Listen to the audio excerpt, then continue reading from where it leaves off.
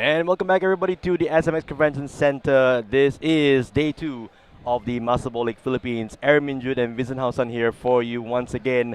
And Vincent, it's gonna be an amazing day to crown a champion. It is. It is. It's going to be. We're going to expect some really good Pokemon plays today. Yeah, especially in the TCG area. definitely, definitely. So just to give a brief review of what happened yesterday, we had about, I don't know how many players was it? 800 I think players. 800 plus. 800 Masters players duked it out in day 1 in a best of 1 7-round Swiss event. All 5 twos got into day 2, and here almost 150 people will be vying for a spot in top 8 cut. And for this time, this is the first time we'll be having this in the Philippines. Yes, indeed. Where we'll be having a day 2 qualifiers where it's not a best of 1 but a best of 3 Exactly. matches. That's going to be an interesting way to crown, or I should say, to get a top 8 and then eventually get a champion, because we are switching a little bit of the format. You also get to switch your decks. Yes, between day 1 and day exactly. 2. And a lot of firsts happening in this Master Ball League. And it's really Definitely. exciting, especially since players are used to having just best of one Swiss on day one and Mhm. then moving to day two, just top cuts. Exactly, exactly. So what is everything going on right here? What is the Master Ball League? So this is the pretty much the last event of the Pokemon Asia Championship Series for the Philippines. This is the event that ends the season and crowns the champion, provide the league points for those of them who are gunning for that World's Invite. And the World's Invite is the ultimate prize for all these competitive players. They are then going to get themselves to the World Championships this year in San Francisco in August. Yeah, And for the 30th anniversary of Pokemon as well. I want to go to Worlds, man. I want to go too But we're since here. it's the 30th anniversary. It's we're expecting big things. Yes. Also, for we have also our different categories for the game. We have the juniors category, the seniors, and also the masters category. These are all age restricted. Where for the Mhm. juniors category, those who are born after the 1st of September 2014. For the seniors, we're getting those who are born between the 1st of 2006 and August 31st, 2014. And then masters, those who are born before the 31st of August 2008. Yes, indeed. And so I should say that because it's senior, there are different categories for junior, seniors, and masters. We are essentially going to give out, invites for all three separately. Hmm. But this is the format that we have here for the masters. They do play two different qualifiers to determine top cut. The best of one qualifiers yesterday, where we had 800 players trying to duke it out, trying to get themselves into day two. You then come to day two with a qualifiers as well, but then switching to best of three and then getting top cut. Junior and seniors are going straight top eight today, man. Yes. Yes. And I see here that the juniors and seniors are really excited for day two this time. I would be. I would be Yeah. for them because one of them out of those eight will be a national champion. Yeah. But before all that, if we're gonna talk about what's in it for you, if you're around the area or if you're thinking, what do I do on a Sunday, a beautiful Sunday like today? Why don't you come on down to the SMX Center, Convention Center here in Manila, where we just have so much going on. We Hmm. have a point get battle side event, expanded format battles for those of you who like older cards to play a different format, coloring corner, new training journey to start your journey in Pokemon trading card game, and of course my favorite, the games, Pokopia, Champions, Mesa Star. I I I'm just excited to be part of it. I really want to go over there and play. Yeah. But then we can't because we have our job and we're going to have to look at the decks that will try and dominate this day two. Well, we saw this yesterday, right, Hmm. Vincent? We went through We this went list a couple the of times. bingo, the This was bingo. our bingo card. And guess what? After 7 rounds of Swiss yesterday, I'm excited to say we went through all 10 of these cards on stream, all 10 of these decks on stream. We had Dragapult, we had Mega Lucario, we had Arboliva, Tilma Zogabon, we had Blaziken as part of our Dragapult deck. And in the end, we saw a couple of Alakazams as well, being part of the metagame share in the Masters category. So all these happened, of course, in the Swiss rounds yesterday. So just a brief intro for you on what are Swiss rounds. This is the format where players get to play one another depending on their win-loss record. So you don't get eliminated at the start of your journey, even if you lose the first game. You get to play a set number of games, right? So you play about 7 rounds yesterday. Yeah, they Yeah. played 7 rounds yesterday, and then Yes. those who have a standing of maximum of 2 losses Yes. are sure to come in this day two, and they will also have another qualifying round for today for the top cut for the Masters Yes, division, and also for indeed. the juniors and the seniors category. Yes. So it just means that everyone gets to play a little bit of Pokemon. Mhm. Everyone gets to have a little bit of fun. But in the end, it's a competition, right, Yes. Vincent? So someone has to go to day two. Some of them will have to set up side events on day two. In the end, winners progressing the 5-2 score players will progress to day two, and eventually they will go into that single elimination top cut, Hmm. which is what we're gonna have later today. And so, in terms of what we have for day two, let's check out the format. We Yeah, have a so best second of elimination, three. best of three. Yeah. Yes, that's the So important difference here, Vincent. the best of three is the first time that we'll be having it as a qualifying round in the TCG, where Yes. the second elimination is where it's a tournament system where it's a contestant loses a match, they're immediately eliminated from the tournament. This Oh, continues wow. on until the winner is determined, but for us it's the top eight, and for the best of Yes. three is where 3 games maximum are going to be played by players. So if it's going to be longer, Yeah. but there's a little less more less skills, variance, right? less variants, We're gonna more give skill. players a chance to showcase their skill and Mm-hmm. eventually, collect enough league points for the season, and that's what we're talking about right here. So, in addition to just granting invites to the champion and to the finalists, there are league points as well up for grabs. People are vying for these to ensure they land in the top 10 to secure their invite, and it's getting really close at the top, right, Vincent? Yeah, especially here in the Philippines, our leaderboard is just a few points away from each other. So that's why it's really important for them to get the league points. But also, Yes. one of the other things is that we also have a participation prize for those who participated in day one, and they'll be getting a Master Ball stamp Pokepad. Oh wow, I want one of those. That I is an really want amazing mine promo as well. I card want a for playset for us. myself. Well, indeed, but let's not also look at the participation prize because everyone gets this, right? What are the Yes. special prizes for today? Yeah, what are the special prizes? Yes, and that is an exclusive Master Ball League playmat. This is featuring all of the Mega Evolution Pokemon that we're gonna see in the format, It, and it looks amazing. It yeah, looks it looks amazing, really Vincent. amazing. It really does. I want one. I want one myself. Maybe we could Uh, get one. yeah, we will have to see. But looking into the next prizes, these are the more exclusive of the two. A Mega Lucario EX Master Ball League stamp promo going to the top four of each category, and they also take home a trophy between the top four champion Yeah, within finalists the and top two four. top four Yeah. trophies as well. These are, it's amazing to be part of history, to be one of the four in your division, to be winning one of these. And this is the first one within our region as well. Indeed, It yes, is. yes, we should say. And just to give you a brief review again of the World Championship invite, not just the invite, but also a travel award being given out to the top two masters, the first place seniors, and the first place junior. This is the pinnacle of prizes, I think. Not only are you invited to go to Worlds, you get a paid trip to go to Worlds. Yeah, you're paid to compete in the TCG game in That San is the Francisco. dream. That is the dream.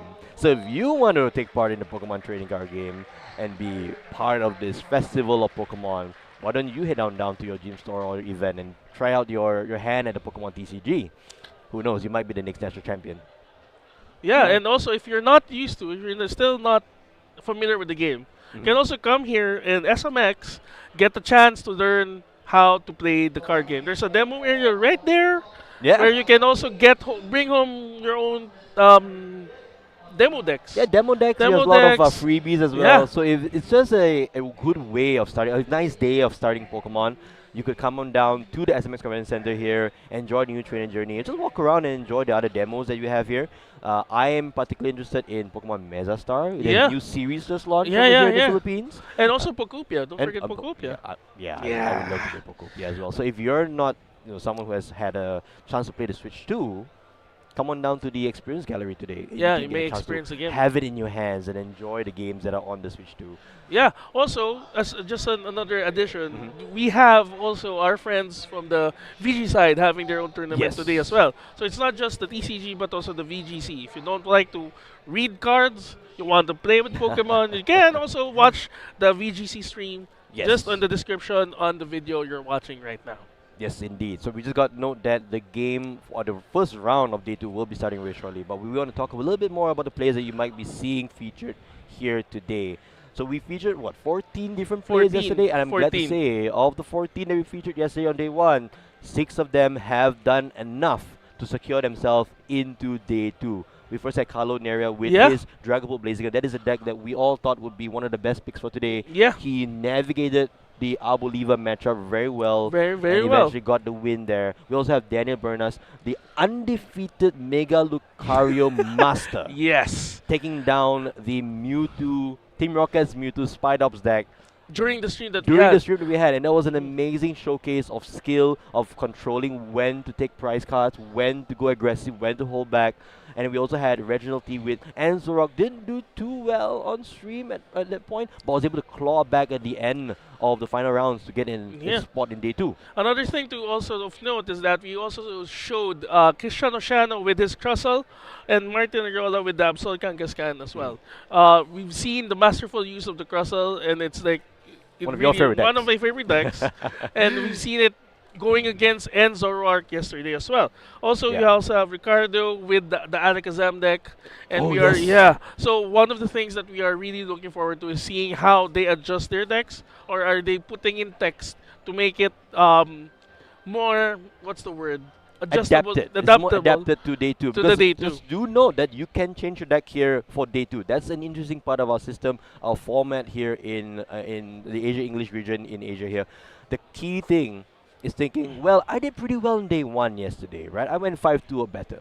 Do I need to make changes for a day two format where it's best of three, Yeah, right? and also we were talking yesterday that the difference between the day one and the day two mindset is that for day one, the players need to focus on consistency, of Yes. being able to just have the wide coverage for all the decks that they're Correct. facing. But right now, since we have a smaller list, more rounds to play, Yeah. it's going to be a bit more techy, a bit more adaptable. It's going to really show the skill of the player and the way that they control or pilot their decks. Indeed, and so speaking of the players, I also want to do a quick shout out on a few players that we know are in day two. Players that we didn't get to feature on the stream, but we're going to just talk about them a little bit. We also have Adrian and Anthony Akusa, the brothers from way back. I've known them for Yeah. years, and they're still competing at the highest level. They are both in day two. Vincent, who else do we have Yeah. in day two? So another thing that you mentioned the brothers. You also have the family of the Saldanas.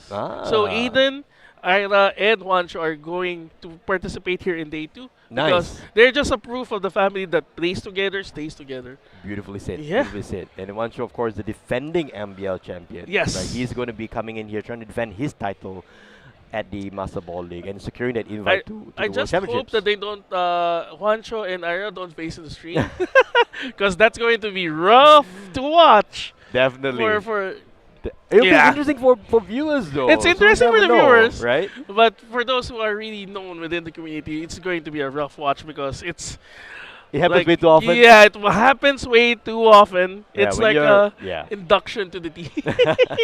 Who else do we have for day two, Vincent? You also have other notable players like Mhm. Marco Cabrera, you have Andrew Poa, Lawrence Tech, and David Glenn Bantug, who is our PBL second finalist in the Yeah. last PBL. There we go. We also have to remember that we also have Rogen, who has the PBL also third place Very nice. So a as lot of well. star-studded players here at the MBL Day 2. But most importantly, I want to just mention that these players duked it out yesterday at the largest competitive TCG event here in the Philippines. And I should say, the largest Pokemon event period in the Philippines ever. We hit 1,000, over 1,000 Over 1,000 participants, on competitors all. across TCG, VGC, across all three age divisions. It's just a testament to how strong the growth of the Pokemon brand and community is in Malaysia, in Philippines. Yeah, and You also know? you mentioned the growth. You also, there's another thing that's growing here in the locally. We're seeing a lot of teams coming out, Ooh, and that's interesting. why there's a lot of notable teams that have done well to go into day two. You have recently inducted Team GGH. You also have team members from Team Happy Stadium, Team Raging Vault. There's a lot.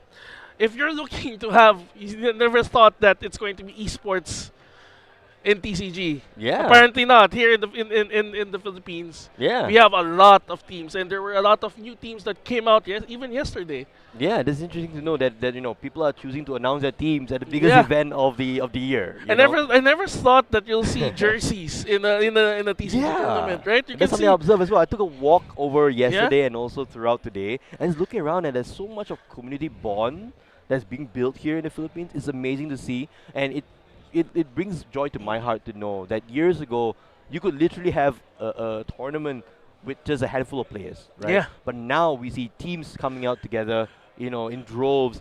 They are playtesting together. They are enjoying Pokemon together, and they are here to compete together. Yeah, and it's one of those things of also a testament here since we have a really strong what's the word, school spirit.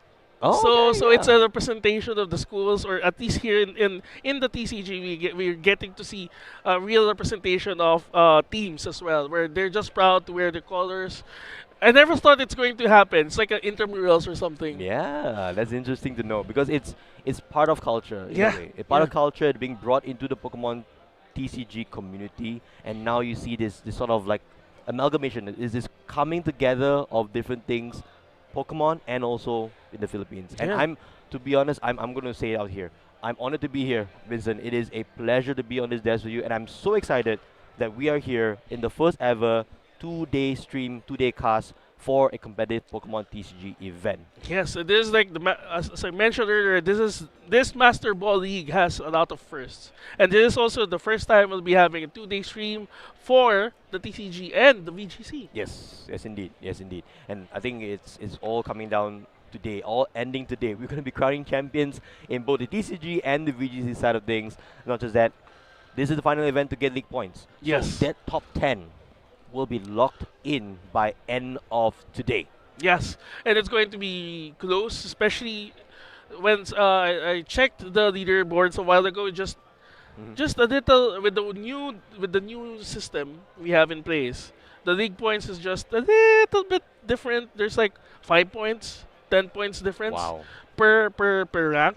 And now there, if the champion wins 300 points, is going to catapult him to like the top place in the Well, the leaders champion room. gets an invite regardless. Yeah, right? regardless. So it's a way of saying, all right, if a champion gets the points, they are locked in for an invite. The invite gets passed down, if I recall correctly. So in a sense, you are going to try and well, the more the merrier, right? Yeah. The more players that get into Worlds, the more happy I am because more people get to compete at the biggest event of the year. Yeah, actually, we're just waiting for further announcements. I really want, Mhm. to be honest, as a Filipino player, Mhm. I want to see the Philippines in the top spot Oh in yes, the worlds. of course. Especially since last time we had the first ever South American winner in Oh Worlds. yes. So I want to see a Filipino there in Worlds just getting the first place and the trophy. I would go as far as to say that being part of the Southeast Asian Yes, community in the it would be region. great to have one of our competitors, one of our world's invitees, to be at that pinnacle of the Pokemon trading card game. Yes. It's like It's been way too long. Yeah, it's we like- need someone there. it's like an achievement for not just for one country but Yes. for the whole region as well. Exactly. It just proves that we have what it takes to compete globally. And I'm sure we do. Yeah, we have do, So we many do. star-studded players today, as we mentioned. We are going to see a wide variety of decks as Yeah. well. Actually, we have new decks coming in that were not featured in our bingo yesterday. I'm so happy because one of them is my other favorite deck. Okay. So it's like the Ogi Dogi deck, and I know it dominated Malaysia it did. in Yes. the it previous did. EVL, but I'm seeing some people finally getting into that because they've seen me use it, and they're telling me to my face that they're doing better than me. So I'm okay with that. Well, you as started the long- influence and people Yeah. are just taking off from you. As That's long good. as Ogi Dogi is there, is represented, it doesn't matter to me. I'm just happy to see it being in the top tables in day 2. That is good to know. And I think we also had seen a bit of a more unique pick in Slowking yesterday. Yes. We started with Slowking in round 1. It didn't go that great, unfortunately, but we have to always look out for these fringe decks making a splash because they are going to be tuning themselves to face the metagame. Yeah. Right? And Slowking is no slouch. Yeah. It's one of those decks which, if it explodes on turn 2, it just takes over the game after that. Yeah, you know? it's like you have to watch out for Kyurem's Trifrost. You Yes. also have to consider the Annihilate's, not just the Tantrum, but also his Destined Battle attack, where both of the active Pokemons are going to be knocked out. Yes, And indeed. now you mentioned Splash. I also heard that there's also we're seeing a day 2 Starmie, Mega Starmie player. Ooh, So it's wow, going to be okay. interesting to see how Starmie navigates the meta right now with a lot of decks also running Shaman. Oh, yes, indeed. So I think if you think about the situation right now, we had maybe a bit more variance in day 1 because it's the best of one. Yeah. Right? A bit more variance there where you have to focus on consistency. So these players have taken potentially hyper-aggressive decks just to make sure that, I'm going to try to get quick wins and not worry about the long game. Mm-hmm. Now in day 2, those same players have to make a decision. Yeah. Am I going to be bringing the same deck? Or am I going to make a decision to say, you know what? Not today. My luck Not is. today. I've spent my luck on this deck in day 1. I'm going to pick a different deck for day 2. Or we're just seeing them bringing the same deck, but they're just tweaking it just a bit That is true. to That is adapt to the supposed matchups that they're facing. Exactly. And we probably will see a bit more of a tacked out, metagame today. Yeah. We know that there's a lot of top players and they will use that ability to change their decks to give themselves a better chance of making that top cut. right? I also want to add that since this is the first time we'll be having a day 3 qualifiers, Mhm. we're also going to see how players are going to work around the time. Oh yes, indeed. This is the first time we'll be having qualifiers that they'll take this long and they'll have this much of rounds or this much of games before being able to get to the top cut. So it's going to be interesting to see how they're going to bring in their strategy also in not just playing the deck but also their situation and their awareness as well with the time that they have. Definitely, definitely. I think that is going to be an interesting situation for those in the Southeast Asia region, particularly. And I look at Yeah, my yeah, yeah, home yeah. country of Malaysia and Singapore, who will be playing this exact same tournament structure, Yeah. in the next coming month. And it just, I will say that the Philippines is the pioneer of this new Yeah, format here. will be the first one yet Yeah. again to start off with the new system, which is I'm just happy to say that we're happy to oblige. Yeah, I appreciate it. I appreciate it. I think everyone's gonna be watching, tuning in, seeing how we adapt to it. I know this is a format that is not new per se because it's always been played in Japan. Yeah. It will now be played in Southeast Asia, so that's an exciting prospect that we have. And we're being told the games are about to start. And do you want to give us a quick intro on our round one, day two match? Since you mentioned a while ago that we started with Slow King, our first featured match is going to be Slow King once again. I have nothing It's to do with this. yeah, it's going to be Slow King and Dragapult on stream right now. All We're going to right. see one of the more notorious guys who have is locally known as the Slow King King. Okay, but Don very quickly Corralde. looking on the left there, what are you seeing? Oh my goodness. Is this a repeat of what happened to the Slow King player yesterday? All right, so we know that there's a couple Latias EXs on the left. This is exactly the same start. He Oh started, the my. Slow King player started with Monkey Dory too last time. Oh my gosh. Anyway, just a quick intro. Down on the left is our Slow King aficionado. Miles on the right here with Dragapult. And I believe it's straight Dragapult. If I Yeah, recall. it's straight Dragapult. It's the first time we've seen straight Oh. Dragapult on stream. Yeah, I need to make the correction. Dun's on the left. He is Sorry, the one. Dan's on the left. Dun's on the left. He's the Slow Yes. King that we're saying. Yes. And he started off strong with not too bad. Mega Kangaskhan. But that Mega Kangaskhan is going nowhere. Yeah. There is no. I think, if I'm not mistaken, there's only two Latias in the list. Yeah, he has two Latias on the list. That is gonna be interesting. Uh, How is he gonna No, navigate this? I actually played his list Okay. recently, and it's really what's the word? It's like a high roll deck, Alrighty. especially since you have two Mega Kangaskans and two Latias as well. So it's easy to target those bigger Pokemon, especially in a one pricer deck. That is interesting. And here for Miles, typical setup here for Dragapult. Double Drippy on turn 1 with a Monkey Dory in the active. He would consider, I think, going into the Badiou perhaps. But The it's Risky Ruins getting coming down here for Miles that can potentially be used to add damage up on the side of the field for both these players. as long as they're not dark Pokemon. As long as not dark Pokemon, and I think looking at the list right now, both these players are likely just playing non-dark Pokemon. Hmm. And for Miles here, okay, so a turn 1, Lily's Determination, the Ultra Ball stamp one, I believe that looks like. Yeah, very that's nice a card, Ultra Ball very stamp. beautiful Yeah. card. And Do you have a Miles is playset hoping- of? Do you have the playset No, of I it? only have one. Could you share a few? Yeah, I mean if I get extras, I am using a playset as myself. Oh, I appreciate. For Miles here now, drawing 8 cards with this Determination, one of the strongest supporters in the game, especially when you haven't taken a prize card. You draw 8 cards. Yeah, and right now we're seeing Miles setting up, and he has in his hand one of the strongest ace spikes currently in the meta. It is. But now for Miles, triple Drippy on turn 1. I don't think you can ask for a much better start. But yes, And- Risky Ruins does trigger. And he does get an energy attachment here for Miles. I think he's just thinking where is he going to be putting that energy and potentially even doing an Adrenaline Brain. But no, he just passes and Dun now goes into his second turn. And I don't think Dun has a chance to look at his deck yet, but he will be surprised, I want to say, when he takes a look and realize there aren't any Latias EX in the deck. They're both prized. So even with that telepathic psychic energy allowing you to search for 2 psychic basic Pokemon to put onto your bench, those basic Pokemon will not be named Latias. Yeah, but in Dun's deck, he also has one switch, so that's the only way for him to be able to switch it without problem. Oh And yes. right now, Miles is sitting pretty since he doesn't have Dun doesn't have a slowpoke yet, Okay. so Well, he's you safe. say that there's two now. But yeah, here we Two go. of the telepathic Here we psychic go. energy. So if I'm done right now, I think this is a good setup. I'm only missing a way to pivot out of this Kangaskhan. Yeah. But if he has that switch, you know. Yeah, if he gets the ace spec that he's running right now is secret box. Secret So box. if Yes. he gets secret box, I think he can easily switch out Mega Kangaskhan to either Slow Poke or Slow Bro or Slow King.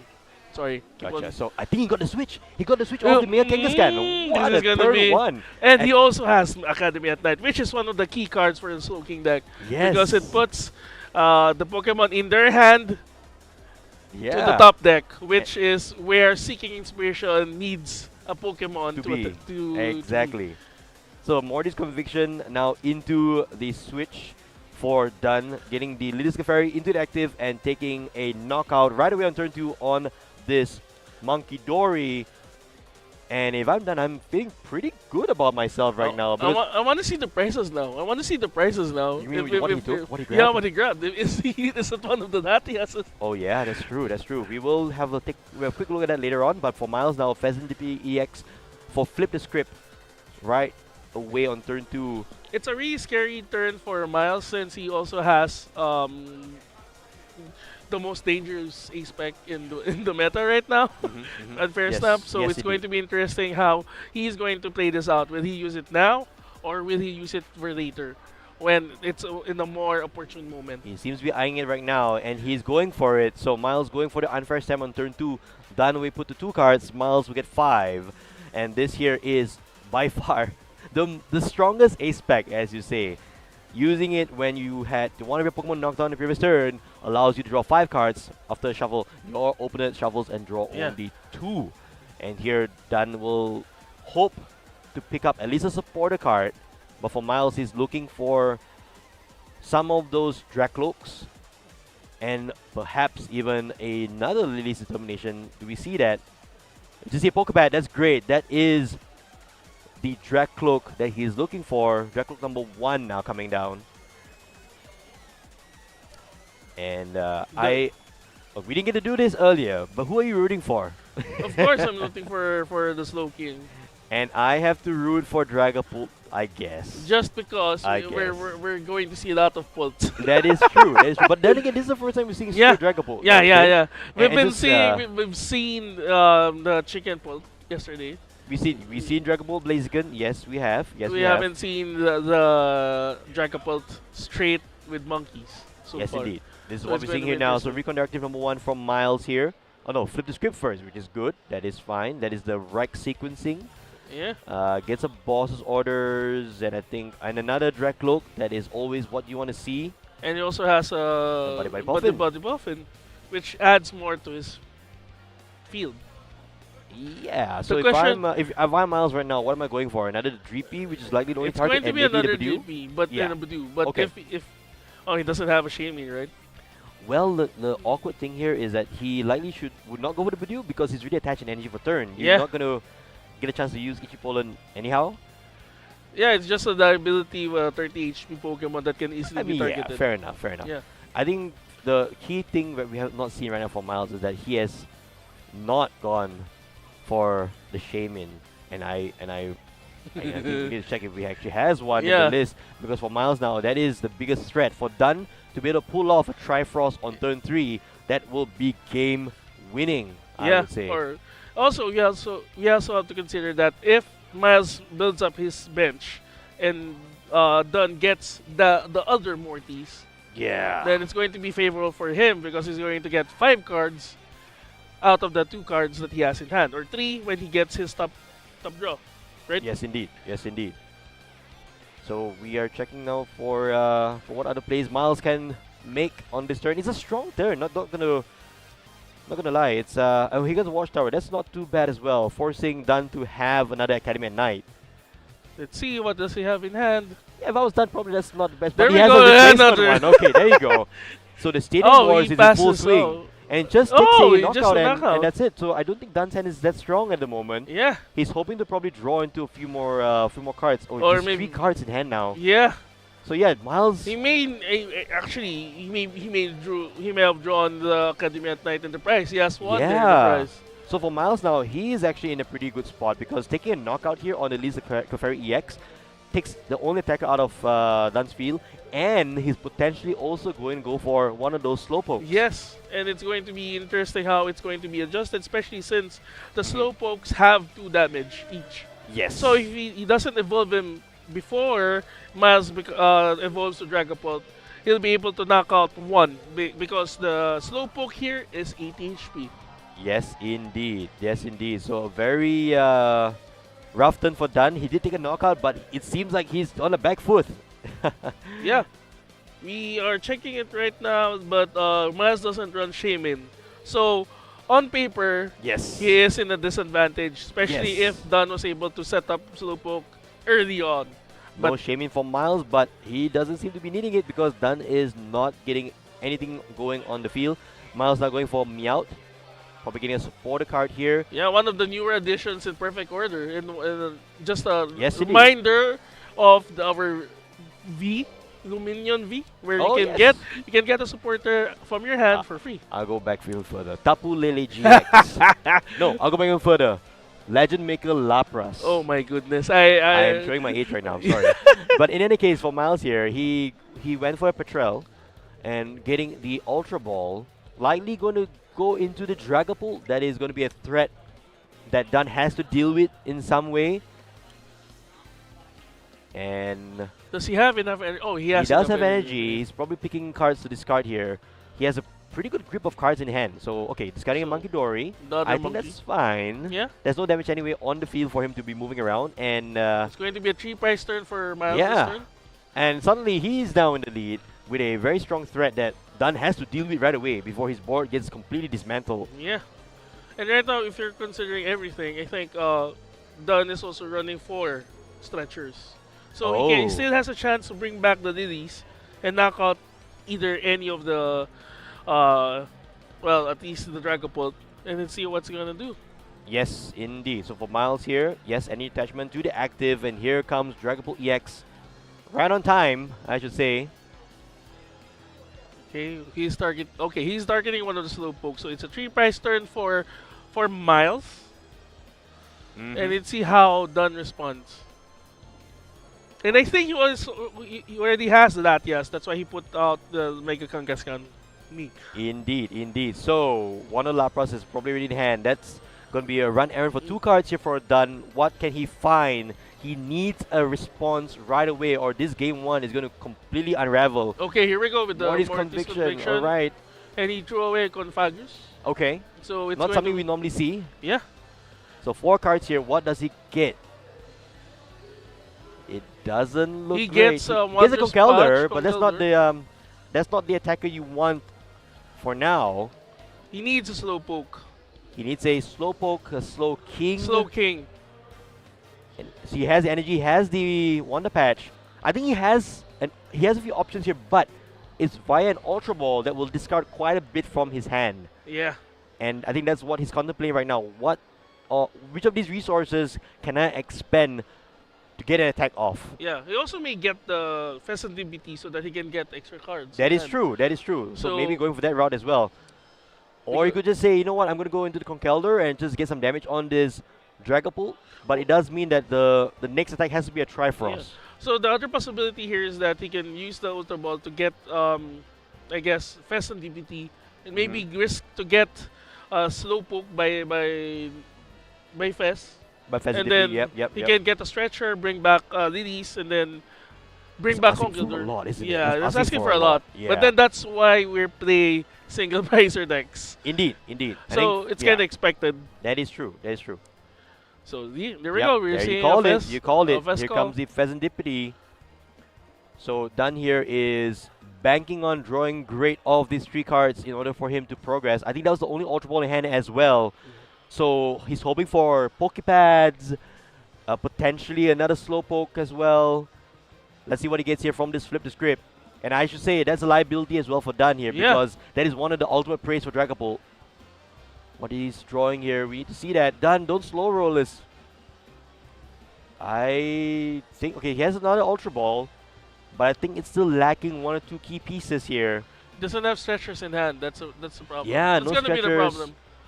No stretchers, no Pokepads. Well, he could go into the Liliska Fairy Oh wait, now he has as a well. stretcher. He Oh, has he a has stretcher stretcher in as hand. well. Okay. So now he needs either another stretcher or another way to attack. Yes. So he can go for the Liliska Fairy. That's one option that he has with the stretcher. Yeah. So that is a possibility here for Dunn.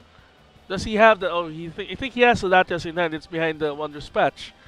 Yeah, so that's fine. I think he's trying to ensure he has a way to get first an attack off right now, and then perhaps a follow-up play. Because if he goes to the Liliska Fairy now without evolving, oh, he can't go to Liliska Fairy. A Crispin or Miles out of the field will be game-winning. Yeah. So he has played really carefully here. I think the right play would be to keep as many EXs off your board, So but it's gonna be tough here. These Dragapult decks, these straight Dragapult decks rely on Crispin, and he knows that is gonna be one way that Miles will take the win. That Badu on the bench is a liability.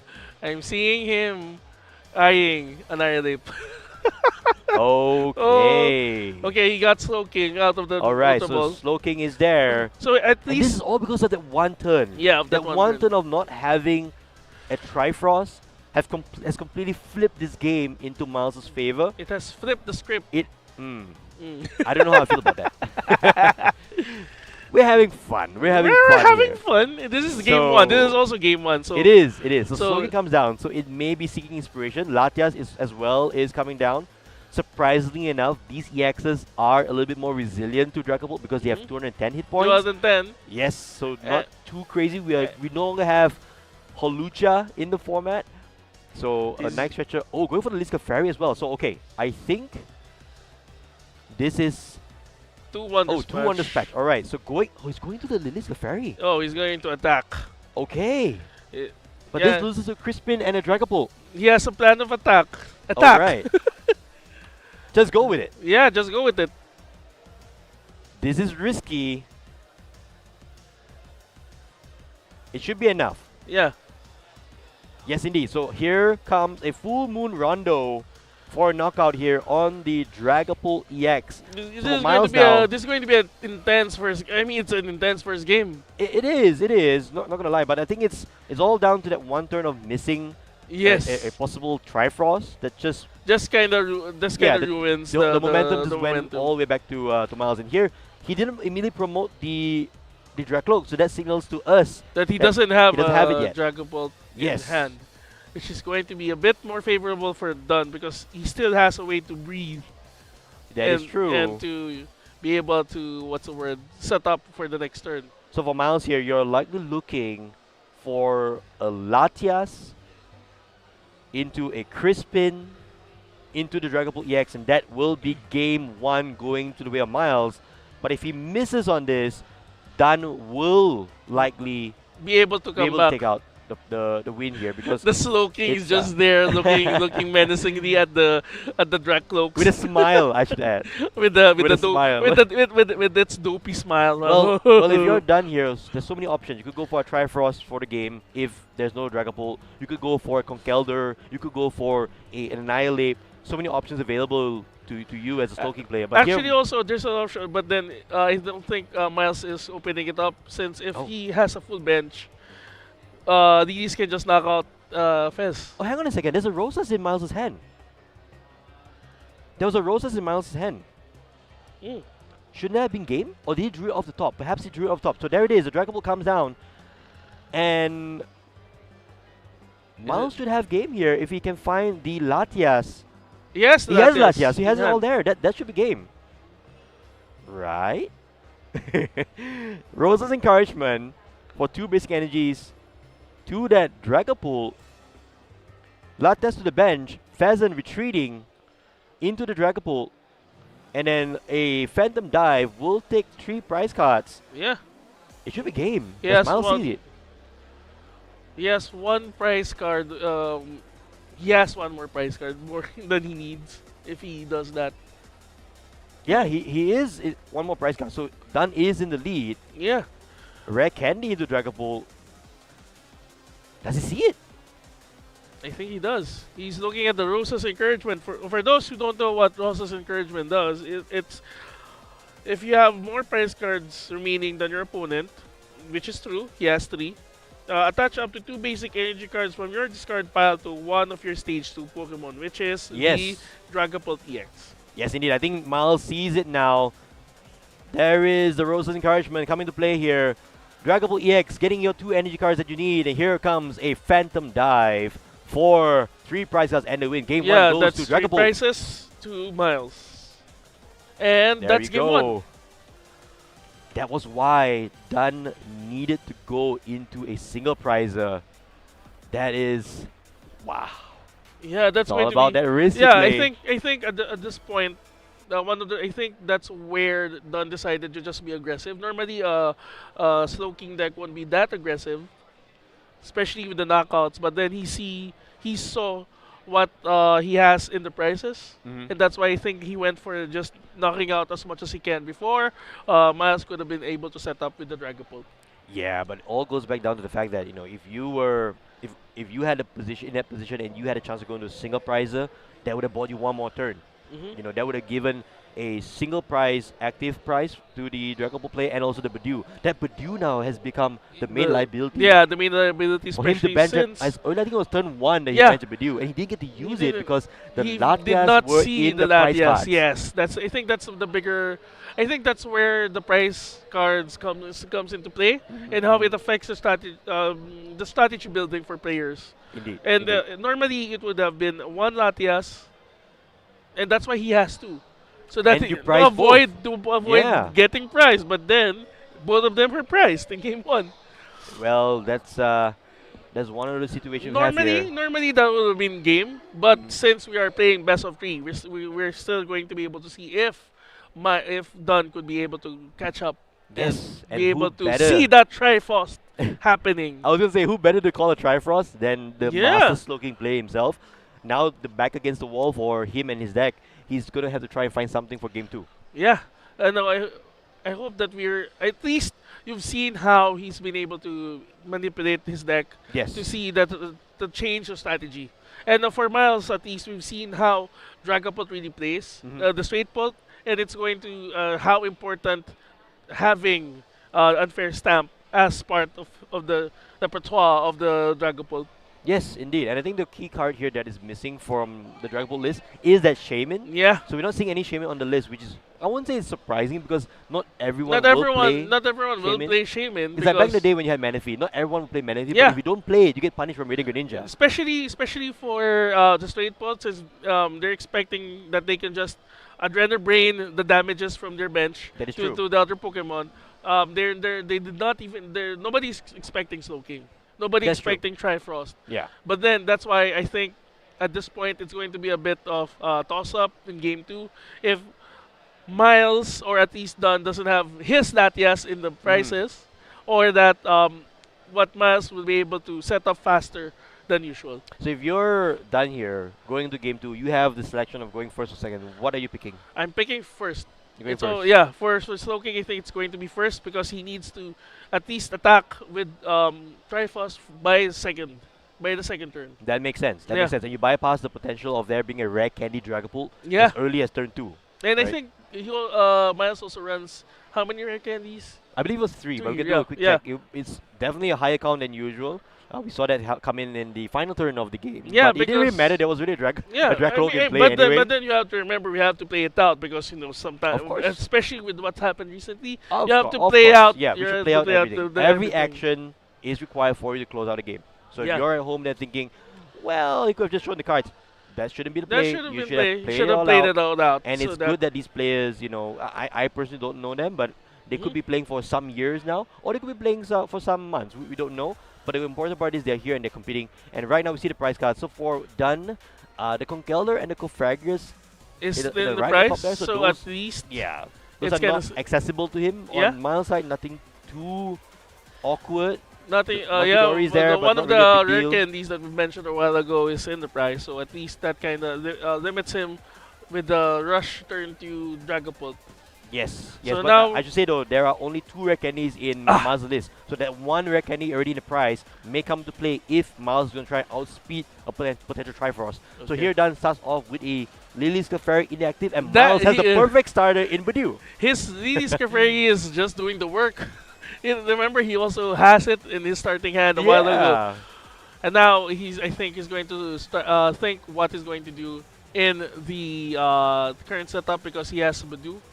There's an Uh, Ultra Ball here, Dari from Dan here. I'm guessing the Kangaskhan for draw power, or Yeah. yep, Kangaskhan.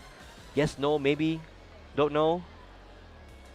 He doesn't have at least Latias in the prices, so he has access to both Latias. So he Yes. doesn't have to worry about having them priced. The question now is, will he have access to it, especially in turn 2 with Badu in the active book in the Oh, active he for even Miles. has the secret box turn 1, so that's the ace spec card that Slowking chooses to run here. So being able to grab a supporter, a stadium, an item, and that is And an then a amazing tool. consistency, and a tool as well. I A keep tool. forgetting that. It's an amazing consistency card, especially if you're seeing it on turn 1. So here comes Academy at Night, a switch. So the switch here coming in real clutch for Dunn in both these games so far. He's going to be able to pivot into the Kangaskhan for a run errand for more draw. Question right now is what's he going to do on his field if he'll be able to put down slow pokes so that he can prepare for the next turn. Yes, indeed. So I think here the 3 cards he's grabbing.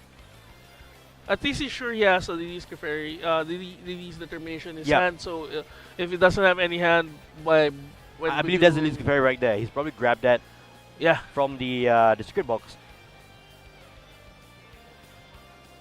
So he's switching out with Mega Kangaskhan Yep, and yep. then running the errands with. I should also say the one tool that Dunn has was that counter gain. I Yeah. believe it was in the prize cards. Oh So yeah. that is not the maximum value, unfortunately. But for Dunn here, at least getting a telepathic psychic energy onto that Lily's Clefairy allows him to search out for a Latias and a Slowpoke. So there is the possibility of that turn to Trifrost.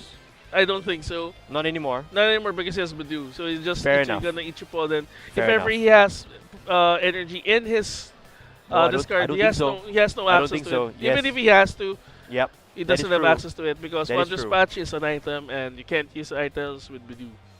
So likely a situation where Dunn has to go for a turn 3 Let's see. Trifrost, if anything. Let's But see. for Miles here, that's one extra turn to survive. So Yeah, maybe a he- rare candy Dragon Ball might not be a bad thing. I mean, by turn 3, Don has access to at least 10 cards or 11. Especially at the start, he has his Determination, so Mhm. that's 8. And then he runs Errand, that's 2. Yes, indeed. So Yes, indeed. that's a lot of cards Yes. for someone that you don't want to have access to cards with. Yeah, if I'm done right now, also I should say I'm not going to try and take any knockouts unless it's with Trifrost because I don't Yeah. want to be hit with an unfair stem. That's going to, yeah, he needs to make sure that when he knocks them out, he also slows down the game so much that it won't, that even Miles will have problem catching up as well. Even if he has 5 more cards. Now we see Or 3 more cards than he see has. experience here from Miles, one of the stadium cards that we saw earlier. I would, personally, I think I would want to hang on to that stadium to see Yeah. if I can bump an Academy of Night, but Miles passed turn with, no, I would say pass, it was Ichipolan. And There we there go. you go, done right away has the Academy of Night.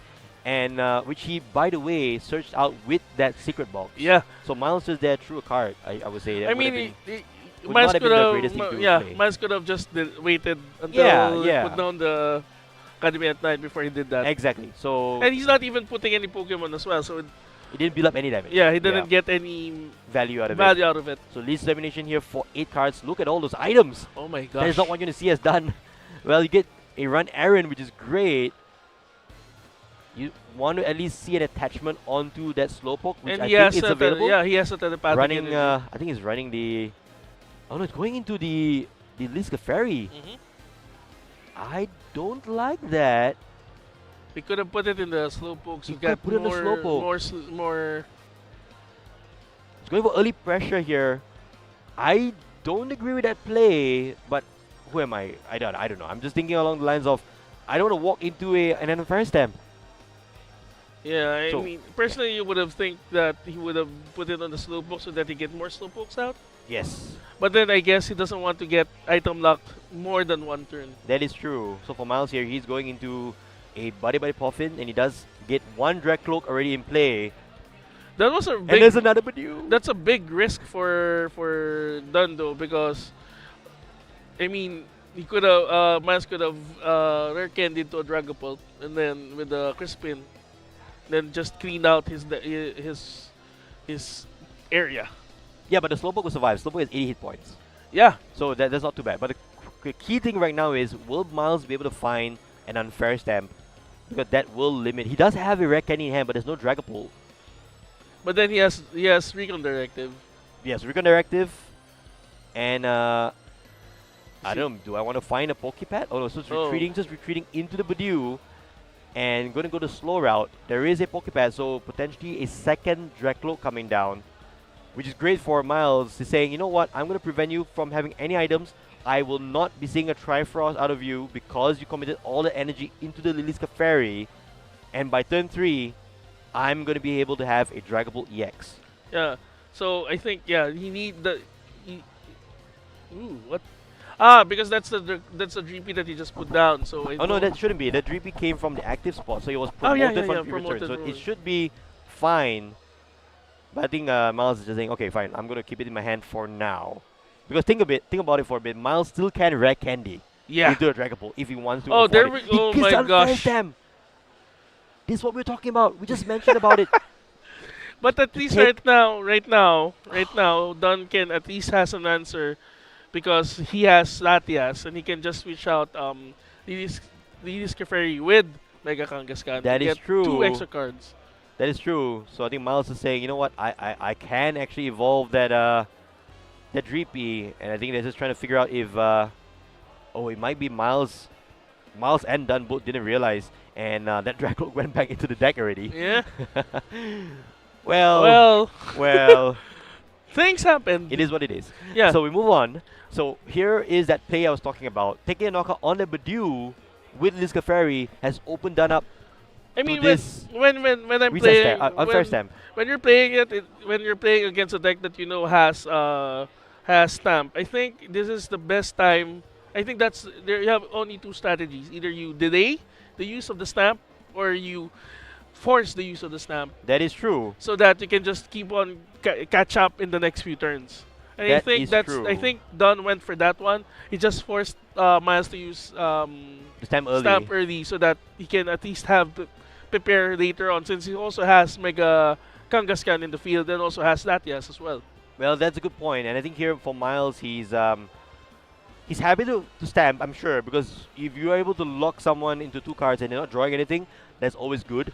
Yeah, and then if and- they have Lilies in their hand, it is what it is. Well, yeah, fair enough. So Lily, actually, so Miles got the Lilies off that unfair stamp, and he didn't play any cards from that 5 cards. Yeah.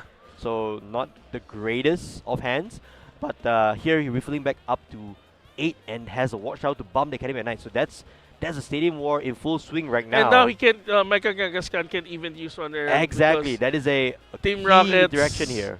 Team Rockets doesn't allow normal types to get their abilities out, That is true. or don't have abilities. That's So the right term. An Ultra Ball here discarding Boss's Order. And another card, and I think that could be the Dracloak that we didn't get to see earlier. Forgot to put down. I was going for Pheasantipity, okay. So, Okay. Drawing more cards for Miles. More cards. yeah, but him committing a Pheasantipity super early like this, what do you think about that? I think he should have went for the Dracloak. Right. You're seeing 2 cards, grabbing 1 versus seeing 3 right away. Mm-hmm. But he does get an Ultra Ball, so another Dracloak can come down. And There- discarding a couple energies here. That's 3 energies discarded from Miles this turn. Does That he is- have any energy retrieval item? I don't think so. That's just the Rosas. Oh, okay. I mean, Rosas, Rosas not too is bad. not Yeah. too bad. Yeah, not too Ro- bad. And he's Rosas already helps. behind, so he's gonna be able to use that right away. As long as he doesn't take any prize cards, and he's not in any position to grab any prize cards anyway. So, Ichipollen for 10. You're out of items, and that was a nice stretcher that I saw. But he gets the Yeah, lilies right off the see, bat. That is this great. is what I'm saying. Yeah, you called it. Sometimes, You called sometimes it. when you stamp and the guy gets Lily's determination, it is what it is. It is what it is. And so Liz Domination, not as powerful as Miles's in the previous turn because you get 6 cards. But then those are 6 cards that compared he to 2. needs. Yeah, compared to 2. compared to 2. And do we see another Slowpoke? Yes, we do. So there is some level of resiliency and an energy attachment. That's actually a really good turn from done off the Lilies. Yeah. We're not seeing any, at least not right now. We're not seeing any form of so a way to he evolve that put down. Slowpoke. He already put down 2 Slowpokes. So no, Okay. 3. So he has 3 in the field. The question is, will Miles be able to catch up and evolve to a Dragapult this turn? Yes, so there's, if I recall, there should be no way now for Miles to take a knockout on that Slowpoke with the energy because the Risky Ruins already hit the bin. And there's no Monkey Dory shenanigans coming out from that because that could be the reason, an answer for a 3-price turn for Right. Miles. But I should expect that Rosa's encouragement going to be played here to get some energy onto that potential Dragapult EX in the active. Are we going? Oh, there we go. There's the Dragapult. There it is. So Dragapult EX comes down. And will we see the Rosas? Or just a Crispin? Crispin Yeah, is he has fine too. Crispin Yes. in hand. So that's going to be interesting. I would have gone with the Rosas. Uh-oh. Uh-oh. Oh, Uh-oh. oh no. Oh no. Oh no. Oh no. It doesn't have an extra. There is only fire energy in the deck. Woo! He drew the psychic. The last remaining psychic was drawn into his the hand. Uh-oh. This is really critical because Crispin allows you need to have 2 different energy for Crispin to work properly. The one energy has to go to hand and not attached. This is a major misplay here from Miles. Oh gosh. Oh my goodness. That is not good. The Rosa's play was there. It was lined up for him, but he chose to go for the Crispin route. And now he's paying the ultimate You price. called it. You called it. I You called coulda- it, You yes. could have done for the Roses. I did. My goodness. This is an intense match. Oh my gosh. Oh no.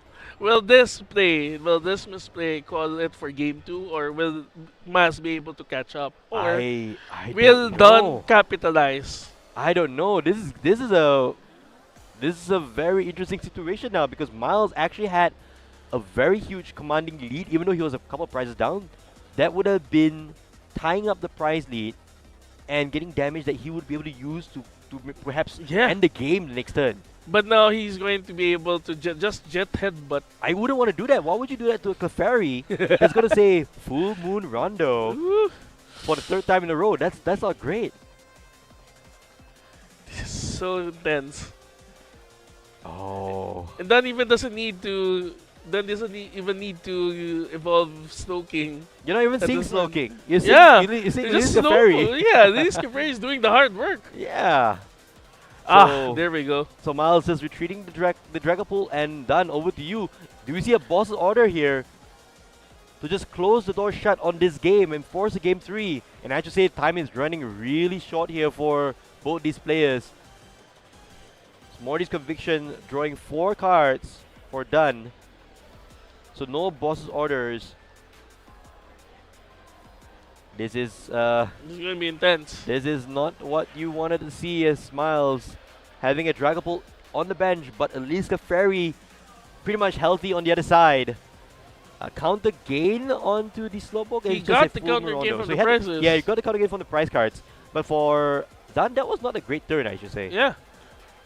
So no real options, but now Miles can go into the Rosas. I hope he does it. Okay, goes to Pheasantipity first. Okay, so we're seeing. What are we seeing right now? Can you? I don't know, man. It's going to be an interest. It's been an interesting set of turns. It has. It has.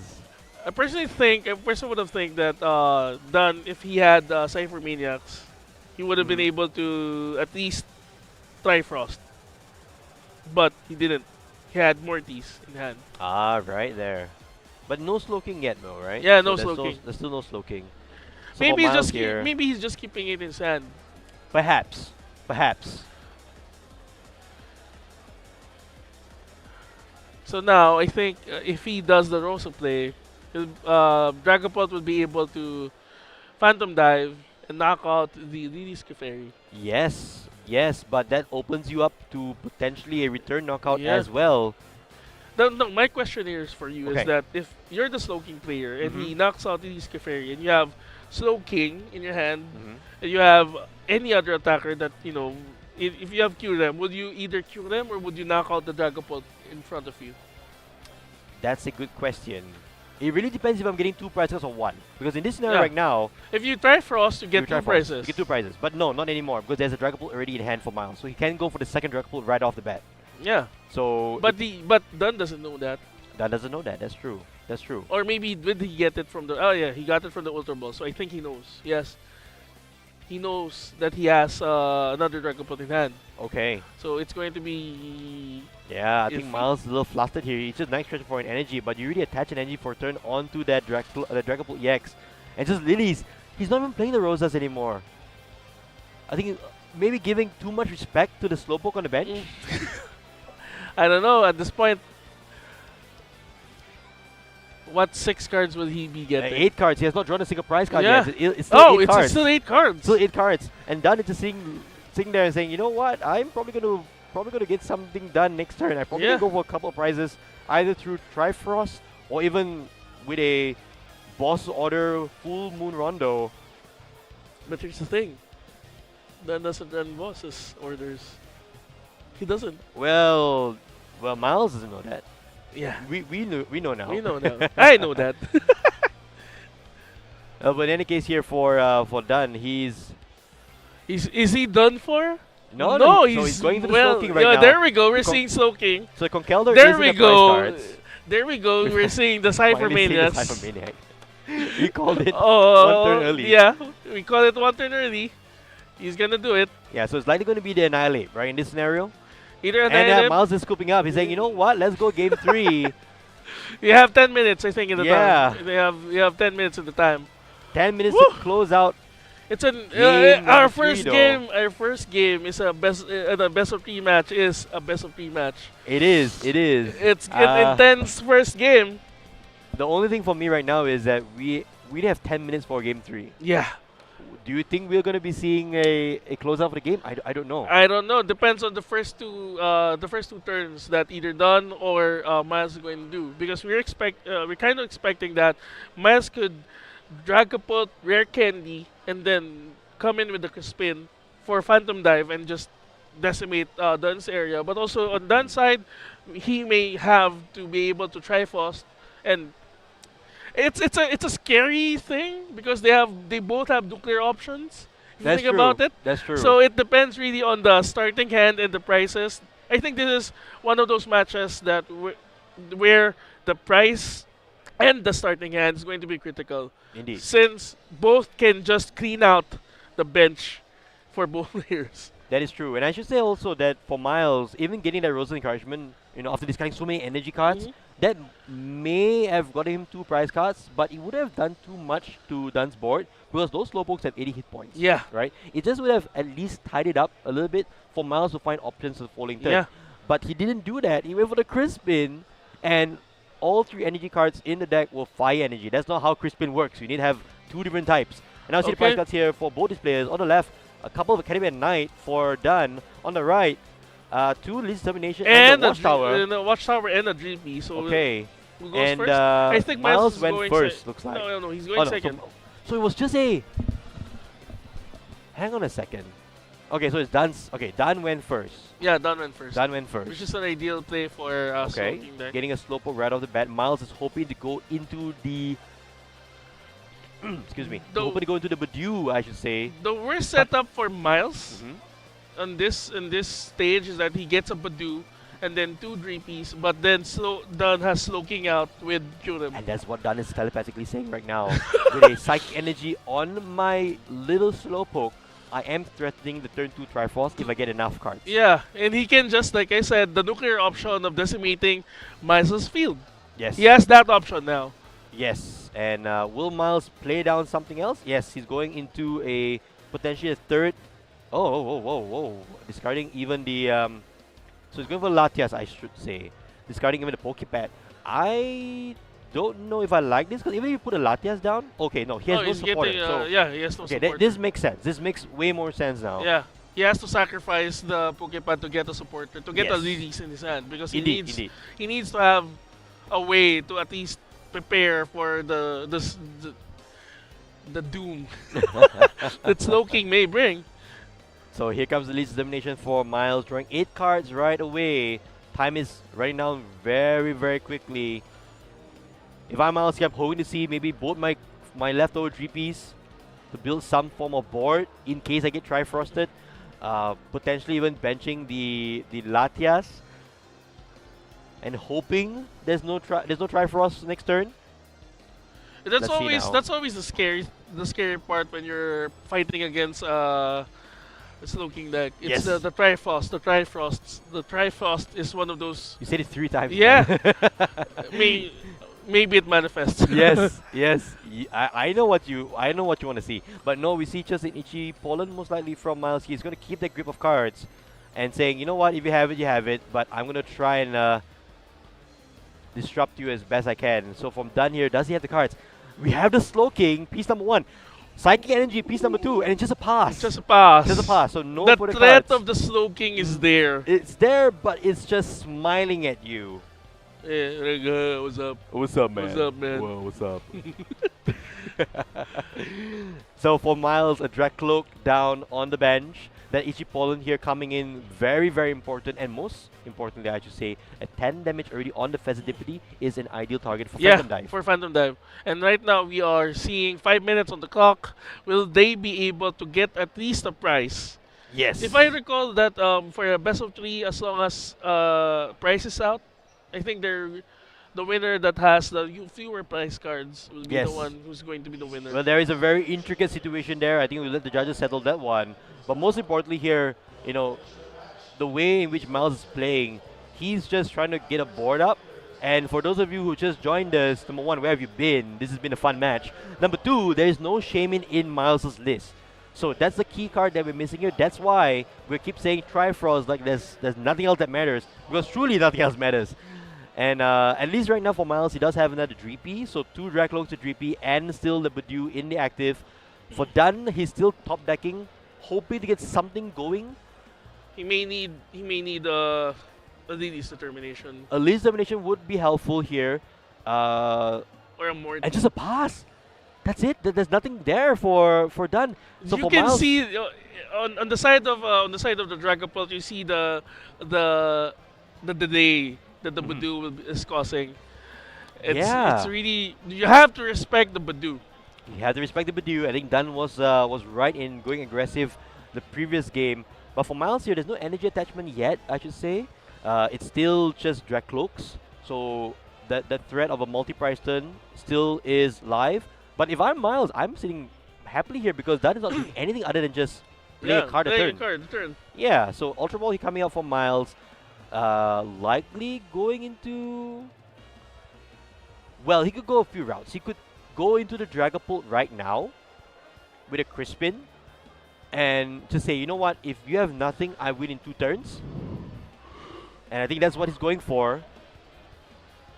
I forgot if he's played Lilies already this turn. I think he might have already played Lily. So if he has, there isn't a way to get a Crispin.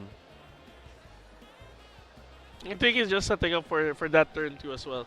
Potentially, yes, potentially. So you have the fear that Badoo has been causing, even in the international scene. Badoo, gotta respect the small. Oh, here comes the small Crispin. vegetable. So yes, the Crispin play is live here for Miles. And this time I should think he has enough energies in the deck for it to work. So here comes Psychic Energy, Fighting Energy, ready to power up that Dragapult EX. And we should be seeing Miles Being take able a to knock commanding out. lead. He does open up the items that Dunn has in hand, but with a lone slope king, I'm not overly concerned. Maybe I should be overly concerned if I'm Miles because I still don't have a backup attacker yet, but that could be fixed easily with another Crispin. But if it's going to be a price count, I think Dunn may have the upper hand if he Yes. pulls out the Trifrost with Purem. Oh, that's true. The Trifrost is still live. Yeah. So The question now is will he be able to set up since he has 2 academies at night. So Caveman Oh, Knight there, in hand yeah. already. And then Release yes, Termination yes, also still in hand. Let's see what Dunn can come up with here. Time is running really, really low. Ultra Ball. What's he going for here? A Lily's Clefairy. That's potentially a backup attacker for next turn. or he can just aim to knock out the Dragapult. He Which could. is I mean, he's also an going for it. option. He's probably going for it right now. But I wouldn't want to. Okay, so yeah, I was Lilies. gonna say I wouldn't do that if I didn't have a supporter, but there was a Lily's Yeah, already yeah. in hand. Depends on what he gets from the Lily's determination. Yes. If he gets either a Kyurem or a Conkeldurr. Well, it really Or- depends now, right? So if Yeah. he goes for Trifrost, that cleans up the bench. Yeah, he's in the mercy of his of his draws. Yes, yes, indeed. I think the key situation here for Dunn is that if you leave this Dragapult in the active and go for a Trifrost, you open up yourself for a 3-price turn next turn just via a boss's orders. Okay. That is the situation that you have to avoid. And so If that's it what were- comes down. if There's a Kangaskhan as well. If it were you, Okay. what do you think would be your strategy for this one? It's Since really hard this to say. is the board state. It's really hard to say for the sole reason that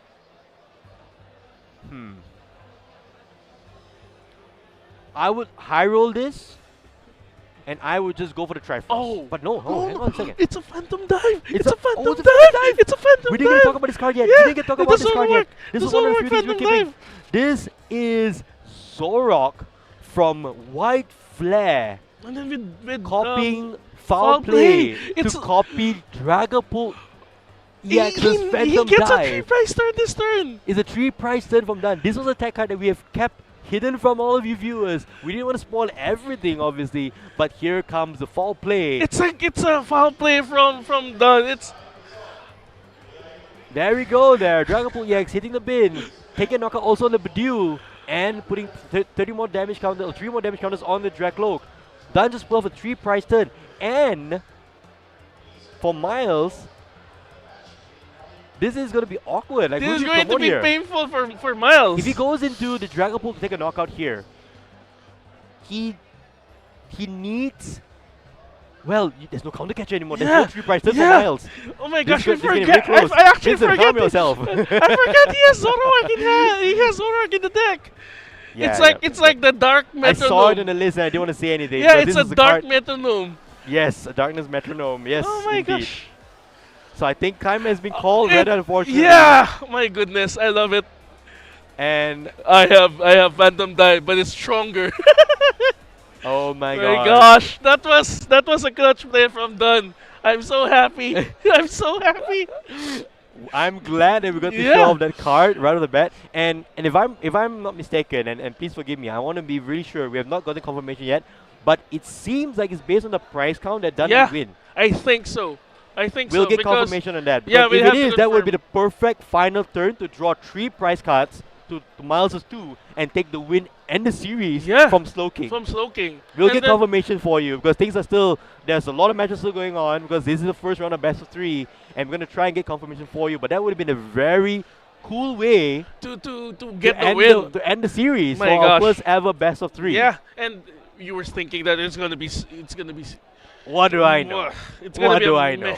But then yeah, it's one of those things. It's one of those satisfying things in the TCG that you'll be able to pull off one of your outs for a Dragapult matchup. Indeed. And seeing and being able to Phantom Dive to knock out the Pokemon that has Phantom Dive and then get another prize is one of those satisfying things when you're using that deck. You know what it feels like?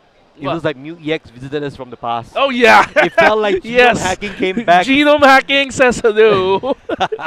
But it's a good play for Miles. It's good, yeah. Even though there were a lot of things that Miles could have done, I think he could have adjusted his play, but I don't think he can.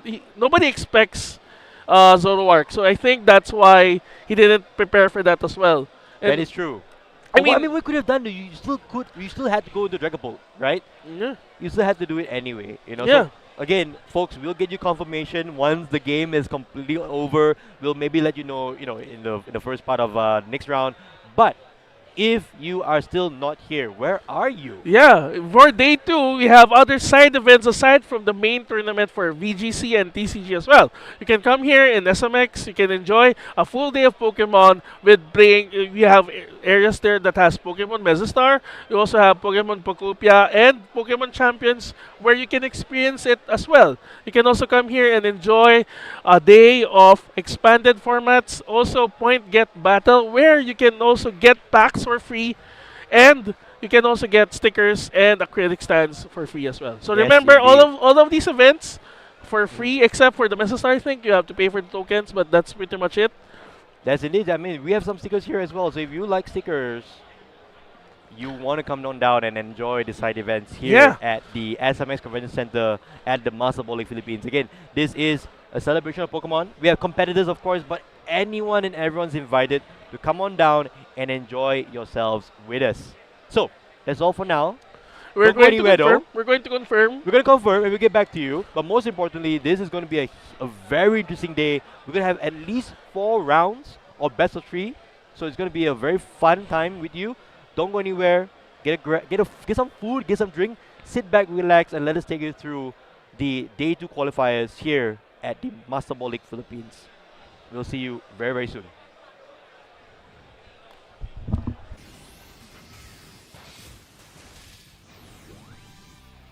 Pokémon Champions. In this title, you can enjoy the battles you know and love from the Pokémon series on your Nintendo Switch or mobile device. You can invite your previous Pokémon partners to join the action by linking with Pokémon Home, or you can find new partners to battle alongside you right away from within Pokémon Champions. You can recruit Pokémon to your team to battle alongside you. It's up to you which Pokémon to choose. Recruit Pokémon you're interested in and form a team. Then it's finally time for Pokémon battles.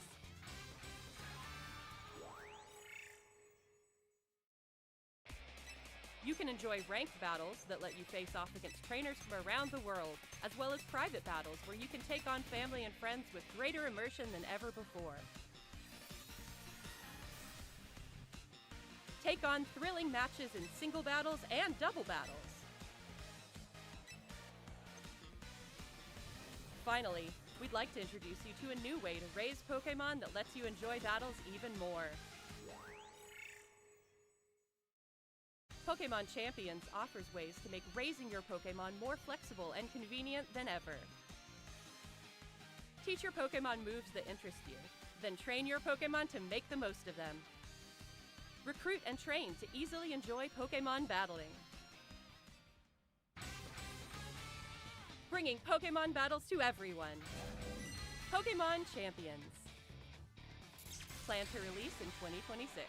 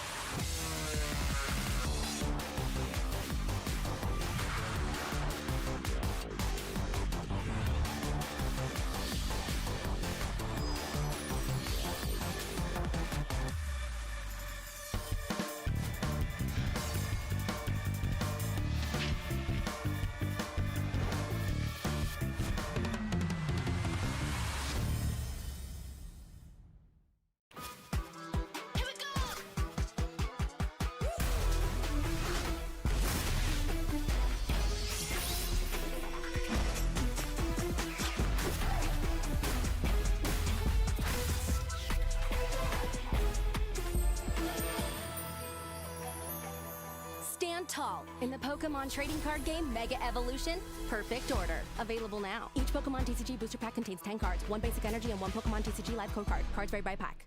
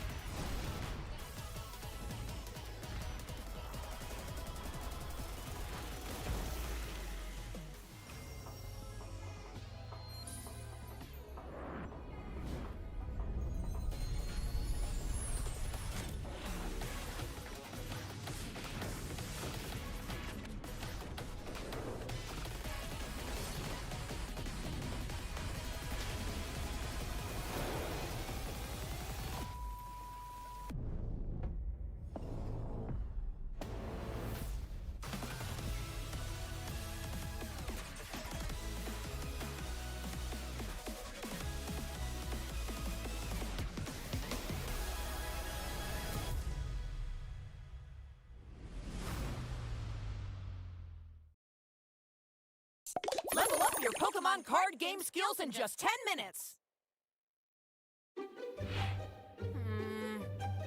I'm not sure how this card works.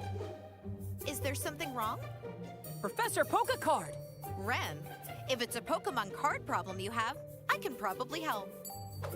Since you were the one who taught me how to play the game, I've done a good job collecting cards, but cards like stadiums or Pokemon tools are still a bit confusing to me. How do they work? I see.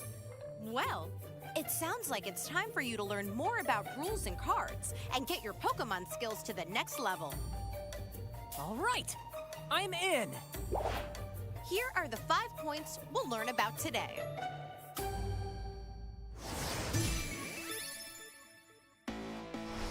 For starters, let me explain stadium cards for you. That would be great. You can play only one stadium card during your turn, but it stays in play while the game goes on. A stadium card goes between both player sides of the field, and there can only be one in play at a time. Different stadium cards can have a bunch of interesting effects. Like increasing my damage or letting me pull a Pokemon from my deck. Not just you, actually. Both players can use the stadium in play, and that's what's special about them. I see, so it works for both me and my opponent. When a new stadium card is played, the previous one goes into the discard pile. By the way, you cannot play a stadium that has the same name as the one currently in play. That's an important detail. I'm gonna write that down.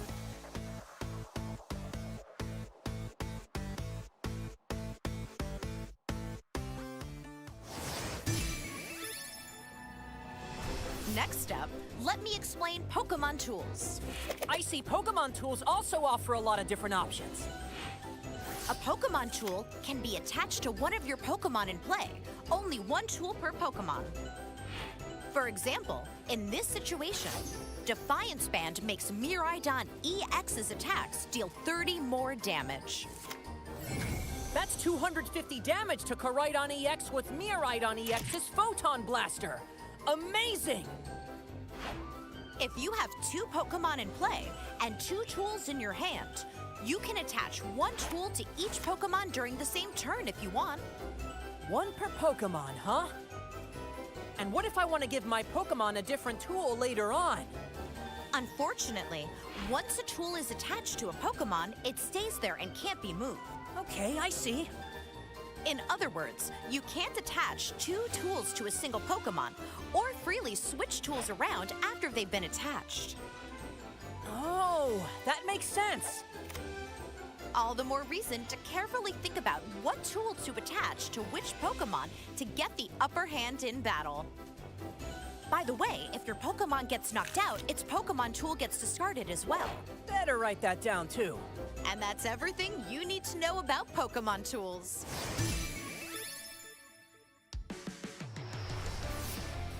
Let's keep going.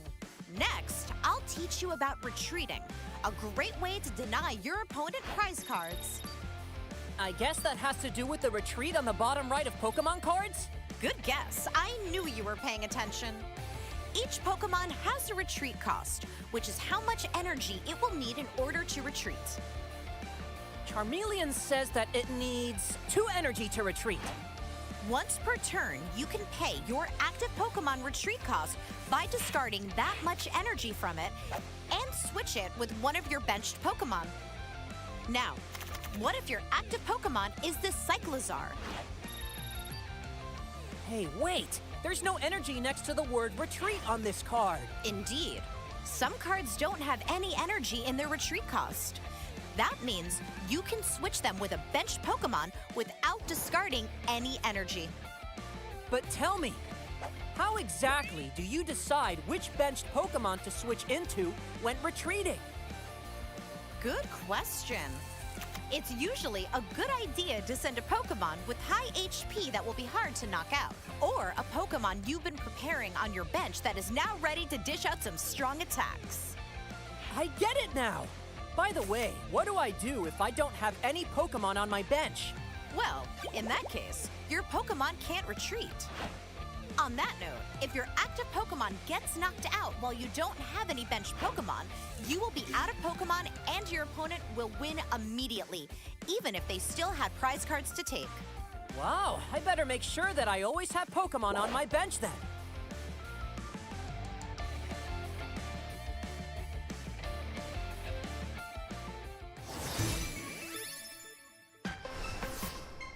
I've been wondering, what are those red abilities I sometimes see on Pokemon cards? Another great question. Let me tell you everything you need to know about abilities. Some Pokemon have an ability, and their effects vary widely from one Pokemon to another. How much energy do I need to use an ability? Abilities don't require any energy. You don't need energy? You don't need energy, and they're different from attacks, so using them doesn't end your turn. Wow, that's super important to know. And that's not all. Abilities are also different from attacks in that some of them can be used even when the Pokemon isn't in the active spot. What? Really? There are abilities that can be used either in the active spot or from the bench, abilities that activate when you take prize cards, or even abilities that work all the time just by having that Pokemon in play. The abilities text clearly says when and how its effect works, so make sure to read your Pokemon cards.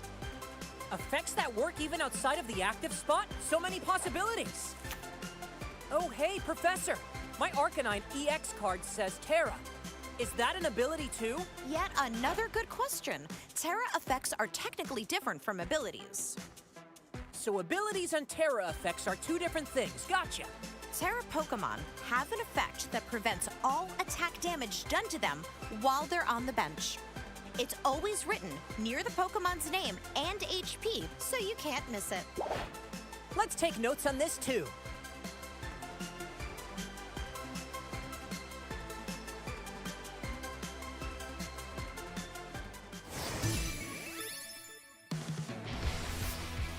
Almost there.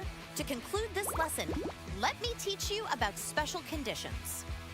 Special conditions. That's one thing I know about.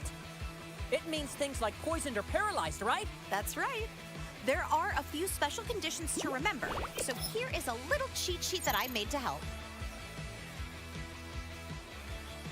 Let me quiz you to see how much you actually know. All right, quiz away! Which special conditions will prevent you from attacking or retreating? Huh? There are special conditions like that? When your Pokemon is asleep or paralyzed, it can't attack or retreat. Wow, no way! Next, what about special conditions preventing you from using abilities? I think that's gotta be asleep and paralyze again. Gotcha! You can always use abilities even if your Pokemon is affected by a special condition. Not fair! That's a trick question! Well, that way you will remember. By the way, it says a Pokemon must be turned counterclockwise when it's asleep and clockwise when it's paralyzed. What if it's both at once? Ooh, that's a clever question. In fact, asleep, paralyzed, and confused do not stack. A Pokemon can only have one of those 3. If a Pokemon that was already paralyzed is hit with an effect that makes it asleep, the new status condition replaces the previous one. Noted. Asleep, paralyzed, and confused do not stack. By the way, there are 2 ways to make your Pokemon recover from any special condition. Do you know how? I know a Pokemon recovers if it's moved to the bench, but what's the other one? A Pokemon also recovers from all special conditions when it evolves. Evolution! Yeah! Well, Ren, now you're almost a Pokemon card game rules expert. Oh, that makes me want to play right now. Good idea.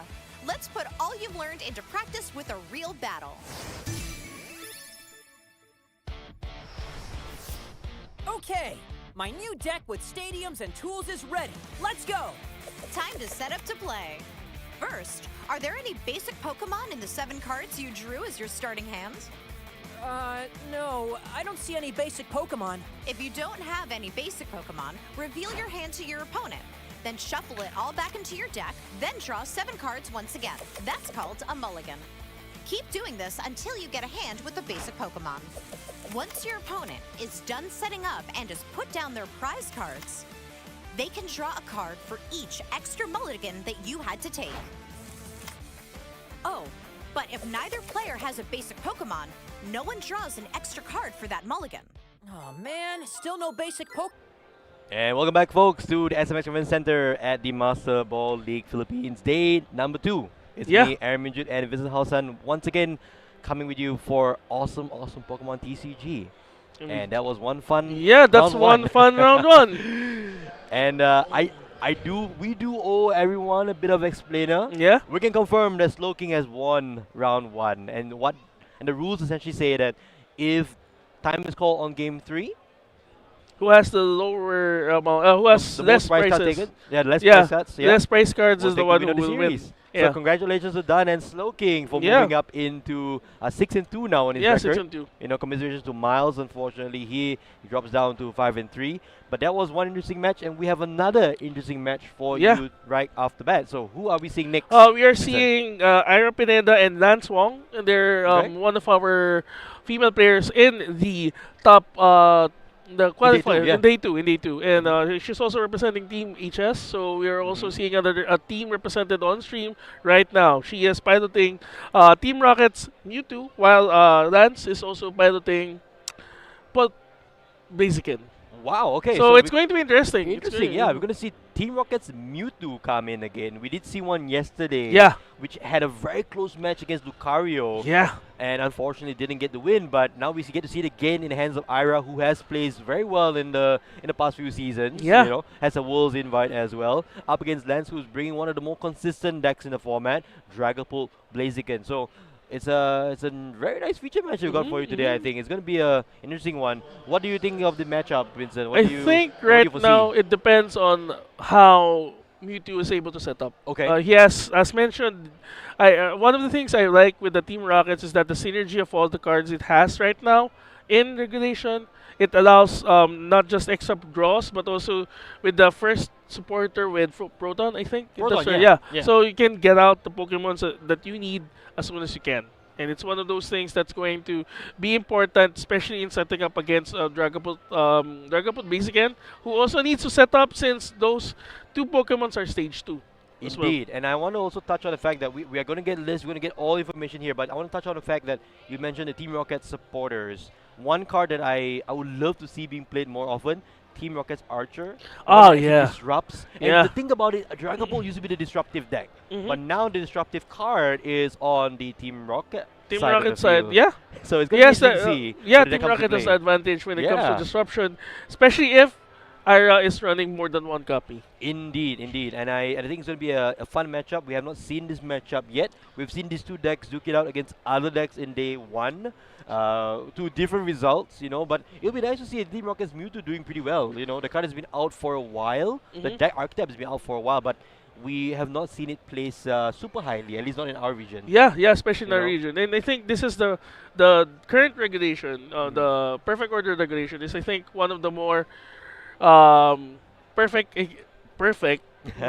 time for Team Rocket's Mewtwo to show what it can bring into the meta, especially since it's just not only we just started with the new regulation H, Yeah. And then, Yeah. but also H onwards. H Yes. onwards, Yep. but also it's a good way. It's a good time for us to see how it's going to place itself in the meta moving forward competitively. Indeed, indeed, and we have players already setting up, so it will not be very long until the game starts.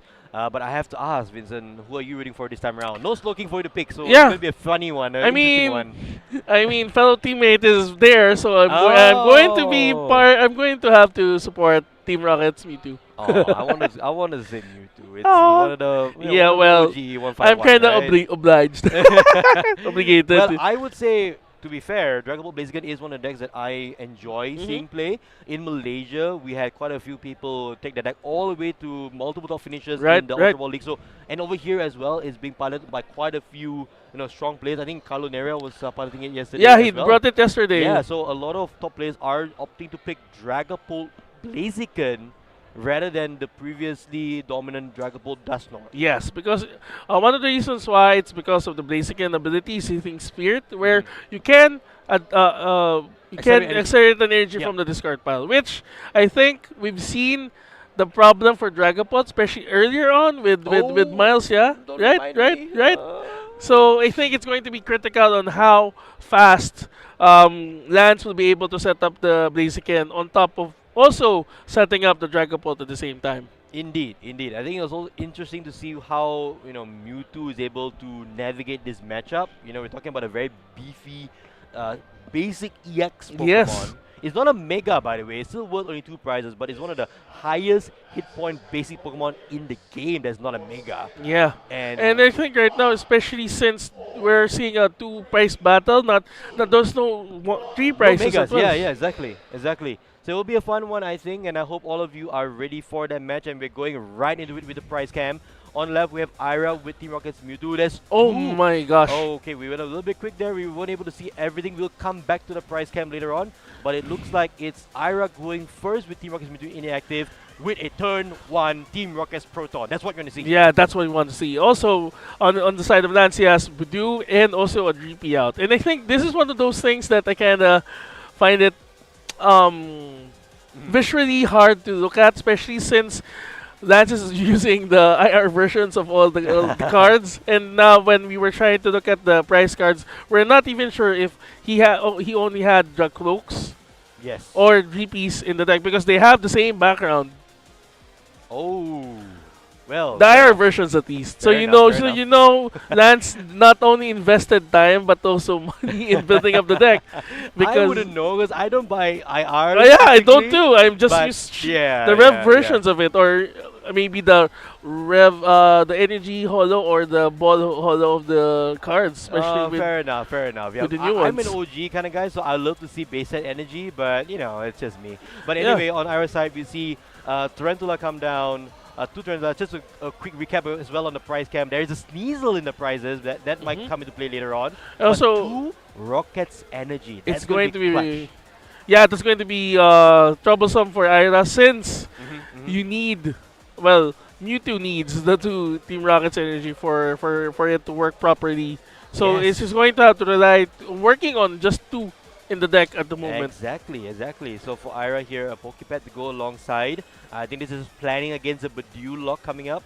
The Mimikyu comes down, which is a great card in this matchup because it can actually copy a Terra Pokemon's attack for very low energy investment. And it's a single prizer, which is great, but more importantly, it's also a free retreat option. Are we going to see another Pokemon copying Phantom Dive? If it happens, I will copy. But here we have just attachment from Ira, and I think she's going to do a quick deck search and shuffle up. And now for Lance's turn, a Baduni active is ideal. A Buddy Buddy Puffin on turn 1, that is great as well. He'll be able to set up his field, and I think he. We have a game. Yeah, we have a game. We have a game. We have a game right now. Both And players here. again, as I mentioned, look at Lance's deck. It's just blamed out. Oh, there we by go. the way, yeah, we didn't get to see this earlier. It was a very quick one, but 2 of the Dreepies in the prizes. One One Dracloak Dread Cloak. and one Blaziken. Oh, Oh my gosh. goodness. Oh my goodness, this is Yes. going to be It's gonna be interesting. interesting how Lance works around. Well, it's the not situation. too backbreaking compared to other variants of Yes. Dragon Ball because you can actually pivot into the Blaziken. the Torchics and the Oh, the and Torchics, yeah, yeah, yeah. And the Blazikens has your secondary option set up. the Dawn here coming on turn 1, I think it's not too bad. You're going to get another basic Pokemon. It could be an EX if you want it to be. It looks like it's going to be a Torchic Dracloak. Very ideal. And perhaps a Blaziken right away. I don't know. That could be a very quick rare candy option for Lance to get a Energy Accelerator on the field. And especially because you don't want to evolve to Dragapults right away. Yeah, because you can just snipe it out, especially if Ira is running the. I think Team Rockets also run one copy of the Scafferi, if it's Oh. possible. Yeah, because for the matchup, for the Dragapult matchup, but we're not yet sure. We're trying to get the full list from our tech team, but right now we're seeing Lance just setting up his field and safely with a Budu. And yes, Ichipollen. Budu here is that ideal starter for Lance as we talked about just now. Ichipollen will sort of, stymie the potential that Ira might want to have on turn 2, blocking out those items. So Ira here going into just an energy attachment on the Tarantula. So that signals no potential. Is that a grass energy? Sorry, Yeah, it's a grass okay, energy. It's a grass energy. I gotta get Ira some base set grass energies. She needs to have everything base set, please. That is how you should run Yeah. the energies. But in any case, Ira here at least having a Lily's Domination, drawing 8 cards, and I think is that the Team Rockets factory as well? it is. It's But out. that's not what you're gonna see right now, especially because you played Lily's Determination. This turn. That's yeah, right.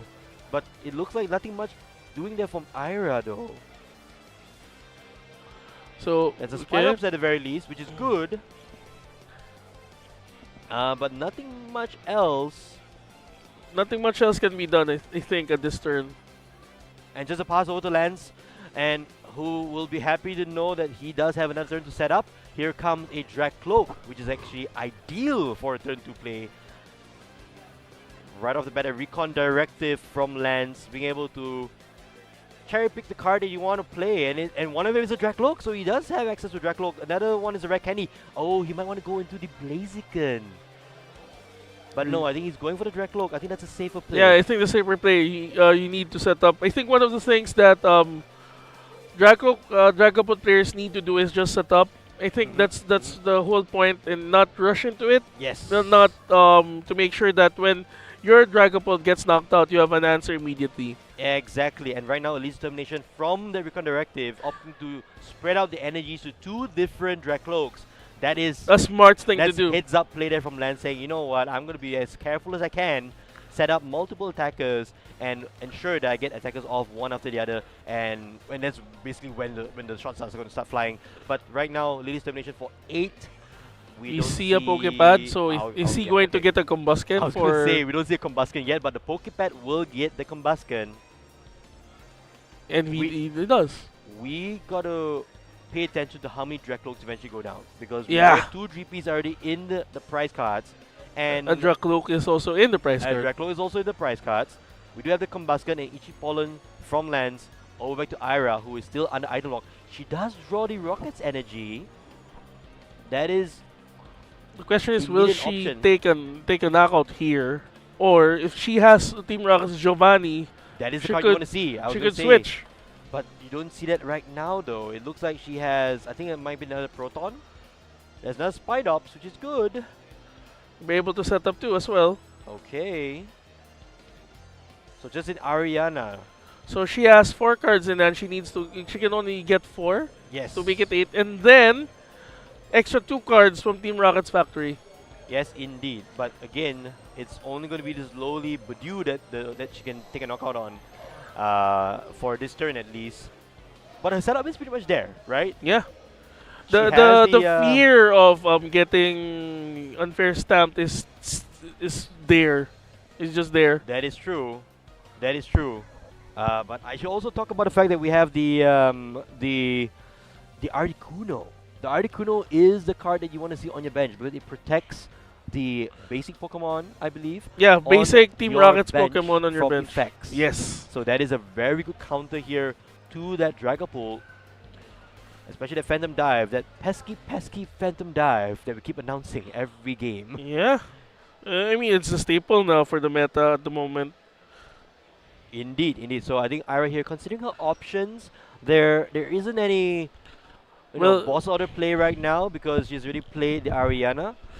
will she? The question right now is: will she bait out the unfair stamp, or will she let Badu just keep on ichiponing her before she can Yeah, set up that's the going to field? be like what you mentioned just now, right? From Dunn, he was able to go that route of baiting out the unfair stem and being able to navigate the matchup that way. So I think that's what Ara's considering right now. Do I announce Erasure Ball or do I say pass? Yeah.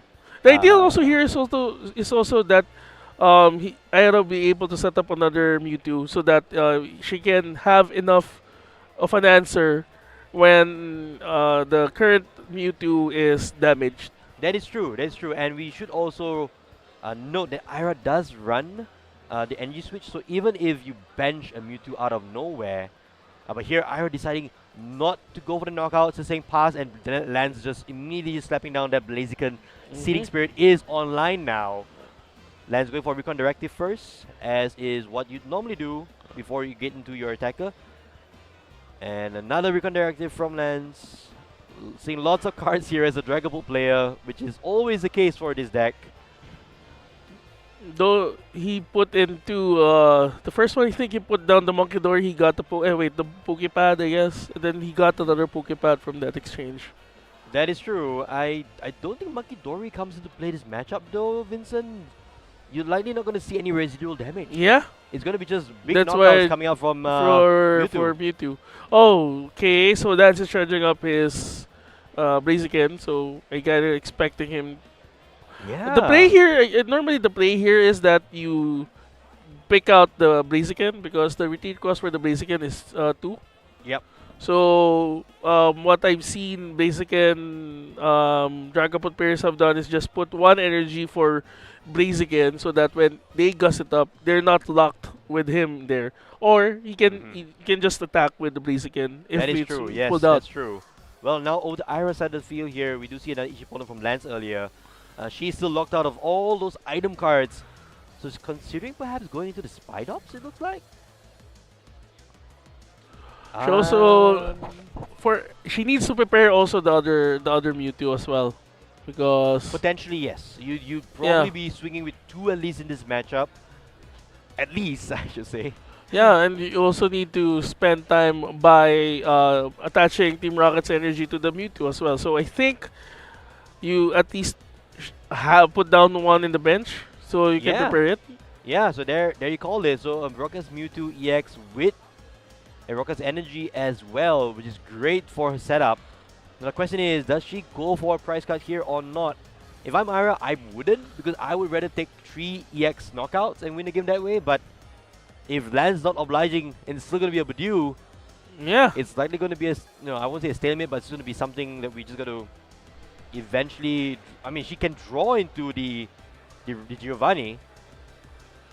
she could hope to draw for the Giovanni to be able to get it. Yes. And then she's slinging her hand out as well, so that her deck out as well, so that she could have the higher chance of getting Giovanni once she has it in hand.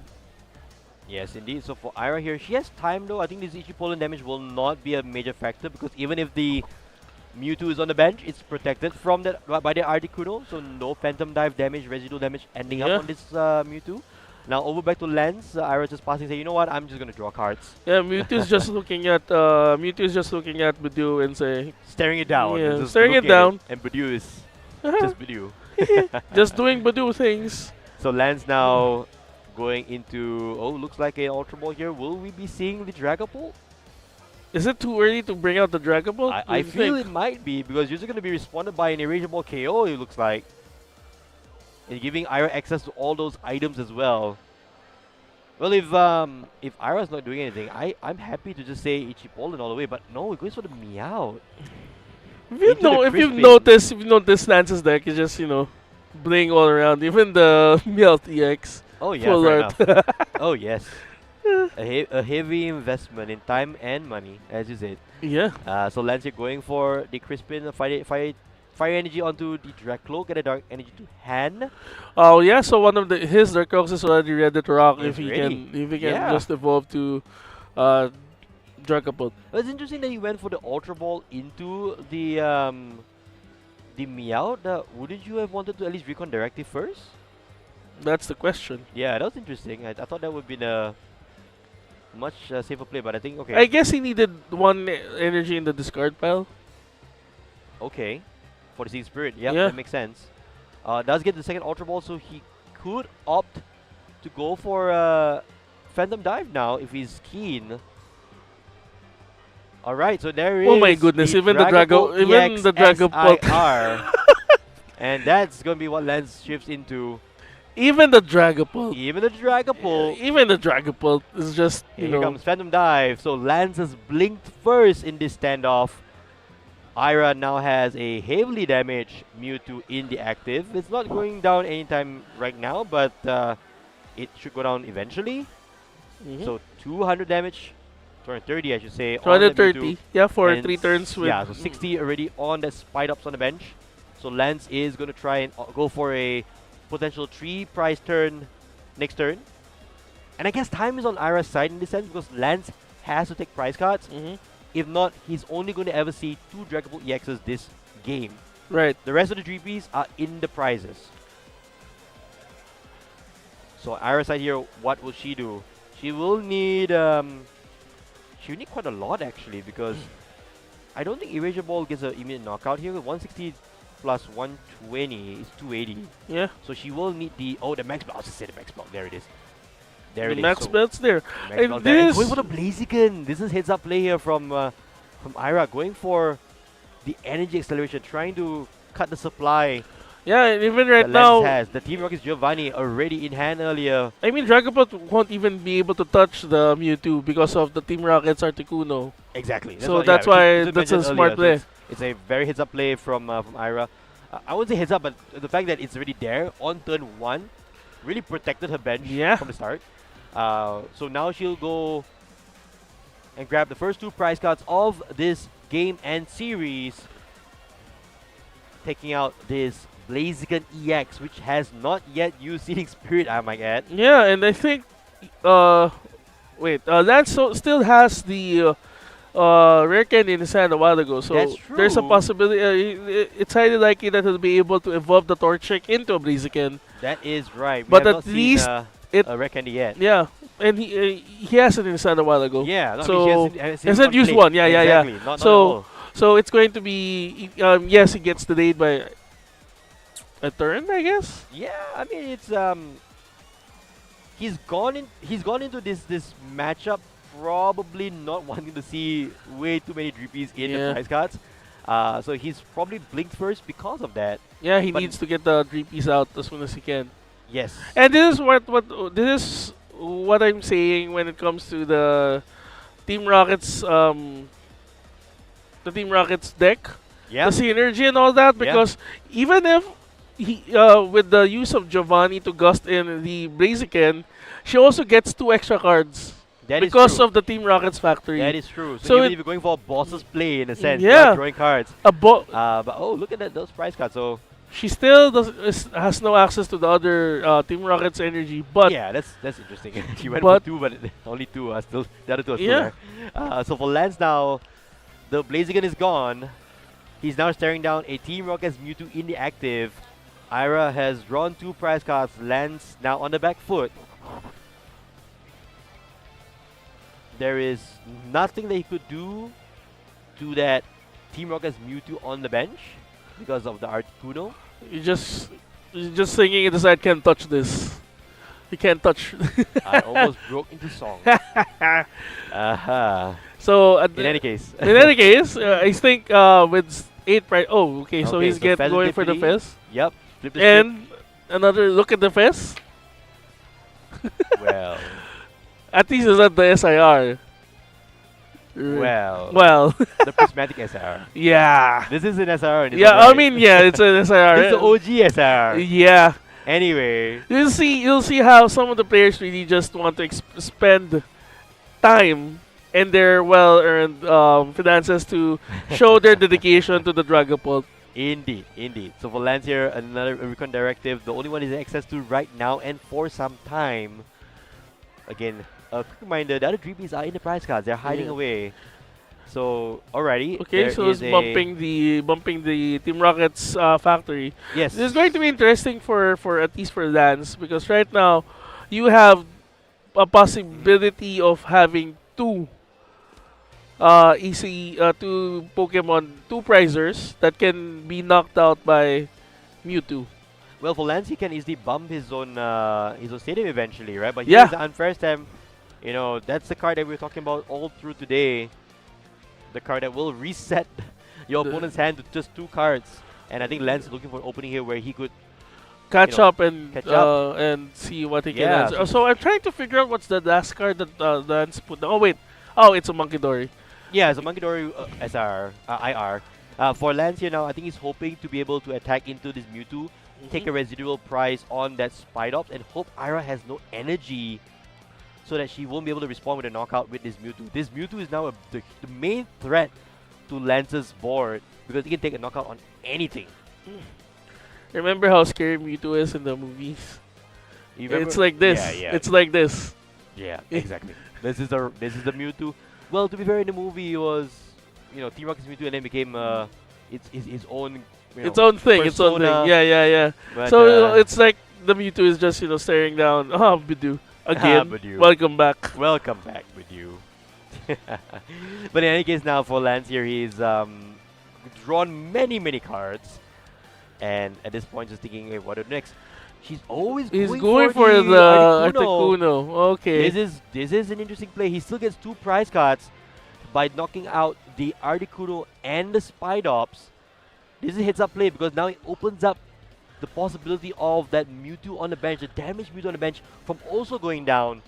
But I should say, I don't runs think a second A copy second of the Articuno, and also Spidops is still holding on since he has a total of 130 HP. Oh yes, you're right. You're right. So that's not a knockout yet, which means that Ira can get a return KO right away. Right? That's 2 energies accelerated by the Spidops. So she should get a knockout. Should. But I think this is where it feels like the what do you call this, having 2 Team Rocket's energies in the price that's going to be painful for her. That is true. So she has access to only 2 at the moment. And then she already discarded the first one in the initial Yes. attack. Yes.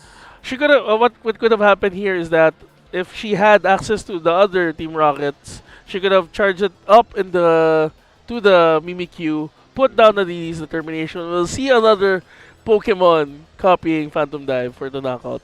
Oh yeah, for sure. But right now, No, that's not an option. that's not an option. Yeah, red unfortunately for Ira, that's not an option.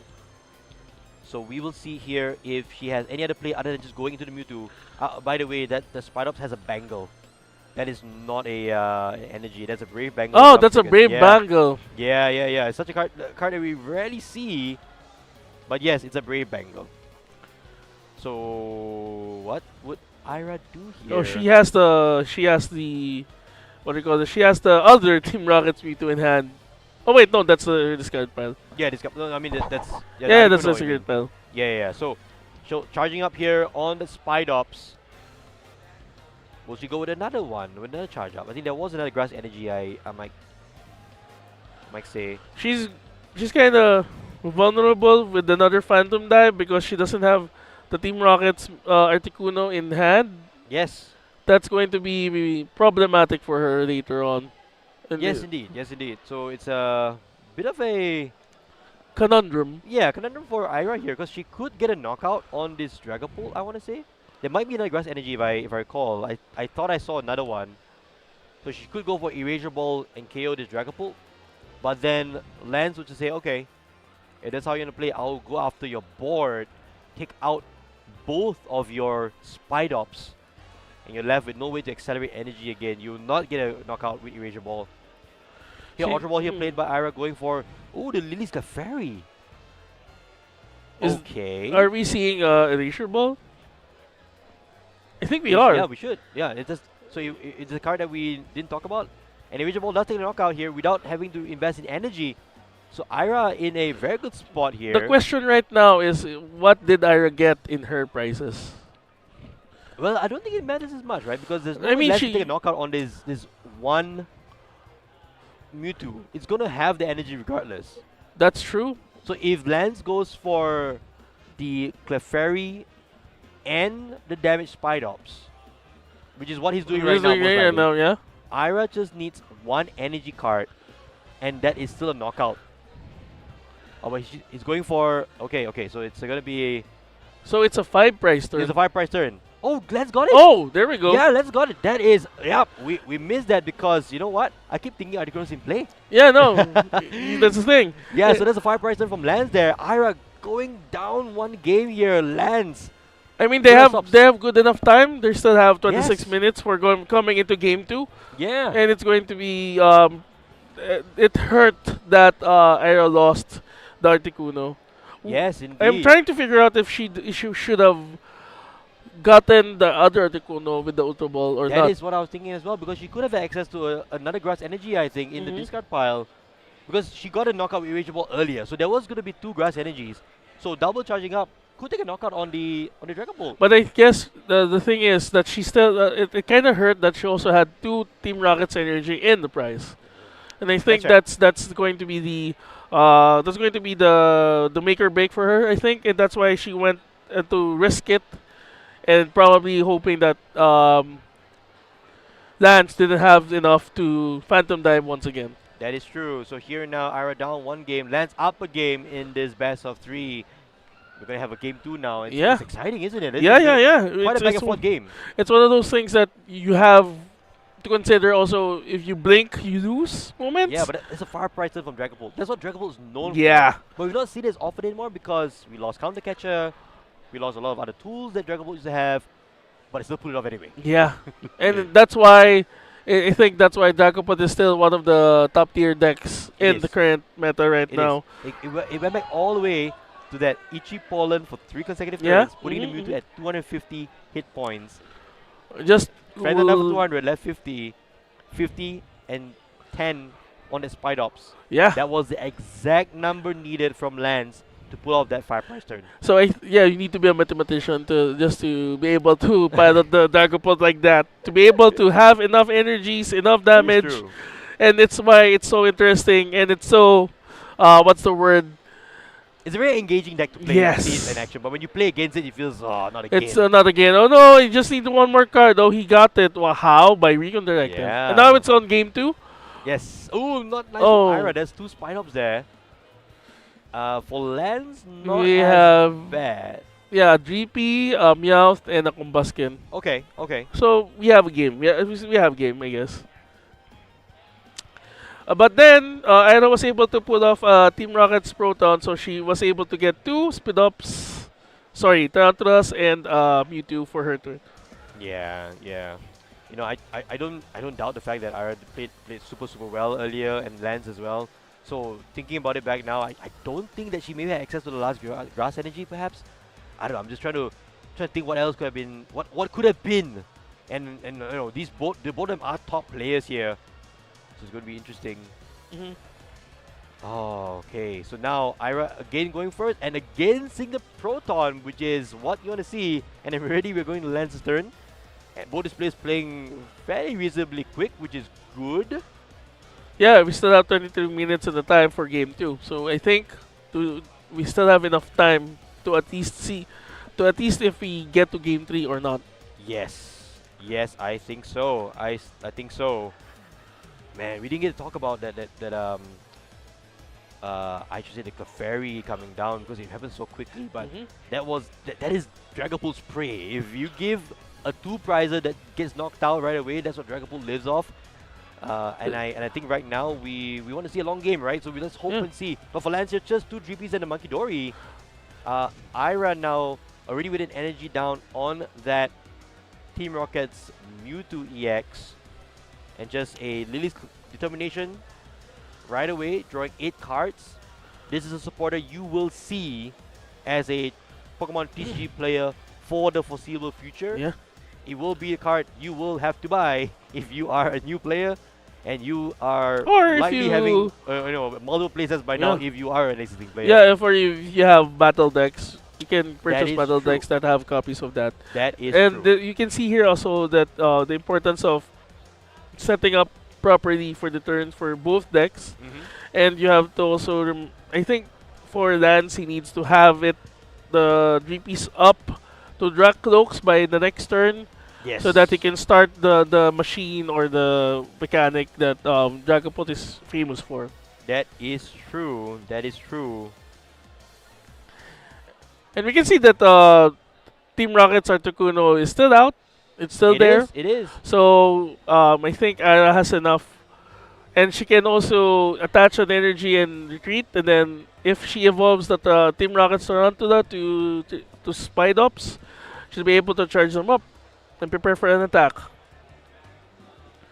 Yes, indeed. I think also we see a. I mean, the only thing we didn't see was we didn't see a Spide Ops, but that's okay because having the Articuno already inactive does mean that even if Lance for some reason is able to pull off a Dragapult EX right now, all the basics on the bench are safe. Yeah. There will not be any residual damage that will add up for on Iris side of the field. So Mhm. it's whether or not Lance goes for that play. He's already one game up. He may not need to.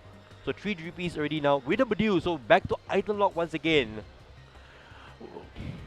And this was the play that Lance made, earlier on, slowing down Ira's setup. We're back to it again. We're back at it again. Team Rocket's back at it again. Yeah. Now, what do you think Ira should be doing this time, Aaron? To be fair, I think potentially it's a bit tough to say because this is a completely different game than we saw in game 1. Right. Lance is not putting out any Torchics yet, so any acceleration is not there, and Yukari is not there. He does still run Crispin, of course. That is something that happens. He only runs one Crispin actually. But if I'm I right now, I want to just get set up and start taking prize cards to put me in a spot where I can make huge EX knockouts count for me winning the game. Early in that turn, that one prize that she gave up to Lance was enough for Lance to just take the win.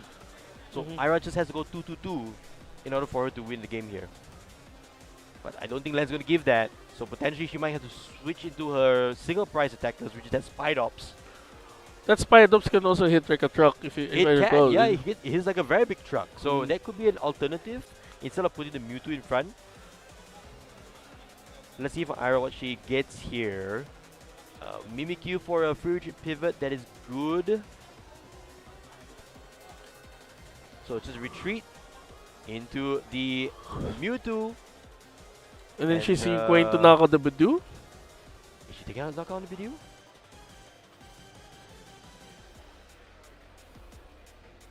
Oh, she knocks out. Okay, so she's changing up the game plan a little bit. Yeah, she's No going to be a bit. residual itchy pollen damage this time around. I'm going to just go for it. She's going to be a bit more aggressive. Yes, and I just, like this play. I like this yeah, play. just gonna dive in. Just gonna dive in with the stomp regardless, which is I think is the smarter play right now because if you can't play around the stamp, you just have to accept it and hope that you have enough cards to be able to get you back into the comfortable hand size. And with Team Rocket, you have a lot of options for that because you have Team Rocket's factory and you also have the other Team Rocket cards as well. Oh yes, yes. And I was going to talk about you mentioning Unfast Time. That was the card that broke the setup that Ira was trying to build up. Right.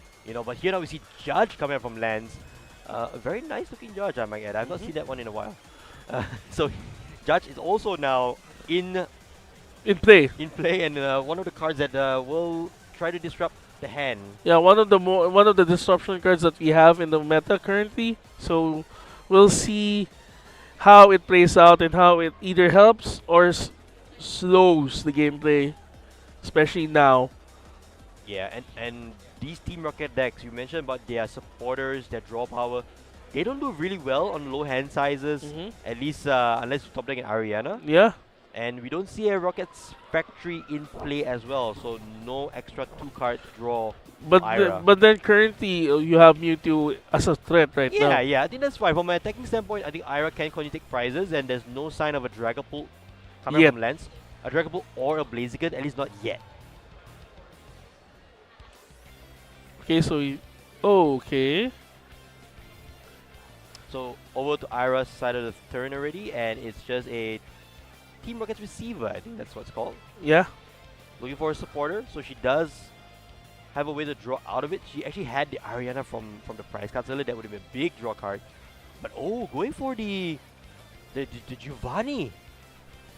This could be good here. I think she's after the going after the cloak, so Yes. she's going to switch out with the Mimikyu, who has no retreat cost, and then knockout with Erasure Ball. I think so too. This is going to be 2 prizes to the good here for Ira. She will be taking a quite a sizable lead here on Lance, and no threats yet on Lance's board. This is the fragility of Dragapult. Yes. We talk about how good it is when set up, disrupting opponents and all that. But if Ira- it doesn't set up, that's where you see the weakness of Exactly, Dragapult. Exactly, and now here Ira taking 2 prizes. And look at that, a Rocket's Energy already on the Mimikyu. And no, let's just say, you know what, Scoop, let's go game 3. It's Oh. 1-1. Yeah, so they have enough time for I think so. I think so. yeah, and she doesn't have any rare candy in hand as well. So Yeah. I think this is a smart play for Lance, being Yes. able to set up to go to game 3 and just enough time. Because when you play Dragapult, you need to have time to be able to set up your Jackloaks and your Blazikens as well. Exactly. I think for Lance there, he just saw the writing on the wall. I can't win this game. Let's go game 3. Let's try to have a full game. Yeah, At the very yeah, least. yeah.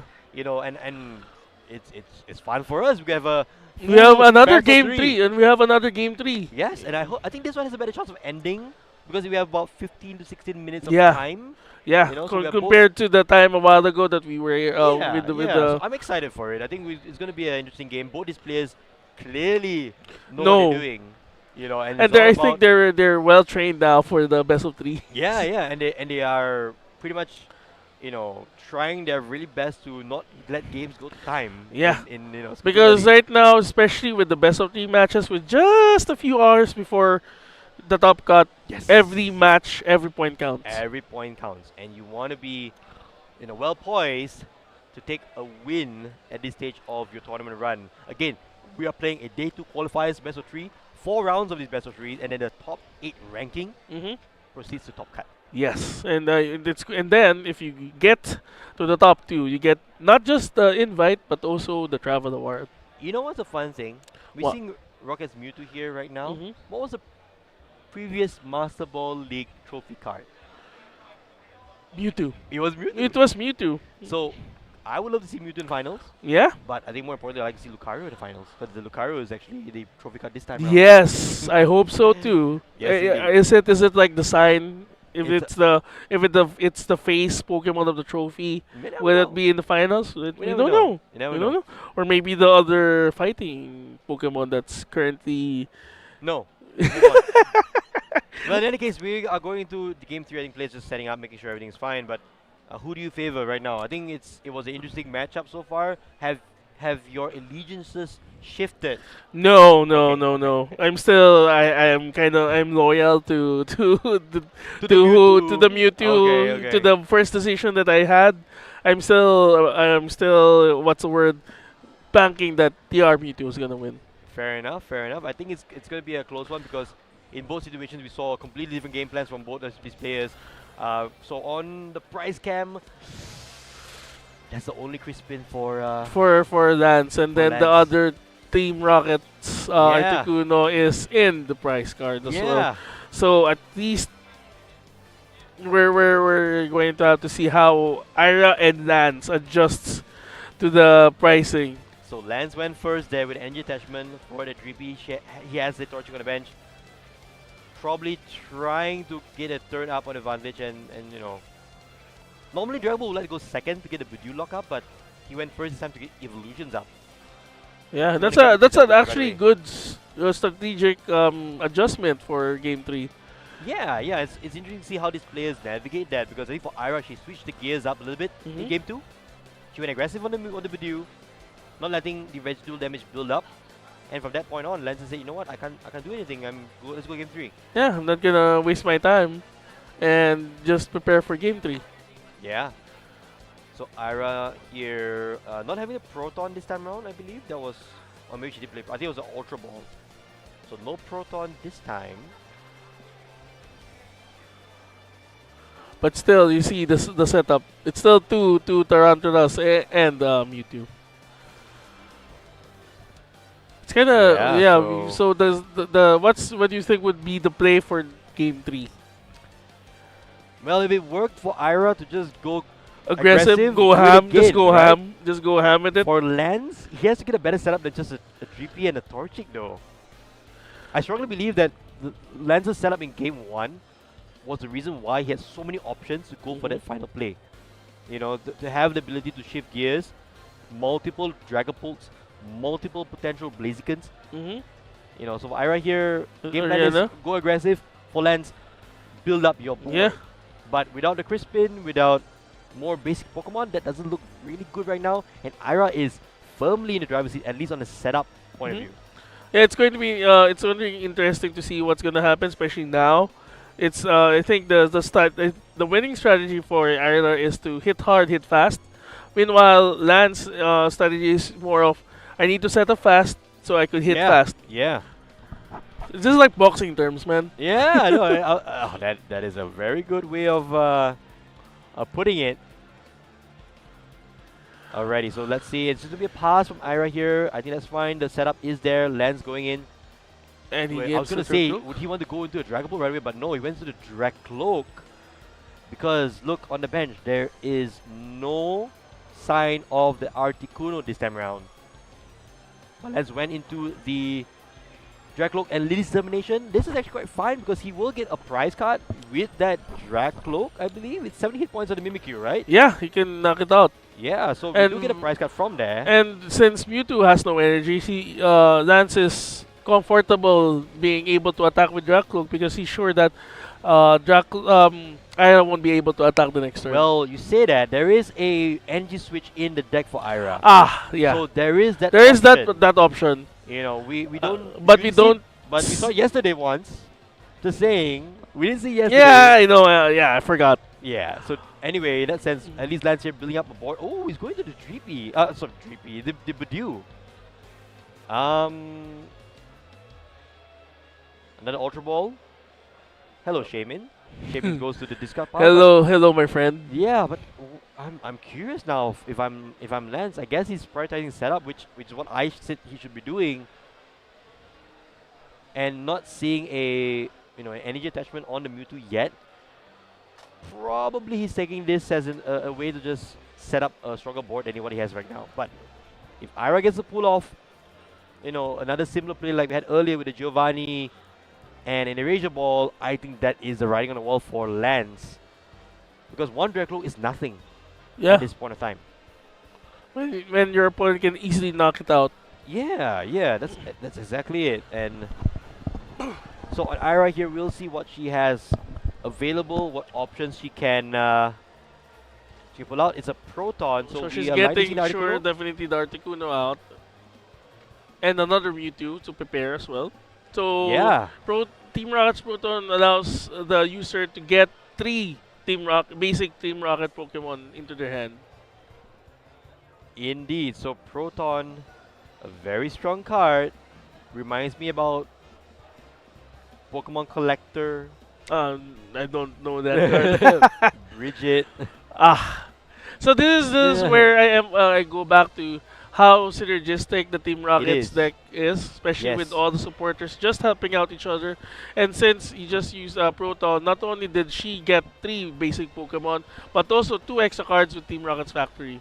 Yes. And that's one of the Searching for scarier cards things. and drawing cards. Yeah, that's one of the scary things for Pokemon as well. Yes, indeed. So Articuno comes down for Ira. Time is ticking. 8 minutes left on the clock here for these players. They don't have to complete the game, as what we said. If you're on game 3, as long as you have more prize cards taken than your opponent, you win it. You win it. So it's just likely going to be a pass from Ira here. And for Lance, if I'm Lance, I'm just hoping to be able to get knockout on this Articuno so I can take multiple prize cards. Yeah. That will require a boss's orders. And just retreating into the Tarantula and passing. Okay. Appreciating the free retreat. So Lance here getting another Dracloak. Lance And jumping ahead a bit. Just a Pheasantipity and a Night Stretcher. Here comes another one. He did get a Lily's Domination. That's a supporter you want to see. I think his hand does have a Pokepad as well.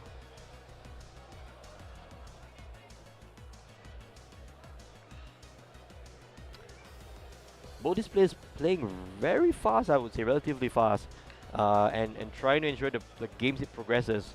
Lance here in the Ultra Ball, discarding the Pokepad and the Pheasantipity. It's going to be interesting how Lance is going to respond and set up for this turn, especially since he has time. Since He there's has time, no energies yet been put down, but for he doesn't have time in terms of prize count. I and should the say. time as well, because they're already down to 6 minutes left. Yes, yes. So nice stretch for energy. The Dragon Ball does come down though, so Lance is going for it. Ooh, has a boss order, so taking putting some damage on the Mewtwo right away. So 200 damage onto the Mewtwo EX. Nothing on the bench because of the Articuno. So now Lance is taking the aggressive route. Yeah, so we see 3 different games happening between these 2 players, Ira and Lance. In game 1, it was just Ichipollen and Ira saying, I'm not gonna fall for the unfair stamp, and Lance won anyway. In game 2, Ira went aggressive and Lance scooped. Game 3, Lance going aggressive. Yeah, I mean, this What a is series we're having where so yeah, far. this is where the importance of having a best of 3 match is. Yes, You yes. Normally in a best of 1, you don't see these kinds of Oh, oh. alright. So, remember we talked about that whole energy switch play. Is that live for Ira at this point? That's the question. I'm not too sure. I'm not too sure. So there is the maximum belt as well.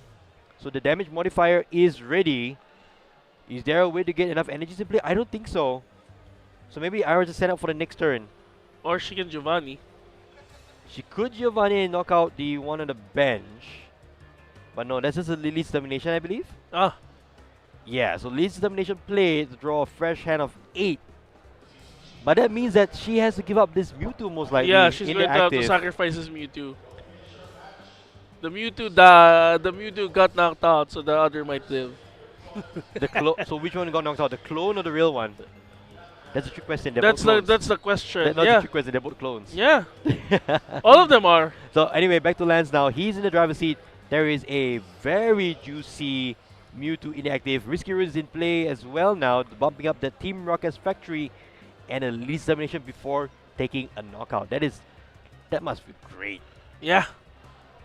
You get your full 8 cards. Yeah, and 4 minutes left. 4 minutes left.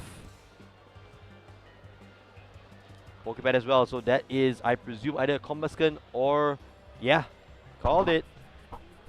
So Lance is already setting up for a potential secondary attacker. And a way to get energies for Dreepy / Dracloak / Dragapult in play. And there you have it. Phantom Dive. 2 prizes to Lance now. Ira on the back foot with very little time remaining.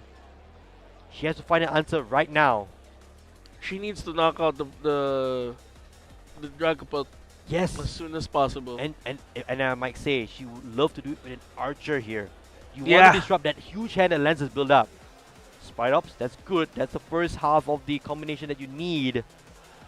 She has the transceiver in hand. Oh, there's the Ultra Ball. It's cutting grass energy. That's good as well. So that's I presume the second Spidops. But 2 are prize. Oh, good for the Liscafairy. Okay, that's she's also going, an option. Yeah, That she's is going also for an the option. knockout for this one. Yeah, you don't need to go into the Spidops in that regard. But with Well, that, to be fair, if you have Rocket's Energy, you can use a Mimikyu. actually, Yeah. she could. Did you have it in Phantom hand? Dive. I don't know. I'm not sure. Will we see another Phantom Dive? Well, we see another Phantom Dive not used by Dragapult. That's the question. She does Oh, have she it. does it! She has it. Okay. We're seeing another Phantom Dive. And this is going to be a 3 prize turn, by the way. Because she can go after that Badoo. She goes, Oh, for, she the goes Archer. for the Archer. Here we That's go. a clean That's move. exactly what That's you a wanna clean see. move. Ira here pulling no stops and trying to Disrupt and disrupt also and knock out. preserve her lead against Lance. Because, again, time is short. She'll take 3 prize cards here. Lance is already on 2. What's the time? Are we seeing another 3 prize knockout for the win? Oh yes. Oh yes. She has they have 2 minutes, 2 minutes left for this round, and she able to knock out. Ooh, Ooh. ooh. Ooh. This is spicier than our dinner yesterday. Yeah, I know, right? And I hope all of you watching are enjoying it as much as we are. We're down to the final a minute and a half in this best of 3. She even got the factory to Oh my bump off the goodness. risky ruins. Alrighty here. If you're Ira, you're in a very good spot. That Mimikyu coming in huge thanks to that Liska Fairy. But if you're Lance, you're not completely out of it yet. Yeah, you're not Yeah, completely you're out not of out of yet. it. Oh, by the way, there is a damaged Dreepy on the bench from that risky ruins. Oh no, hang on a second. Are they just putting it down now? I'm just trying to remember. Yeah, I think they're putting it down now. Okay. Yeah, so it was from the risky ruins earlier, I believe, that he Yeah. benched the Dreepy. So We're seeing another Pokemon just copying Phantom yeah, Dive, and look at the heads up play by Ira. She put all the damage counters, I believe, all 6, I believe, On the onto Dre- that the Dreepy. Dreepy. So nullifying a potential Monkey Dory play. Yeah, That's heads up play right there. That's skillful play. And so Ira's 3 prizes to the good. Lance left with 45 seconds or less on the clock. Lance has to get a KO right now. my goodness, we're seeing another round end on stream for Game 3 with Pokemon copying Phantom Dive Oh yes. and knocking out the Dragapult that it copied from. Oh The yes. disrespect for The Dragapult disrespect for Dragapult. for My 2 gosh. games. My goodness. It's Okay, so 15 fun. seconds on the clock. Lance has to get a prize card right now. Can he get 2 prize cards right now? I don't know. Will he be able to I don't know. It's going to evolve? be really close. Really close here. 3? Are we going to see? Already. It's.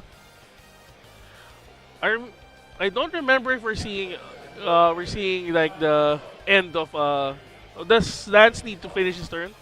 I believe he can finish off the turn. I believe. But Or hang on. I'll let the judges clarify this because it's going to be it's going to be interesting situation. tricky Again, because you know, we have to also wait and see whether the time is called exactly the timer. Sometimes it's a few seconds off. Yeah. Sometimes it's not 100%. So it looks like Lance is able to take a. oh Oh? oh Itchy Pollen? Oh? is this it? Is this it? I think let them clarify. Let's see. We'll get resolution for sure. It's been Okay. Okay, Yeah. everyone's on the edge of their seats. Myself included. me too. It's Vincent, going to don't fall be over. it's going to be a second game. Going to time. And there you have it. Confirmation here. Yeah. Looks like Ira has You know- taken it. Thanks Okay. to that turn. So we've With seen Phantom Dive. a Phantom second Dive. game. A second game with a Phantom Dive win. My And not by goodness. Dragapult. Not by Dragapult. Not by Dragapult. Not by I'm doing Dragapult. horribly right now. I'm on 0 and 2. Oh my goodness. This is like a second game for today on our stream where a Pokemon used Phantom Dive who was able to knock out the Pokemon it copied from and won. Mew must be so The- proud. It's been a really interesting first 2 games It has been. for us here It in has Master been. Ball. Definitely. I think it was a fairly entertaining match. You know, we had all 3 games going very differently for both these players. In game 1, Ira took a different route of going very slow, Mhm. not taking knockout, not getting into unfair stamp situation, but lost that one. Second game, Aggressive. Lance had tried to build up a board, but it wasn't a board that he could be playing with. Mhm. Scooped it out, went to game 3. And in game 3, Phantom Dive. Phantom Dive. Phantom Dive. It was Dragapult that went From- aggressive, but responded with a Mimikyu, Phantom being able to Dive. copy a Terra Pokemon's Yeah. attack. And thanks to Liska Fairy, the bane of Dragon Pokemon this format, It's he been was able it's been, to get a 3 prize turn and the win of the series. yeah, and this is where the best of 3 comes in. It's really important as well to see what's happening. Also at the same time, if you're near the area, Mm-hmm. there has been really some good Pokemon games right now. For sure. If you want to watch, if you want to experience Pokemon live with us here, you can head down here in SMX. You can join us for our day 2 events like the Point Get Battle, the expanded format battle. We have also the coloring corner for those who want to color their Pokemon. I Yeah. think you have the Frikoko, the Sprigatito, and the Quaxly Yes, there indeed. to Yes, color. indeed. And also you have the new trainer's journey. If you want your friends, your partners to enjoy and start the game, you can go here and join us here. Yeah, and when we talk about the new trainer journey, these are some of the freebies you can pick up. This is a demo deck that you'll get as part of the new trainer journey. So if you're looking to start the Pokemon training card game, there's no better time. Yes. If you're already in the Pokemon community and you want some freebies, there's also some nice Pokopia stickers Yeah, as well. Pokemon stickers. If you're here, Yeah. if you're still on the fence on getting a Switch 2 or maybe getting a Pokopia, you Yeah. can try it out yourself here and also get some cool stickers. Yes, indeed. So there's a lot of Pokemon for everyone, for all walks of life. Come on down when you're available. It's until the end of today only. This is the last major event of the season In the Philippines. in the Philippines. So you don't want to miss it. So it's been Aaron and Vincent for you this round 2 of our day 2 qualifiers. We're going to take a quick break and be back real soon with the next round. Don't go anywhere. Pokemon in sight. You, did remember to include basic Pokemon in your deck, right? Oh! I was so focused on adding all the new cards I just learned about, I forgot to put in basic Pokemon. Your deck has to have at least one basic Pokemon. You're going to have a hard time starting the battle without one.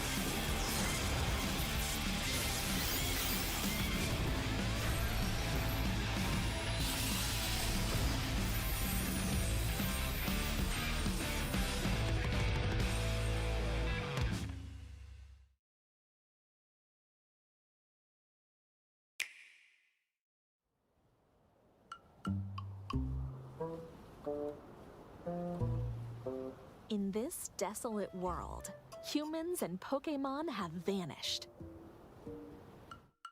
Oh, a Ditto transformed to look like a human. And a unique-looking Tangrowth. They decided to build a new town.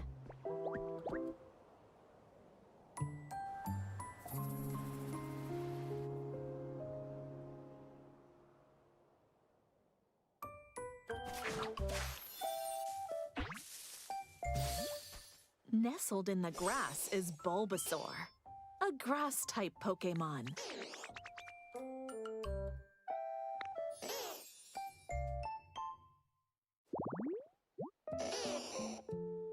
Pokémon will appear in their preferred habitats.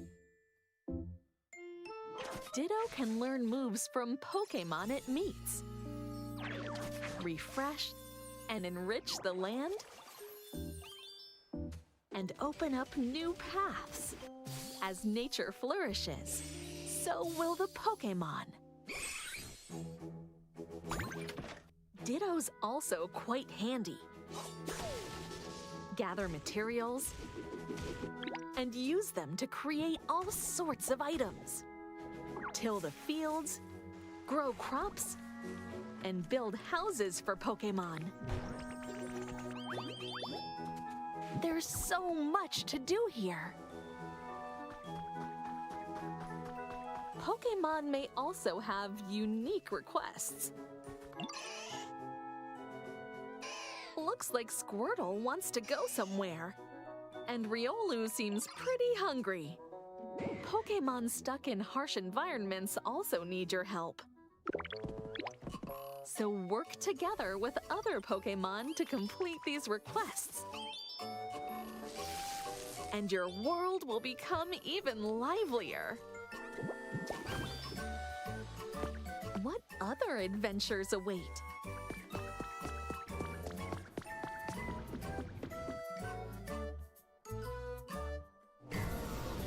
Will there be other unique encounters?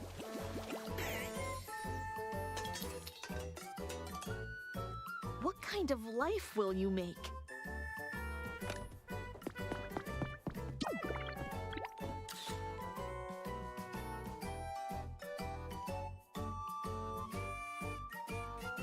Will these relaxing days spent playing and bonding with other Pokémon become precious memories? Rebuild the world one step at a time. Pokémon Pokopia. Available now only on the Nintendo Switch 2 system.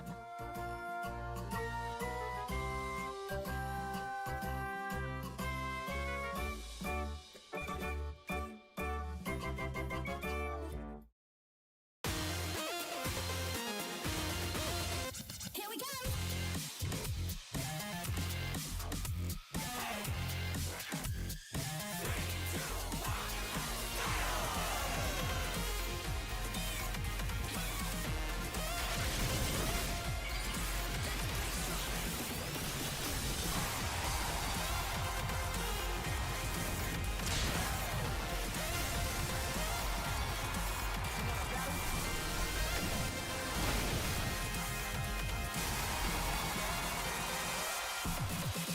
Get ready!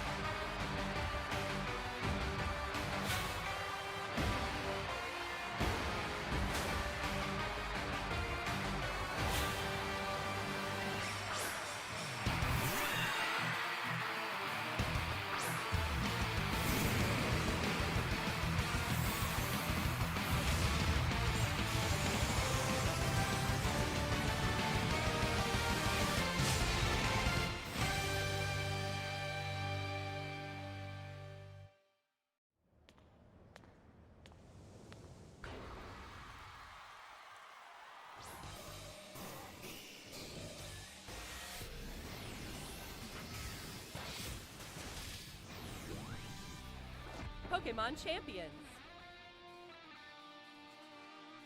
In this title, you can enjoy the battles you know and love from the Pokémon series on your Nintendo Switch or mobile device.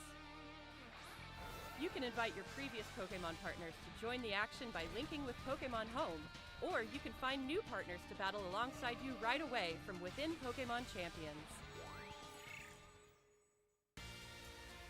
You can recruit Pokémon to your team to battle alongside you. It's up to you which Pokémon to choose. Recruit Pokémon you're interested in and form a team. Then it's finally time for Pokémon battles.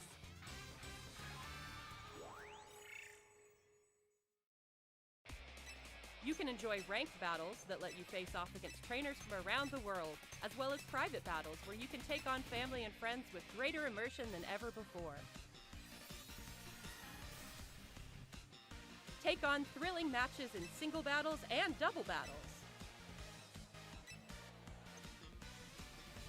Finally, we'd like to introduce you to a new way to raise Pokémon that lets you enjoy battles even more. Pokémon Champions offers ways to make raising your Pokémon more flexible and convenient than ever. Teach your Pokémon moves that interest you, then train your Pokémon to make the most of them. Recruit and train to easily enjoy Pokémon battling. bringing Pokemon battles to everyone. Pokémon Champions. Planned to release in 2026.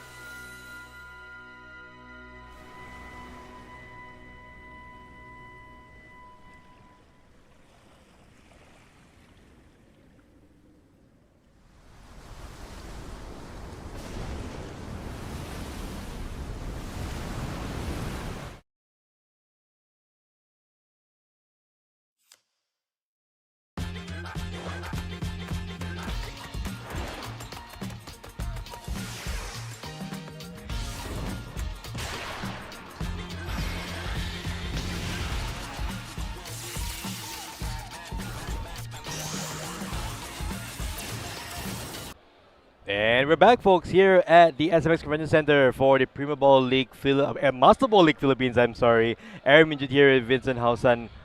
What a couple of games we've had so far. Yeah, it's been really interesting, and I'm loving the disrespect. Not really, not loving.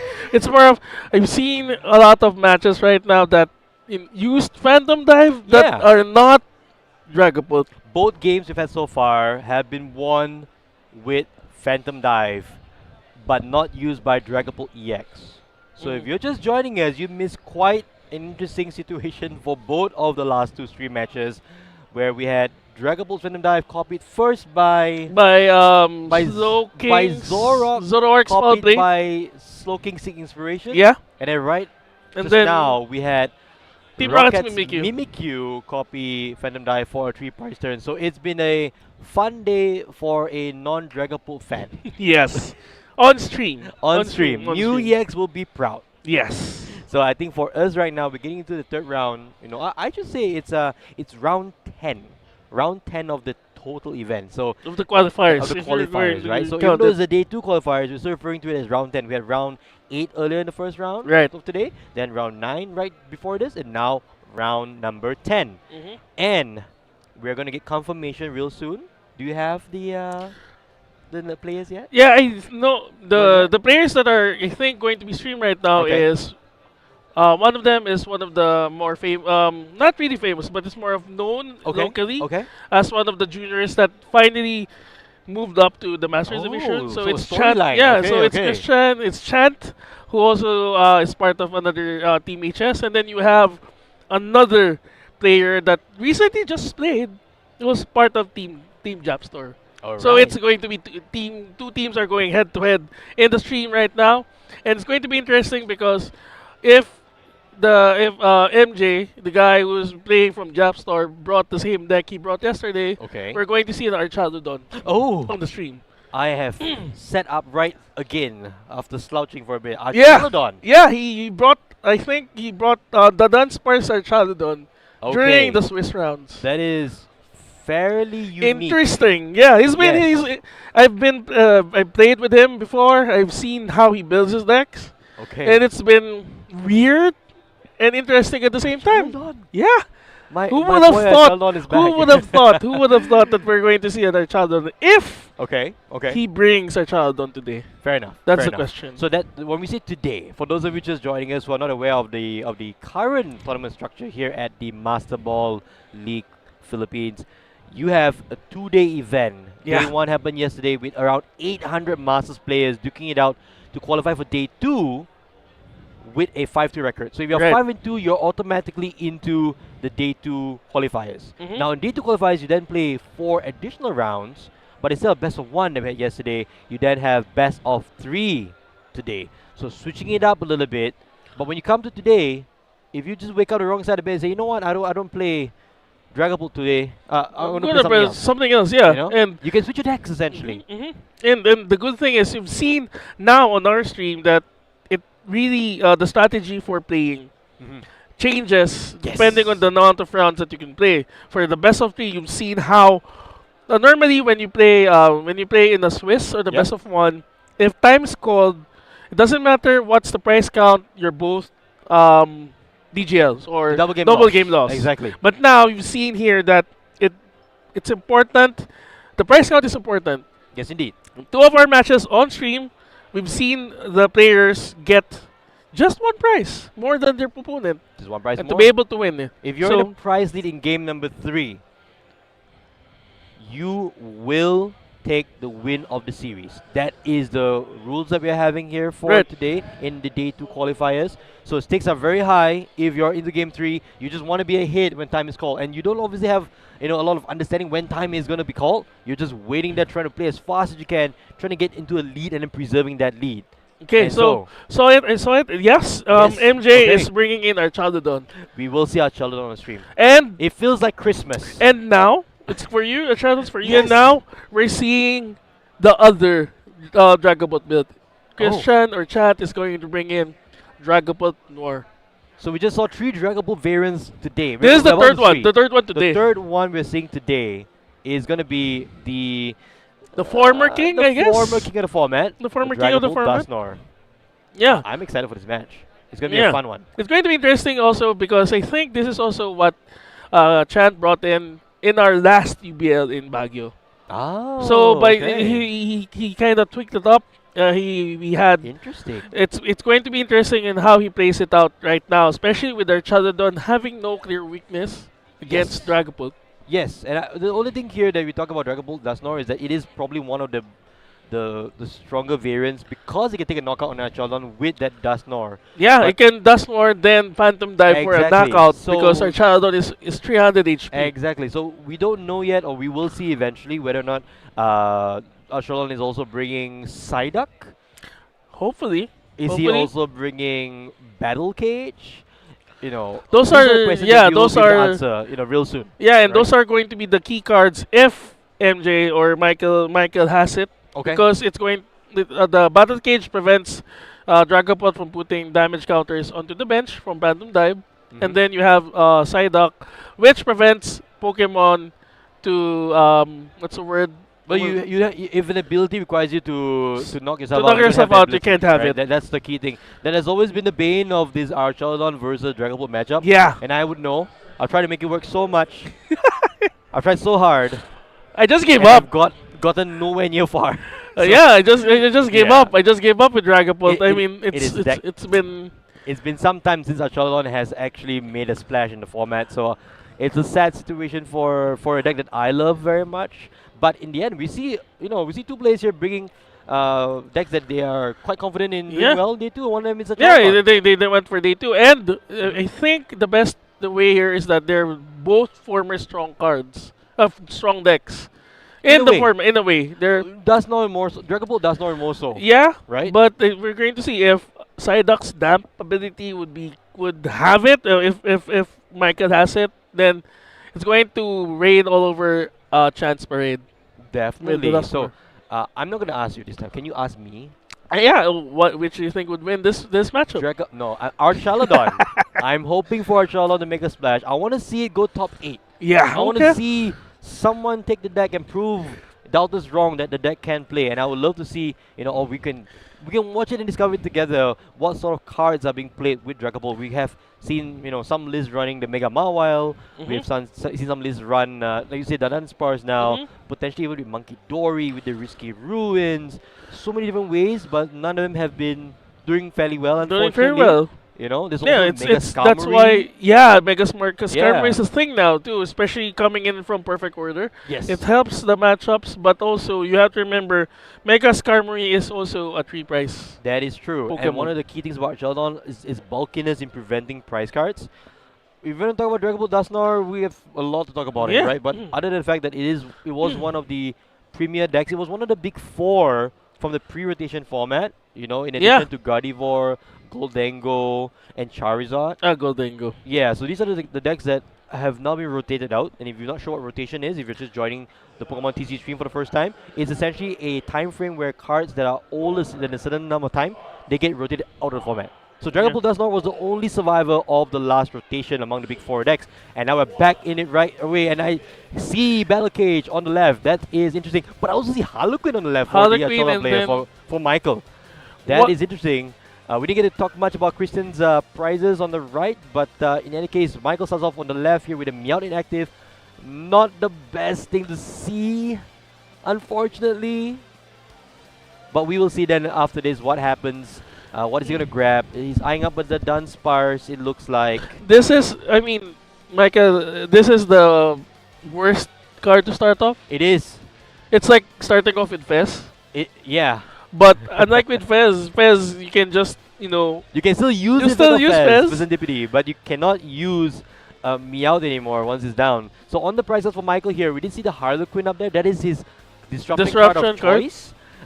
He also has the Relicanth. That's gonna be quite key there especially Michael. for Archaludon, since Yes. he can take a tank attack, and then he can just use Relicanth to use the Archaludon's Memory Dive. memory dive, so that he could also come back with a harder hit. Yeah, so for now on Michael's side, it's just the Fan Rotom on the bench and no Duraludons, unfortunately.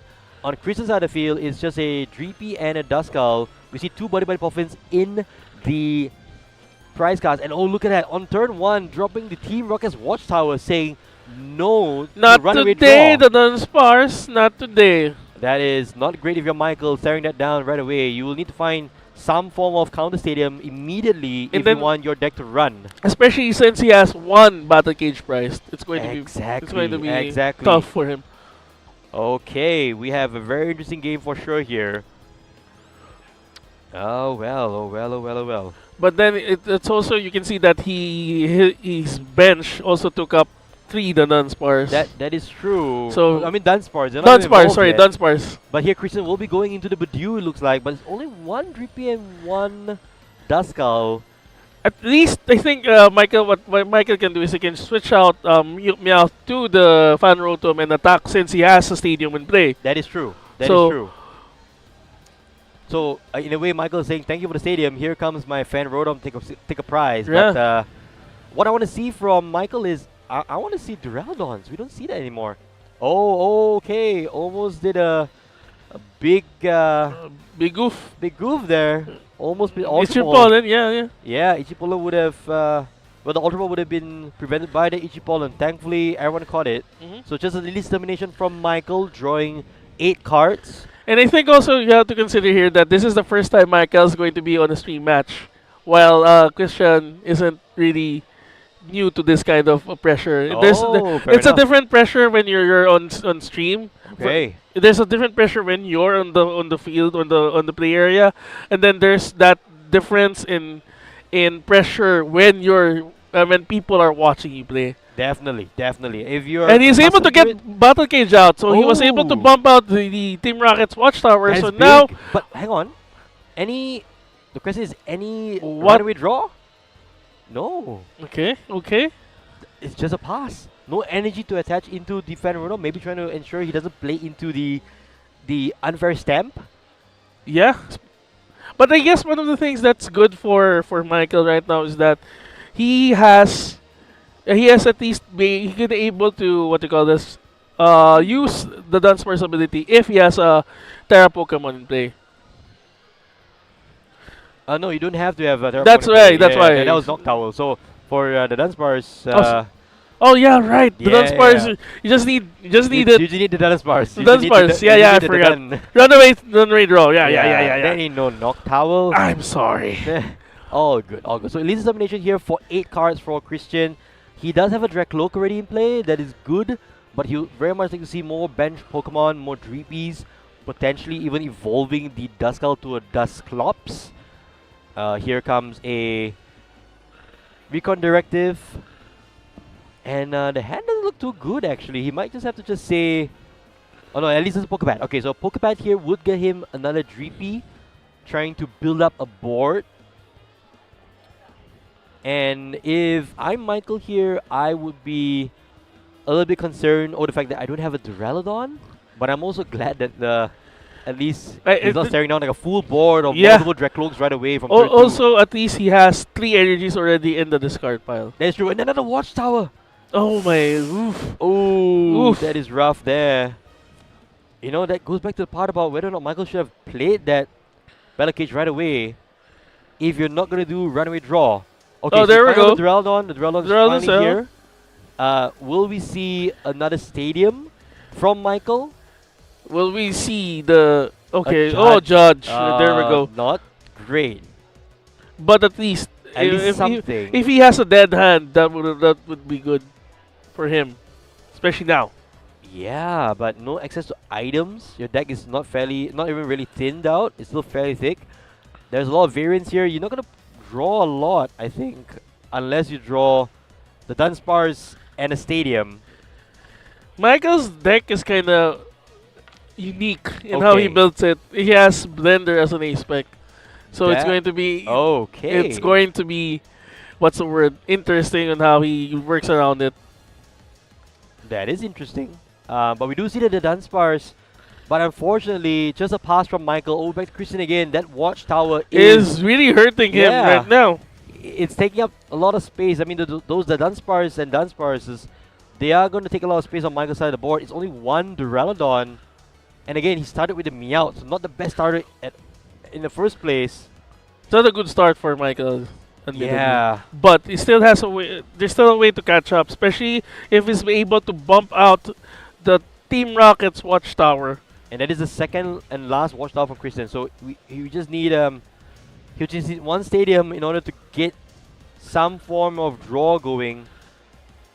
And then Christian is using Dawn to get probably another GP, a Dracloak. Oh no, I have oh no, okay, not so bad news, not so bad news. The one Battle Cage that's prized and the one Battle Cage that's in the discard pile are the only 2 Battle Cages in his deck. But he has a Jamming Tower. He has a Jamming You Tower. have to find that one. That's the only card that he has right now to bump away this final Watchtower to activate all of his Dunsparces. But Christian here is building up a very scary board. Yeah, he has We a have double Dracloaks, another Dreepy, and here comes Dragapult EX. We have seen this card all day long, and here once again in a different archetype. at least we're sure right now no Pokemon's gonna copy Phantom Dive. I knew you'd say that. So here comes the Phantom Dive, putting damage counters on the bench as well after taking a knockout on the active, and Christian is setting up a situation where he could take multiple prize cards off of the Dunsparces, or Dunspars I should say, as long as Michael isn't going to activate Runaway Draw. Yeah, so it's going to be interesting how Mike is going to catch up with this, and probably there's a way for him to catch up if he's able to at least evolve the Archaludon. Yeah, for sure. And I think the They evolved two Archaludon. yeah, but I think the biggest fear here, if your Michael, is that you want to go after those Dusclopses and Duskulls, because newsflash everybody, there is no Psyduck in Michael's deck. There is no damp. There is no dam. He's purely relying on the stadiums to No be able damp, to prevent only the- metal. Yeah, it's really just trying to go with the Battle Cage route to prevent any of those Curse Blasters. But now here, I like this play. He's going after the Duskull with Defend Rotom. He's trying to, ensure that Christian doesn't have as many Curse Blasters available. But it's just a knockout here for Michael, putting it down to 5 prizes each. But this does question- open up the unfair stand play. The question now is, aside from the what do you call this? He was able to get out of Battle Cage. Oh, gonna So get at the cage. Okay. least he's able to knock out. There is a way Well, back. remove that Team Rockets. There is a way home, but it looks like it's potentially a little too late here for Michael, because Christian is in a very strong position to take 2 prize cards yet again. And on Michael's side of the field, there are no attackers yet other than that Phantom inactive. And again, that Meowth they decided with, that is also a liability Yeah. for Michael. That's going to be painful for him, especially if Christian just bosses it in. Yeah, for sure. And I think here Christian immediately going into Dragon Ball EX, and will be announcing Phantom Dive for 2 prize cards.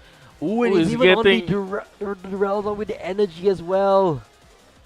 That's going to be painful. But the good thing about Duraludon is that he's able to accelerate energy with Archaludon 2 from the discard. That is true, but the only issue right here is that... That is if he gets it. Yeah, that's true, exactly. He needs to get an energy attachment onto the Duraludon, evolve it into the Archaludon, accelerate energy from the discard, hopefully evolve that last Dunsparce as well. But to be fair though... There we go. He's already bumped Oh, the hang Team on a Rockets. second. No, but that's pretty much done, because that's the only 2 cards in his hand. Oh, And if you're Christian, you're just going to boss the Archaludon and then... no, you can just boss the Meowth. Oh yeah, right. If you the can Meowth, bump the the Battle Meowth. Cage, you can. Well, to be fair, I think it's pretty much game. Yeah, so go for the active, And then and then if he has the. Wait, I'm trying to see what's happening. Judges are trying to intervene a little bit. okay. Yeah, he has to put up Archaludon or Dunsparce. And then Oh, that's the boss. boss. There it is. So There that's it is. game 1. That's Pretty much game done one. and dusted. Christian goes 1 game up against Michael, who barely got his setup going, unfortunately. Yeah, that's going to be painful. Yeah, that was not what I want to see as our Archaludon Panda. Was I mean, just we still have 2 games. We We still have 2 games. We still have 2 games. games. We hope to get up to game 3-2 as well, so that we can see more masterful Pokemon gameplay. yes. But then, what do you think Michael could have done differently? I don't think he could have done anything more differently right now with the cards that he had to play Mhm. and the way that Christian responded. Well, the only very weird thing that he could have done at the end of it was to promote the Archaludon instead of leaving the Phantom in play, but that would have just been nullified with a Dusknoir anyway. I think the game was just too far gone. Yeah, Starting me out is horrible. that's if you're the an Archaludon player. horrible start. Yeah, and then I think the main thing goes back to playing the Battle Cage before a stadium was in play. Oh, sorry. Before having the dance bars to use, he should have kept the battle cage, and then just First. fasten over, see the watchtower, bomb the first watchtower, and then have access to the dance Yeah. bars. But I think at this point, now that Michael knows the possible prize, the possible stadium that Christian has, Mm-hmm. so it's highly possible that in this game too, he'll be able to just wait on Yeah. putting down those stadiums Yes, before he gets Team Rockets out. And we see here the price cards. I think not too crazy on both sides. It looks pretty much standard. The Kieran on the left there, probably a one-off. Petrel also on Michael's side. Yeah, and on Christian's side, you have actually three cards that are important to his builds, like the one Reapy, one Dustnor, and the Badu. Yes. So it's going to be interesting how they play this out. Yep, but good news for Michael and our Sheldon fans. We will get a Fan Rhythm start in the active, which is perfect. And then being able to use the ability, the very broken ability of Colors Pokemon Fan Call to search up those three Dunsparces. Then And, he's using Ultra Ball to get what Pokemon? That's the question. I'm guessing it's going to be Duraludon or Onus going straight into the Dunsparce. Okay, so anticipating a potential Itchy Budew? Pollen right away. Mm-hmm. I think that's heads up play there from Michael. If he thinks his hand is weak and not wanting to wait a turn, he's going to go grab that anyway. He already has Duraludon in hand. so that's Duraludon in great. hand. That's great. This is great. This is a great start for Michael. Much better than Than the this last one. Yeah. So I think he could still adjust depending on how what Kishan has in hand. He could disrupt. Yes. I think that's the ideal, but then you're giving him two more extra cards. Because I think Michael has two cards in hand. That is true there. So- But one of those cards is a Dunsparce, so So are you going to risk it? you're going to risk it? Yeah, exactly. Yeah. So you know that Michael will get 3 extra cards and the card draw for that next turn. But for Christian here, going for the Body by Puffin is the play.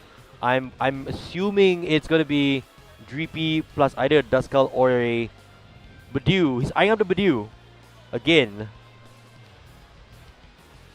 So yes, it looks like he's going to go for that line here of going back into Itchy Pollen. Such a disruptive attack. And Lily's determination on turn 1. What more could you ask for? Yeah. Such a cute Pokemon, but such a disruptive attack. The cute ones are the scarier ones. Yes! Yes. Look at Slowking. Well, no, he's not cute. He is cute, he smiles. And then try Frost at your bench. Yeah, that's true. So here comes determination again. 8 cards for Christian. for 8 cards. So how is he going to switch out the Oh, hang on, is that an Dreepy? energy card?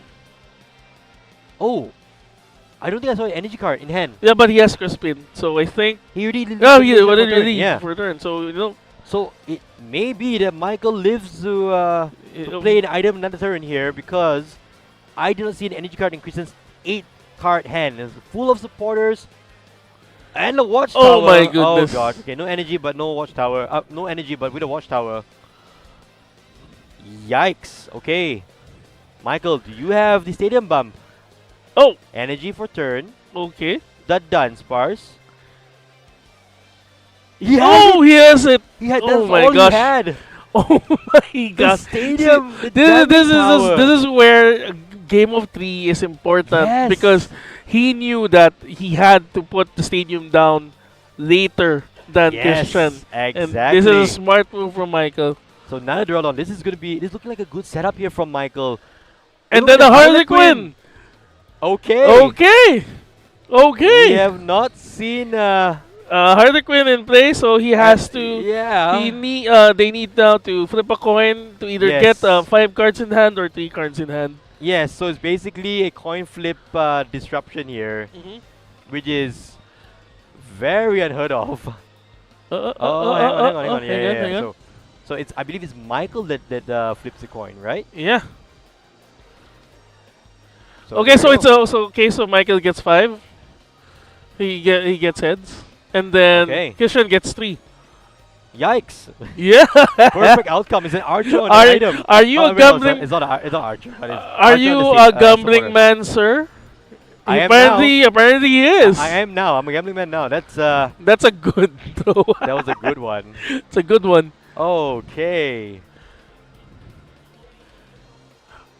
So now It's even better. There's gonna be a knockout here for Michael on Christian's repeat active, which he couldn't get out of the active. So Assault Landing will get a knockout. This is one of those things that I've noticed whenever Michael builds his deck. It's like out of the he builds it off some builds, Right? and then suddenly he puts in his His own twists, spice. his spice. Yeah. And he's been known to do that locally, and it's interesting seeing how successful he has with Archadodon. And I've seen him testing it with some of the local gym events, and now seeing him here against Dusnor and Dragapult, Yeah, yeah. it's I'm liking how he's building it now. Yeah, me too. I think it's a very cool way to play here. And Christian opposite here for the judge. Oh, so you threw me an Harlequin, I give you a judge. I give you a judge. So I don't like my 3-card hand. Let's go 4-4. I love that this is the interrupts are all over the place. Yes, indeed. So now for Christian, he does have a stronger board, I would say, because it's looking like he will have access to at least one, if not two, recon directives. There is a Pokepad. Yep, snap plate on to the bench there on that Dracloak. And it's going to be a couple of recon directives. So even though he drew 4 cards for Judge, he's going to see at least another 4 more thanks to recon directive.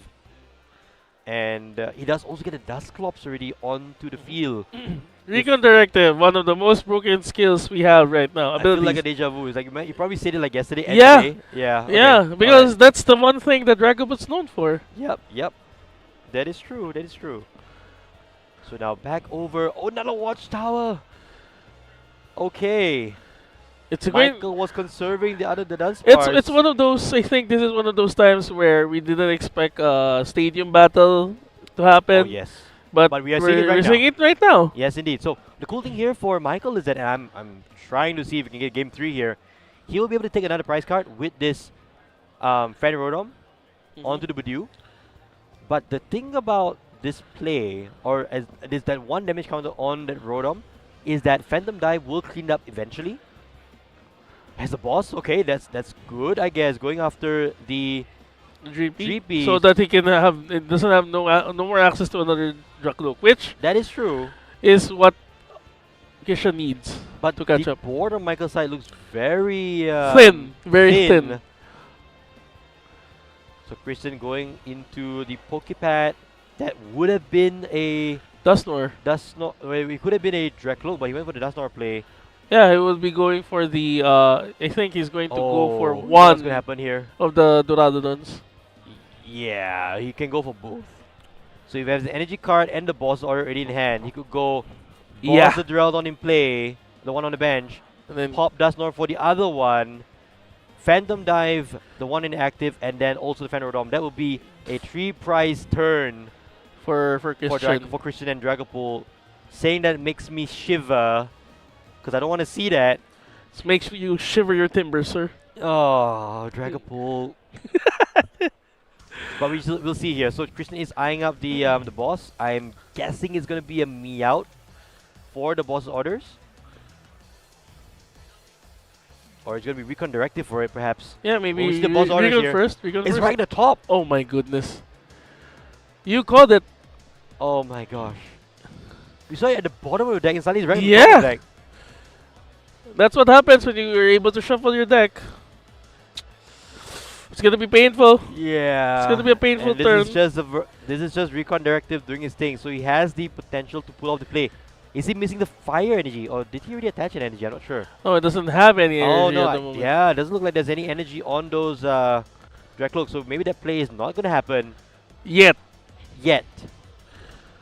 So we do see the Dustnor, and we do see the Dragapult. Psychic energy to the Dragapult. Oh, Oh, going into the Dragapult just for a Jet Headbutt for Jet 70. Headbutt. So taking at least 1 prize.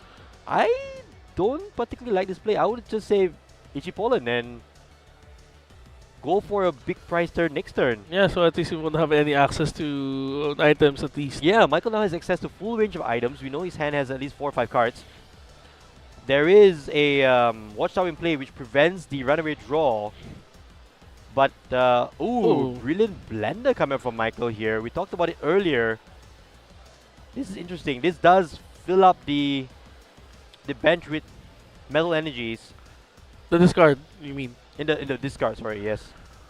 So And also it thins out his deck. If he needs to get the stadium out from the deck, he can at least have less energies to worry about to fill it up as well. that is true. Yes, this is a very interesting card to see In the a Nudge Archelon Halidon deck, right? Yeah, I played in Cerelich. Yeah. But even then, it's such a rarity. Because I now mean- we're playing Legacy Energy sometimes. I mean, this is probably the better build now post rotation. But I try not to play Blender for Zerlich because I prefer Legacy. But then, at the end of the day, he has gotten to day 2 with this. that's true. And it proves that it has merit. That is true. Don't knock it if you haven't tried it. So Now, is he going to evolve to the building Pokemon? the bridge? The bridge, The sorry. bridge. Eh, The Raldon is a skyscraper. Yeah! I forgot, I'm sorry. The bridge Pokemon. Raldon is the bridge. I keep on thinking of him as a big tower than a bridge, though. Well, in any case, here we have the Judge from Michael, another of the disruptive supporter cards that we see in the format right now. Yeah, No what Iono, but what just, would be perfect for this one is Michael gets the other stadium He to needs a bump up. stadium, so another Battle Cage or... Well, he has 2 Battle Cages, so getting a Battle Cage now is going to be amazing. Perfect. It'll be perfect It for him. prevents the Dusclops or Dusknoir, or the Dusknoir I should say, from using Curse Blast. But no, the Pheasant Oh, Deputy, that's okay. okay. He's trying to draw as many cards as possible, which is I think is good. 3 cards here from Flip the Script. Does he get something? Does he get? Oh, there we Oh, go. with He gets Archaludon, the alright. Archaludon. So we It's do a- have a attacker, and we will see if this is going to turn the tide. the tide a little bit. Well, of the I say turn the Dragapult. tide. He's actually in the lead here, but it always feels that Dragon Ball can do a lot of stuff. Yeah, that's the thing. That's Okay, the. that's good. There is another the Lance Powers within bench. If the He- Watchtower is bumped, that's going to be 6 cards Yeah. that Michael will have access to. So here comes Archaludon. The question here EX. now is he? Yeah, I think Chan can easily knock out the Archaludon with the combination of Yes. the Dusknoir and then Phantom Dive. Yes, indeed. So that's going to be a 3-price turn for Christian. It will be a 2-price turn for Christian, I believe. Because he Oh yeah, 2-price yeah, turn. 2 2-price price. There's turn. nothing on the 2-price turn. bench there anymore for Christian to pick off. But the 6 damage counters will likely be useful. To Doing some sprinkle the damage on the Pheasantipity, yes. on the Duraludon. So he can just easily boss the other Duraludon. Yes. Well, the thing is, going after the Archaludon here right now is, I want to say, not the greatest use of Phantom Dive, unless you're taking a knockout with it. So you have to go the Curse Blast route, because putting damage counters on Archaludon is never great due to Relicanth. Oh yeah, that's true. That is true. And as we look at Michael's list, there is a Black Belt's training. So any damage on Duraludon, in around 200. He can just damage or he more, can actually reach what do you call this? He can Dragapult. actually reach Dragapult, which you is can. Relicanth and then Black Belt. See, that's this why it's a spicy deck. Have you seen? Have you seen this in any of the decks we've seen online? I don't think so. No. I see this deck all the time in my room, Yeah. and it stays there because it doesn't see the light of day. But any maybe case, now we'll be able to That bring is it out true. with the deck. It's play with the Sea Slug or Land Slug. So here comes Christian with the Ultra Ball. Probably going to get another Dragapult EX. Assuming the one in front is going to go down. No, Monkey Oh, it's a Monkey Dory. Okay. No.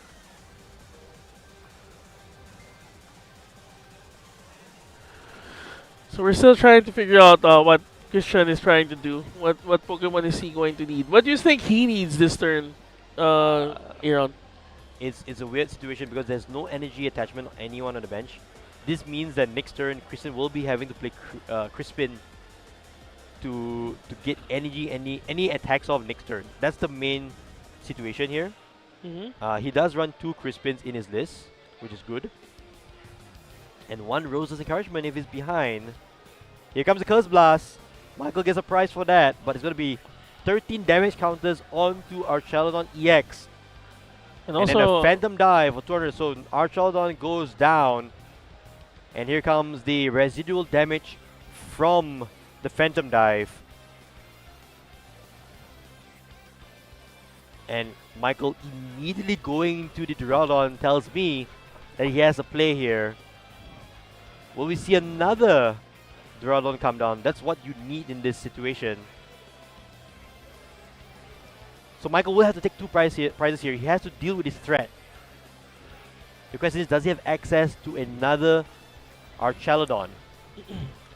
Will we see the bridge fall down on Christian, or will we see Christian bring down The bridge. the bridge, like the London Bridge? Well, Ultra Ball's here, and we see Archaludon. So at the very least, Archaludon It is still deck there. is keeping, is hanging around. Is hanging around.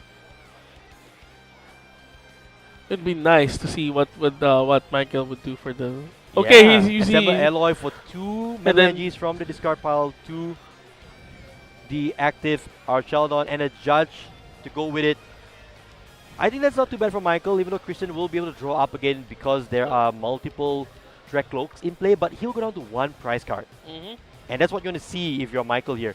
What you want to see, you know, in your hand though, is a stadium. Let's get it. Okay, flip the script. We'll Yeah, give you flip some the cards. script. And there's no immediate threat of a 3 prize turn from Christian next turn.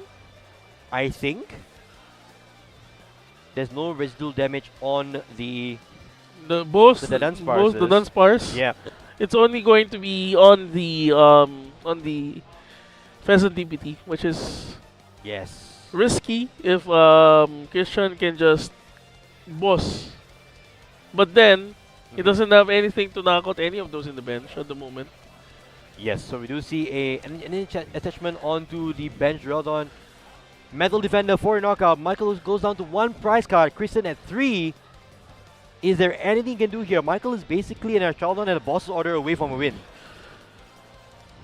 Here's where things are going to be critical for Christian. Mm-hmm. And are we going to see another game 3? Yeah, we just might.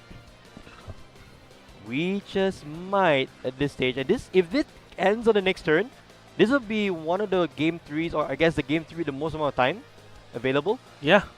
So we see here a double Pokepad, taking the deck here for Christian, getting a Dreklo, getting a Monkey Dory. But that's not what you want to see here. You want to see Crispin or Rosa's Encouragement, but you will need a Dragapult first. You got a Dragapult, okay. Dragapult is there. Do you see a Crispin or a Rosa's Encouragement? If not, I don't think I see it. I see a boss and the lilies in hand. I don't think he's gotten the Crispin or the Rosa's Encouragement. Oh, there it is. There it is. It's right in the back. Crispin is there. Does he have energy though? Oh, hang on a second. He's short. Okay, I'm guessing there's a psychic in Yes, hand. a psychic in I hand. think we saw it earlier. There should be a psychic in hand. So Christian will get a chance to get an attack on. Would be able to Phantom Dive one. Yes, but it's not a knockout though. Yeah. And you're gonna put 250 damage on an Archaludon? That's scary. That's really That scary. is really scary. So Chris is on the back foot here. Michael being able to show the power of Archaludon. He just needs to have at least Pokepad in hand to get a Relicanth. That's it. All you need is the fish. Yeah. You just need the fish, and if you have it, you have it. Christian attacking. If Are you though? teach a man to fish. Oh, he has a boss in hand. Oh, he doesn't have to. He Michael just has the needs boss in hand. to. So Yeah, he going just to game need. 3. Yeah, this has been a great day for Pokemon TCG. It We're has getting been. we're getting our money's worth for 3 games of having game 3. And we have, yeah, as you mentioned earlier, the one we had the longest time for game 3 with 18 minutes on the clock for Yeah. the setup. Yeah, definitely. I think players are getting very used to the format right now. And we're going to see a very fun game 3. Yeah, You know, don't count the bridge out. The bridge is still strong. yeah. Standing strong. London Bridge is still there. I mean, I mean, great job to both players. It's 1-1 Yeah, right now. and We're at gonna have a least- game 3. at least we won't be seeing any Pokemon using Phantom Dive to Mhm. knock out the Dragapult. That but- is true. That is true. But we're seeing a fish. We're seeing a fish. We're seeing a fish being able to boost the attacks of I've not seen it yet though. yeah, We're not well, seeing it yet. we haven't seen it yet, but That could happen. We don't know. So what do you think is the game plan here if you're Christian? What do you want to see in your opening hand? What are you going to do to prevent that sort of turn or that sort of game from Michael? I don't think I have enough experience using Dragapult to be able to say, but I Okay. guess it's going to be he needs to start off once again with Badu as a start, and then have his bench full with the Dreepies. Yep. And I think it's more of he needs to not give damage to the Duraludon and make sure that at least Yes. if he's going to hit with the Duraludon, it's a knockout. Yeah, that's for sure. That's for sure. And I think it's also come down to the point there that Michael has a very sensitive board. One watchtower and he's out of it. So Yeah. even in this situation in the game 2, even though he won it, those the dance bars are just on the bench. Actually, one of the things that I haven't seen Mhm. Michael use. Don't say Mega Mawile. No, not Okay. Mega Mawile. It's Repel. He has Repel. That was a secret card. Oh, sorry. You don't say that. No, it's Mega Mawile. It's Mega Mega Mawile. It's Mawile. Mega Mawile. Yeah, but okay, since we have the list, let's talk about it. We have 2 repels in the list here from Michael, which is if you have played Escape Rope back in the day, Yeah. it's a one-sided escape rope. You're just saying to your opponent, move your active Pokemon back to your bench and just give me something else. Yeah. In that scenario earlier, if Michael didn't have the boss order, a repel would have also There worked. would have Repel would have also Yeah, worked. so if Yeah. you had a and repel in hand, it's if you- one of those things that I think this regulation or at least this rotation has is that we're reliant on the boss's orders for and there you gusting. see the repel right there. There we go. It I was a manifested price it on the wrong area. card. Okay, so we're seeing another typical start with Michael and also Christian with Fan Rotom and GP as their active Pokemon. Yes, it is. So we will see a fan call coming from Michael. He has started Defend Rotom in all 3 games. I should say though, we did see the Meowth in the prize cards from Michael. That is the only Meowth he has. Oh, he has a Stadium as well. Going after the Dreepy. Oh. The energy on top. That's good. Okay, it's going to be a bit more aggressive, This I is think. good here from Michael, I think. It doesn't matter at this point if Christian puts down another stadium because Fan Rotom's just gonna do Fan Rotom things and attack. Yeah, and he chose not to go for the fan call. Yeah. He Oh, doesn't. He He don't- doesn't. He doesn't give any free prizes to Christian. I think he has given up on putting down the land snails but and then just focus it on does- Duraludon. It does put him at a disadvantage because there's going to be 5 cards in the deck, Right. which are just empty space. He's going to draw into those cards and not have anything to do. I would have thinned at least a couple of dance parses and then force Christian to have to play, the Team Rocket's Watchtower. If not, Michael gets free draws. Actually, yeah. The idea here is if you don't want to use certain cards in your deck, you just want them out so that when you draw into your top deck, Exactly. you can get it clearly out of the way. That is true. So for Christian here, he has gone into double Duskulls with the extra 3P already on the bench here. Oh. And yeah. Somebody wants to blow things up. And meanwhile, somebody also wants to fan things up. He wants to land on something. So Yeah. right now, just Ichipollen here from Christian. Michael, not sure if he's Oh, wow. going to regret not benching those Dunsparces, or Dunsparces I should say. Is he going to go? Oh, he's Oh, going another to boss orders. He has double boss orders. Take out another knockout. Oh, Two prizes right away. they're wow. This is like a beat 'em up game. This is just my goodness. And there's no need for Michael to play items. He Yeah, just played 2 it boss just orders. yeah, just I don't care. I'm just gonna hit you. Why? And just so you know, it's just for everyone at home to figure out as well. Michael runs 4 bosses orders Yes, and 2 repels. it doesn't care. He doesn't want your active Pokemon there. And this is interesting as well because one of the things that power Mega Mawile is if you are able to draw more cards, your gobble down attack becomes stronger. Yeah, You draw more it prize can cards, I should say. it can knock out even a Dragapult. Exactly. So for Michael here, he's sitting easy. He's drawn 2 prize cards. He's likely in a good situation to draw more. Yeah, this is where things are going to be iffy for Christian because one of the weaknesses, I guess, of Dragapult is that it needs time to set up.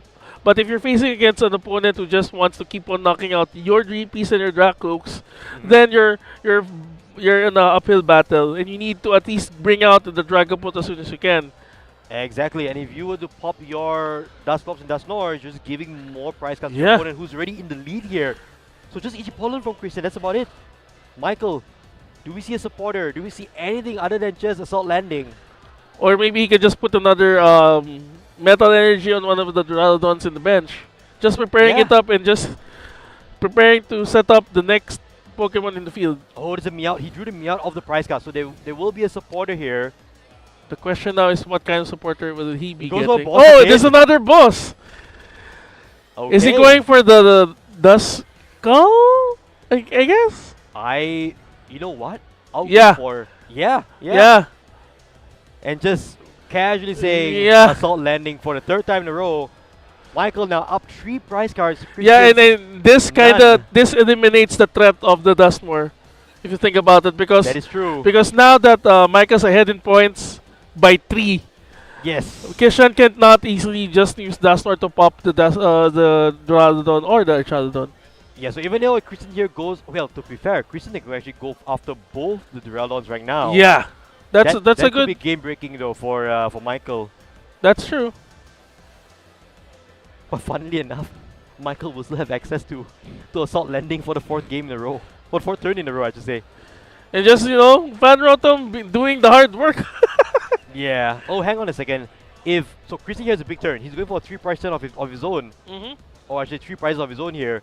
Because he could go for the boss onto the benched Duraludon and then also knock out the Fanrodom and leave Michael with only the Meowth in play. Yeah. But if Michael gets down the Mega Mawile with an energy attachment, that's game. That's game. That's game. game. There's no way for Christian to prevent 2 prizes, but he does get the boss. Okay, it's gonna be huge Okay. here. Okay. Phantom Dive will take 3 prize cards this turn. Well, not 3 prize cards, but in total will be 3 prizes for Christian as well. Michael down to 2 with just a lone Meowth. This is, I think, where the aggression is going to bite Michael in the butt. Well, if he benches If the he Mega Mawile with an he- energy, At least he puts down the Mega Mawile and a Duraludon to accelerate energy. that is true. That's So going to what be. does Michael have? He does have access to his items now, but it's just a lone Meowth. And this is where probably the Dunsparces would have been useful. Yeah. If he had the Dunsparces in play, you could have been able to draw more cards. You can actually use Repel here if you think about it. Oh no, he's using it. Ass. Oh, there you go. Christian, pick it up. Read what that card means. Read the card, explains the card. So, but Repel he wouldn't do much because the Bidooz has free retreat, right? Yeah. So it doesn't really matter here. But Michael is going to Duraludon, the 3rd one we've seen so far, but no Archaludons yet. And he has how many? He has 4. He has 4. He has 4. He has 4. So I What think he could. are What we he gonna can see do. here? What he can do right now is just set up the another 2 Duraludons, Yes. so that if ever Christian decides to boss one of them, he has one more, so that he can evolve the next turn. That is true. And he is in a spitting distance of using Mega Mawile to evolve. Another Ultra Ball here with another Repel. So both Repels are gone here. He's down to the final boss's orders in a deck. So scary. Which is going to be key here because the Serendipity is that 2 prizes that could win Michael the game and the series. Yes. So Michael goes for the double Duraludon. Like you called it, this is the play. Because now Kishan has to decide. It just passes. This is going to be real close here. We have enough time to see this game out, I think. But This what is the. Christian I do think here? this is the first time we'll be seeing a game done within time. Yeah, and, and, so back and- of Michael's boss's orders. But then this is just exciting. It's just Mhm. I don't care anymore. I'm just gonna beat up. See, look, Kishan has boss. He's now deciding which Duraludon is he going to put in the bench. Yes, so boss order played here, going after the Duraludon. Does Michael have everything in hand? If Michael has Energy Archaludon boss, that is game. Mm-hmm. Rose doesn't encourage. Oh no, this is a Ultra Ball for. What do you get here? What do you get here as Christian? Another Badoo? Just thinning the deck, I guess? Oh, Out. Okay. yeah. Yes, that could be a lot of things. Oh, hang on. There we go. Okay. And this is And just Phantom Dive, casually Christian announcing it and putting damage counters on the board. Michael has 1 turn left, I would think. it's make or break. Oh, hang on a second. Hang on a second. Make or break. He has a Mega Mawile. Oh my gosh. Petrel? I Petrel. think he sees it. I think he sees the line. Hang on a second. Wait, he's gonna use Blender. He's gonna use Blender. What are you blending for? The Duraludon. He's gonna put the Duraludon, the energies, and then if he has Stretcher in hand. Yes. So there's the energy Okay, from energy from the hand. Okay, okay. Okay, I think we have it. Do we have it? Wait. Our Chalon here. We're seeing a gobble down. We're so Oh my gosh! Oh my gosh, that was a good one. gobble down for game. Michael takes the win with our Yeah, oh my Telephone. gosh. I told you. I'm loving how our stream matches are coming out in such a way that we're not expecting them. Yes, indeed. Oh my goodness. It was a nail bite of a game, but Mega Mawile has taken down Dragapult. Yeah, how does it feel how does it feel like is it time for you to bring out the Archaeodon from your from your room and use it? Yeah. It is time. You got inspired. You I'm got inspired. Hey, you don't even need the dance bars. Yeah. You just need 4 bosses orders. Yeah, just need 4 bosses orders and just boss whatever I need and then Exactly. just knock out. And you called it as well. The last Curse Blast that was used was the reason why Gobbledon had the fuel Yeah. to get that knockout. Super close game from both our players. So commiserations, of course, to Christian for going this far. But It's been an exciting series of matches for definitely, us they here. both played really well. Both players played amazingly well. But Michael edged it out Yeah. with our Sheldon, Mega Mawile, the Dunsparce. Who would have thought? Who would have thought? Who would have thought? Not me. Yeah. But it was an amazing series, for sure. I'm having flashbacks from Okay. last PBL where I saw one of our players using Ceruledge and I had Ceruledge in my room, not using it. So it's like you with our Archaeodon, me with Ceruledge, and now you're inspired to use our Archaeodon again. And I It's was time. inspired to use Ceruledge back then. It's time. And I just want to say also the crowd here, they're going wild. Everyone's just super excited. Everyone's just clapping and cheering for our Sheldon. Pretty much a rogue deck at this point. Yeah, right? yeah, it is, So it is. If you're not here, where are you? Why aren't you here?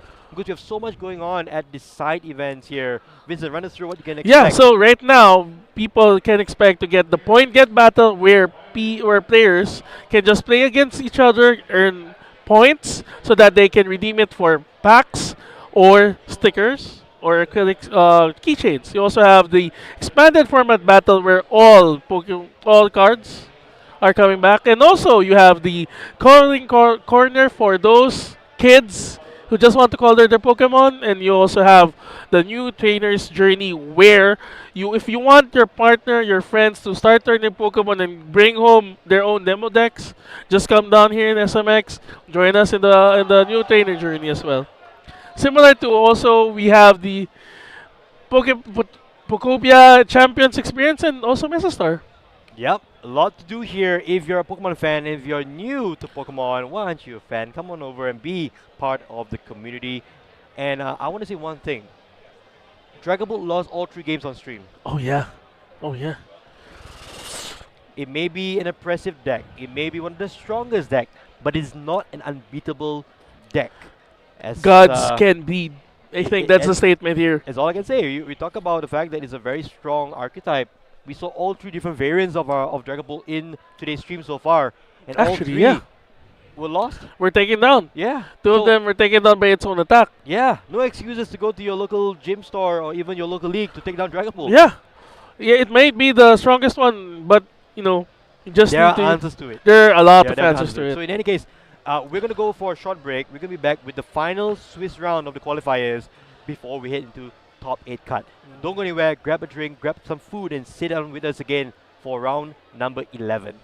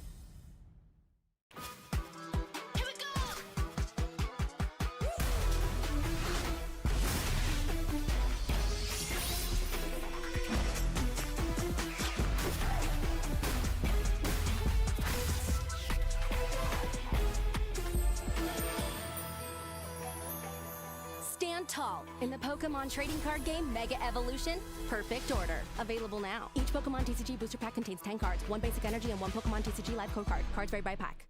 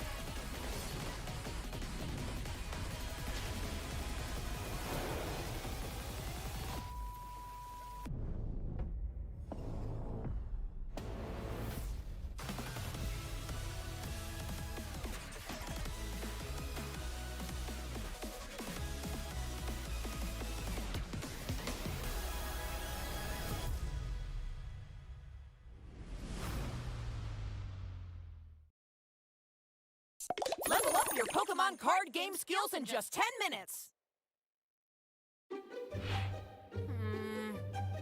I'm not sure how this card works. Is there something wrong? Professor Pokecard! Ren, if it's a Pokemon card problem you have, I can probably help. Since you were the one who taught me how to play the game, I've done a good job collecting cards, but cards like stadiums or Pokemon tools are still a bit confusing to me. How do they work? I see. Well, it sounds like it's time for you to learn more about rules and cards and get your Pokemon skills to the next level. All right, I'm in. Here are the 5 points we'll learn about today.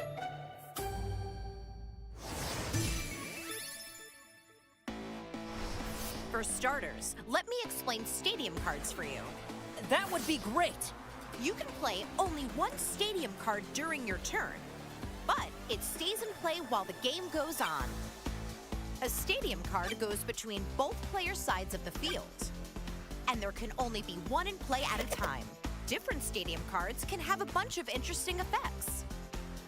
Like increasing my damage or letting me pull a Pokemon from my deck. Not just you, actually. Both players can use the stadium in play, and that's what's special about them. I see, so it works for both me and my opponent. When a new stadium card is played, the previous one goes into the discard pile. By the way, you cannot play a stadium that has the same name as the one currently in play. That's an important detail. I'm gonna write that down.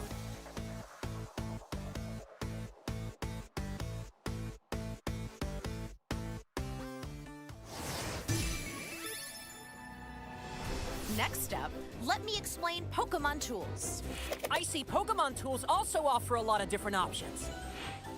A Pokemon tool can be attached to one of your Pokemon in play. Only one tool per Pokemon.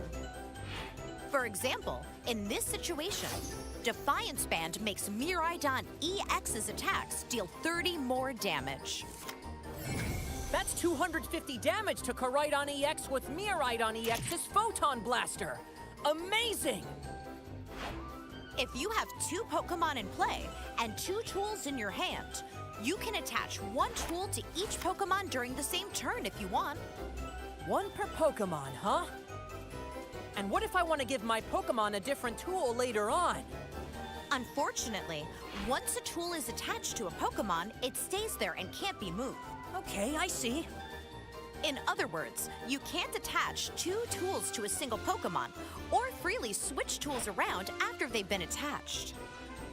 Oh, that makes sense. All the more reason to carefully think about what tool to attach to which Pokemon to get the upper hand in battle. By the way, if your Pokemon gets knocked out, its Pokemon tool gets discarded as well. Better write that down too. And that's everything you need to know about Pokemon tools.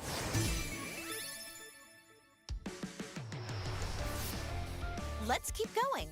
Next, I'll teach you about retreating, a great way to deny your opponent prize cards.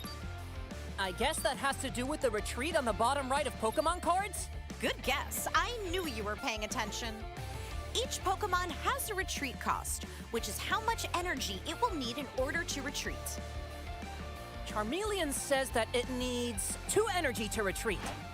Once per turn, you can pay your active Pokemon retreat cost by discarding that much energy from it and switch it with one of your benched Pokemon. Now, what if your active Pokemon is this Cyclizar? Hey, wait! There's no energy next to the word retreat on this card. Indeed. Some cards don't have any energy in their retreat cost. That means you can switch them with a benched Pokemon without discarding any energy. But tell me, how exactly do you decide which benched Pokemon to switch into when retreating? Good question. It's usually a good idea to send a Pokemon with high HP that will be hard to knock out, or a Pokemon you've been preparing on your bench that is now ready to dish out some strong attacks. I get it now! By the way, what do I do if I don't have any Pokemon on my bench? Well, in that case, your Pokemon can't retreat. On that note, if your active Pokemon gets knocked out while you don't have any benched Pokemon, you will be out of Pokemon and your opponent will win immediately, even if they still had prize cards to take. Wow, I better make sure that I always have Pokemon on my bench then.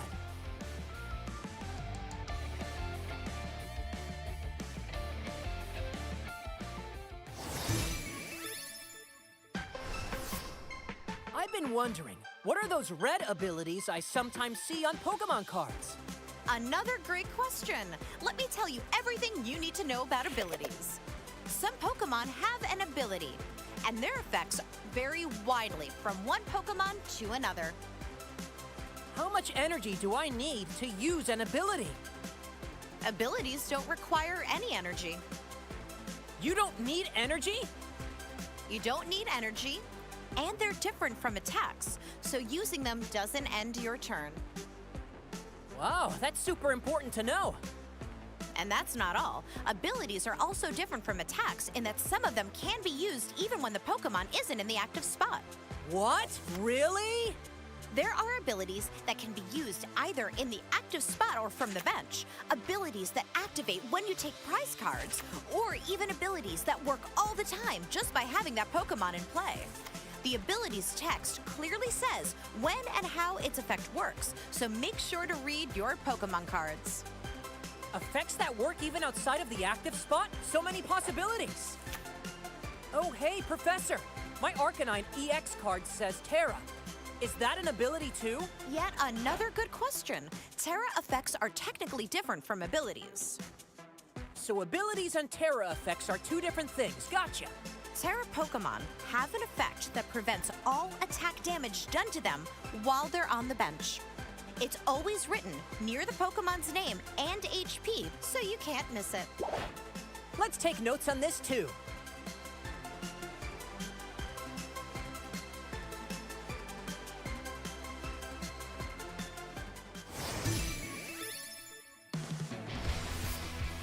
Almost there.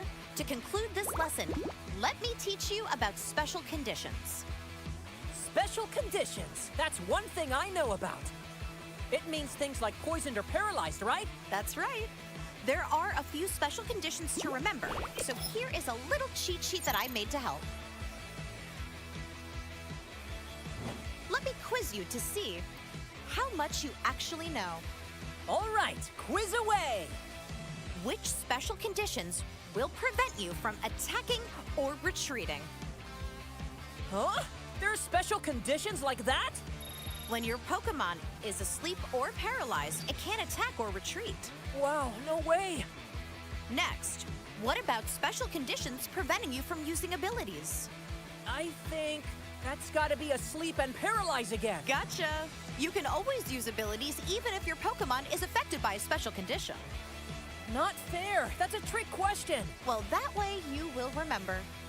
By the way, it says a Pokemon must be turned counterclockwise when it's asleep and clockwise when it's paralyzed. What if it's both at once? Ooh, that's a clever question. In fact, asleep, paralyzed, and confused do not stack. A Pokemon can only have one of those 3. If a Pokemon that was already paralyzed is hit with an effect that makes it asleep, the new status condition replaces the previous one. Noted. Asleep, paralyzed, and confused do not stack. By the way, there are 2 ways to make your Pokemon recover from any special condition. Do you know how? I know a Pokemon recovers if it's moved to the bench, but what's the other one?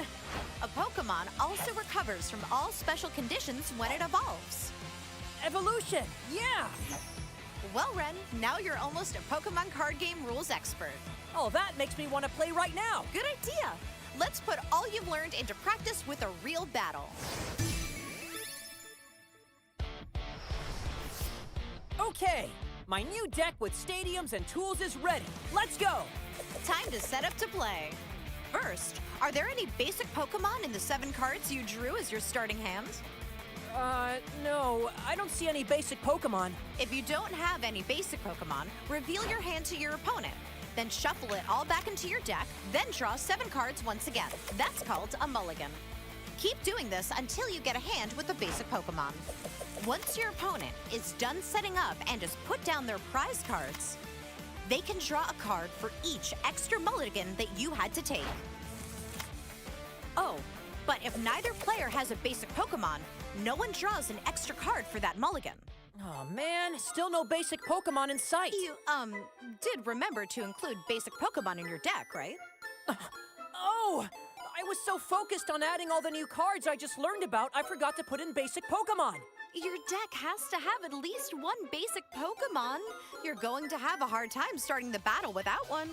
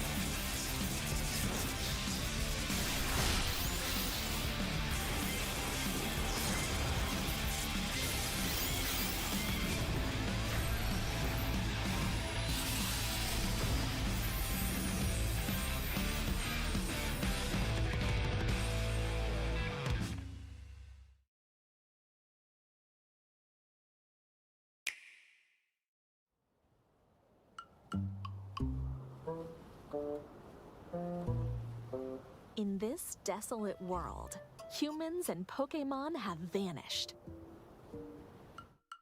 Oh, a Ditto transformed to look like a human. And a unique-looking Tangrowth. They decided to build a new town.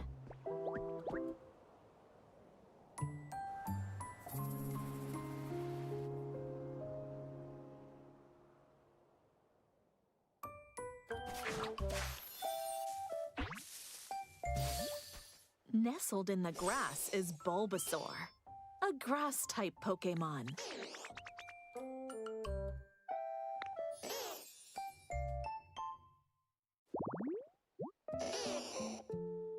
Pokémon will appear in their preferred habitats. Ditto can learn moves from Pokémon it meets, refresh and enrich the land, and open up new paths. As nature flourishes, so will the Pokémon. Ditto's also quite handy. Gather materials and use them to create all sorts of items. Till the fields, grow crops, and build houses for Pokémon. There's so much to do here. Pokémon may also have unique requests. Looks like Squirtle wants to go somewhere, and Riolu seems pretty hungry. Pokémon stuck in harsh environments also need your help. So work together with other Pokémon to complete these requests. And your world will become even livelier. What more adventures await.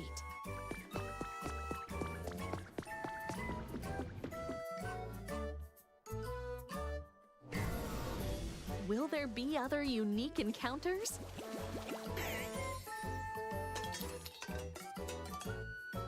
What kind of life will you make?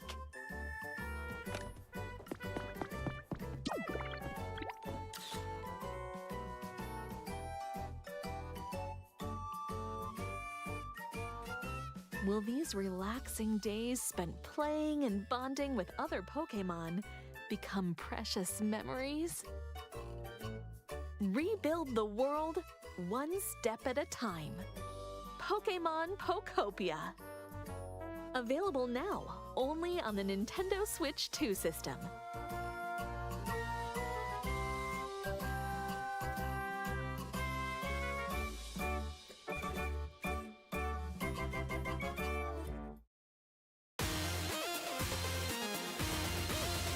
Here we go!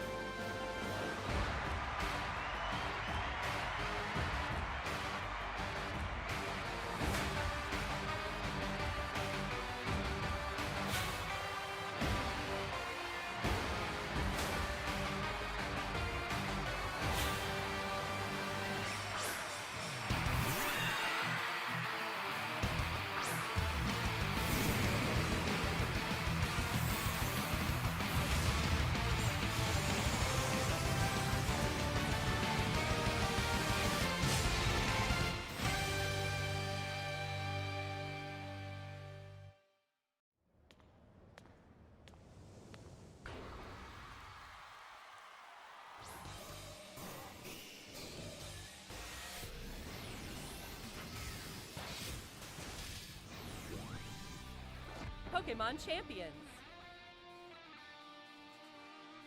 In this title, you can enjoy the battles you know and love from the Pokémon series on your Nintendo Switch or mobile device. You can invite your previous Pokémon partners to join the action by linking with Pokémon Home, or you can find new partners to battle alongside you right away from within Pokémon Champions. You can recruit Pokémon to your team to battle alongside you. It's up to you which Pokémon to choose. Recruit Pokémon you're interested in and form a team. Then it's finally time for Pokémon battles.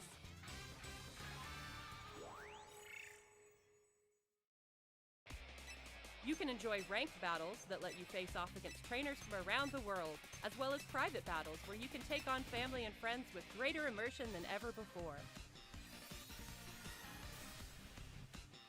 Take on thrilling matches in single battles and double battles. Finally, we'd like to introduce you to a new way to raise Pokémon that lets you enjoy battles even more. Pokémon Champions offers ways to make raising your Pokémon more flexible and convenient than ever. Teach your Pokémon moves that interest you, then train your Pokémon to make the most of them. Recruit and train to easily enjoy Pokémon battling. bringing Pokemon battles to everyone. Pokémon Champions. Planned to release in 2026.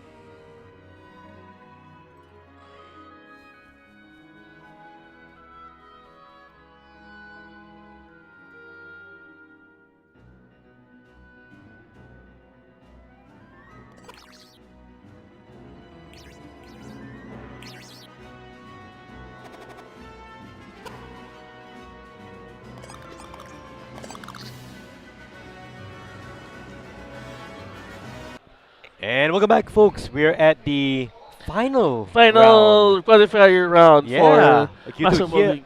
here in Sunny Manila at the SFX Convention Center. We are at the final day 2 qualifier round to determine who goes into top cut at the Master Ball League Philippines. Aaron Mitchell here, Vincent Hausan, and I'm excited I'm because actually also excited. we have something unique. Yes, it's a deck that we haven't seen or even casted or thought of. We've never thought about it. And yet it's here. And I think it's going to be an interesting matchup for everyone watching. I'm going to say it out loud. If we both choose this deck to make it into top cut, I wouldn't fault you. I Yeah, wouldn't fault myself. because it's so unique. It the is. deck is It the deck is. is so unique that we can't just what's the word? I'm even at a loss for words because this deck is so unique that you just have to give praise to the guy who brought it this far. And they're in the running still for top 8. Yes, exactly. So there's still a chance for 8 of these players to go top 8. It's not some fringe deck we're talking about. It is Bronzong. Bronzong. Bronzong. One of the things that's unique about the Bronzong is the Evolution Jammer. Mhm. It's only 30 damage. Its base damage is 30, but Bronzong doesn't allow the opponent to evolve their Pokemon, and that's That going is to be interesting. important, Yes. especially now. Yes, indeed. And on the opposite side, we have Mega Lucario. So you might not even see a Mega Lucario because of Evolution Jammer. That's the That's the situation we thing. have That's right the now. thing. And here's the thing. Mega Lucario is weak against Bronzong, and Bronzong is psychic. Well, Well, this is going to be interesting. Yeah. I think, Vincent, we have never thought about this particular deck. We did see this deck yesterday. we were thinking, okay, maybe it's gonna do well. We don't know. But it Actually, looks like I'll be honest with you. Okay. Since I've been trying to build up my own Mega Clefable EX deck, I've alright. actually thought of putting Bronzong into it as part of the second attacker for that. And that's Okay. but then that's for Mega Clefable Okay. EX, not this way. Fair enough. So Fair enough. it's going to be fun. It's going to be exciting to see how it's going to fare against the Mega Lucario, one of the faces of the new meta right So now. it's gonna talk me through this matchup. We're gonna have Pokemon on both sides. Bronzong is the evolution Pokemon. Yes, stage 1 It wants to evolve to prevent the opponent to not evolve. to not evolve. Yeah, to prevent the opponent to evolve. The person going first will have a huge advantage. Yes, Right? yes. So imagine I go first as a Mega Lucario player. I get up my Mega Lucario. I'm just gonna sweep the game. But on the flip side, if I am Bronzong player and I play Bronzong before my opponent gets any evolutions, Then I'll be That's it. forever. I'll be forever Ariolu or Makuhita or. well, there's whatever. still Soul Rocks in play. You could use Soul Rock to try and do some damage. Yeah. And the thing is, with Solrock's attack, you don't have to worry about the The resistance on the Bronzong. Yeah, and then you Exactly, also have exactly. Power Up Pro. Premium Power Pro. Yep, you could Premium Power use Pro. you could use the Soul Rock to balance the matchup a little bit, but it's not the way Mega Lucario wants to play, but it may have to in Yes, this matchup. especially in this matchup. Yes. So it's going to. I think if last round it was a stadium battle. Mhm. Now I think it's going to be who goes first. Indeed. Is going to indeed. be the And we're still in the advantage. best of 3, right? So the Yes. best of 3 will matter here. The player going first, the player evolving first, and the player getting prizes first. It's all going to matter here. And this is potentially winning into top cut. Yeah, and we're going to have to see how the experience between the both players Mhm. are going to come in. We have Jason, who's piloting the Bronzong from Team Kachi, and then you have Kenneth, who is from Team HG, one of the provincial teams that we have. Right, right. So it's going to be interesting. There's how Kenneth reacts to Bronzong, since this is such a weird Pokemon to face against in this meta that you Mhm, don't mhm. I don't think anybody has prepared for this. Even I haven't prepared for it, and I love my fringe decks. And excuse me, because I've not actually seen the Bronzong card. Oh really? I have maybe just glanced at it once. Well, We don't have a card in the format that can prevent the effect, right? There's Yeah. no way to remove the effect from the player, for what I understand. except Badu, Except and that's Badu. Badu. Yeah, but then Bronzong, who would have thought Bronzong is relevant? And not the same Ichipolo and Badu. Yeah, It's a different one. yeah, there's a different one. It's going to be interesting how things are going to end up. This is a very unique situation we have, a unique opportunity for those of you at home to watch this this match. And we have players already setting up already here. Yeah, And to be fair, I'm all for it because it's something new. yeah, You've never something seen. unique. And we'll walk you through as best we can, and we're gonna enjoy this matchup together between Bronzong and Mega Lucario EX. So I we're didn't expect this at all. So yeah, I'm just. It's kind of weird how we're going to think about the matchups and all Yeah. that. And I don't know. We're still waiting for the full deck list since we're trying to figure out also what are the other support Pokemons that Bronzong's gonna come in. What Yes. are other? I mean, the Mega Lucario we expect Solrock, Lunatone, Hariyama, Of course, Makuhita, of of course. But then Mhm. the question is how or what are the support Pokemons that Yes. Bronzong is gonna come in? I think, based from what I've seen or what I've heard so far, I think he also has Frostlass. Oh, okay. So that who is very knows? interesting. Frostlass is part of the deck. Frostlass part of the deck. I'm not sure if it's Mega Frostlass EX Alright, or it's alright. just Frostlass, but then it's going to be painful for at least for Mega Lucario, especially with the Lunatone Yes. getting ticks of damage per Yes. turn if he has Frostlass there. Well, we just have to see what happens here. We are at pretty much the final match of the qualifiers. Yes, and Both then these players want to book their place in top 8 for, for all the perks that come with top 8, Mhm. right? A chance of being the Master Ball League champion, a chance at a Worlds invite, points for your Worlds invite, and of course bragging right to say, hey, I Yeah. was top 8, yeah, So there's a lot going on here. I think it's a testament to the variety of decks in this format here that we're seeing, but also to the Philippines Pokemon TCG community. Yeah, We feature so many different decks. Yes, We feature 3 different Dragon Ball variants, and that is as interesting as it can get. You know, Yes. and they all lost, and then we vowed not to put our Dragon Ball on the stream, but we got Bronzong instead. yeah. You know, and we still get the Mega Lucario, which is a pick that people will resonate towards.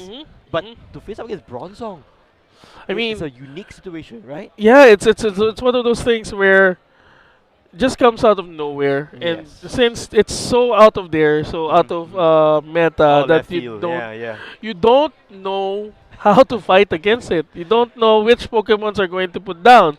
So I think here also for Kenneth, it's going to important the round 1 is for him. Mm-hmm. And this is where I think the advantage of having these kinds of decks like Bronzong lose their advantage for a best of 3 match. Oh, that's Because true. if it's a best of 1, the person needs to adjust on the game, not before the game starts. That's true. Before the that's next true. game. And now we're into it. On the left, Jason with Do with the Bronzong deck on the left, and on the right, Kenneth with the Mega Lucario deck. We saw Badu and Latias on the left, and yes, this is a Snorunt. Yeah. Couple of Snorunts here from Jason. Kenneth with the Riolu start, and and look at this. It looks like Jason went first, but did not get a Bronzor into play. yes. So it's pretty much reset. Kenneth has the ability to now evolve, Mm-hmm. which is going to be interesting to say the least. It's going to be important how Jason would adjust his strategy without getting his key card out. Yes, yes, indeed. But for Kenneth here, double fighting Gong right off the bat. Lunatone and Solrock onto the bench, which is good. That are your support Pokemon in this matchup, in any matchup to be fair. And now we have to see if are still waiting to confirm the deck list that most players have, but then Snorunt's Yes. there. But we're expecting either a Frostlass that has the Winter Veil ability, Potentially, Potentially. yes. or the Mega Frostlass EX. So Yeah. I would think he probably will run both in this matchup. thank you. And we're going to see if... I was going to say, do we get Makuhita or even more Riolus down? Kenneth is going all the way for the perfect turn 1 setup. Right. And now, he's going to say, hey, if you're not going to let me evolve, I'm going to just... If you're not going to let me evolve later on with that Bronzong, I'm just going to ensure that I have everything I need by turn 2. Okay, so we have in our hands Jason's list, and I see that it's not just Bronzong, but he also has Bronzong. It's a key card for the deck. but he has other support Pokemons that can hit like a truck. So walk us through it. What is Jason's deck? Jason's deck is interesting. All right. He has a Mega Starmie and also a Mega Frostlass EX as part of the options for his other attackers for his support Pokemon as well. So, hold up. We have Mega Starmie. We have Mega Frostlass. and Red Bronzong. Yeah, Interesting stuff. it's very interesting. And actually, I know that he was already playing around with this deck prior to the MBL because he brought something like this to one of our UBL matches.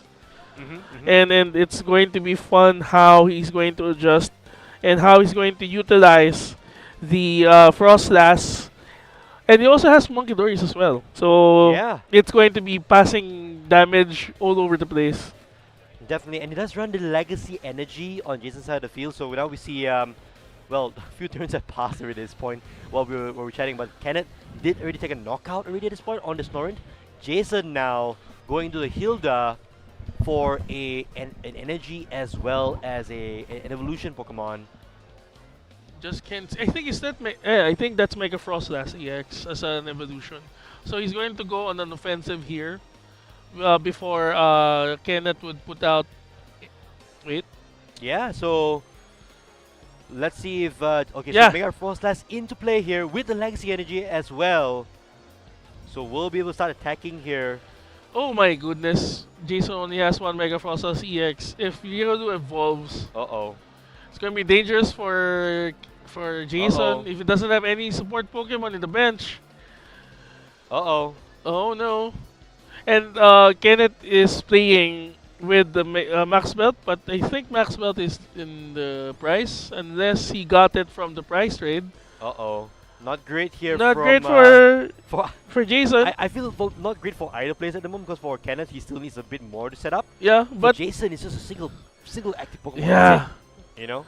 But then the thing is, it's scarier for Jason because Mega Lucario can knock out Frostlass EX. Yeah, that's true here. The question now is how many cards does he have in hand, or will Kenneth be able to set up his field to knock out the scary Mega Frostlass EX in the Yes, in the indeed. Mega Attack Rare version as well. I really find it so the designs for the Mega Attack Rares are so cool. With That is with true, the yes. Japanese text as in front of them. Yeah, I enjoy that as well, and it's quite accessible to players, you know, Yeah. which is good. For Kenneth side, I feel here discarding the Gravy Mountain. You're not gonna need that in this matchup. There are no stage 2s in Jason's deck. Kenneth now has the Watchtower in play, but that's also not gonna come into effect for anything. Yeah, because it doesn't. They don't have anything at all to Well, it can block the Meowth. So yeah, not that's a too Meowth. bad, The Meowth, yeah. the Meowth, the Meowth. I think quite a few key cards here for Kenneth is being able to use the Mega Brave attack with Pre and Power Pros, and he's doesn't have it yet. I think he doesn't have the knockout yet because if he Doesn't had it, have. he'd probably be playing much quicker. Yeah. So Kenneth likely going to set up a couple attackers. Oh, he has double. That's the energy. Oh, he's fishing for the energy. Oh. He's fishing for the final energy he needs to take a one-hit knockout here, I believe. My goodness, it's so scary. So dangerous for Oh, Jason boy. at the moment. Not a good start for Jason. No, not at all. It doesn't matter if you have legacy energy. Yeah. You're going to be donked here for the most part. With only one Pokemon in play. Let's see. Will we see the energy off the top of the deck? 4 cards. But I think Kenneth already attached this turn. Did he? Yeah, he did with the Mega Lucario. I- So Jason I lives to don't fight think another. so. Really? I know he did. Okay, if he didn't, fine. Oh? Yeah, he's gonna Aura Okay, Jab okay, this so turn. Aura Jab. Alrighty. My bad. But it's okay. I was thinking that the attachment was ready from the previous turn. But then still, Jason is in a precarious situation since he only has 4 cards in hand. He doesn't have anything in the bench. If he doesn't put any Pokemon in the bench prior to this turn, And the well, judge after here this is, turn. and the judge here is going to disrupt that hand. Yes. Meanwhile, Kenneth is sitting pretty since he has Lunatone and Zorak on the bench. Yes, indeed. So what Jason needs to do is he needs to pray and get a basic Puffin. Pokemon. Okay, so Okay, we have a there we go. Snorunt And a a Puffin. There we Okay, go. There we And go. there you There we go. He also needs to bump that stadium.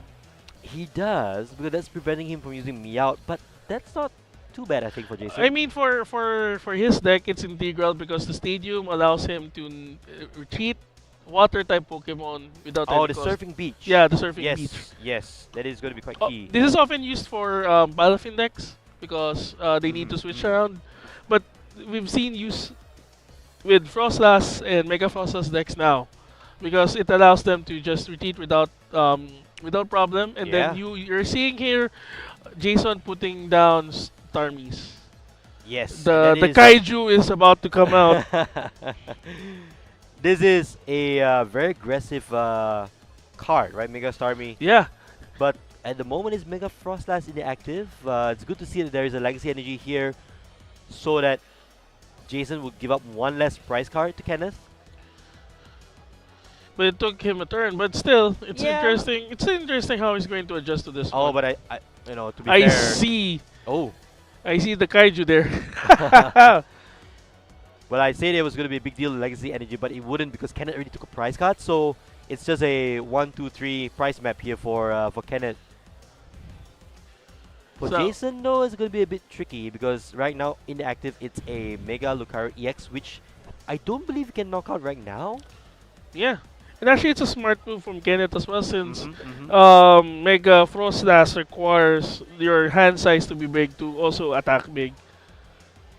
Yeah, that's fair. And the thing is, we hyped up the Bronzong. Yeah, we haven't seen We it. haven't seen it.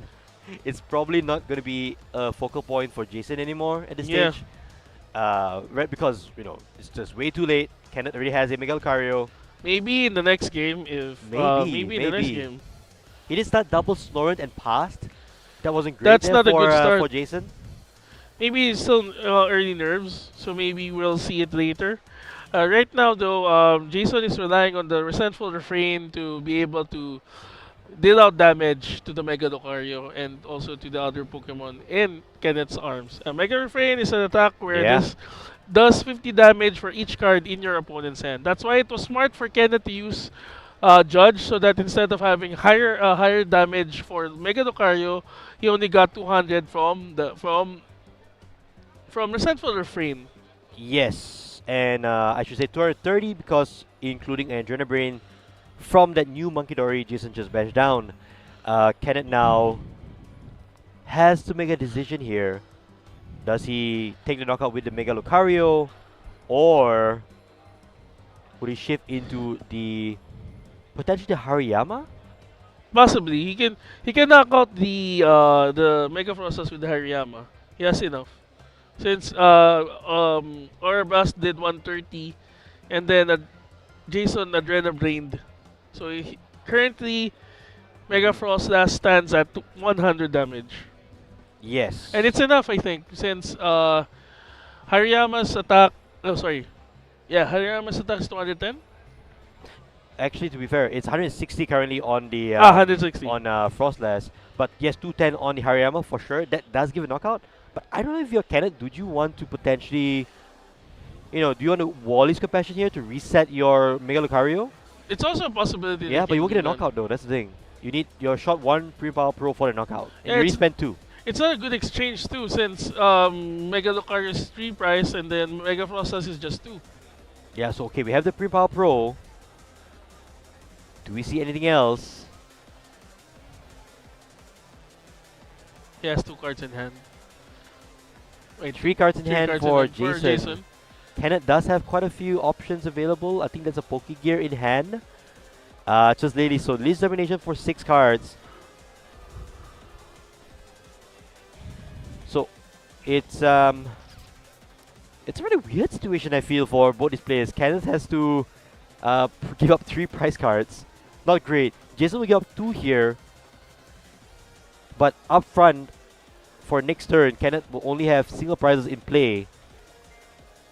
Jason, on the other hand, has one of the more premier sniping Pokemon in play, Yeah. which or to be in play soon, which is the Mega Starmie EX.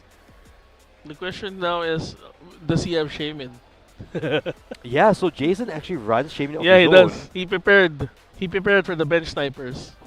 Yeah, but in this scenario, I don't think it will have any It effect won't, because it Kenneth won't has no. matter. I think. Yeah, but Kenneth didn't run any Shaman. That's what I'm more concerned by. So anything on Kenneth's side of the field is open to damage. And now we see an attachment to the Riolu and just a orange up for knockout. So that's 2 prize Yeah, 2 prize cards. for Kenneth, and now we're seeing Jason moving with his Tatsugiri, the sushi Pokemon. Oh, Jason's going into the Monkey Dory. Oh, he's going to Mind Bend? He's going to Mind Bend. He's gonna Mind Bend. He's going to Mind Bend. That's 120 damage. Ooh, that's painful. Yeah, so he will get a knockout without exposing a He- 3-prizer right yeah. away. Which is heads up play from Jason because look at the bench. A Riolu with 2 energies already there. That is, It's a auto exchange knockout for Kenneth if he does that. yeah, but then again, to be fair, Kenneth already expended 3 Premium Power Pros. Mega Starmie is going to survive. Yeah, That's fine. the Kaiju lives. Kaiju lives. And also, I might want to give folks a quick update as well. Lily's Lefairy also features in Jason's list. So scary. Yeah, and he does run Crispin as well. So that is another attacker in Jason's arsenal that can come out of nowhere. But now we have to see if Jason's able to get the Tatsugiri out of the active spot. He gets the Latias, then it's good. So Does he? No, he doesn't. No, it's just a Oh, pass. It's just a pass. that is momentum back to Kenneth. It's a seesaw momentum for the moment in the match. Yeah, He- he's he- hoping for he has- the air balloon. He has either Or air the balloon or the Latias. Latias. He missed both, and now Kenneth is gonna try and navigate the last 3 prize cards for game number 1. Yeah, is it a lunar cycle for the win? Um, Let's see if he gets Wallies here, then he could the just Wallies he can just heal the going to be huge. yeah, he can just heal the Mega Lucario. Oh, okay, Evo catcher with Hariyama. Oh, going after we your go. attacker. Evo catcher targeting the Monkey Dory. Kenneth will take out the only major threat right now on Jason's side of the field. With the Prim Power Pro as well. No, or a jab. He has enough for the aura jab. for the Yeah. knockout. So Aura Jab for the knockout. That's the last of the Prim Power Pros. Jason now down to 2 prize cards. And the Kaijo's alive. Oh, here comes Mega Starmie with the There, Surfing Beat. yeah, the serving beach is there. So now it's how well do you snipe? That's the question but at the this is a moment. very tough spot for Jason. He's not able to go into the Meowth or even not going to the Meowth for sure because that is a free prize. So oh. Goes into the Frostlass with For a Freezing water Veil. energy. So Freezing Veil, yes, which gives it forces well, not really forces. It gives non-Frostlass Pokemon 10 damage that has an ability. so that's Jason's way of building up some residual damage.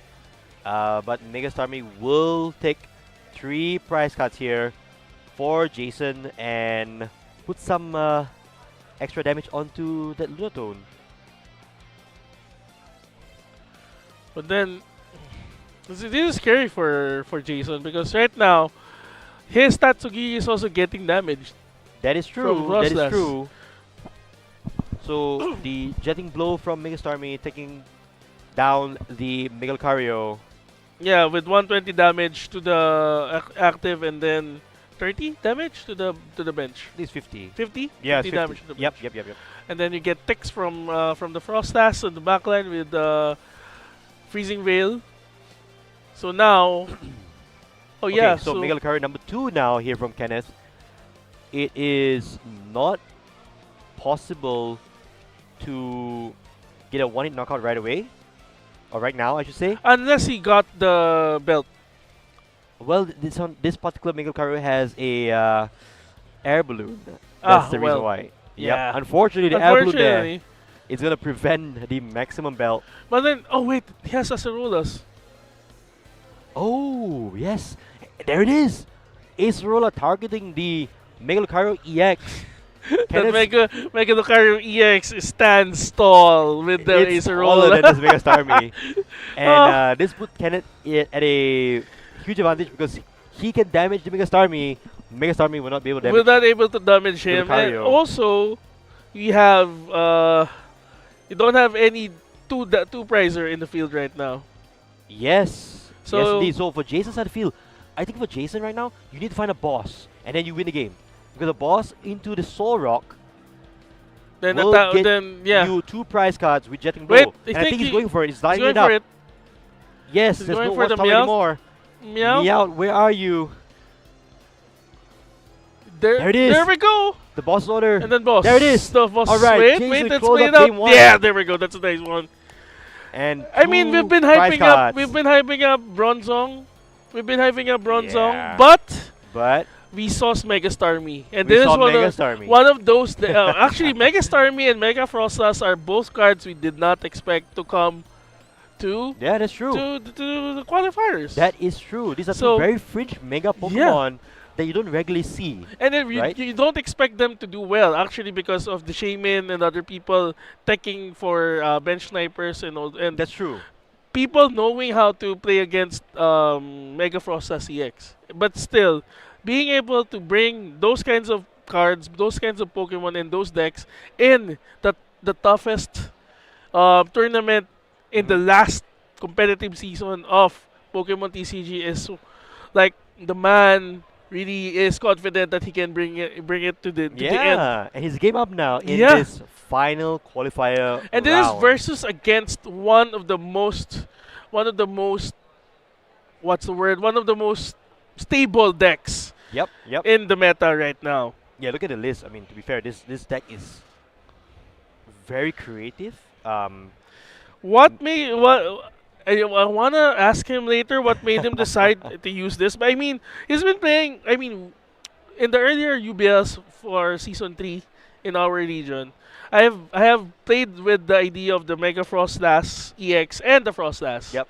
So you can see my the decks I've been using, and it's one of those things.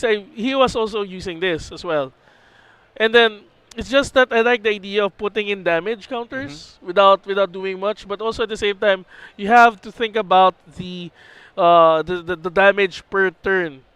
And now that Right, you right. don't have Picnic Basket, which heals 30 damage for all of your opponent and your Pokemon, this adds a bit more nuance to the gameplay. Plus, Yeah, in a best of one country, you don't play these decks because it's slow. It's slow. that's true. But That's true. this is best of 3, so Yeah. you know. I think it's a very creative deck you put together here. We keep saying it's a Bronzong deck, but that's the main That's the main spice. spice. But it's But- not the only spice. Yeah, but the broth is wide and varied. You Yeah.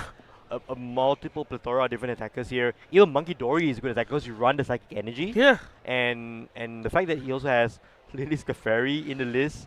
So Actually, there's all answers here for Jason for Mega the the only Pokemon in his lineup that doesn't attack or that can't attack would be Shaman. The rest can. Even Frostlass, normal Frostlass can attack. Yep. Think about it. Yeah, lots of coverage there for Jason's deck. What about Kenneth's? Do we look at the list so far and Yeah, see for Kenneth's deck, it's you have the usual standard Mega Lucario, Mega right? Lucario. I think the only, well, not really the spice, but it's the one of the more answer I think with Ace Aurora's. Oh my gosh. Oh my goodness, what the hell? I think the only spice that Kenneth Hildas, has by is the way. Ace Aurora's Mischief, which has Fair. seen Yeah. use, especially Yes. with Western players adding it to their Lucarios to prevent. I think that's the one thing that allows them to protect themselves from the 3 price knockout that Mega Lucario has. Yeah, and I mean, we're going straight into the game here. 3 Hildas in the prize cards. What do you make of that? I don't think he needs it anymore. Look, he has a full bench. Though the serving beach would be painful, I don't think it's going to be an issue if Kenneth fails to put any Pokemon in the bench on his turn. And it looks like he's eyeing up the Bronzor. Maybe. Yeah. Are we finally seeing some Bronzor action? So, yes. Oh, there we go. Bronzor into play. The one that we've been hyping up. The It's one there. that got away in game 1. Yeah. I mean, he doesn't need to win it apparently. Yeah, fair enough, fair enough. But So, but now he's going first. Oh, he's Yeah. going first? Yeah, it looks like he went first. yeah, he's going first. So Kenneth was trying to rely on some aggression with the Solrock, but he started with Lunatone instead. Yeah. So will require a bit of help in the form of air balloons or switches to get aggressive. But Jason here is happy to say, you know what? I'm just going to go into my Monkey Dory and say pass. Yeah, because if you keep that, if you give Monkey Dory damage, you're just gonna throw it back at you. You're just gonna fling it back at you. Yes, indeed. Yes, indeed. Now the question is, does he have any way to get the Bronzong into his hand? Now that's going to be the $1,000,000 question. Yeah, it looks like on Kenneth's side, it looks a little bit tame compared to game Yeah. number 1. But he still has the Lucario, the Riolu, and the Solrock Lunatone combination, so that's still there. The question now is, does he have time to play those evolution cards before Jason switches into, you know, The scary one. Bronzong The scary and one. just locks him away from majority of his attackers? And the fact is, even if Kenneth is able to get a Solrock in the active to start hitting into the Bronzong, there's a Monkey Dory with Adrenabrain. Yeah, and then the only thing that he can do is use 2 Premium Power Pro to knock out the Bronzong with Yes. the Soul Rock. And that's kind of painful for Kenneth, especially since he's fighting against a psychic deck. In a way. Half in a way. of them psychic, Yeah, yeah. which he needs. Yes, so let's see what Kenneth draws off this Luna cycle here. It doesn't seem like much at the energy attachment onto the Soul Rock, but doesn't look like much else. Does He he has a have switch. Balloon? Does he have, switch. But do you want to be putting damage into this Monkey Dory if you're not taking a full knockout? oh, he has the there we go. boss. He has the boss. He has the boss. There goes Bronzor. No evolution jammer for you, Jason. Oh, that's Oh wait. Oh, Wait, hang on. He did he a Prima Pro. survived! He did a Prima Pro because that particular Yeah. Bronzor has 80 hit points. Even if it's not weak, oh my goodness. Oh no. There's still a chance. There's still a chance. There's still a chance here for Jason to pull it off. Goes for the boss onto the Riolu. Oh goodness. Transfer damage using Adrenabrain. And passes. Uh-oh. Okay. Oh. Can you retreat? Oh, it's free retreat? Oh, it does have free retreat. Okay. Knockout. We're learning something new every day. It's and Adrenabrain will not Adrenabrain, sorry. The Monkey Dory will take a knockout on the Riolu. Can it now back to just the Soul Rock and the Lunatone? Bronzor is not only 80 damage, it has no retreat cost. Yep. Yep, that's Bronzor. We're just trying to catch up on the deck because this is the first one we've seen in a while in action. Yes, indeed. But Monkey Dory here is the attacker of choice for Jason. And Kenneth has to set up a board again with getting a Makuhita and the Riolu. But if I'm Jason right now, I'm quite comfortable, I think, Vincent. I'm not going to do anything here. I'm just going to keep announcing attacks after attacks. And Kenneth will not have much going on.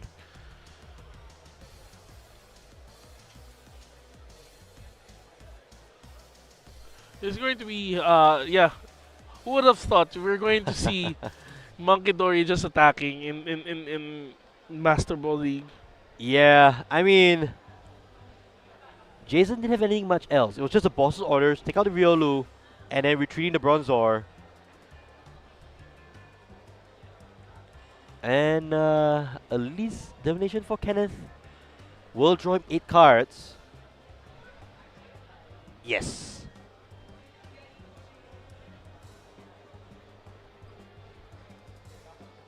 Oh, if you're Kenneth right now, what are you looking for? Trying to figure out what he needs to do. On this Yeah. There's not much going on for Kenneth's field other than just saying, you know, Cosmic Beam, I feel. But then you're giving damage for Monkey Dory to just throw back at you. There's 330 on the Sorok right now. And it's, for all likelihood, it's going to go down next turn anyway. Yeah. Oh no, I'm just trying to figure out why Bronzo was able to retreat. I forgot it's a basic Pokemon, and then he has that. Yes. So Fair enough, that's why he was able to retreat Fair without enough. cost. No, but that's so weird though. For why would Kenneth go for that play if he's not going to take a knockout on the Bronzor? I know, right? That's so weird. I mean, And the fact that there's already a Monkey Dory in play, your damage is not going to stick. It's going to be fuel for Adrenabrain. I think this is where familiarity with the matchup comes in. Yeah. So, if you're unfamiliar with how this deck plays, you don't know, you need to be snappy with your decisions when you're facing the deck like this. And if it's sure. me, if it's me here, I'm just going to plan on just keep on preparing my Lucario, I guess. Yeah, so at this stage right now, I think the momentum is firmly in Jason's side of the field. And there's not much Kenny can do, I feel, at this point. We're just going to see Monkey Dory here. Or is he going to use Lilies? Lilies? Okay, so we have energy on the Snorant for turn. Does he have Lilies in hand so that he could get Yes, the fresh run? Frostlass, Psychic Energy, which... Yeah, he has and Lilies. Lilies. Okay, so... Still trying to get that Bronzong there. we want to see it on stream at least once. Yeah, I want to see Yeah, Evolution at least Jammer once. at least once. It's not going to be the greatest thing to be playing right now. Yeah, especially with the damage on Bronzong. Except that what he may do is he could retreat the Monkey Dory past the damage from Bronzong and then okay, there we go. Yeah, but you're gonna open yourself up to Cosmic B with Premium Power Pro for a knockout on the Bronzong, so that's not gonna be great. You want to get rid of the Solrock first before jumping into your Bronzong lock, but that does give Kenneth one turn to evolve. It remains to be seen now what else would Jason want to play, but I feel like if I'm Kenneth, I'm slowly just losing hope here. Just going for the knockout with Monkey Dory. Kenneth immediately pushing up the Riolu with the energy. He needs to evolve that Riolu now. It's in danger. It's in so much danger right now. Yeah, all Jason needs is energy and Bronzong. Or a Hilda. Or Hilda. Or a Hilda. So Solrock comes down again. Mega Lucario evolves. He can easily knock it Riolu out. evolves to Mega Lucario, so that's a knockout on the active Makidori. Gravity Mountain bumping the Surfing Beach. No retreats for their water types. Yes. So for Cannon side of the field here, it looks like a fairly normal Mega Lucario board state. But know that he's already 2 prize cards down, and he's already used at least, I think, 1 Premium Power Pro. If I'm not mistaken. Yeah, he can just knock out the Monkidori with Aura Jab here at the moment since it has damage. And then set up a Hariyama potentially. Potential Hariyama, yeah, I believe so. So another energy attachment onto the active. I don't like that because for the sole reason Lily's Clefairy exists. And you could be just putting all your eggs into one basket here with the Mega Lucario. But maybe Kenneth doesn't know that. We know that because we have the deck list, but there is a Lily's Clefairy in Jason's deck. That's the thing. With Crispin as well as an option. This is what I'm saying when it comes to facing familiar decks. Yes. Now that Kenneth is unfamiliar with the deck Jason is doing, you don't know how to answer it properly. And now Kenneth is in. Ooh, what's happening? Oh.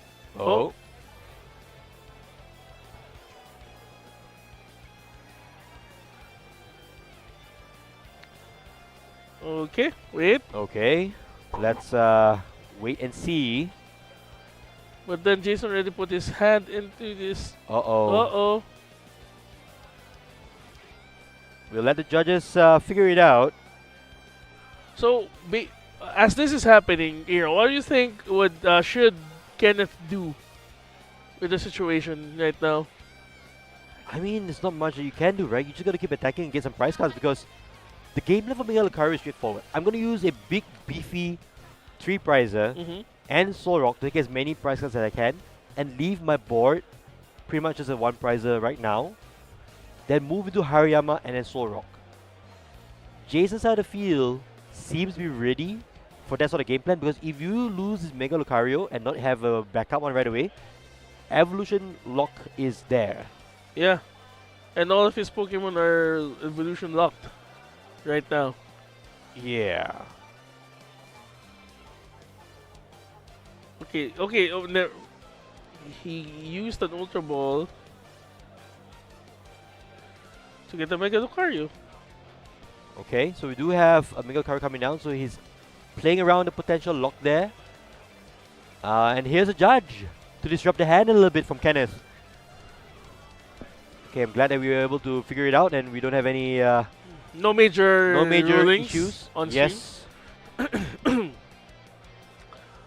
Now, what will Kenneth get on his 4 cards? Yeah, for Kenneth right now, he's looking for options, but I think the one option he has is just saying Aura Jab. Or a jab for the knockout. Jason, though, has a Meowth in hand, so he's not in a bad position. He also has Tatsugiri in hand as well. So, Yeah, he has a Crispin. oh, So does Jason have a way to retreat the Tatsugiri? okay. Wait, he puts down a Snorunt. He does because there is a Latias already on the field. So Snorunt comes down. Oh, but he goes into the Snorunt or the Snorunt, then he won't have access to Lily's Clefairy. Okay.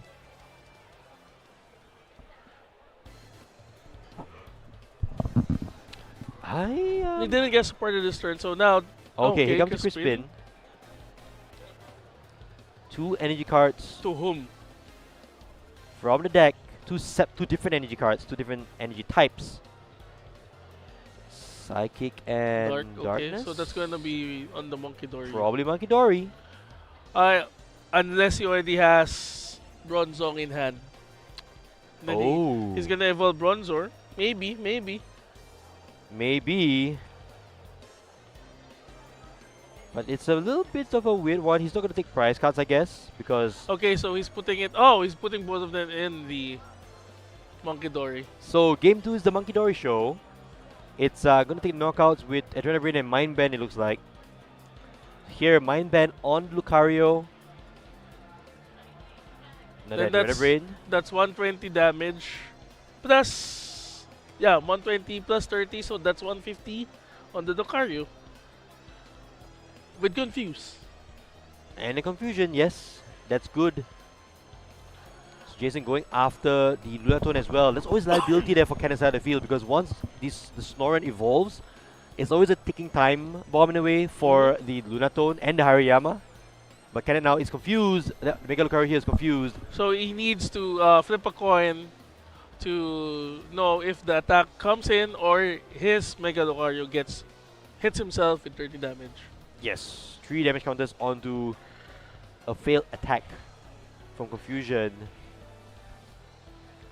And the only way for him to clear the Confusion status is to either retreat Yeah. or have an item that removes Confusion or status ailments. Well, the deck does run switches. Yeah. 2 air balloons already in place, so no more air balloons at this point of time. I mean, you could just hard retreat and then go into the Mega Lucario on the bench. And they're actually taking their time with Game 2. Look at it, it's 14 minutes in and they're still at Game 2. Yeah, no, I think this might be the only game we won't see Game 3. Yeah. Because Kenneth still has 5 prizes to take, and Jason is sitting comfortably with 4 prizes remaining. And He's then- in no rush. Yeah, and he also has a lot of 3 prize targets out there. Right. So just so funny that we were hyping up Bronzong. We were misdirected. We are disappointed that we're not going to see Evolution Gemma. Yeah, But we're also happy that at least we've seen Mega Starmie and Mega Frostlass EX, That is which are true. underrepresented. very much so. These in are the like role stream picks for today's event. Yeah. So Hariyama comes down, Evo Evo Catcher. Oh, going after the Latias. Oh no. Is Kenneth going to try and go for the flip here? He's not. Playing it safe. But this does signal a Mega Brave coming out from Kenneth.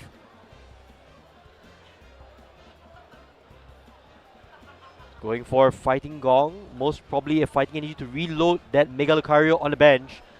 Actually, I favor Kenneth a little bit here because if or when Mega Brave comes out on this Latias EX, Kenneth is just 1 Mega away from winning Yeah. and tying the series up. So Jason's actually on the back foot if he's going to go into like a Mega Frostlass or Mega Starmie. And in this particular game, Kenneth has yet to, I believe Kenneth only used 1 Premium Power Pro. Yeah. So that's still available, and the Max Belt is also available as well. Lucario running 5 damage modifiers in this list. That's the one thing with the Lucario deck, is just, increase damage. Yes. That's the only thing. If this were in the Avengers, Lucario is just going to be Iron Man, is going to keep on attacking. I have a plan of attack. Well, so Kenneth now gets 2 prize cards, going down to 3, taking the lead here. Jason with 4 prizes remaining. Time very low, I think, for being in game 2. And Jason has to figure out where do I go from here. So he uses Puffin to get to what? The Crispin is no longer a play because there's the only one in the list, I Yeah. believe. And so I think at this point, Jason is just delaying with the. The Jason is just preparing time. He's preparing his bench. yeah, Looking for yeah. options. I mean, he's gonna be a mind bend again, I think, because that's what Yeah. Jason is And probably Kenneth keen on can't, doing. Kenneth can't use Mega Brave or attack.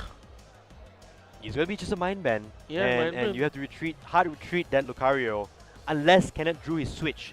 The one switch in the list, that is the card that he could pivot into, or using that to pivot into something else.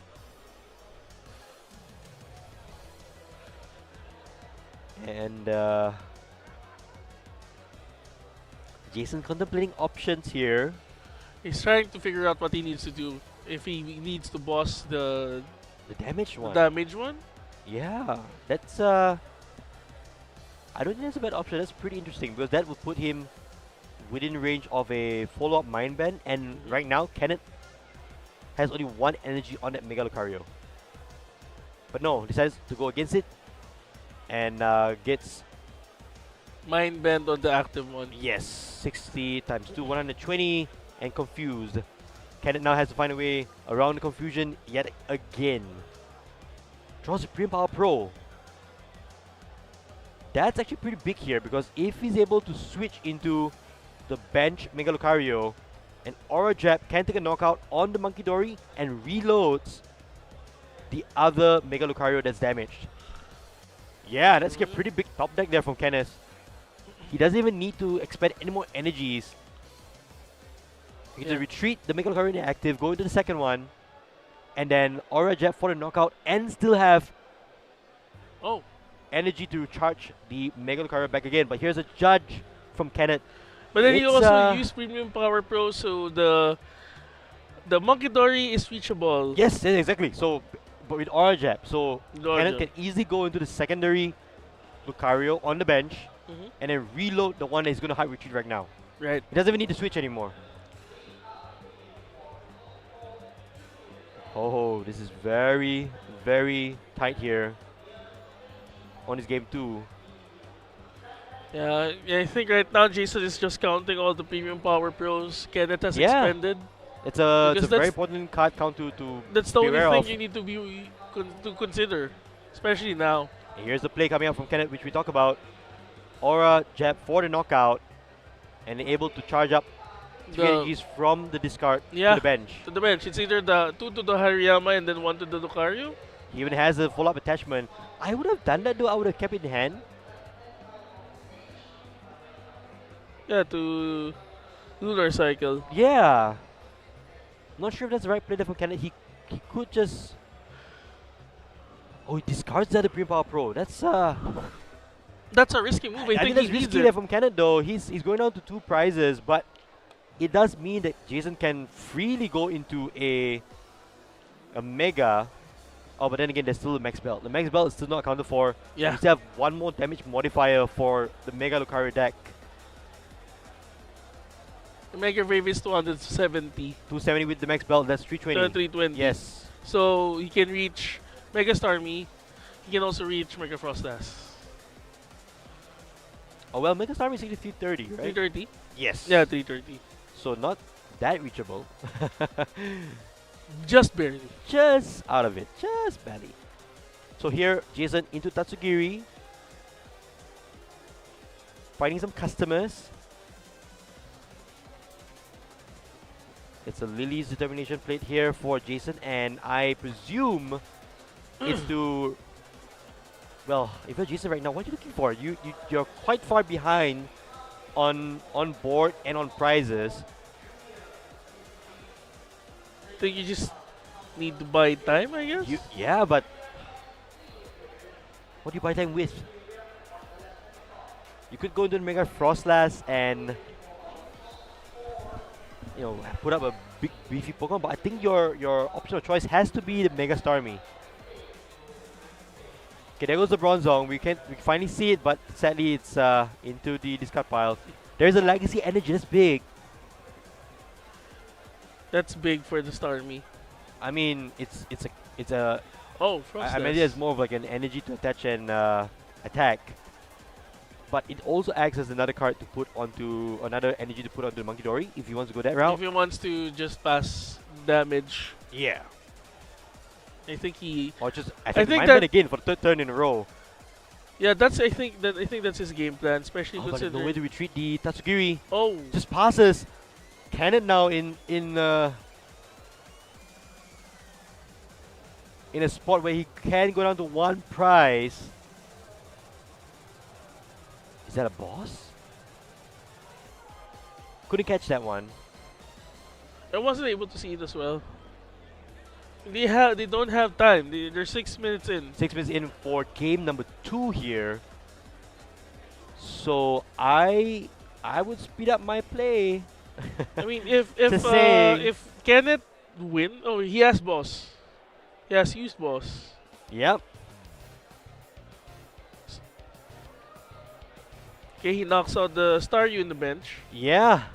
Kenneth there correctly identifying that is the threat I can't knock out in one hit. So I'm gonna go after it. Now, Jason, what do you have? While I have everything else up.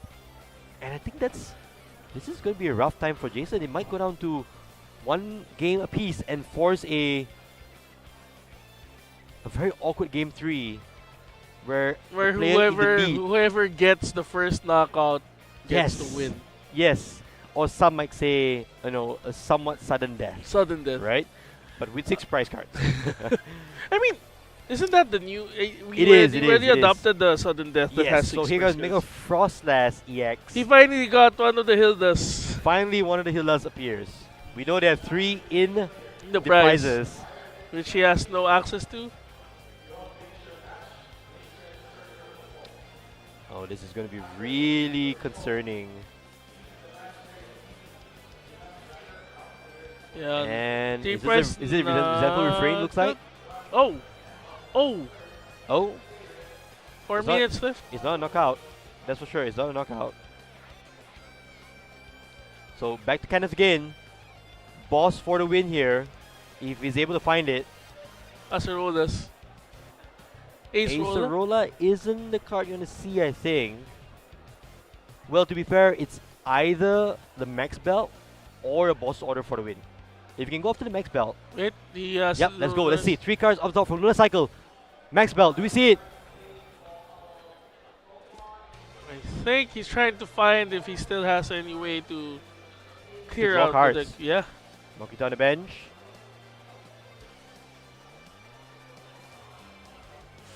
This is getting really tricky here because Jason actually can win next turn because of that Frostlass, residual damage, and Adrenal Brain. So Kenneth actually has only this turn to figure out a way to win.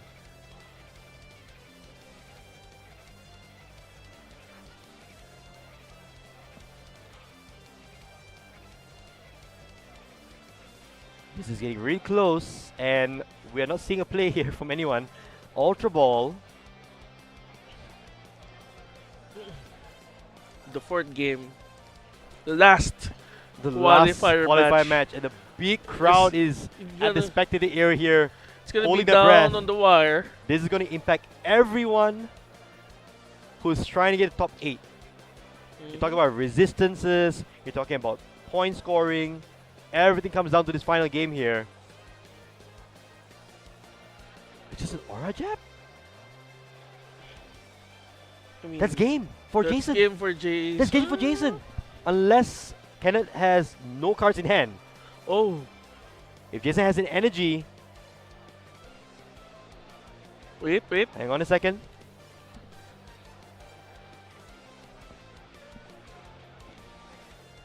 We have to make sure that we get Pokemon checkup damage right away. Do we have enough here for Jason? I think he does. But it's not a full knockout, right? But oh, hang on. We have Adrenal Brain. Adrenal Brain. that's it, I think. Oh, Takes a knockout on Lunatone for 1 prize card. 1 prize card. And then Jason announces. Ooh, absolute that's, snow. Yes, that's a clean. There it is. It's a clean win for Jason. I think players were just trying to figure out if the numbers match perfectly Yeah. before announcing their moves. Yeah. And We don't want to congratulations repeat. to We don't want a Jason. repeat of that. Of We're course, just. of course. It's been an intense match. We're trying to figure out. Actually, we are also unfamiliar with the matchup as well. It's a very Especially- unique thing. It's a very unique deck. Yeah. And congrats to Jason for winning his last match for the qualifying round. Yeah, this is the last match, last qualifier round for day 2. And after this, we're going to top 8 cut. Top right? 8. So both these players are going to try and sneak in the top 8. We are not 100% sure just yet because resistances, wins, and all that. All the tiebreakers come into play. Yeah. But we will get 8 players into top 8 and gunning for that Master Ball League title. And then we're going to see what's going to happen and what the decks are coming in. Yep. But of course, if you are wondering what you could do here at the SMX Convention Center, just come on down and take a look at this. We have so many side events available for you. Here we have the point gate battle, expanded format battles, coloring corners for the little ones, a new trainer journey for those of you starting the Pokemon TCG for the first time, and my personal favorite, the Nintendo Switch 2 hands-on experience gallery where you could try Pokemon Pokopia or Pokemon Champions. And you can also do here with Pokemon Mesa Star, which they still are giving away the yellow tag Pikachu. Yes, yes, indeed. So a lot to do here at the SMX Convention Center, but most importantly, we are really close to the top 8. Matches are still running. Let them resolve it, and when we come back, we will have for you our first single elimination best of 3 match in top 8. Don't go anywhere. We'll be right back.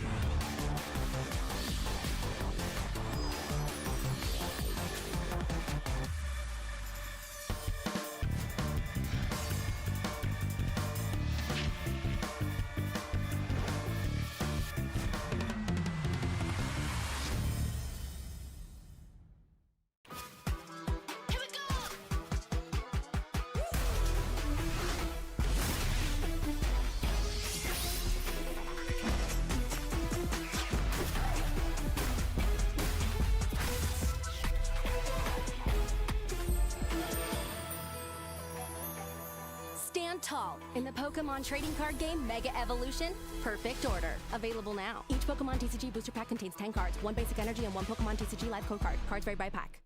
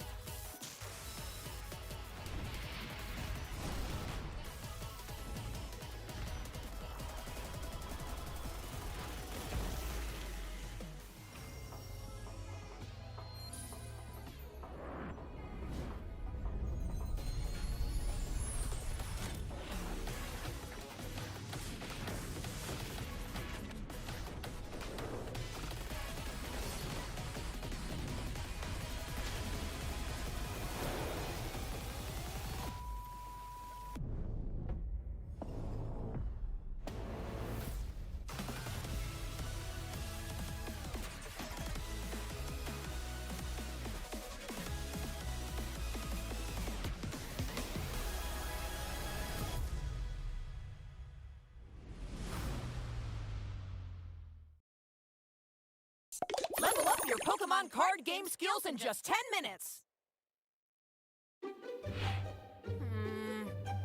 I'm not sure how this card works. Is there something wrong? Professor Pokecard! Ren, if it's a Pokemon card problem you have, I can probably help. Since you were the one who taught me how to play the game, I've done a good job collecting cards, but cards like stadiums or Pokemon tools are still a bit confusing to me. How do they work? I see. Well, it sounds like it's time for you to learn more about rules and cards and get your Pokemon skills to the next level. All right, I'm in. Here are the 5 points we'll learn about today.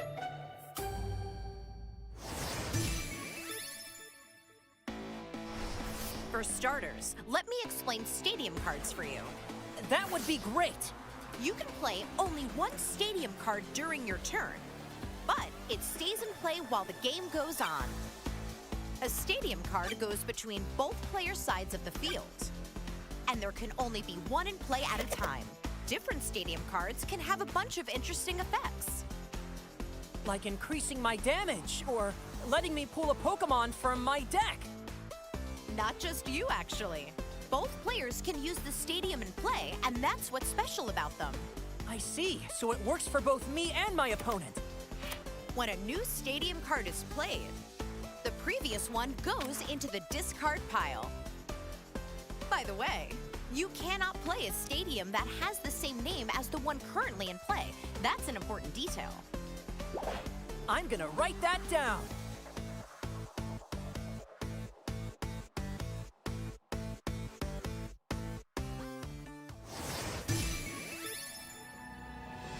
Next up, let me explain Pokemon tools.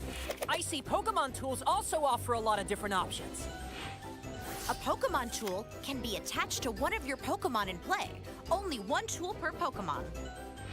For example, in this situation, Defiance Band makes Miraidon EX's attacks deal 30 more damage. That's 250 damage to Koraidon EX with Miraidon EX's Photon Blaster. Amazing! If you have 2 Pokemon in play and 2 tools in your hand, you can attach one tool to each Pokemon during the same turn if you want. One per Pokemon, huh? And what if I want to give my Pokemon a different tool later on? Unfortunately, once a tool is attached to a Pokemon, it stays there and can't be moved. Okay, I see. In other words, you can't attach 2 tools to a single Pokemon or freely switch tools around after they've been attached. Oh, that makes sense. All the more reason to carefully think about what tool to attach to which Pokemon to get the upper hand in battle. By the way, if your Pokemon gets knocked out, its Pokemon tool gets discarded as well. Better write that down too. And that's everything you need to know about Pokemon tools.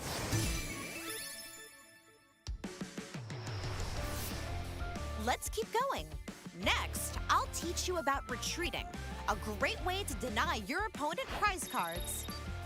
I guess that has to do with the retreat on the bottom right of Pokemon cards? Good guess. I knew you were paying attention. Each Pokemon has a retreat cost, which is how much energy it will need in order to retreat. Charmeleon says that it needs 2 energy to retreat. Once per turn, you can pay your active Pokemon retreat cost by discarding that much energy from it and switch it with one of your benched Pokemon. Now, what if your active Pokemon is this Cyclizar?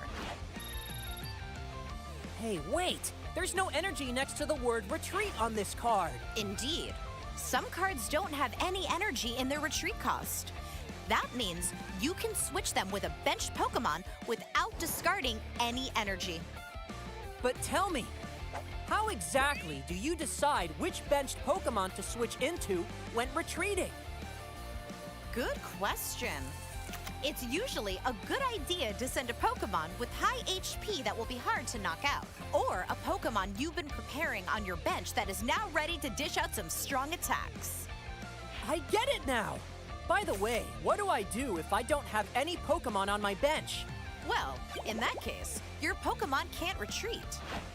On that note, if your active Pokemon gets knocked out while you don't have any benched Pokemon, you will be out of Pokemon and your opponent will win immediately, even if they still had prize cards to take. Wow, I better make sure that I always have Pokemon on my bench then.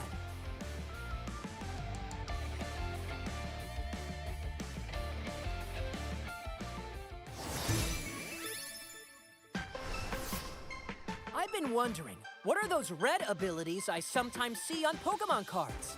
Another great question. Let me tell you everything you need to know about abilities. Some Pokemon have an ability, and their effects vary widely from one Pokemon to another. How much energy do I need to use an ability? Abilities don't require any energy. You don't need energy? You don't need energy, and they're different from attacks, so using them doesn't end your turn. Wow, that's super important to know. And that's not all. Abilities are also different from attacks in that some of them can be used even when the Pokemon isn't in the active spot. What? Really? There are abilities that can be used either in the active spot or from the bench, abilities that activate when you take prize cards, or even abilities that work all the time just by having that Pokemon in play. The abilities text clearly says when and how its effect works, so make sure to read your Pokemon cards.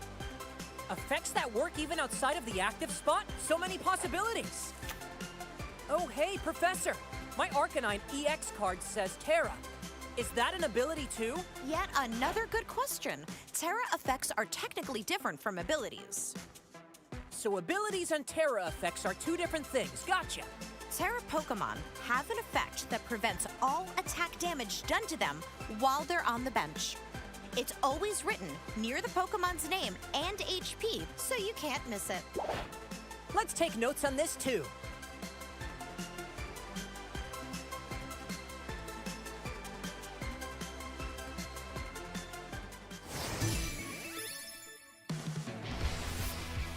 Almost there. To conclude this lesson, let me teach you about special conditions. Special conditions. That's one thing I know about. It means things like poisoned or paralyzed, right? That's right.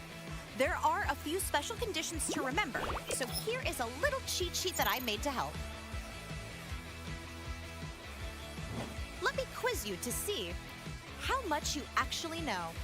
All right, quiz away! Which special conditions will prevent you from attacking or retreating? Huh? There are special conditions like that? When your Pokemon is asleep or paralyzed, it can't attack or retreat. Wow, no way! Next, what about special conditions preventing you from using abilities? I think that's gotta be asleep and paralyze again. Gotcha! You can always use abilities even if your Pokemon is affected by a special condition. Not fair! That's a trick question! Well, that way you will remember. By the way, it says a Pokemon must be turned counterclockwise when it's asleep and clockwise when it's paralyzed. What if it's both at once? Ooh, that's a clever question. In fact, asleep, paralyzed, and confused do not stack. A Pokemon can only have one of those 3. If a Pokemon that was already paralyzed is hit with an effect that makes it asleep, the new status condition replaces the previous one. Noted. Asleep, paralyzed, and confused do not stack. By the way, there are 2 ways to make your Pokemon recover from any special condition. Do you know how? I know a Pokemon recovers if it's moved to the bench, but what's the other one? A Pokemon also recovers from all special conditions when it evolves. Evolution! Yeah! Well, Ren, now you're almost a Pokemon card game rules expert. Oh, that makes me want to play right now. Good idea! Let's put all you've learned into practice with a real battle. Okay, my new deck with stadiums and tools is ready. Let's go! Time to set up to play. First, are there any basic Pokemon in the 7 cards you drew as your starting hand? No, I don't see any basic Pokemon. If you don't have any basic Pokemon, reveal your hand to your opponent.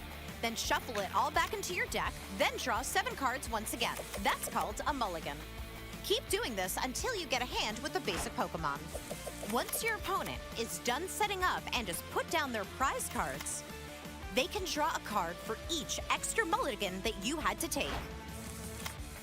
Oh, but if neither player has a basic Pokemon, no one draws an extra card for that mulligan. Oh man, still no basic Pokemon in sight. You, did remember to include basic Pokemon in your deck, right? Oh! I was so focused on adding all the new cards I just learned about, I forgot to put in basic Pokemon. Your deck has to have at least one basic Pokemon. You're going to have a hard time starting the battle without one.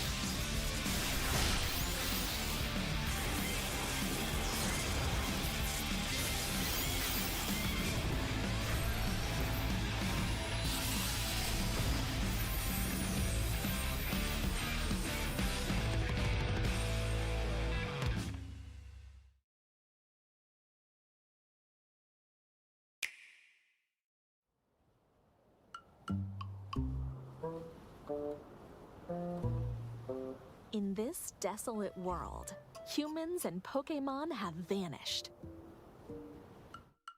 Oh, a Ditto transformed to look like a human. And a unique-looking Tangrowth.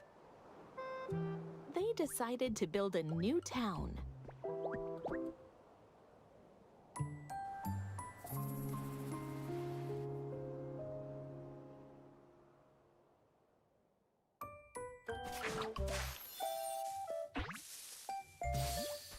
Nestled in the grass is Bulbasaur, a grass-type Pokémon.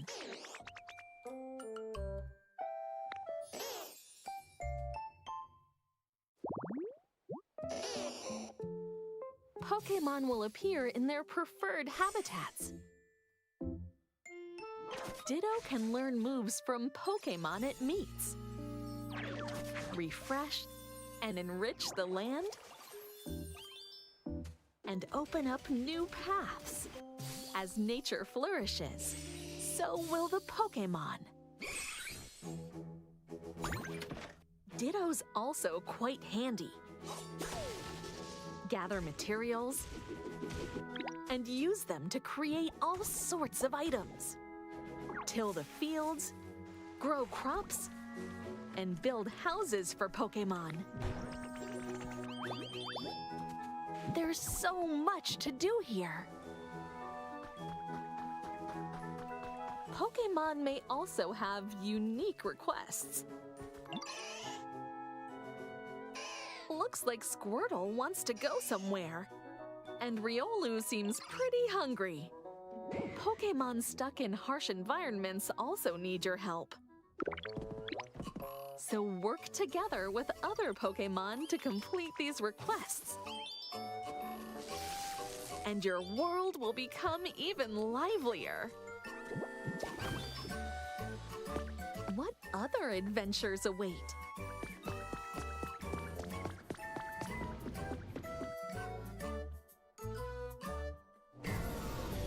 Will there be other unique encounters?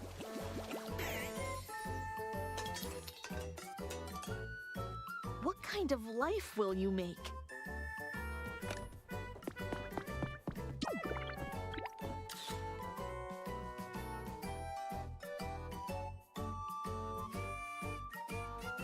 Will these relaxing days spent playing and bonding with other Pokémon become precious memories?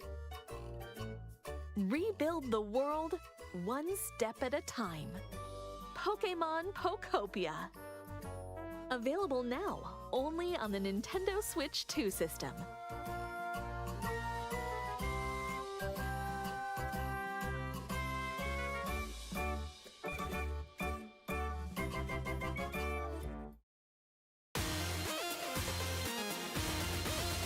Here we go!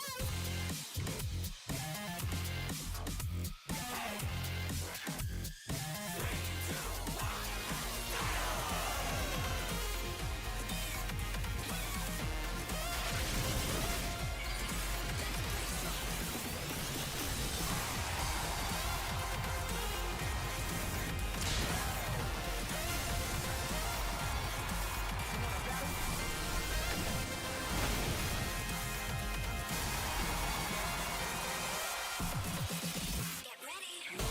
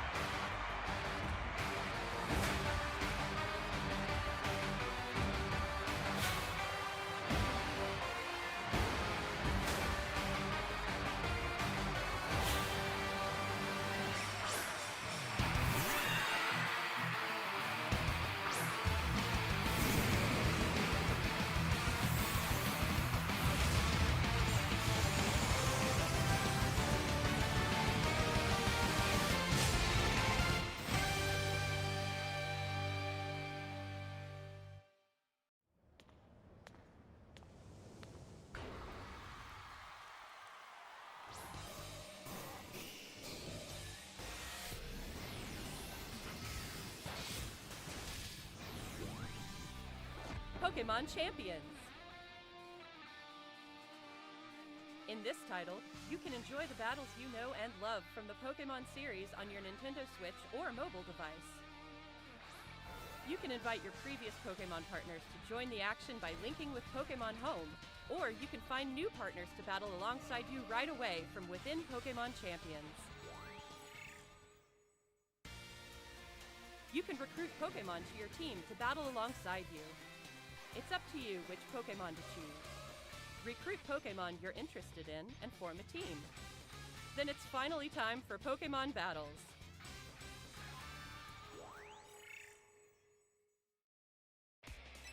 You can enjoy ranked battles that let you face off against trainers from around the world, as well as private battles where you can take on family and friends with greater immersion than ever before.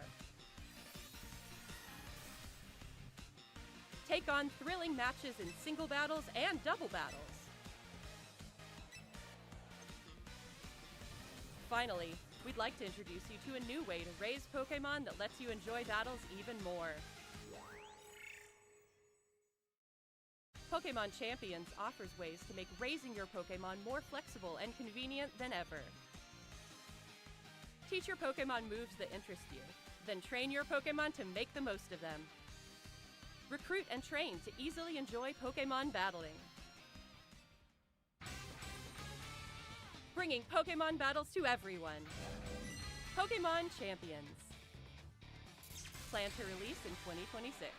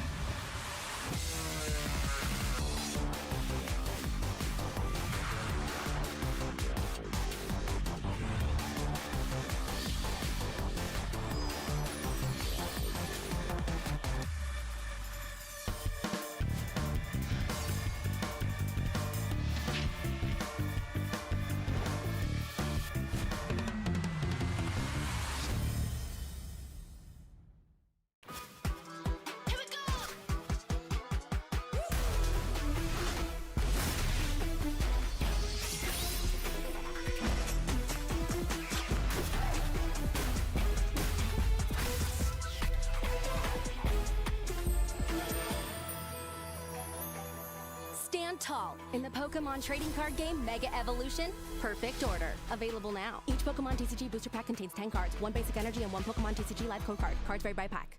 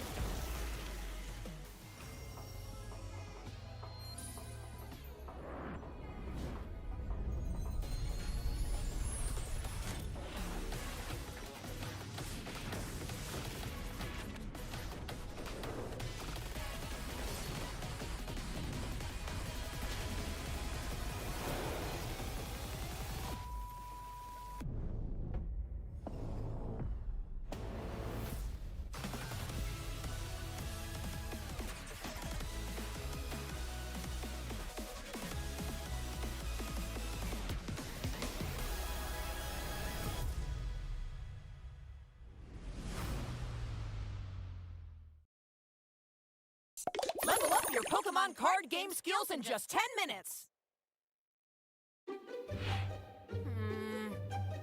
I'm not sure how this card works.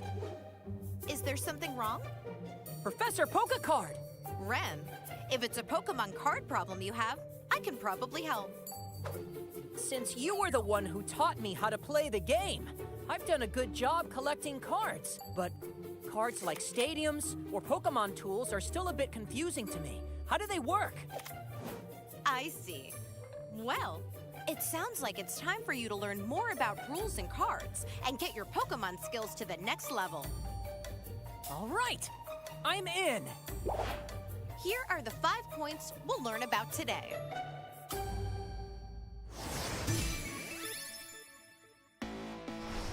For starters, let me explain stadium cards for you. That would be great. You can play only one stadium card during your turn, but it stays in play while the game goes on. A stadium card goes between both player sides of the field, and there can only be one in play at a time. Different stadium cards can have a bunch of interesting effects. Like increasing my damage or letting me pull a Pokemon from my deck. Not just you, actually. Both players can use the stadium in play, and that's what's special about them. I see, so it works for both me and my opponent.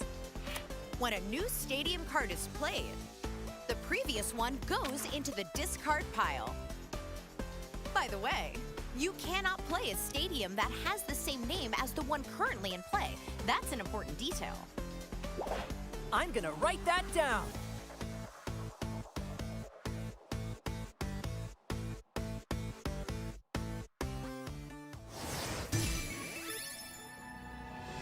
Next up, let me explain Pokemon tools. I see Pokemon tools also offer a lot of different options. A Pokemon tool can be attached to one of your Pokemon in play. Only one tool per Pokemon. For example, in this situation, Defiance Band makes Miraidon EX's attacks deal 30 more damage. That's 250 damage to Koraidon EX with Miraidon EX's Photon Blaster. Amazing! If you have 2 Pokemon in play and 2 tools in your hand, you can attach one tool to each Pokemon during the same turn if you want. One per Pokemon, huh? And what if I want to give my Pokemon a different tool later on? Unfortunately, once a tool is attached to a Pokemon, it stays there and can't be moved. Okay, I see. In other words, you can't attach 2 tools to a single Pokemon or freely switch tools around after they've been attached. Oh, that makes sense. All the more reason to carefully think about what tool to attach to which Pokemon to get the upper hand in battle.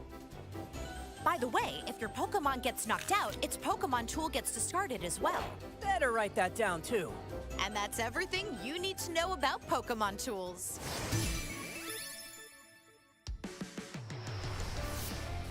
Let's keep going. Next, I'll teach you about retreating, a great way to deny your opponent prize cards. I guess that has to do with the retreat on the bottom right of Pokemon cards? Good guess. I knew you were paying attention. Each Pokemon has a retreat cost, which is how much energy it will need in order to retreat. Charmeleon says that it needs 2 energy to retreat. Once per turn, you can pay your active Pokemon retreat cost by discarding that much energy from it and switch it with one of your benched Pokemon. Now, what if your active Pokemon is the Cyclizar? Hey, wait! There's no energy next to the word retreat on this card. Indeed. Some cards don't have any energy in their retreat cost. That means you can switch them with a benched Pokemon without discarding any energy. But tell me, how exactly do you decide which benched Pokemon to switch into when retreating? Good question. It's usually a good idea to send a Pokemon with high HP that will be hard to knock out, or a Pokemon you've been preparing on your bench that is now ready to dish out some strong attacks. I get it now! By the way, what do I do if I don't have any Pokemon on my bench? Well, in that case, your Pokemon can't retreat. On that note, if your active Pokemon gets knocked out while you don't have any benched Pokemon, you will be out of Pokemon and your opponent will win immediately, even if they still had prize cards to take. Wow, I better make sure that I always have Pokemon on my bench then.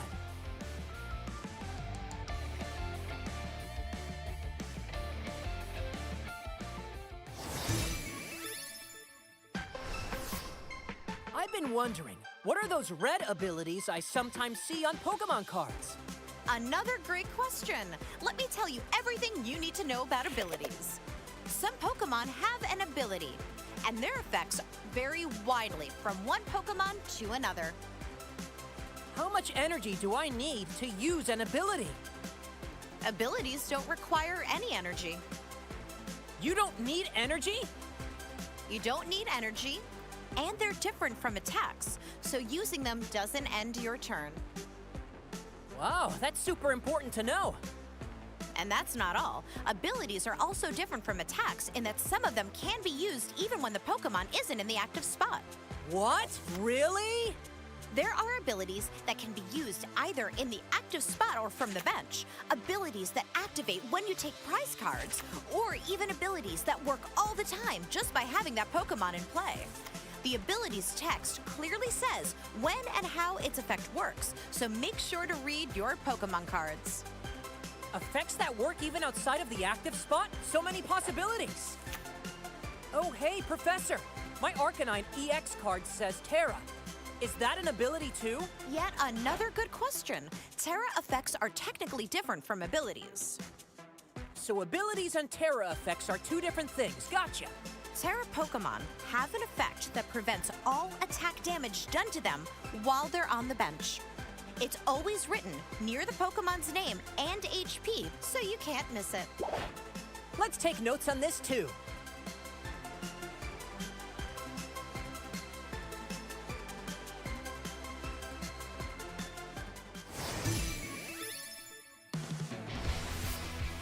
Almost there. To conclude this lesson, let me teach you about special conditions. Special conditions. That's one thing I know about. It means things like poisoned or paralyzed, right? That's right. There are a few special conditions to remember, so here is a little cheat sheet that I made to help. Let me quiz you to see how much you actually know. All right, quiz away! Which special conditions will prevent you from attacking or retreating? Huh? There are special conditions like that? When your Pokemon is asleep or paralyzed, it can't attack or retreat. Wow, no way! Next, what about special conditions preventing you from using abilities? I think that's gotta be asleep and paralyze again. Gotcha! You can always use abilities even if your Pokemon is affected by a special condition. Not fair! That's a trick question! Well, that way you will remember. By the way, it says a Pokemon must be turned counterclockwise when it's asleep, and clockwise when it's paralyzed. What if it's both at once? Ooh, that's a clever question. In fact, asleep, paralyzed, and confused do not stack. A Pokemon can only have one of those 3. If a Pokemon that was already paralyzed is hit with an effect that makes it asleep, the new status condition replaces the previous one. Noted. Asleep, paralyzed, and confused do not stack. By the way, there are 2 ways to make your Pokemon recover from any special condition. Do you know how? I know a Pokemon recovers if it's moved to the bench, but what's the other one? A Pokemon also recovers from all special conditions when it evolves. Evolution, yeah! Well, Ren, now you're almost a Pokemon card game rules expert. Oh, that makes me want to play right now. Good idea! Let's put all you've learned into practice with a real battle. Okay, my new deck with stadiums and tools is ready. Let's go! Time to set up to play. First, are there any basic Pokemon in the 7 cards you drew as your starting hand? No, I don't see any basic Pokemon. If you don't have any basic Pokemon, reveal your hand to your opponent. Then shuffle it all back into your deck, then draw 7 cards once again. That's called a mulligan. Keep doing this until you get a hand with a basic Pokemon. Once your opponent is done setting up and has put down their prize cards, they can draw a card for each extra mulligan that you had to take. Oh, but if neither player has a basic Pokemon, no one draws an extra card for that mulligan. Oh man, still no basic Pokemon in sight. You, did remember to include basic Pokemon in your deck, right? Oh!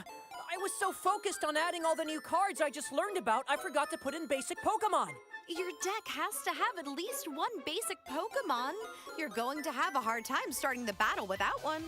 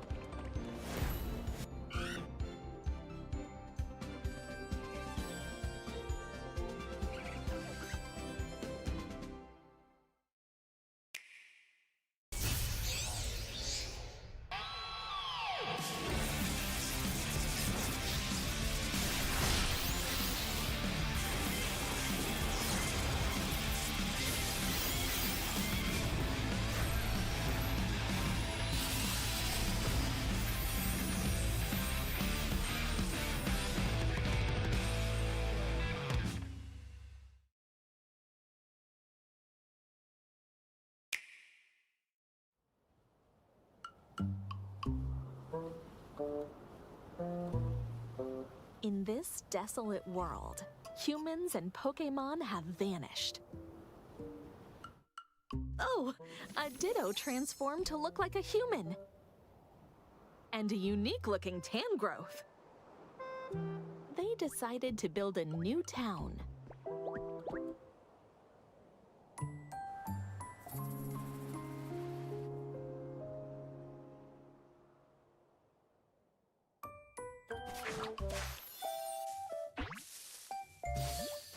Nestled in the grass is Bulbasaur, a grass-type Pokémon.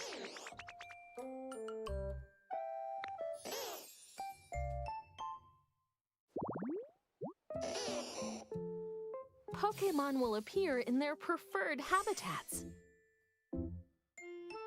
Ditto can learn moves from Pokémon it meets, refresh and enrich the land, and open up new paths. As nature flourishes, so will the Pokémon. Ditto's also quite handy. Gather materials and use them to create all sorts of items. Till the fields, grow crops, and build houses for Pokémon. There's so much to do here. Pokémon may also have unique requests. Looks like Squirtle wants to go somewhere, and Riolu seems pretty hungry. Pokémon stuck in harsh environments also need your help. So work together with other Pokémon to complete these requests. And your world will become even livelier. What other adventures await?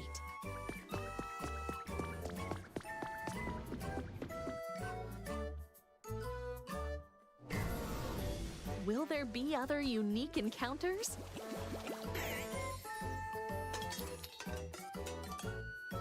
What kind of life will you make?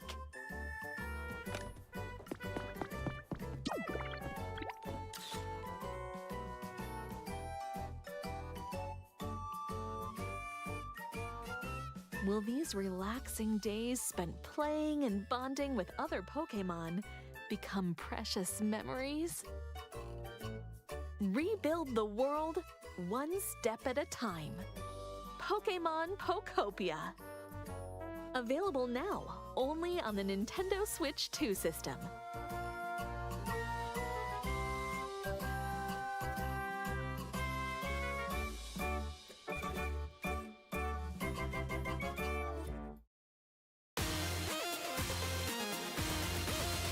Here we go!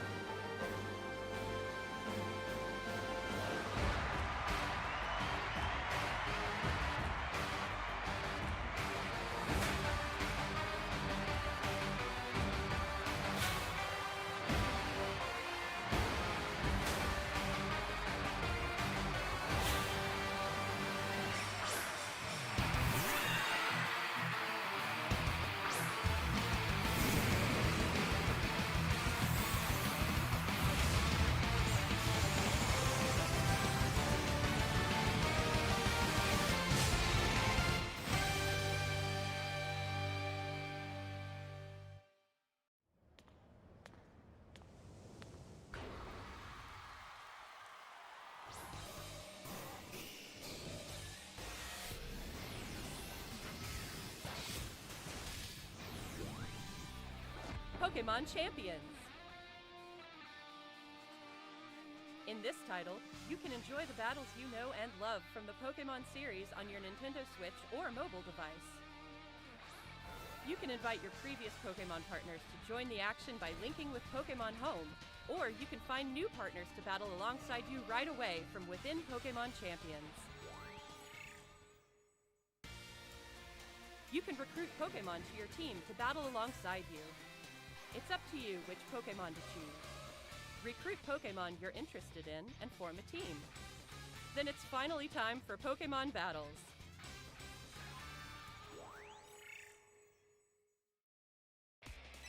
You can enjoy ranked battles that let you face off against trainers from around the world, as well as private battles where you can take on family and friends with greater immersion than ever before. Take on thrilling matches in single battles and double battles. Finally, we'd like to introduce you to a new way to raise Pokémon that lets you enjoy battles even more. Pokémon Champions offers ways to make raising your Pokémon more flexible and convenient than ever. Teach your Pokémon moves that interest you, then train your Pokémon to make the most of them. Recruit and train to easily enjoy Pokémon battling.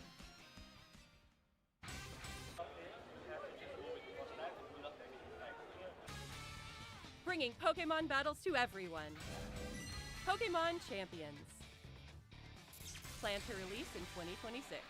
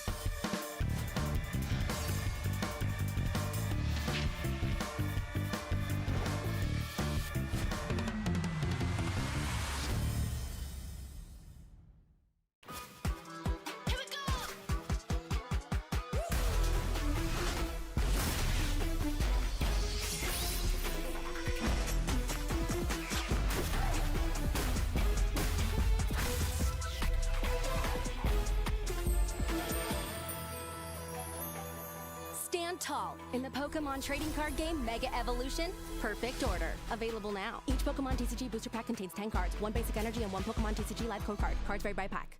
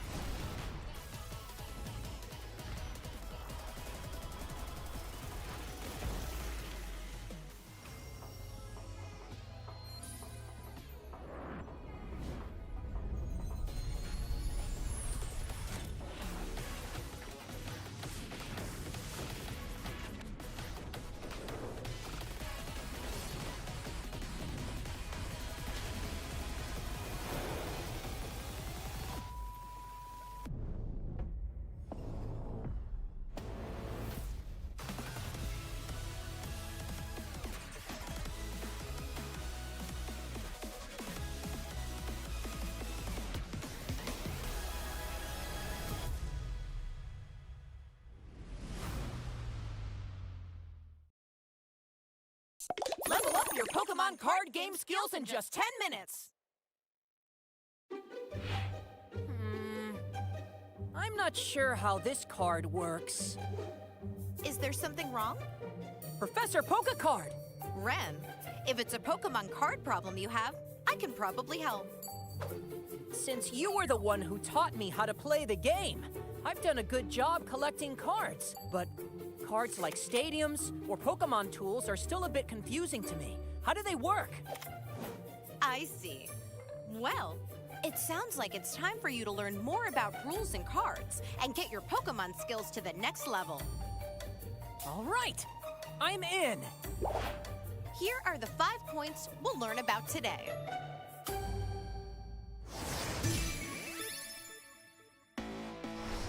For starters, let me explain stadium cards for you.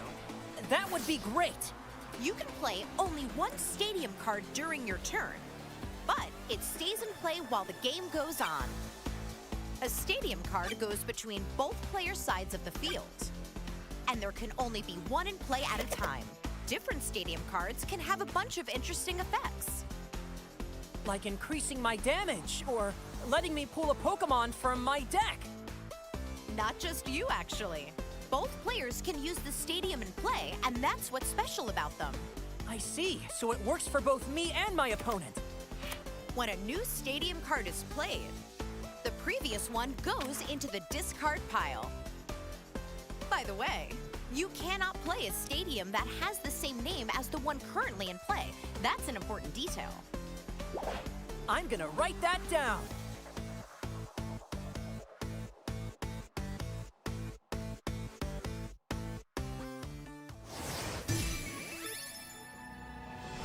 Next up, let me explain Pokemon tools. I see Pokemon tools also offer a lot of different options. A Pokemon tool can be attached to one of your Pokemon in play. Only one tool per Pokemon. For example, in this situation, Defiance Band makes Miraidon EX's attacks deal 30 more damage. That's 250 damage to Koraidon EX with Miraidon EX's Photon Blaster. Amazing! If you have 2 Pokemon in play and 2 tools in your hand, you can attach one tool to each Pokemon during the same turn if you want. One per Pokemon, huh? And what if I want to give my Pokemon a different tool later on? Unfortunately, once a tool is attached to a Pokemon, it stays there and can't be moved. Okay, I see. In other words, you can't attach 2 tools to a single Pokemon or freely switch tools around after they've been attached. Oh, that makes sense. All the more reason to carefully think about what tool to attach to which Pokemon to get the upper hand in battle. By the way, if your Pokemon gets knocked out, its Pokemon tool gets discarded as well. Better write that down too. And that's everything you need to know about Pokemon tools.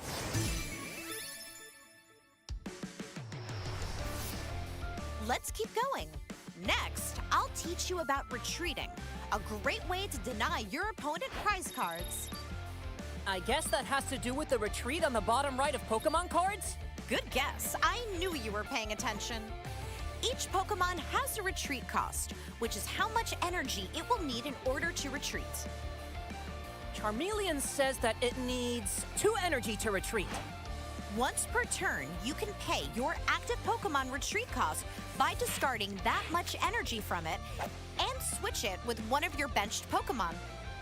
Now, what if your active Pokemon is this Cyclizar? Hey, wait! There's no energy next to the word retreat on this card. Indeed. Some cards don't have any energy in their retreat cost.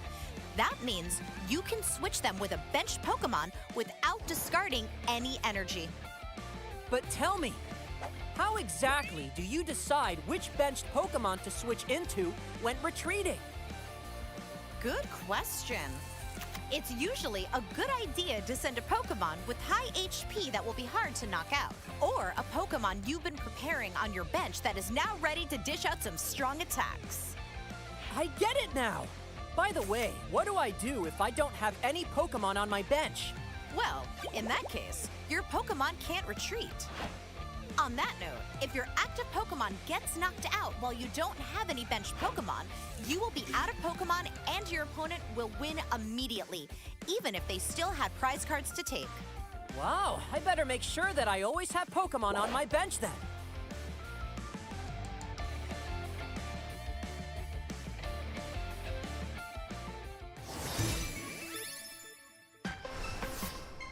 I've been wondering, what are those red abilities I sometimes see on Pokemon cards? Another great question. Let me tell you everything you need to know about abilities. Some Pokemon have an ability, and their effects vary widely from one Pokemon to another. How much energy do I need to use an ability? Abilities don't require any energy. You don't need energy? You don't need energy, and they're different from attacks, so using them doesn't end your turn. Wow, that's super important to know. And that's not all. Abilities are also different from attacks in that some of them can be used even when the Pokemon isn't in the active spot. What? Really? There are abilities that can be used either in the active spot or from the bench, abilities that activate when you take prize cards, or even abilities that work all the time just by having that Pokemon in play. The abilities text clearly says when and how its effect works, so make sure to read your Pokemon cards. Effects that work even outside of the active spot? So many possibilities! Oh, hey, Professor! My Arcanine EX card says Terra. Is that an ability too? Yet another good question. Terra effects are technically different from abilities. So abilities and Terra effects are 2 different things. Gotcha! Terra Pokemon have an effect that prevents all attack damage done to them while they're on the bench. It's always written near the Pokemon's name and HP, so you can't miss it.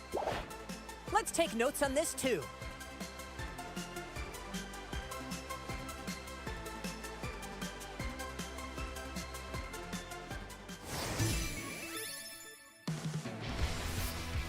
Almost there. To conclude this lesson, let me teach you about special conditions. Special conditions. That's one thing I know about. It means things like poisoned or paralyzed, right? That's right. There are a few special conditions to remember, so here is a little cheat sheet that I made to help. Let me quiz you to see how much you actually know. All right, quiz away! Which special conditions will prevent you from attacking or retreating? Huh? There are special conditions like that? When your Pokemon is asleep or paralyzed, it can't attack or retreat. Wow, no way! Next, what about special conditions preventing you from using abilities? I think that's gotta be asleep and paralyze again. Gotcha! You can always use abilities even if your Pokemon is affected by a special condition. Not fair! That's a trick question! Well, that way you will remember. By the way, it says a Pokemon must be turned counterclockwise when it's asleep and clockwise when it's paralyzed. What if it's both at once? Ooh, that's a clever question.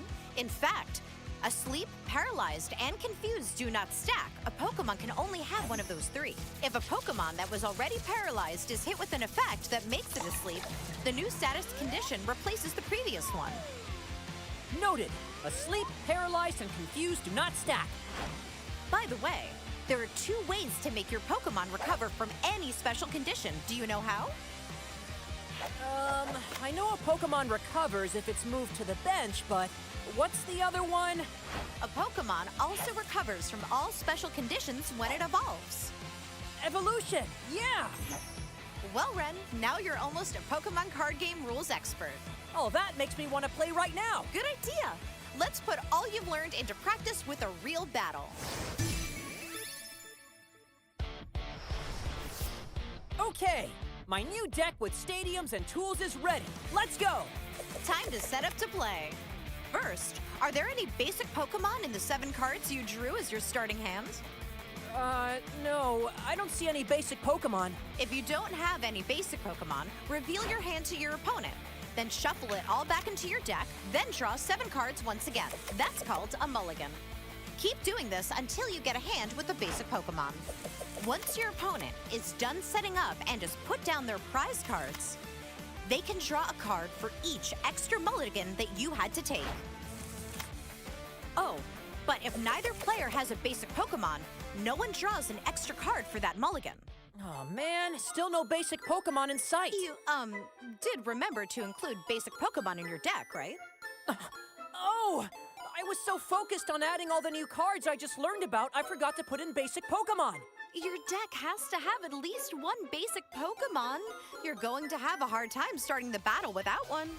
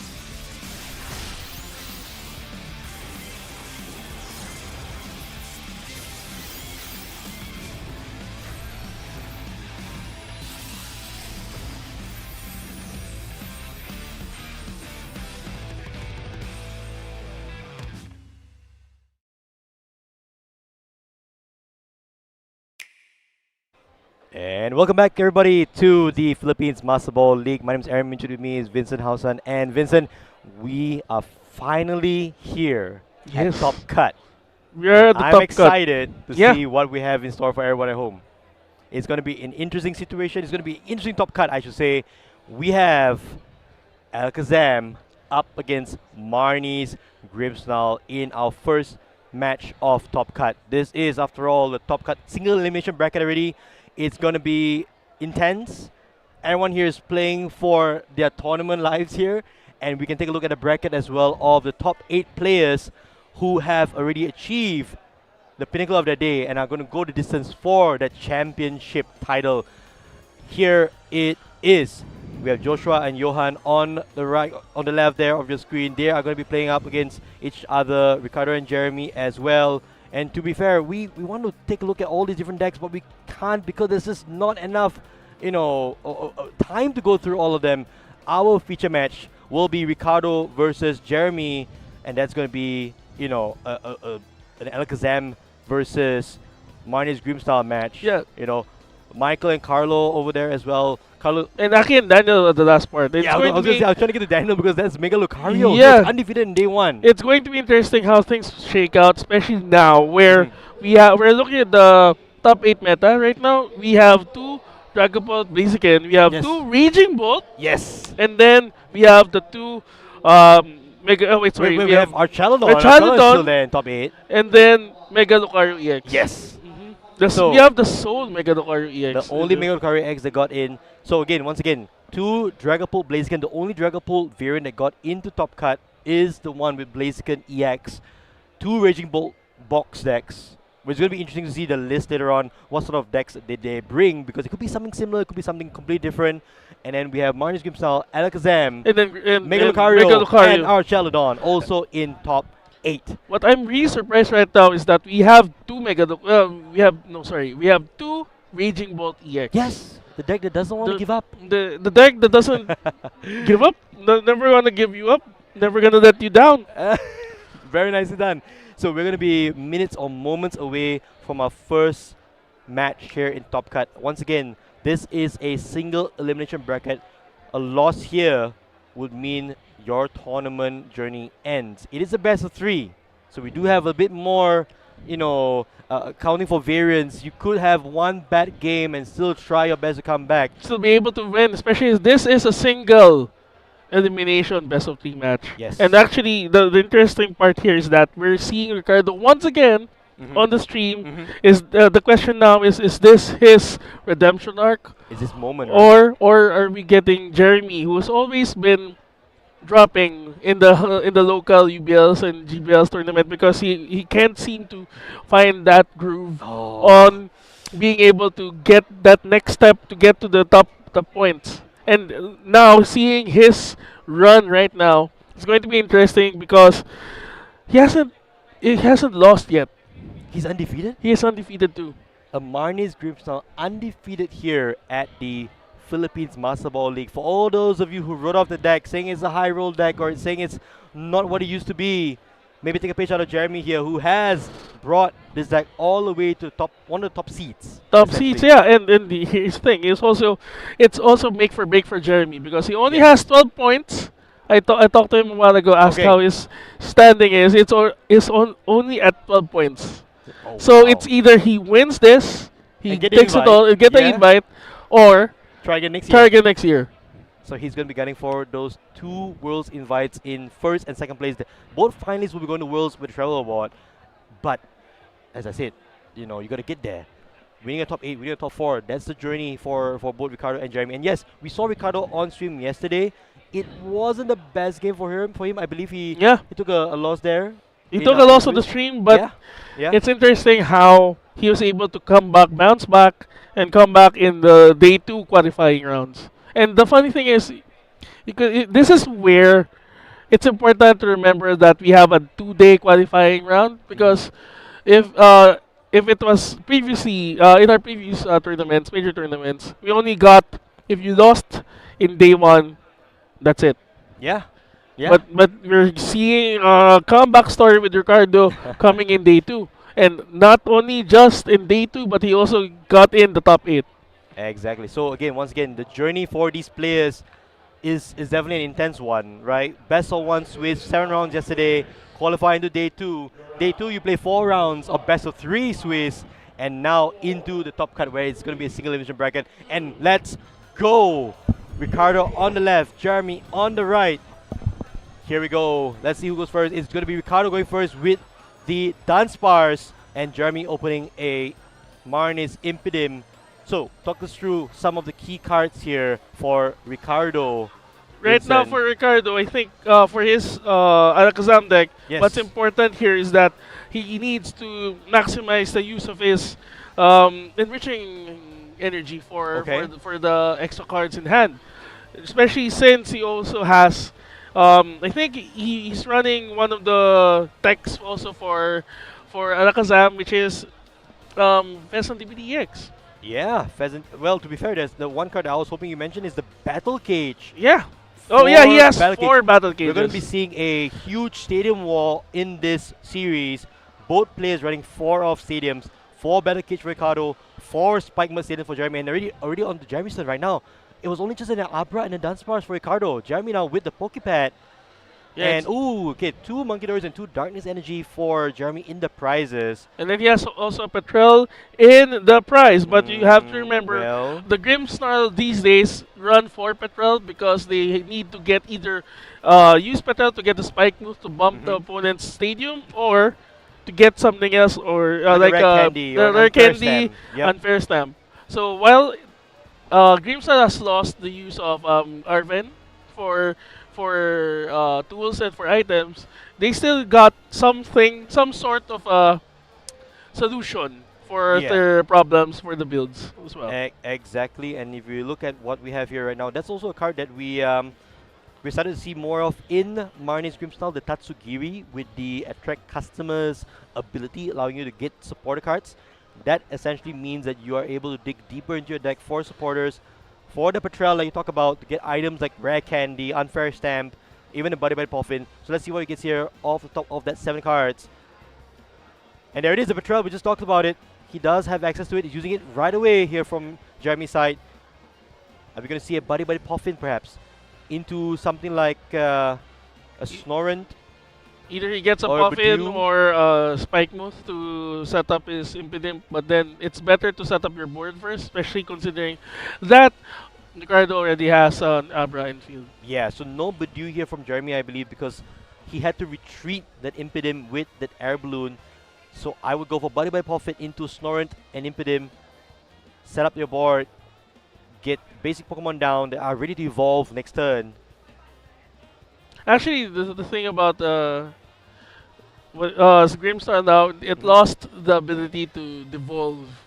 Oh, That's yes, one of the indeed. bigger, Yes, one of the indeed. bigger, shall we say, key cards that Grimstar lost in post rotation. Yep. So it's so surprising seeing that it still has something to offer to the players coming in a competitive setting. Yeah, so Jeremy here went for double Snorant with that Buddy by Puffin and just passing it back to Ricardo. Ricardo having only one of each Abra and Dunsparce. Let's see what he has here in his hand. I think if you're Ricardo right now, what's the support you want to see? You want to see a Dawn, perhaps? A Dawn. Yeah, Dawn would be A Dawn Hilda. would be nice, or a Hilda, so that Mhm. he can get the enriching energy. There we is go. a He he got the enriching energy, probably getting the Dunsparce, and then the energy that he needs to get around 4 cards for Well, to be enriching. fair, he can go enriching or he can go for telepathic here. Yeah, Because he that wants to too. build up a board That too. of Abras to become Kadabras to become Alakazams. But he has to be a little bit careful here because all those Pokemon we just talked about, they have abilities. And guess what? Freezing Shroud punishes abilities. Yeah, so now we see him getting telepathic energy and Yes. either an Alakazam. You got I'm an not sure. Alakazam. So perhaps the Red Candy Alakazam. Alakazam right away? Yeah, Yeah. he needs to get the upper hand right now, Get especially aggressive right away. yeah when Mhm. Impidim grows into a Grimstar, it's gonna be dangerous. Oh yes. For sure.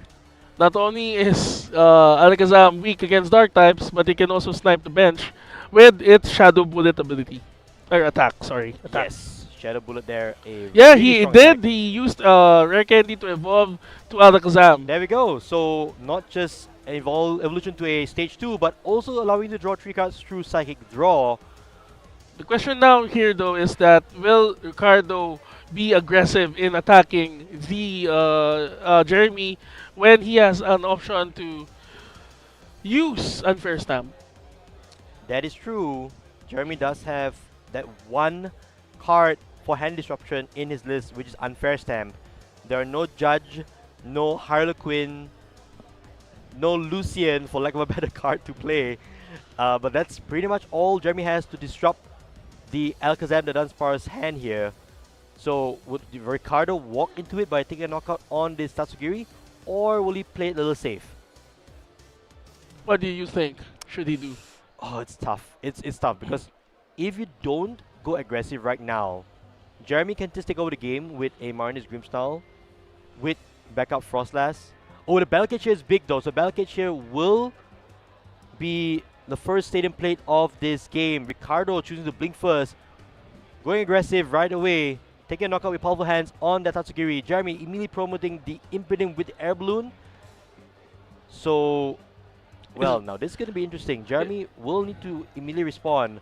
Freezing Shroud, Frostlass on the bench. And you're seeing a Rare Candy in Rare hand. Candy He evolves to to Grimsnarl. Marnie's Grimstyle, here we go. Punk up the ability that will charge up this Marnie's Grimstyle 3, oh no, well 2 Two Darkness Energies, Darkest I'm Energy sure. for the Shadow You Bullet. can go up to because 5, but you're going to go 2 for now. Shadow Bullet is now online. And will we see a Stadium Bump? There's a Larry skill. It There's is, Stadium Bump. it So there you go. is. Jeremy will get the Stadium out of the way. So damage will start building up here on Ricardo's side of the field if there is going to be anything with abilities. But most importantly, that 30 extra damage will be key because it allows Jeremy to take multiple prize cards starting from next turn. And now he hasn't even used the supporter this turn. So he may, What's a supporter? You don't need it. he could also, he could use Larry's skill to get another Frostlass and There then you go. prepare the next Build up even stadium. further. And then Yeah.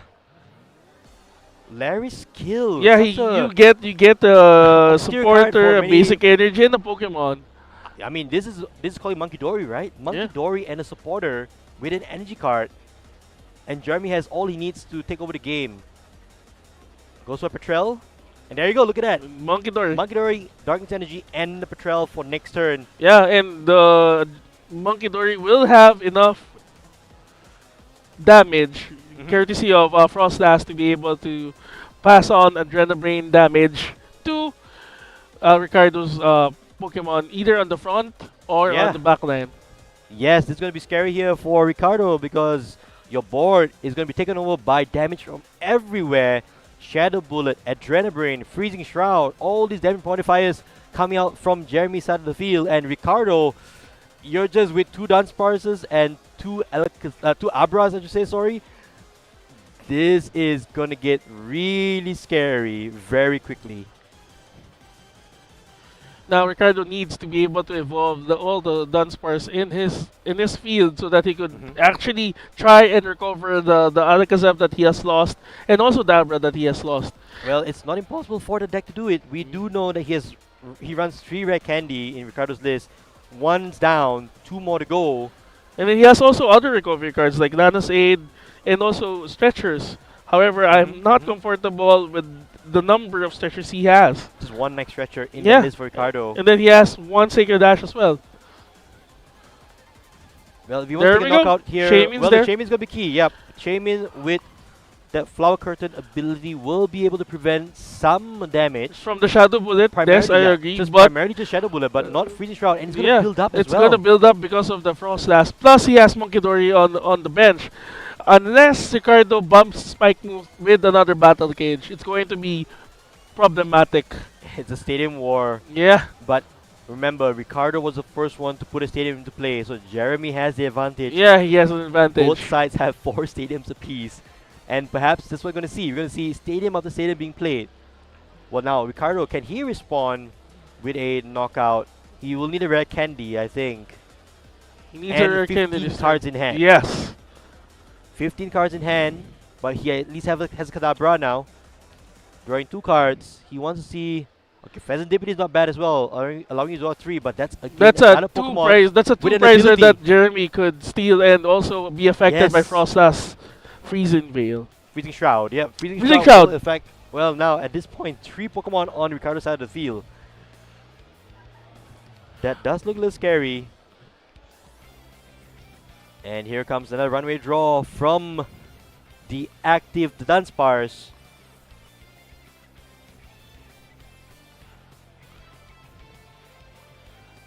And the Dunsparce gets shuffled back in. Ricardo And here, what options does he Which one is he have? going to advance? Oh, goes up with Abra. Okay. Does Ricardo have the Rare Candy? He does! Rare Candy into Alakazam. Drawing 3 more cards.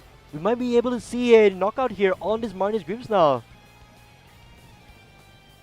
And this is the power of the Alakazam deck. He's able to build such a huge hand size so early in the game. And go toe-to-toe with something like a Marnie's Grimmsnarl.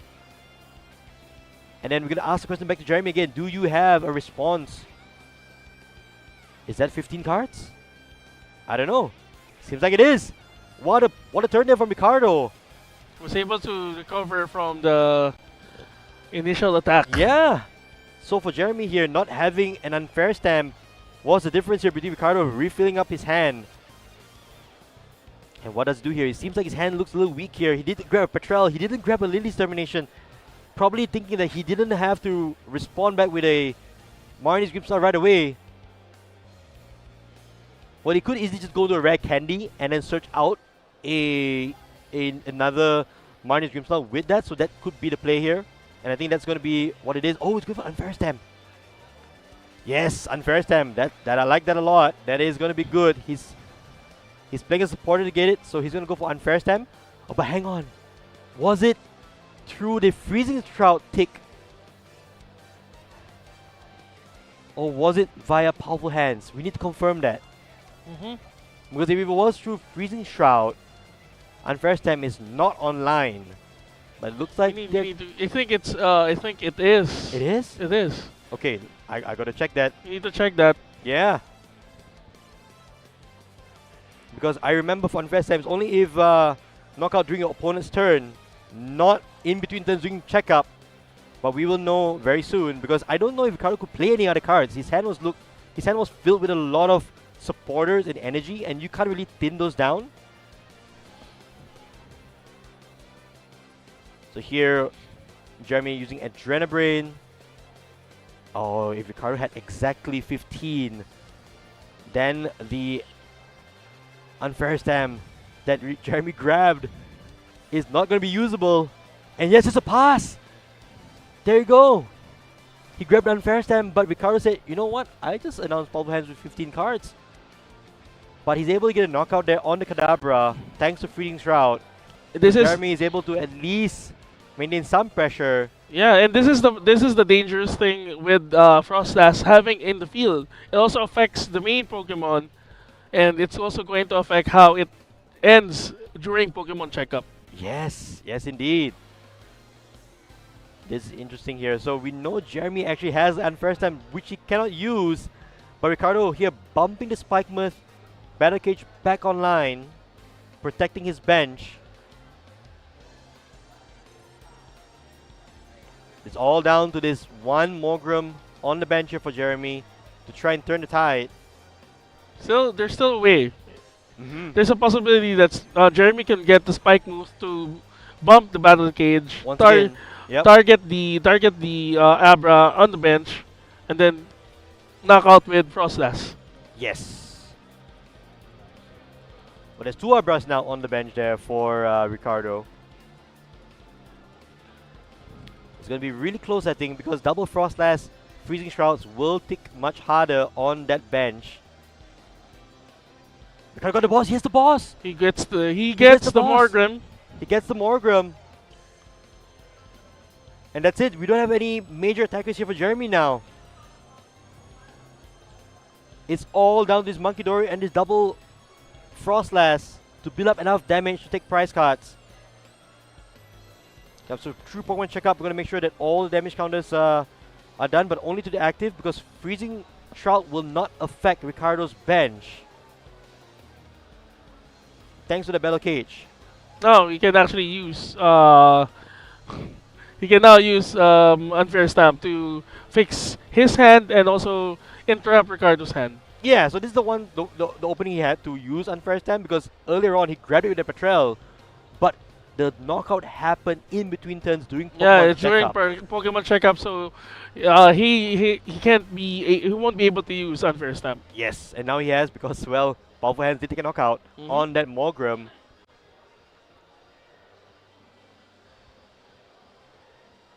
So for Jeremy here, it seems like it's a really rough situation, because Alakazam is down left with 2 prize cards remaining. Jeremy still has 4. Going aggressive with the Marnie's Grimmsnarl has backfired, because Ricardo was able to piece together enough cards in hand to fight back and be able to keep it at 15, which was exactly the number to do 300 damage. And then going to check up, the Freezing Shroud was the thing that ticked off the Marnie's Grimmsnarl for a knockout. So here's a Body by Puffin. I presume it's going to be for Impidims. He's eyeing one up there. Double Impidim maybe, or Impidim with a Badoo. And it's also dangerous since Ricardo's running 3 bosses orders, so he can just boss the Impidim as Jeremy's trying to catch up and with the setup for another Grimmsnarl. He has to go for a second Impidim. He does run 4. 2 are in the discard pile, 1 on the bench. 1 more prize perhaps? So what Jeremy here, what do you do? Where do you go with this? Alright, Night Stretcher. So he has the Night Stretcher in hand for the replacement Impidim, or the second Impidim I should say. Oh, going Tatsugiri. His hand must be really bad for him to go into this route. What do we see here from Jeremy? Has he played supporter for third? I don't think so. It's just an Unfair Stamp. Yeah, so just an Unfair Stamp. Yeah, he has a bit of options here. You can Adrenabrain to Alakazam. Alrighty, so only to Alakazam because of Battle Cage. So now up to 70 damage on the Alakazam. Retreating the active Monkidori into Tatsugiri. Well, there is a way in the world here where Jeremy can pull off a win next turn because I believe there will be enough damage on Ricardo's side of the field. Oh, hang on, it will not be. He needs to bomb the battle cage first. Yeah. The battle cage is preventing all sorts of shenanigans from Jeremy's deck. He does get the leader's determination. That's good. He's probably going to just play right away. Or not, maybe. Alright, another Adrenaline Brain. So both Adrenaline Brains have been used. So that's 60 And to that's it. the Just a Kazumi. pass. And then a pass. Then 2 damage sticks from Frostas. Yes, so Frostlass will take Jeremy's Monkey Dories. It should be 20. Yes, we caught that. Even on Tatsugiri, by the way. But it will not happen. No, it will not happen on Ricardo's side of the field because of Battle Cage. But Tatsugiri should also have 2 damage counters on it. We'll try and get the judges to adjust on that one.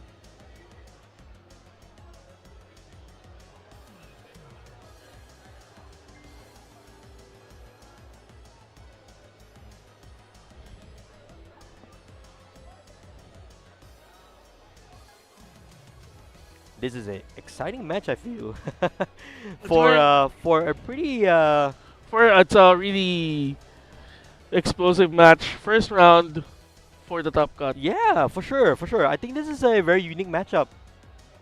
You know, so we're gonna see Ricardo here play out his turn. I think he has it in the next couple of turns for closing out game 1. This is I mean, on paper, Jeremy is supposed to be ahead, especially with Grimsnarl as Yep. as part of the ensemble cast that he has for his deck. But it seems like he is slowly being outmaneuvered by Alakazam in at least the stadium battle. Yes. And considering that we have mentioned earlier that it's going to be one of the bigger key fights that Jeremy needs to win Yes. to be able to indeed. move forward, while Ricardo has to maintain that the battle cage up there so that he won't be affected not just by Frostlass but also by the Monkey Dories as well. Yes, indeed. Here, an enriching energy being played by Ricardo to draw 4 cards. He doesn't even need to play it on a Dunsparce. He plays it on a Fan Rodom, which he's going to use to take a knockout on this Tatsugiri. Yeah, because he only needs 2 prizes. You just need to focus on taking out all the 1 prizes Jeremy has. Yeah, but this is also going to be a bit... He has to be a bit careful here, Ricardo, because Jeremy can get a knockout next turn on the Alakazam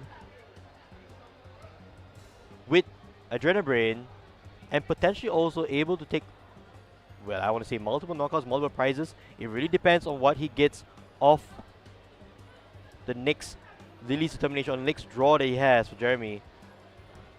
Yeah, I would impede him. Okay, well, fair enough. He goes to the Monkey Dory. Yeah, so there is a world here where Jeremy Actually- can take 4 prizes. It's a very fine line, but he can because let's see if that even happens. Double Monkey Dory for Adrenabrain can knock out the Alakazam. You have to. I think we have to stop because battle cage also prevents damage coming into the bench of Jeremy. Oh no, it doesn't because it's only your opponents. So if Both it's you and your your freezing opponents. shroud, yeah. So if your freezing shroud occurs, Yeah, but It- the battle cage. yeah. So if you're Battle Cage, right, there is a very fine line here. Prevent all damage counters from being placed on bench Pokemon by effects of attacks and release from your opponent's Pokemon. Both yours and your opponent's Yeah. effects. So that's the situation here where you can build up damage counters on your side of the field, but you can't do it on your opponent's bench.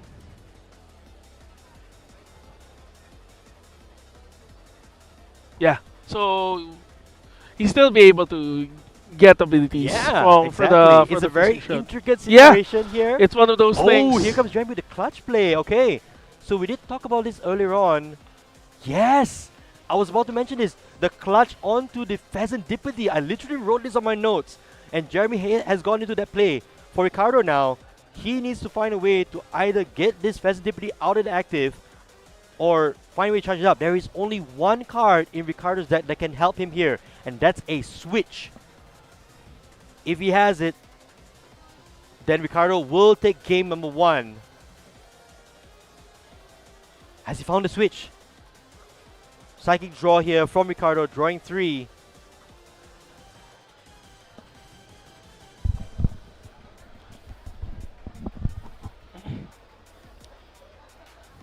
Has he found a switch here to get that Pheasant Deputy out and active?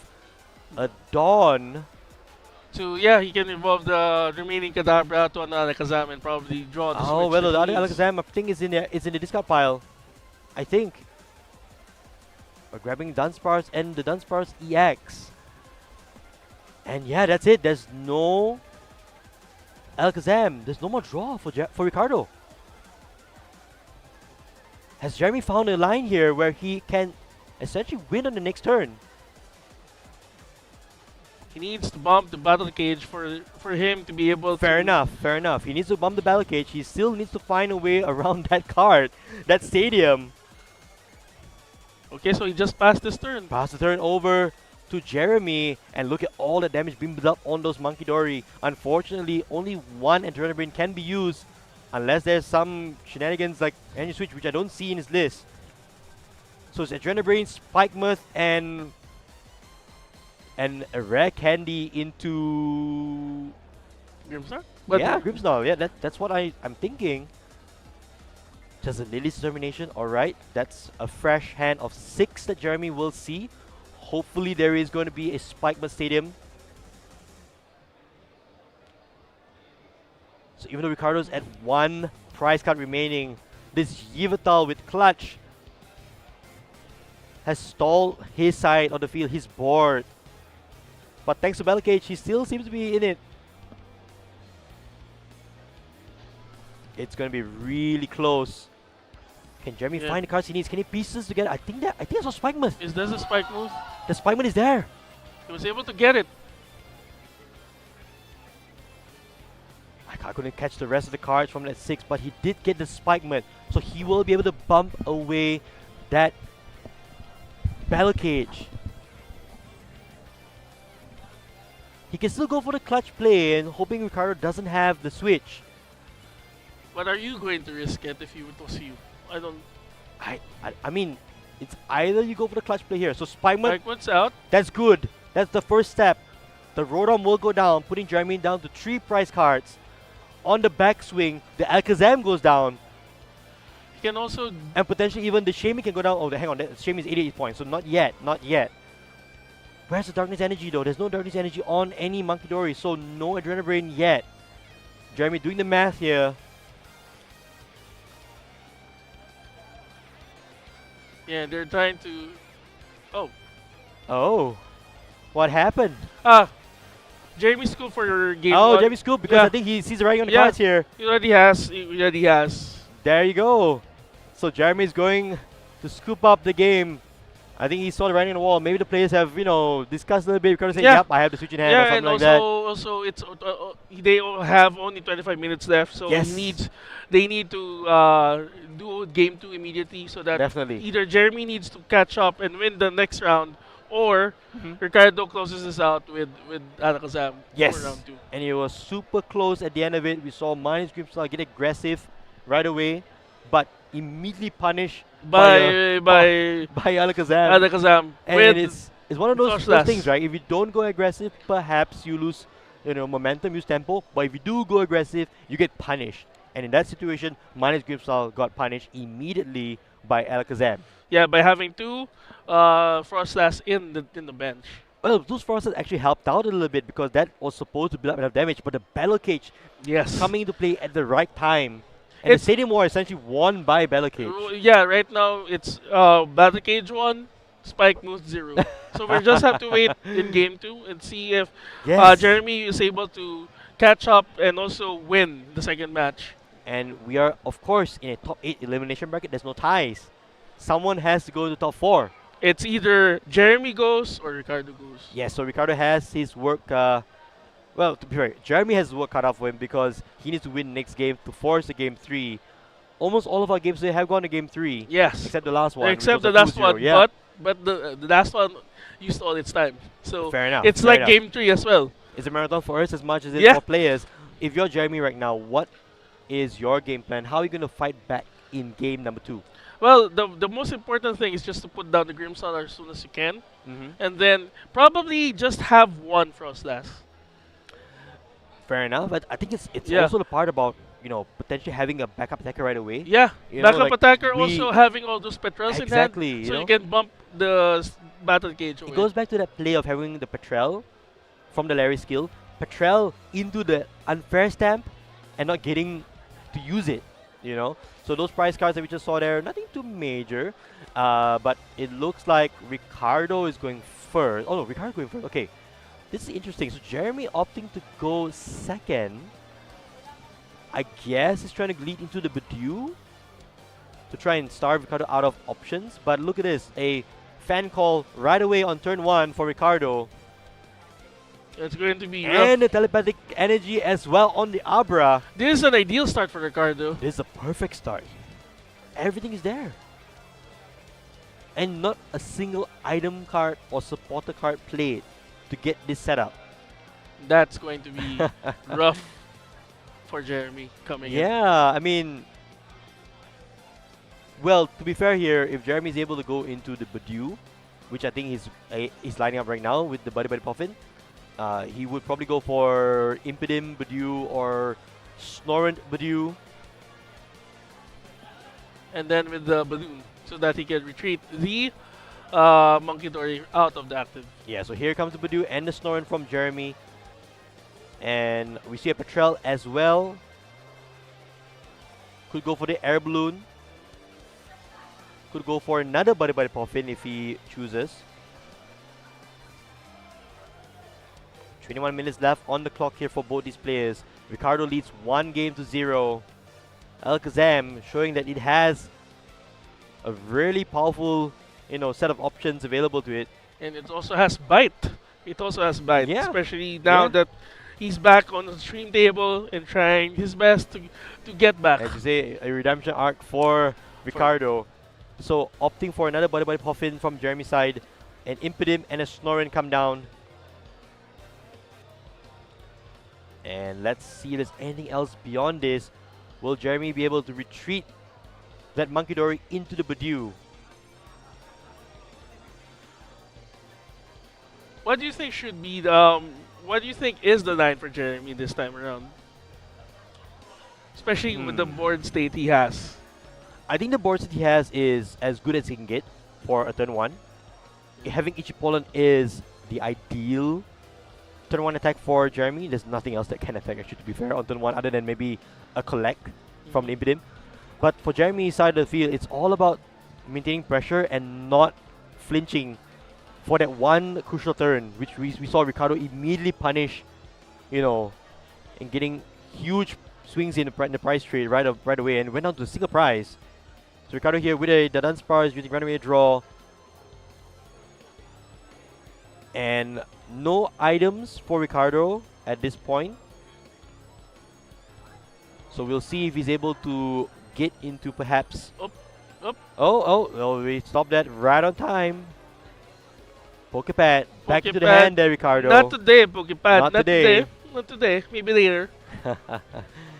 So Ricardo here, okay, so he So does Dawn. have access to a Dawn. So he'll be getting either what's going to be the basic. It's obviously he's gonna go for a Kadabra and then another Kazam.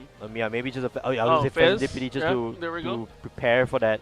Or you could go for another dance parts as well. Go Shaman, Shaman, yes, the yeah, Shaman. Let's not forget the Shaman's a good- Shaman. Shaman's a good That is one. going to be quite key. Benching it at And the right time does Another prevent 30 Kazam damage. and also a Kadabra. Yeah, I mean, there's only one stage 2, so it makes sense. And he cannot evolve the newly placed Dunsparce on the bench, so Kadabra makes a lot of sense. But to be fair, Kadabra cannot take a knockout on this Bidoof. Super Saiyan Bolt does exactly 30 damage. Yeah. So Ricardo can immediately throw back to Jeremy and say, hey, I'm going to just take a knockout here. What are you going to do next? Another runaway draw from Ricardo, drawing in more cards. In some way, it goes back to that point you talk about for decks that run Unfair Stamp.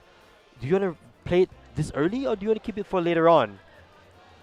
So the Shaman comes down as well. Battle Cage comes is down out. as well. It's going to be problematic right now. Yeah, Jeremy is has his work cut out for him. So Psychic Draw is now online for Kadabra. And he he'll should be be looking to able- take a knockout here. Yeah, he'll be able to knock out the Bidoof. Yeah. There you go. First blood to Ricardo, drawing one prize. Jeremy promoting the Impedim. Does Battle he Cage have is in spike play. moves in hand to be able to bump the battle cage? That's the That, question now. yeah. So a Betrayal here. What's he looking for?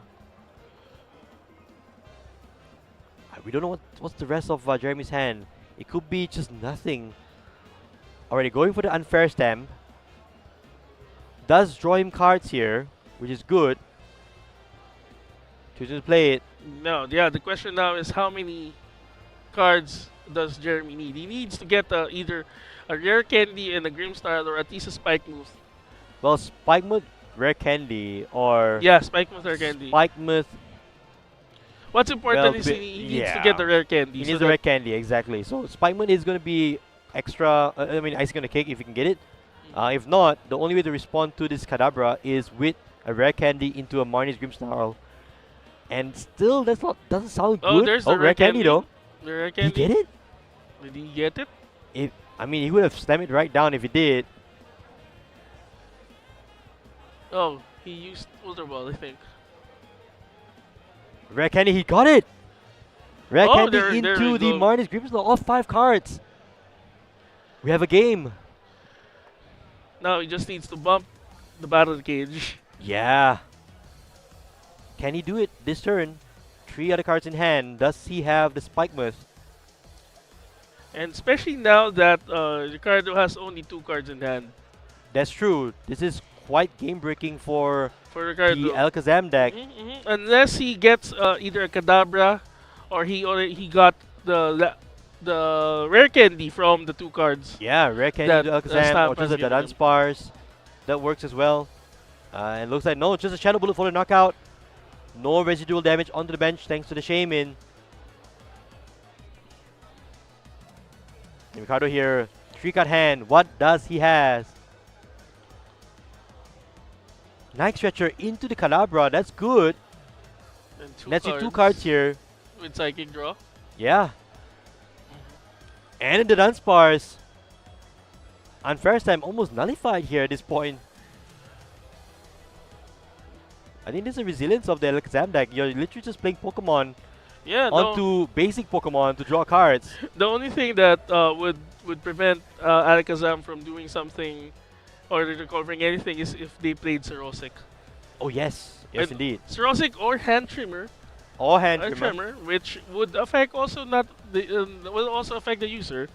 Alright, so Ricardo here going into the Fan Rotom. That signals that his hand is not strong enough. Phasantipity as well. So flip the script for 3 cards in hand. Does he have enough? Or at least will he be... Oh, Oh, there we go. enriching The energy. enriching energy with the Fan Rotom once again. What did Jeremy play last turn? Last turn. Unfair stand? Unfair stamp. It didn't matter. What So was Ricardo essentially has drawn about 10 cards already this turn. 4 from Enriching Energy, 3 from Phasantipity. Oh, but just a boss order on a Snorunt. Okay, that's a knockout there for Ricardo. A cheap knockout with Assault Landing. It's amazing how Ricardo still can find prize cards here and there, you know? find ways to Yeah. to fight. Now the question is, Okay, at this Frost point, Ice now down. I think Jeremy should boss one of the Abras or the Kadabra. I this point. I think so too. Going after the Kadabra makes the most sense, I believe. Yeah. Because that is the immediate threat turning into an Alakazam. Yeah, also instead of just focusing on getting the 2 prizer, just focus on the Kadabra because that's going to be the longer play here. Yes. Yes, indeed. So it's just a Petrel though. You know, he gets a Patel spike, probably he bumps it with a spike move. Yeah. There we go. There you go. Spike Stadium. Spike move and then getting an Impidimp. Yeah, not too bad here from Jeremy. The Petrel coming in very handy. Bumping the stadium. Getting a basic down. Thanks to Spike Stadium. And he will at least take 1 prize card this turn. Yeah. And then starting up multiple prize cards for the future turns. And then he'll also get ticks for Phasantipity, for the Kadabra, and also for the Shaman. And also the Kadabra and Phasantipity. So Yes. 3 cards there. 3 Pokemon with abilities on the side of the field for Ricardo. Yeah. Unless Ricardo has another Battle Stadium in his hand, He's It's going going to to see be- more and more battle cages. yeah, We've already seen one plate from Ricardo right away. So it's about the Stadium War all over again. Even in game 2 here. So now they're both down to 2 prizes. Down to 2 prize cards for each of these players. Ricardo promoting the Kadabra. Confident probably that there is going to be... Or he has already Alakazam in his hand. Yeah, confident to take a knockout perhaps. Again, 15 cards. Exactly the situation we had earlier in game number 1. And then here we go. Battle The cage battle cage already is out. played. Jeremy, no. Oh no. His Spikemans are not able to go anywhere this game. Just to the Not discard longer pile. not longer than one turn.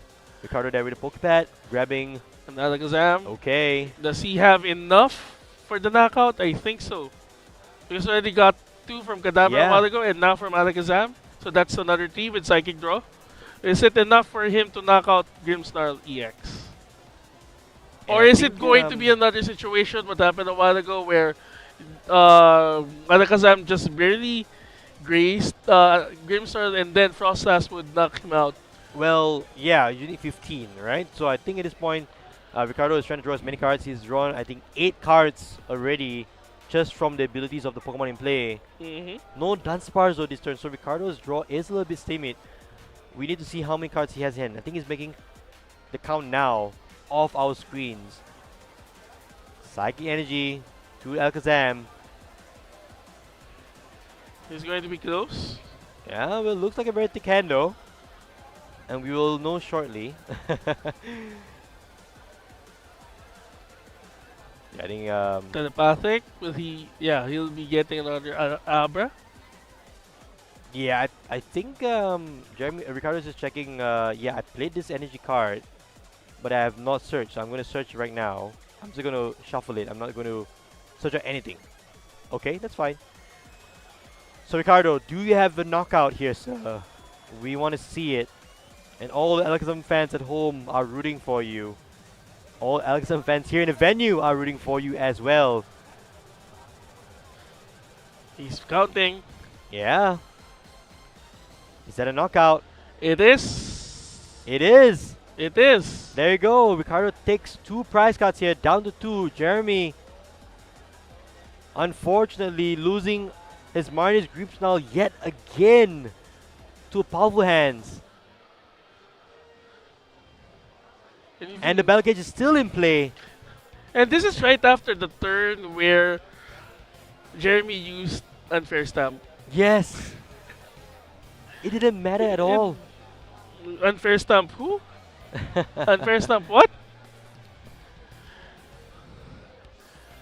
I think Jeremy's here looking for options. Again, time running really low. Yeah, That's a Monkey Dory. Jeremy needs to find a Spikemuth yet again. And a Red Candy. Going for the Night Stretcher for a Darkness Energy. And here comes Larry Skill.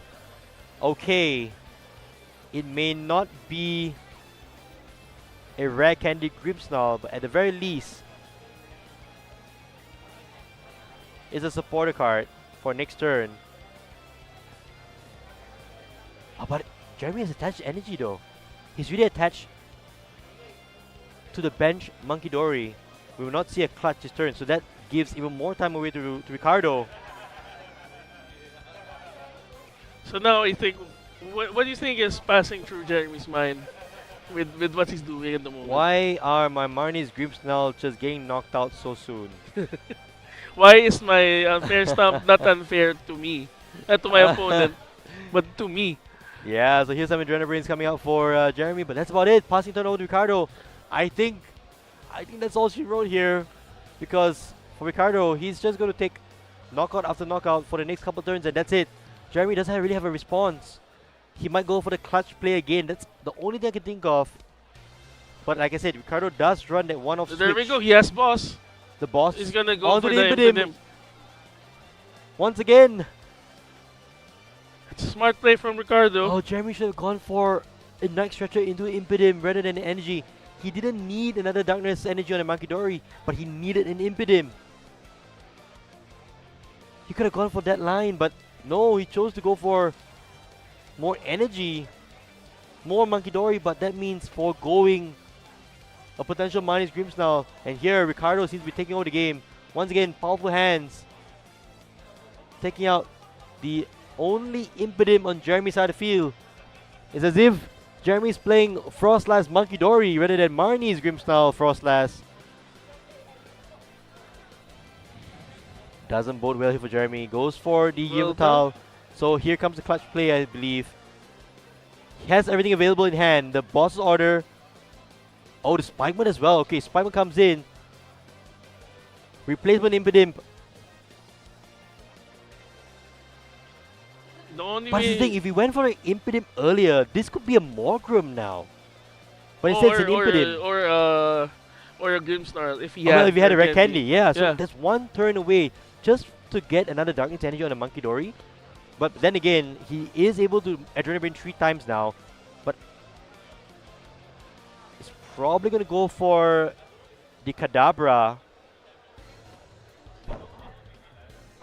Or the Abra for a knockout. Oh, go for a knockout on the Abra. Okay. So takes a knockout on the Abra. Yep. Knockout on the Abra, which has 58 points, so you had to use all 3 Adrenaline Brains. That's probably what Jeremy was planning the previous turn. Then he's going The to boss order onto the Pheasantipity. Here comes the clutch play. He's resorting to the same play he did in game 1. And here comes the clutch. Does Ricardo have the switch? But then he also has, well, Ricardo also has from the script. That's the question now. Yeah, does he have access to Pheasantipity of his own?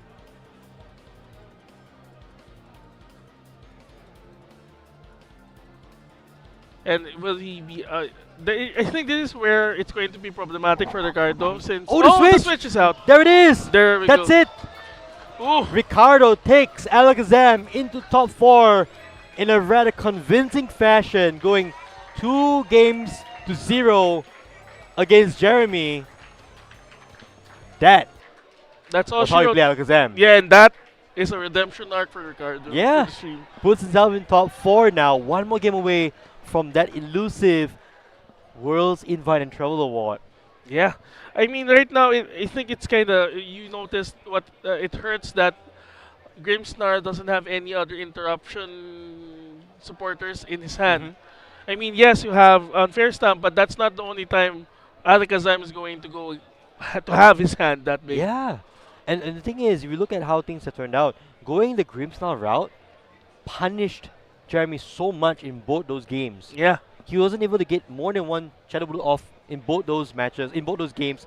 It was a very sad day for Grimmsnarl to be up against Alakazam. Every time you call upon Psych powerful hands, you could get a knockout on the Marnie's Grimmsnarl. So congratulations to Ricardo for getting into top 4. Commiserations to Jeremy, of course. Top 8 is still an amazing achievement.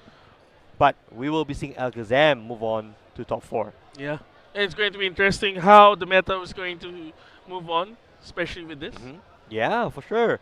And as the day comes to almost a close, we have 2 more matches to go. We still have side events for those of you who are looking to drop by or are within the vicinity of the area and wanting to just get some freebies. Yeah, we still have the Pokemon Mesostar ongoing, the Pokopia, and also the Champions experience here in SMX. You still have the Trainer's New Journey and also the Coloring Corner, where you can color your own Pokemon. Yeah, and you can get some lovely stickers here from the Pokemon Pokopia booth. That's something that you could easily just put on your deck boxes or your laptop or wherever it is, And if you're attending the New Trainer Journey, yeah, you can also get the demo decks. A demo deck. So that's a very few cool things that you can get here at the SMS Convention Center at the Master Ball League. But for now, we're going to have a quick break. Don't go anywhere. We should be real soon back with top 4 here at Master Ball League Philippines. Don't go anywhere.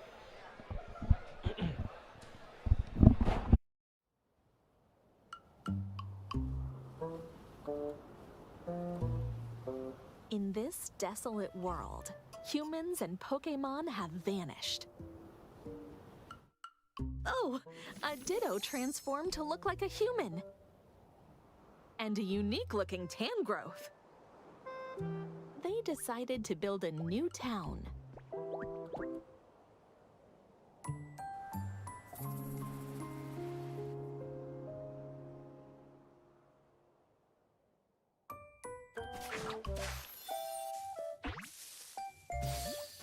Nestled in the grass is Bulbasaur, a grass-type Pokémon.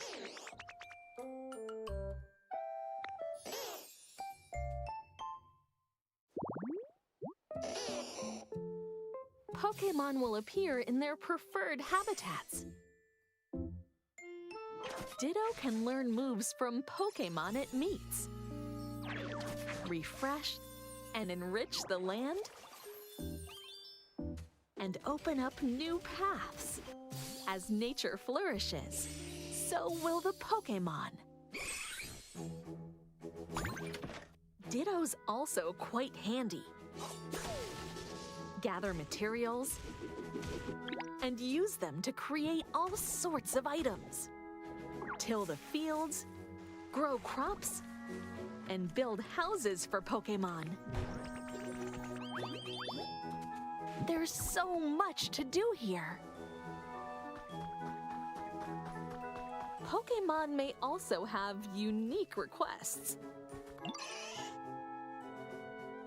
Looks like Squirtle wants to go somewhere, and Riolu seems pretty hungry.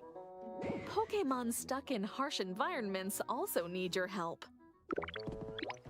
So work together with other Pokémon to complete these requests. And your world will become even livelier. What other adventures await?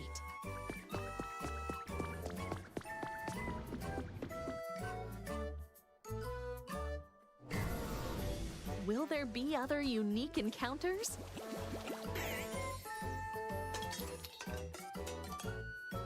What kind of life will you make?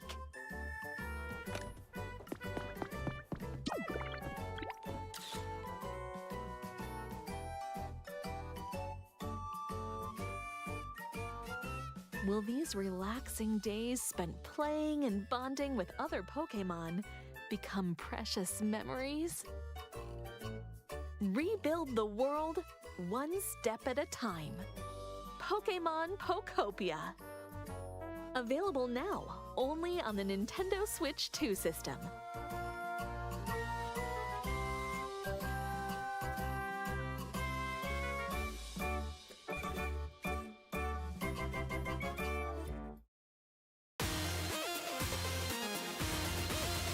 Here we go!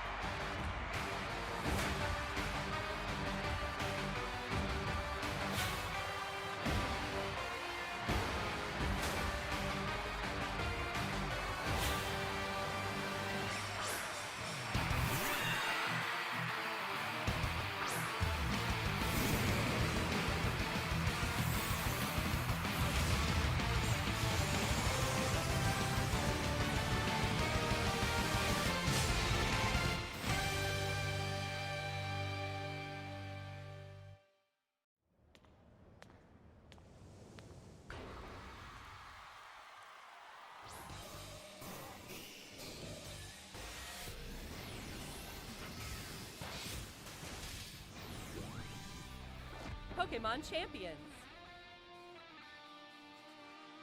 In this title, you can enjoy the battles you know and love from the Pokémon series on your Nintendo Switch or mobile device. You can invite your previous Pokémon partners to join the action by linking with Pokémon Home, or you can find new partners to battle alongside you right away from within Pokémon Champions.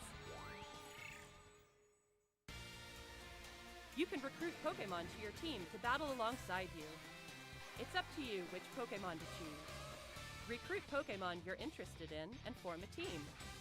Then it's finally time for Pokémon battles.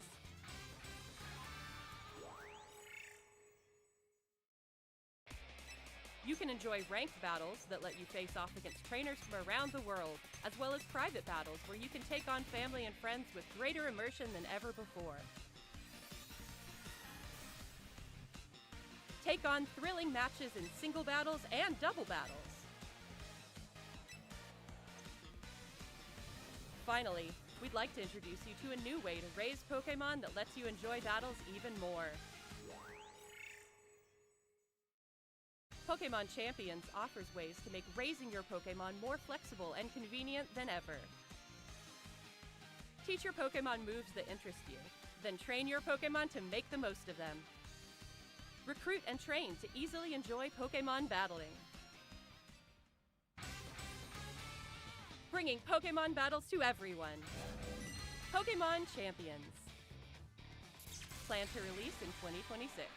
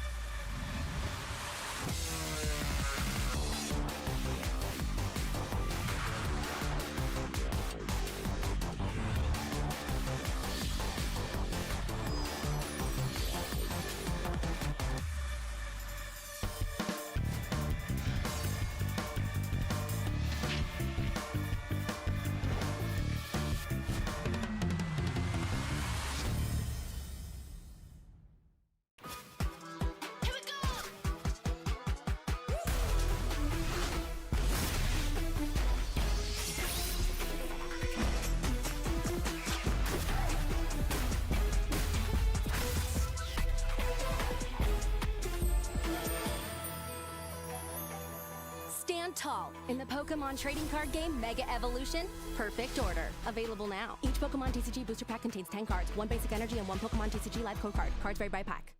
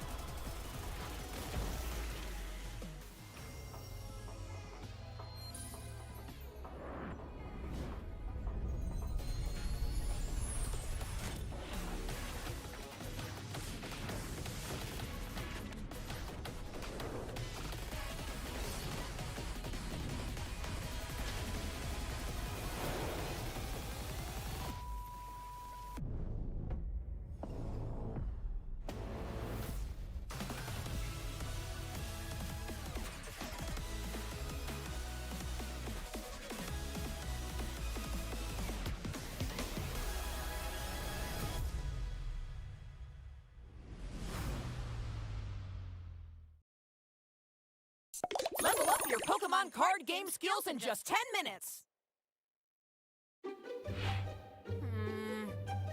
I'm not sure how this card works.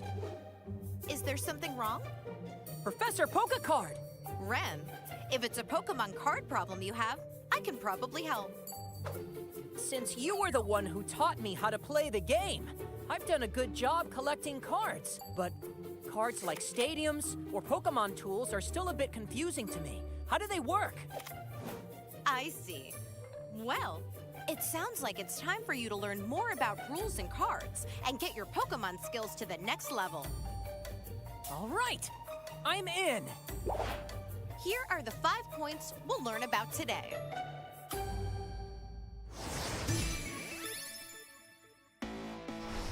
For starters, let me explain stadium cards for you. That would be great.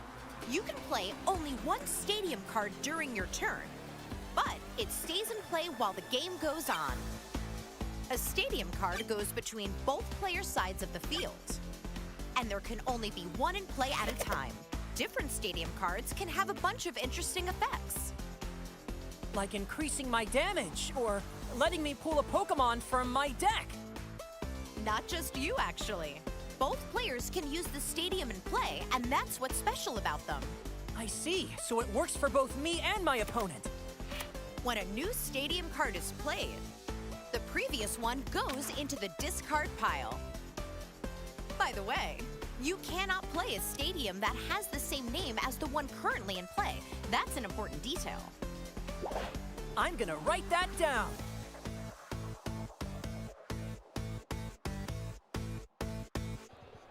And we're back, folks, with top 4 here at the Philippines Master Ball League. It's Aaron Minjit and Vincent Hausan.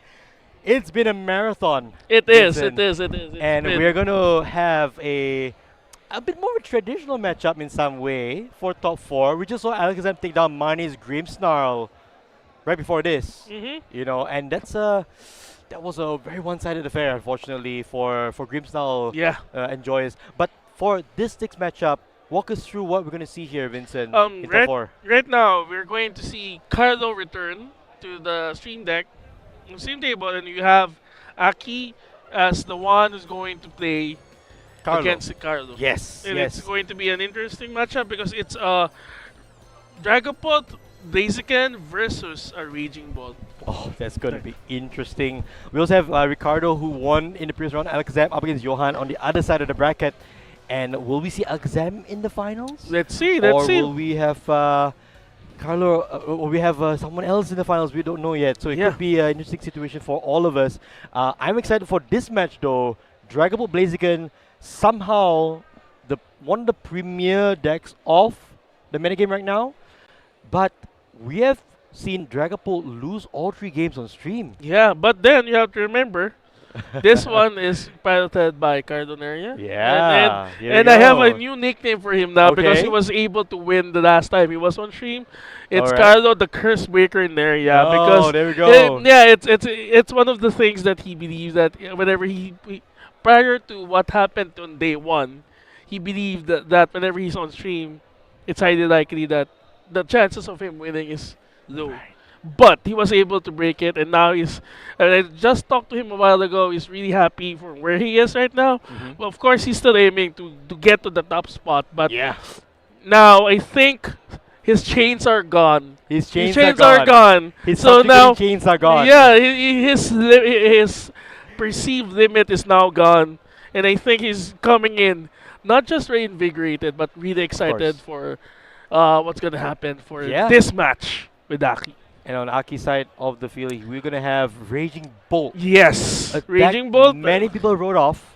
especially it's in here. post rotation Yeah. without Professor Sada's Vitality. Of But course. now we're seeing it in the top 4. Yes, indeed. So Raging Bolt could go the distance here. A deck that, even Malaysia, it's very widely played. And over here in the Philippines as well, it's also one of the most played decks out of nowhere. 2 of them made top 8. Yes, And one of them is here in top 4 and could book itself into the finals. But against Raging Bull right now, it is Carlos Dragapult Blaziken. yes. Will Dragapult come out on top, or will Raging Bull take the spot in the finals? Let's take a look. Let's take a look. And they're actually preparing when Yeah, they we're are. setting And up. what do you think? We've not talked about our predictions, Vincent, for a while. I miss us having that little bit of banter on who wins what. I'm not keeping score anymore, but Yeah, I lost count since yeah, we started I lost today. count. It's probably me winning anyway. But Oh, okay, in any okay, case, okay, if I okay. were to put it to you, players aside, right? Let's talk about just the matchup as it is. We're talking about Raging Bolt, the premier one-hit knockout deck, in a way. Yeah, It in a takes way, it in a takes way. huge knockouts right away. And opposing it will be Dragapult and Blaziken. What's your pick? It's going to be Dragapult Blaziken for me. Okay. Especially since if the Dragapult can start initially and start doing Phantom Dives, the Blaziken can sweep up with its 200 damage attack. So it can reach the Raging Bolts as well. Okay. How about you? I would go the other way. I would say Raging Bolt is fast enough. And here we go. Here's the game of a top 4. On the left, we have Carlo with Dragapult Blaziken. And on the right, we have Aki's Raging Bolt. Kangaskhan in the prize cards isn't the best thing, but here Aki is immediately going into turn 1. And look at that look at the Pokemon inactive for Aki. It's oh It's, wow. it's a Wellspring Mouse It's a Ogerpon. Wellspring Ogerpon. That is a huge threat for Carlos side of the field. It's going to be problematic It is. for Carlo, especially if Wellspring is able to set up properly this turn. Exactly. So an energy attachment onto the Wellspring Mouse Ogerpon right now for Aki would allow him to go into potentially a Crispin Crispin and then for Torrential Pump. That's going to be huge for Aki. And for Carlos' side, it's like, well, if I give up 2 prizes, I give up 2 prizes, you know? For Aki here, he's, well, right now the first search of the Ultra Ball, making sure that what he has in his deck goes for the Meowth here. Does he run a Carmine? Or is he just preparing this for next turn? I think he is just preparing for the next turn. Yeah, it looks like he's preparing for next turn. It goes into the Kangaskhan, actually. Yeah, I think he's also preparing for the next turn so that he can be prepared when Carlo Budu's Oh, for sure, yeah, that makes a with lot of sense. each opponent. It's interesting though for a Dawn on turn 1 for Carlo. That means he has a really rough hand because he wouldn't play Dawn right now with nothing to evolve. That's that's going to be a problem for Carlo coming in, but he Yeah. needs to adjust what he has. But then again, for Aki's side of the field, it's only just a Kangaskhan on the bench and a Wellspring Mouse Ogerpon in the active.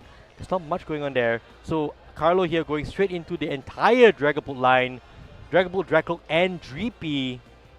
Yeah, he needs to put those GPs down as soon as he can. And if ever he has any Shamans on, he'll be able to at least protect the bench even before they reach their maturity with Dragapult. Yeah, exactly here. So starting with the Monkey Dory inactive isn't ideal, but as you say, if he's able to get into a Badu right away, that puts Carlo in a good spot of trying to preserve his field, locking Aki out of items. For now, it looks like just a Dreepy. And nothing much else. There's a rare candy in hand though for Carlo. He can actually just For next turn. Yeah, for next turn. energize. He's gonna go He aggressive. just Next turn need is to that put turn. down the energy at the GP. And yes, energy onto the Dreepy. So theoretically, a turn 2 Phantom Dive is on the cards here. This is Aki- kind of dangerous for Carlo It's if very dangerous for Aki Carlo. gets the energies that he needs. Yeah. Wait, hang does on a he second. have Crispin? There is still a possibility for Crispin into energy switch, winning the game on the spot. That is still a possibility here. But right now, it's eyeing up to Cyrano, so maybe not.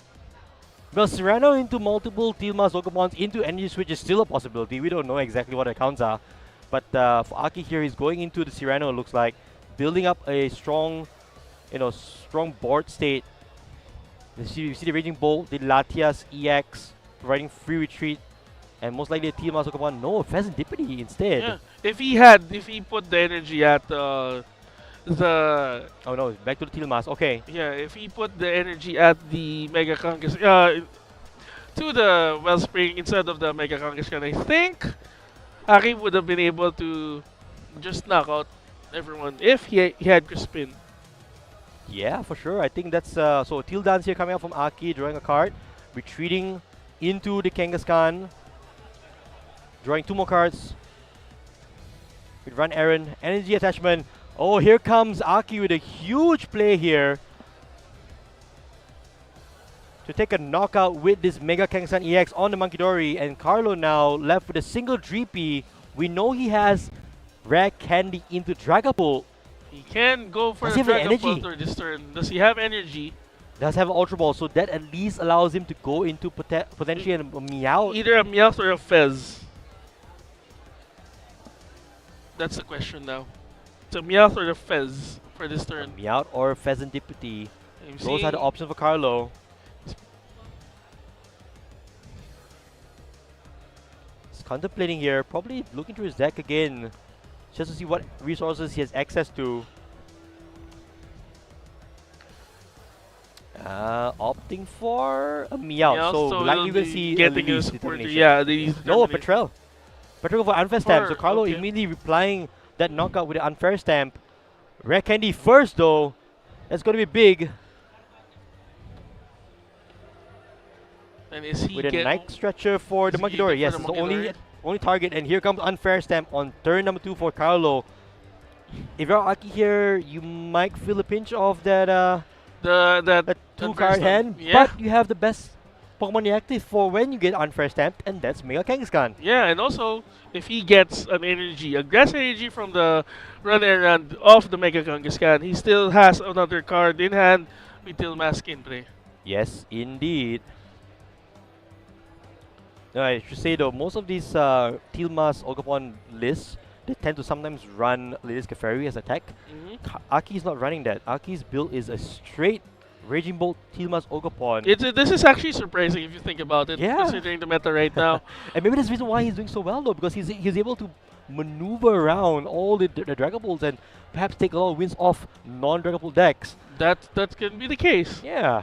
And so here, Carlo does get a couple of 3P thanks to that Body Puffin, so that unfair stamp actually paid off a little bit. That unfair stamp helped him set up his field and he'll be able to catch up. And now he has his Ooh, Torchic wait for down. Torchic, okay. Here comes So, the Phantom Phantom Dive Dive. for 200 damage. Question is, where is he going to distribute the damage from the Oh. Phantom Dive? I'm betting it's one on the Tail Mask and then the other for the... It's going to be That, one yes. on each of the Pokemon that are 20-10 HP. Yeah. 20 it's going to be one of those things. Yeah. It's going to be 3 and then the rest on Meowth? I don't know. Yeah, so... Oh, by the way, it wasn't Phantom Dive. Oh, It it was was Jet Jet Headbutt. He Headbutt. missed the energy. Okay. He missed the energy. Oh, here we go. go. Kangaskhan with Oh, fail. Rapid Fire combo. Fail. Just 200. Just 200 damage. Okay. Would have been interesting if we went all the way. But I think this is fair enough. Yeah. So Carlo Yeah. here trying to set up his board. Another Direct Cloak, or well, the first Direct Cloak of his board is finally here. The Recon Directive to see his top 2 cards. Yes, indeed. Goes into the Dawn Dawn. first. It would be nice if we be able to get the Blaziken and then he can also just... Yeah, he can just focus on putting more energies in his field. Yeah, but for Carlo right now, the ideal play would have been Dark Energy and Adrenaline Brain. Take a knockout on this big 3 prizer in the active. Because 70 damage might not seem a lot, but 70 plus 30 from Adrenaline Brain plus 200 from the Phantom Dive It's is just a exact knockout. exact Yeah. life for the Mega Kangaskhan who has 300 HP. Rare Candy into the Blaziken EX. So Carlo's board is getting much better right now. His board is getting See, scarier. Pokemon and Shaymin off the top for Carlo. Shaymin not as relevant now, but it could be huge considering that there is an energy already on that Wellspring Mask Ogapon on Lucky side of the field. That is still going to be a threat there. Lays a 3P down on Carlo's side. And here comes a Jet Headbutt again. No energy. Highly likely that this Dark Up is gonna go down, but at least he already has some energy in the discard, which he can use Basic and Sealing Spirit to energize at least one of the Yeah. Draclos in play. Without an energy attachment, they're in hand. You are only going to be able to do Jet Headbutt again. Yeah, That's all you have. You need to draw into those energies. Seeding Spirit is great, but it is nothing to accelerate from the discard pile. I mean if he knocks it out, he has already an energy in the discard pile. Yeah, just one Psychic though. Yeah, that one's Psychic. Yeah, so Carlo immediately promoting the Dracloak. Okay, He drew the Serendipity. he do the Peasant DPT, he needs it. So Aki now down to 3 prize cards. A huge lead it looks like here from Aki, but Carlo could tie it up with a Phantom Dive. Do we see energy? No. Recon Directive number 1. Energy. Okay. Yes, but The it's the wrong, wrong the wrong energy. kind. Even seeing a Crispin right now would be good, but he only runs 1. Do we see it? Psychic Energy, not the Not one again. another one! 2 Psychic Energies. That's not what you want to see. Where's that Fire Energy? This is one of those times where you miss Earthen Vessels. Right? That is true. Where are Carlos's Fire Energies? You can just using Ultra Ball to discard the other Dark Energy. Yes, which you could accelerate it back with Seeding Spirit onto the Monkey Dory. He can do it anytime, not just right now.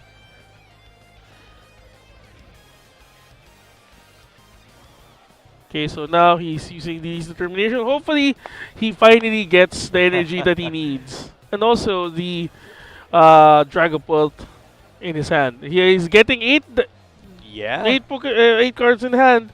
Yeah. So let's see what he cards in hand. gets. Does he get Is fire that- energy? No, it's the psychic. Where? Darkness. Where's the fire energy? Where is the fire energy? Someone called 911. We're missing fire energy from Carlos' deck. We're seeing everything else except for the fire energy. Oh, this is a rough spot if you're Carlo here. Aki is just sitting tightly thinking, where's the Phantom Dive? They Where's the expected a Phantom couple turns Dive? ago. It doesn't look good here for Carlo. He's going to give up one more prize card yet again, and there it gives Aki essentially just 2 turns to close out the game. And Aki can actually even go into the Wellspring Mass Ogapon right now if he gets the water energy that he needs. They could easily take out both his Dracloaks. And they're also looking for the energy stack right now. Everybody needs one energy type, and they're not getting it from their deck. So let's see who blinks first. Who gets the Who energy gets that the they need? energy they need first? Whoa, whoa, whoa. Cards are flying everywhere here from Aki's side of the field. He's eyeing out the Meowth, potentially looking to get a supporter card. He looks at the water energy. He knows it's Okay. there. He knows he has it. He's going to Crispin play. Wait, does he have enough? Oh Yeah, yeah, he has there it enough. is. There it is. So he goes to Crispin play here, getting the water energy onto that Wellspring Mass Ogapon, the Pokemon he started with in this game 1. Yeah, that's game and one. as Carlos scoops it up, saying, you know what, you can take out both my Dracloaks. I'm just not going to be able to come back from that. And Aki takes a commanding game 1 lead here against Carlo.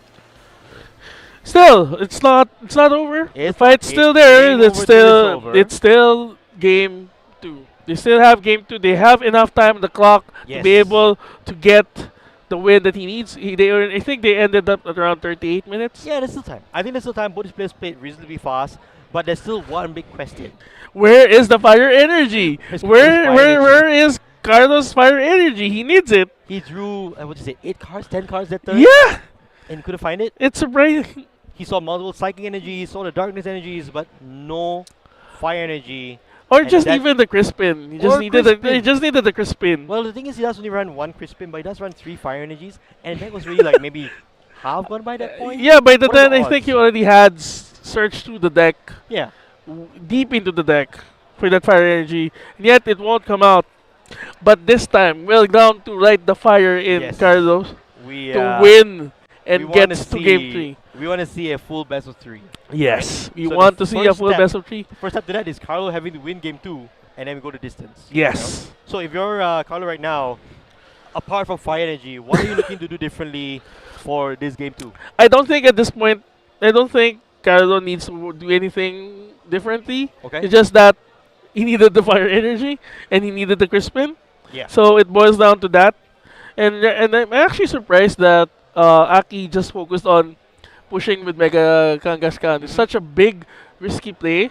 With yes, I know that Mega Kangaskhan is a beefy boy with 300 HP, but he also is a 3-pricer. Yeah, and going into, well, to be fair, going into Mega Kangaskhan right away did provide for a Pokemon that won't get knocked out so easily. But with that Jet Headbutt for 70, and in return a 200 damage hit onto the Dragapult, it's just adrenaline away. Yeah, it's one One adrenaline adrenaline away. away, and you give out 3 prize cards. But it's all about a balance of risk. Aki took a risk there, and it paid off handsomely.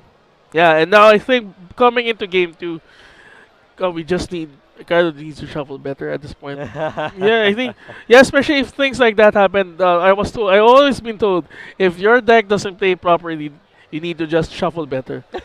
And that's going to be, I think, the key play for Carlo round 2, since he needs it to be able to set up and also, I mean, on paper he could win. For sure, for sure. And now we go into this. Okay, game of so two. there's the fire energy. Okay, so we did find There's the fire but energy. the unfair step in the Crispin. In the Oh prize my card. gosh. Oh When my Carlo gosh. opens double Badu and just attachment on the Drippy and passing, Aki opens the perfect starter, Kangaskhan EX. But immediately going for a last ditch catch on this Meowth EX, a card from Perfect Order, allowing you to search for your deck for a supporter card. It's And going to he's be eyeing up the problematic. Cyrano, or Cyrano.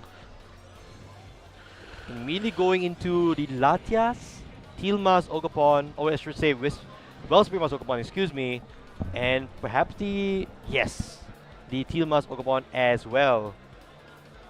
Yeah. Well, we did label this deck Raging Bull, but it feels like it's a Tilmas deck at the moment. I mean, the play that Aki has been doing is really well for the Raging Bolt. Yes. Getting Cyrano for the second turn and filling up his board. It's going to be hard. Akari is going to be hard pressed on trying to catch up with all the Pokemon in Aki's field. No, I agree. Now, for Aki here, I think he's looking for energy attachments. He's looking for, there you go, Tildan's plays here to get more cards into the hand. But his board looks pretty much there. He has almost everything ready at this point. Yeah, he can just easily set up and prepare for his attack for the next turn. Attachment even onto the Wellspring Mass.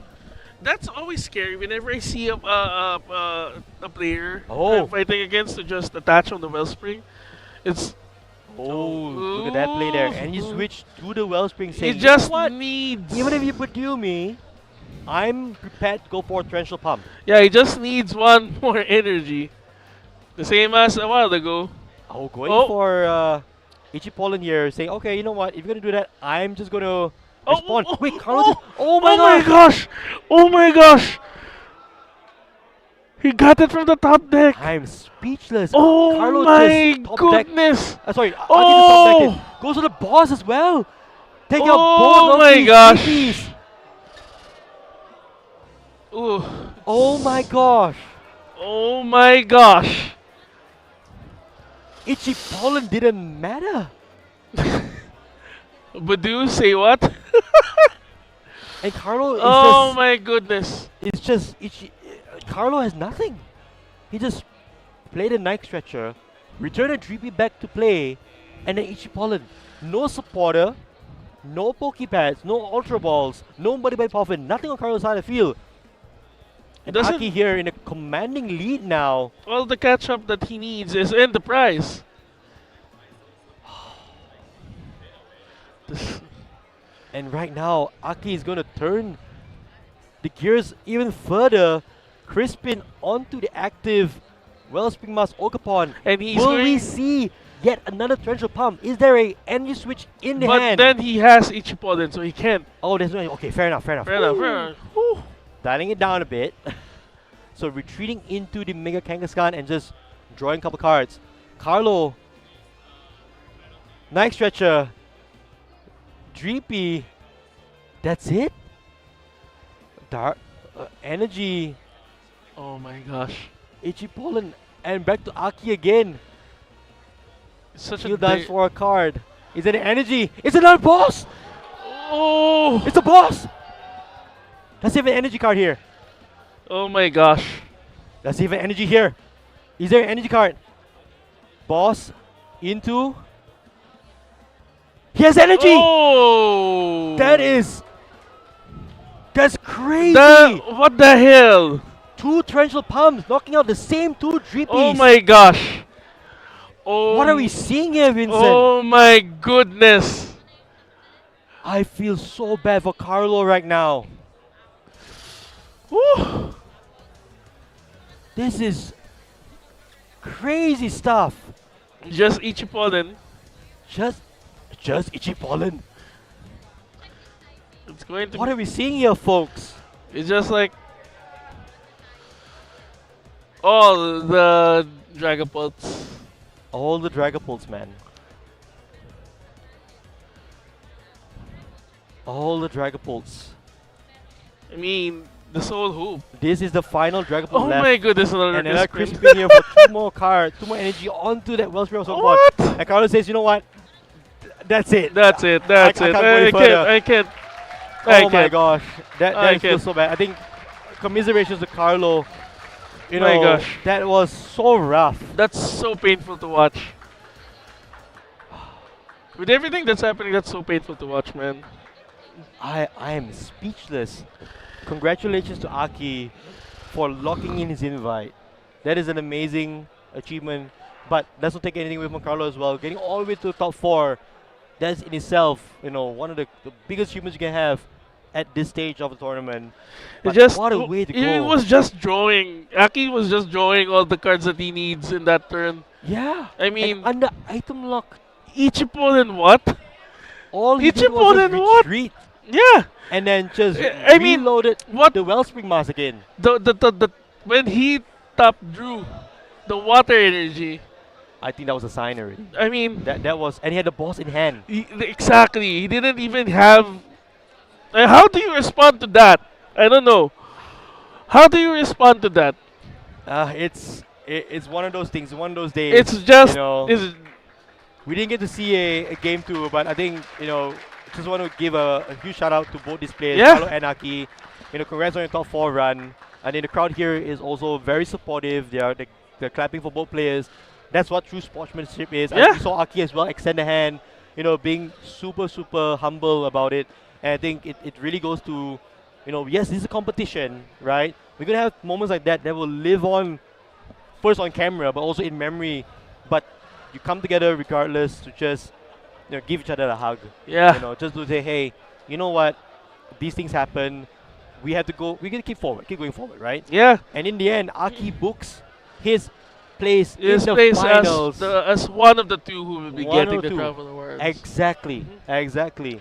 And actually, And, Aki was really nervous a while ago before the match. Yeah, He was sure, trying to yeah. calm himself down.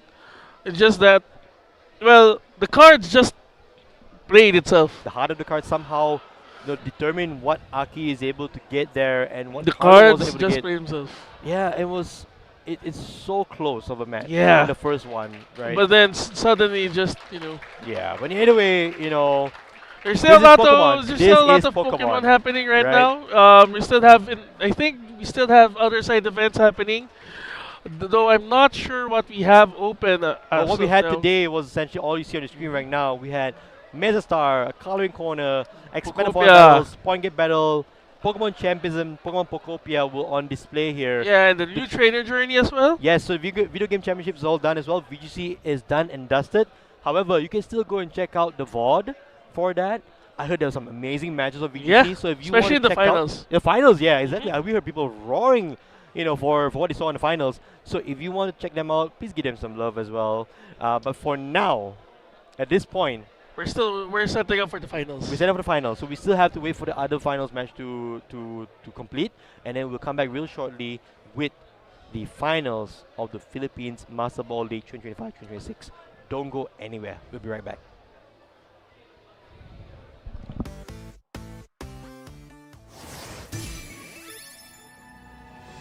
Next up, let me explain Pokemon tools. I see Pokemon tools also offer a lot of different options. A Pokemon tool can be attached to one of your Pokemon in play. Only one tool per Pokemon. For example, in this situation, Defiance Band makes Miraidon EX's attacks deal 30 more damage. That's 250 damage to Koraidon EX with Miraidon EX's Photon Blaster. Amazing! If you have two Pokemon in play and two tools in your hand, you can attach one tool to each Pokemon during the same turn if you want.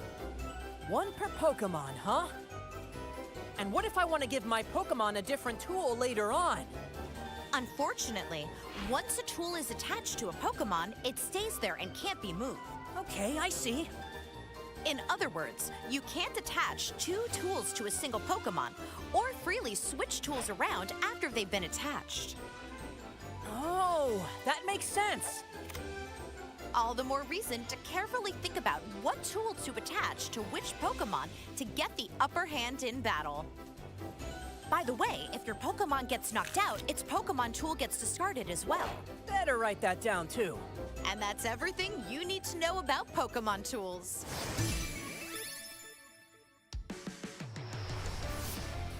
Let's keep going.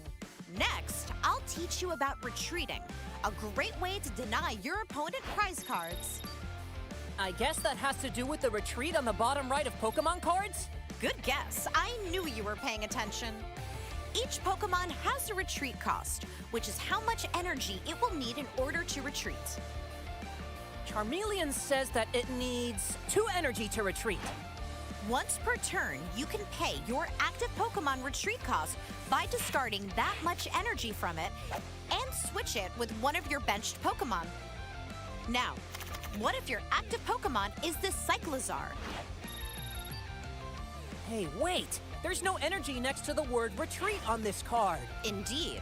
Some cards don't have any energy in their retreat cost. That means you can switch them with a benched Pokemon without discarding any energy. But tell me, how exactly do you decide which benched Pokemon to switch into when retreating? Good question.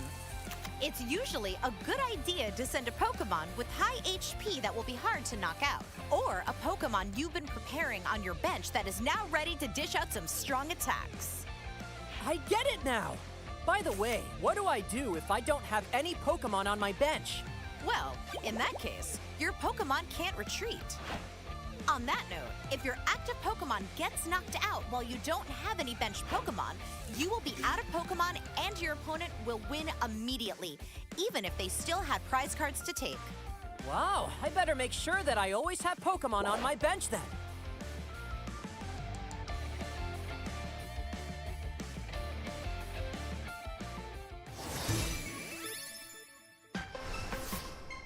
I've been wondering, what are those red abilities I sometimes see on Pokemon cards?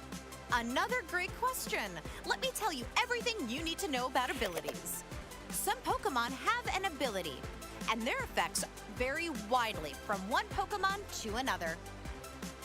How much energy do I need to use an ability? Abilities don't require any energy. You don't need energy? You don't need energy, and they're different from attacks, so using them doesn't end your turn. Wow, that's super important to know.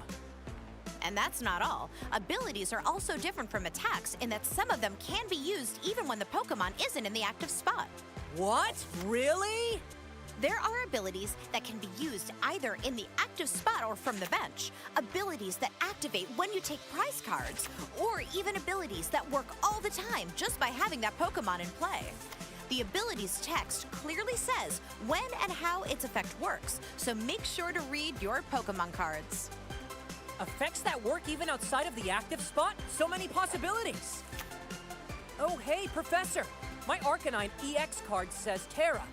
Is that an ability too? Yet another good question. Terra effects are technically different from abilities. So abilities and Terra effects are two different things. Gotcha! Terra Pokemon have an effect that prevents all attack damage done to them while they're on the bench. It's always written near the Pokemon's name and HP, so you can't miss it. Let's take notes on this too.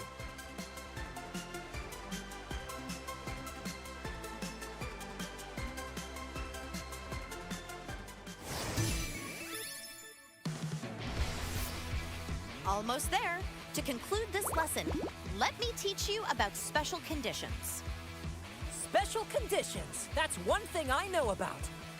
It means things like poisoned or paralyzed, right? That's right. There are a few special conditions to remember, so here is a little cheat sheet that I made to help. Let me quiz you to see how much you actually know. All right, quiz away! Which special conditions will prevent you from attacking or retreating? Huh? There are special conditions like that? When your Pokemon is asleep or paralyzed, it can't attack or retreat. Wow, no way! Next, what about special conditions preventing you from using abilities? I think that's gotta be asleep and paralyze again. Gotcha! You can always use abilities even if your Pokemon is affected by a special condition. Not fair. That's a trick question. Well, that way you will remember. By the way, it says a Pokemon must be turned counterclockwise when it's asleep and clockwise when it's paralyzed. What if it's both at once? Ooh, that's a clever question. In fact, asleep, paralyzed, and confused do not stack. A Pokemon can only have one of those three. If a Pokemon that was already paralyzed is hit with an effect that makes it asleep, the new status condition replaces the previous one. Noted. Asleep, paralyzed, and confused do not stack. By the way, there are 2 ways to make your Pokemon recover from any special condition. Do you know how? I know a Pokemon recovers if it's moved to the bench, but what's the other one? A Pokemon also recovers from all special conditions when it evolves. Evolution! Yeah! Well, Ren, now you're almost a Pokemon card game rules expert. Oh, that makes me want to play right now. Good idea! Let's put all you've learned into practice with a real battle. Okay, my new deck with stadiums and tools is ready. Let's go! Time to set up to play. First, are there any basic Pokemon in the 7 cards you drew as your starting hand? No, I don't see any basic Pokemon. If you don't have any basic Pokemon, reveal your hand to your opponent. Then shuffle it all back into your deck, then draw 7 cards once again. That's called a mulligan. Keep doing this until you get a hand with a basic Pokemon. Once your opponent is done setting up and has put down their prize cards, they can draw a card for each extra mulligan that you had to take. Oh, but if neither player has a basic Pokemon, no one draws an extra card for that mulligan. Oh man, still no basic Pokemon in sight. You, did remember to include basic Pokemon in your deck, right? Oh! I was so focused on adding all the new cards I just learned about, I forgot to put in basic Pokemon. Your deck has to have at least 1 basic Pokemon. You're going to have a hard time starting the battle without one.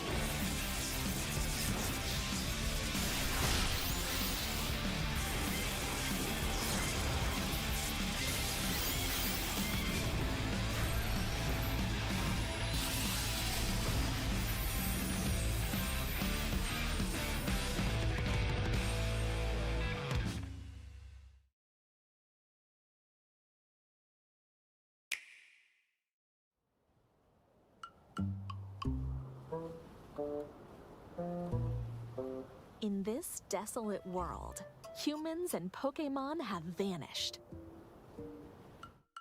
Oh, a Ditto transformed to look like a human. And a unique-looking Tangrowth. They decided to build a new town.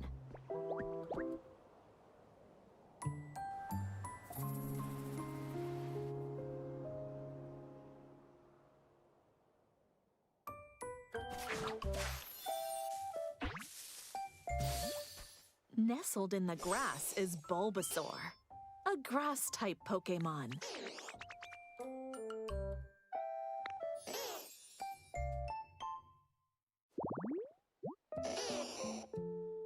Pokémon will appear in their preferred habitats. Ditto can learn moves from Pokémon it meets, refresh and enrich the land, and open up new paths. As nature flourishes, so will the Pokémon. Ditto's also quite handy. Gather materials and use them to create all sorts of items. Till the fields, grow crops, and build houses for Pokémon.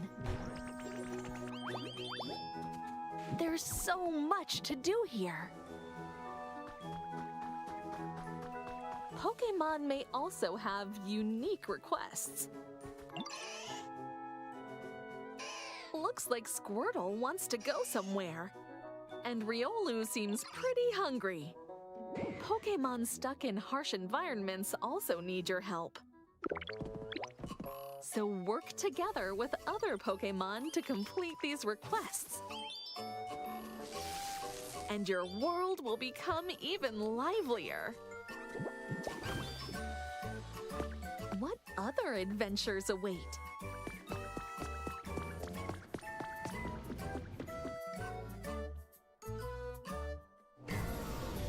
Will there be other unique encounters?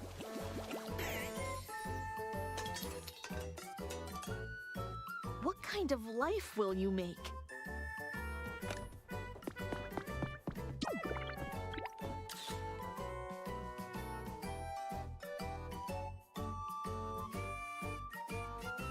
Will these relaxing days spent playing and bonding with other Pokémon become precious memories? Rebuild the world one step at a time. Pokémon Pokopia. Available now only on the Nintendo Switch 2 system.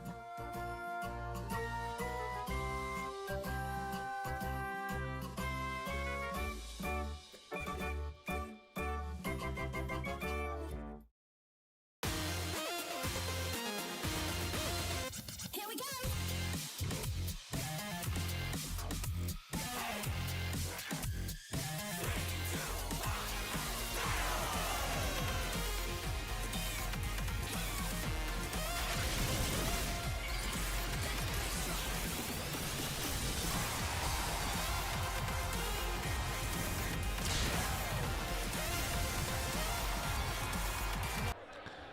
Folks, welcome back.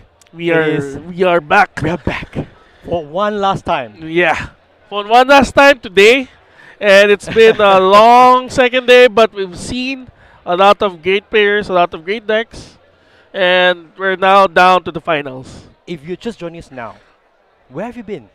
Mm-hmm, Aaron Minjut, Vincent Hausan, we are going to crown a Master Ball League champion very, very soon. The first So- in the region for this season. Yeah. We are looking at a very very exciting finals match because it's going to be Raging Bolt versus Alakazam.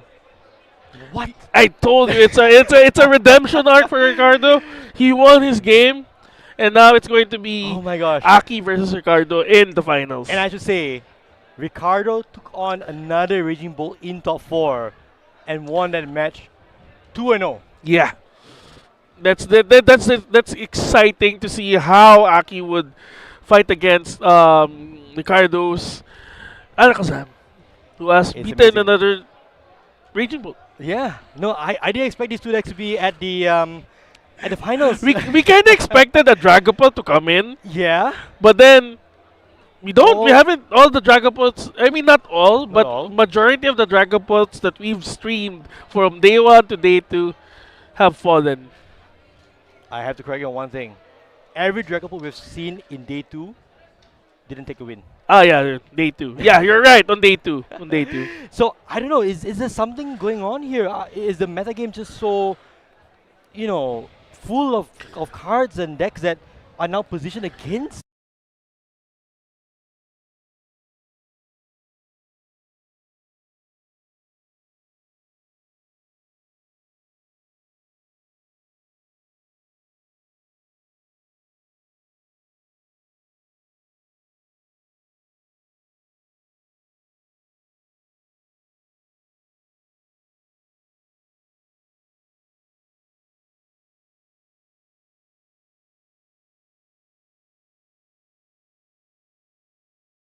But yes, we are going to go very, very soon into that match. Don't go anywhere. But Vincent, take us through what we're going to see now. Yeah, so for those who have just started watching, for those who have been able to get to day 2, they'll be getting this playmat. Oh, Oops. that's beautiful. This beautiful, beautiful playmat. This is the Master Ball League playmat Mhm. that day 2 participants would be getting. It's a very It's amazing a looking very playmat. amazing looking playmat. I want one. You want one. I want one. I mean, I'm gonna no, hold it so you yeah, can go okay, to okay, next thing. okay, You can go to the okay. next thing over All there. right, all right. So as I display this over here, Vincent will show you as well some of The- the other more, some other stuff that we get here as participants. This is Is the judge not the Pokemon? judge. No, Sorry, no, no. This is the sorry. I apologize. I misspoke. This is the participation Pokepad There with we the go. MBL stamp. everyone who participated in the events over the last 2 days, in the competitive events last 2 days, has a chance to pick this up, or has one of these as their memento for the tournament. However, there's one more card, I should say, which is up for grabs right now. Those who are in top 4 will take home a Mega Lucario. EX stamped promo card. These are only for the top 4 players of each division. Yes. So look, it's still in plastic. It's well protected, and I think it's just one of those cards. One of those cards that you really want to have. Of course. But of course, there's not this cards are and the payment's not just what you're getting, but also you're getting the trophies for the top 4 champions as well. Yeah, top 4 will go home with a special trophy commemorating the Master Ball League for the 2025-2026 season. So top 4, you get these, no questions asked. But in the finals right now is the ultimate bragging rights to be a Master Ball League champion, essentially the national champion Yes. of the Philippines for this competitive season. That is now on the line here, and it's either Ricardo or Aki who will go home with that title. Yeah, are we seeing a complete arc, a complete redemption arc for Ricardo, or are we going to see a dominating win from Aki with his Raging Bolt? It's going to be interesting. I think there's a lot here that's coming to play. I can't wait for this match. Yeah, I really also I know can't they're wait setting to up, as so well. I can't rush them as well. But I want to ask you, Vincent, for the last time this weekend, what is your pick between these two decks? I am going for Aki's Raging Bolt. Okay. I really love the way that he set up, the way that he built Raging Bolt in such a manner where it's not only good against bigger Pokemon, but also good against one pricers. Yeah. There's one card. There's one card I want to see Aki use that we haven't seen in the in the matches earlier, Which is? which is the Passimian. The Pessimian. It's one of one of one of the tech that I think Raging Bolt users have used so far. Right. And it allows it throws away 60 damage for each basic Pokemon in your field. That is interesting. It is also a very good Crustle counter. Yes, as it's a well. good Crustle counter as well. So if you're going Raging Bolt, I am putting all my money on our friend Ricardo, who is going to take his Alakazam on what you say the redemption arc from yesterday's day 1 qualifiers. He's now in the finals. This is the ultimate redemption arc story, right? From being on the brink of being knocked out from the day 1 qualifiers to now going all the way to the finals. And not just I the believe finals. he's undefeated today, by the way. Yeah. And I believe he's undefeated today. Yeah. Even in the day 2 qualifiers. We can double check later on, but for the most part, Alakazam, a deck which did take down a major event in Japan and has been seeing, a lot of wide play across the globe. in Because the many group, events. especially now with the current regulations. It seems like it's answers to anything, and if you don't tech for it, you don't run enough, Rocky Energy, for example, you don't run enough hand disruption, you are going to face the brunt of those powerful hands. Yeah.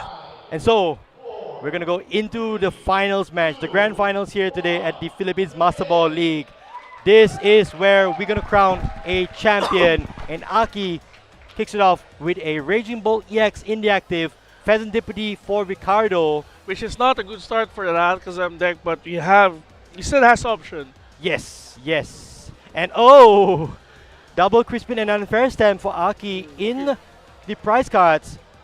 And Crispin has been his key card for the win for the match earlier, but we're seeing it too in the prize. Yeah. But let's see how Aki maneuvers around the clear disadvantages he's having in this match today. Yeah, for sure. And I think that's just a pass from Aki after that. That is not good. You don't want to see that if you're the Raging Bolt player. Aki is just starting, so I think Ricardo chose to go second. Yeah, but what I meant is for Aki, there's nothing there. Oh yeah. Yeah, there's no additional bench Pokemon. Maybe Do holding you think? Cyrano. Do you think he'll be able to? Do you think? Wait. Look at on Ricardo's side. Oh my gosh. Oh my goodness. So we do have the Fan Rotom, the one-off This Fan feels Rotom. like Worlds, or this feels like an international where the key cards of their decks are in the prizes. To be fair, this is one of the largest events in the Yes. region, right? This is the second largest event in Southeast Asia, by metric in terms of the player base size. But here, Ricardo having to go into the dance bars of this Dawn, realizing there is no Fan Rotom this game. I guess also at the same time, this kind of justifies MBL as one of the bigger tournaments since Fair everything that's happening in the region also is happening here as Yes, well. indeed. Yes, indeed. So Ricardo at least having a supporter for turn.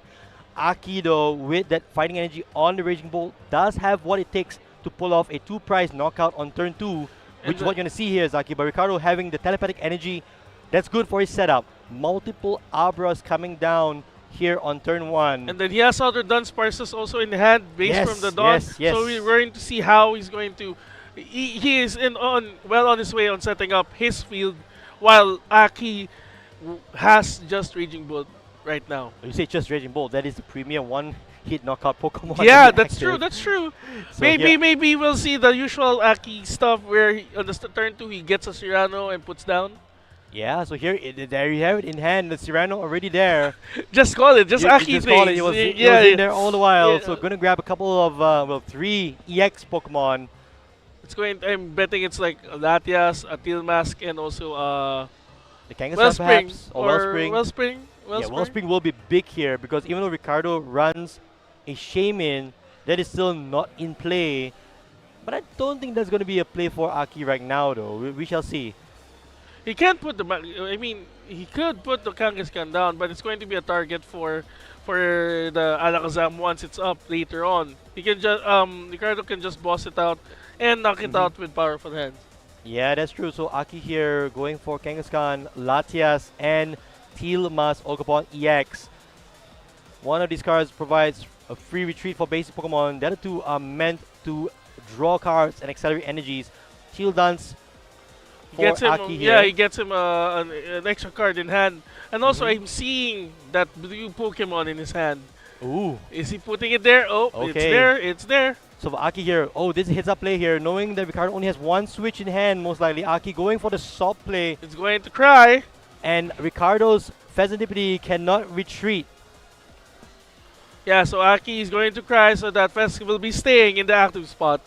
Yeah, and this is a very nicely for play next turn for Aki if he goes for Energy Switch, Water Attachment, and Boss's Order. I mean, he already top decked a while ago the Water Energy, so might as well do it Might now. as well as do it well. now again, yeah.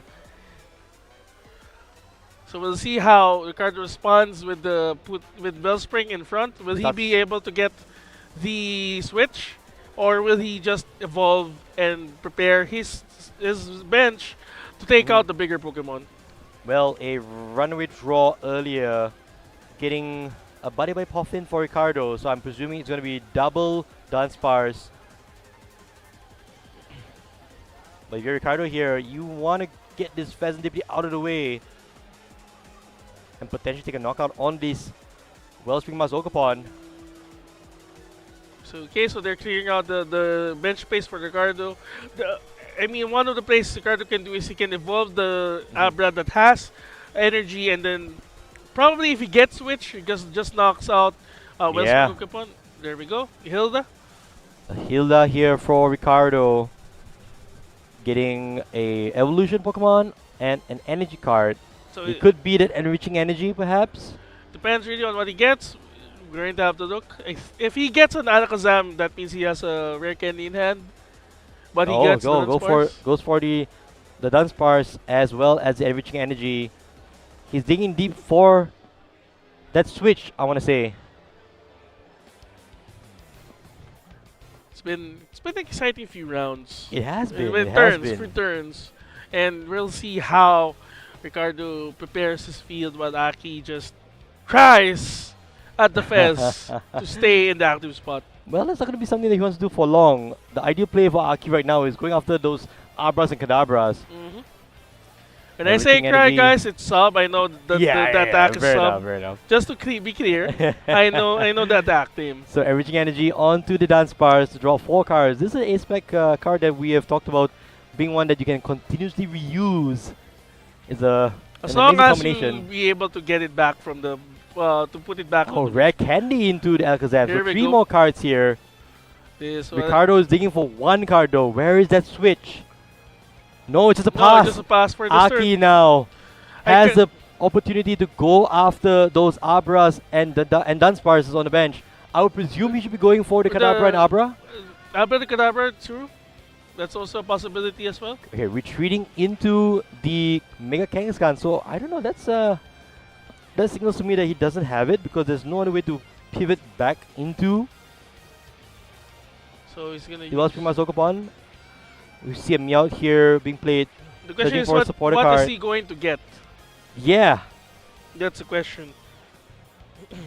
I think it's going to be a Crispin here. Crispin into an energy because he could easily power up this Mega Kangaskhan EX.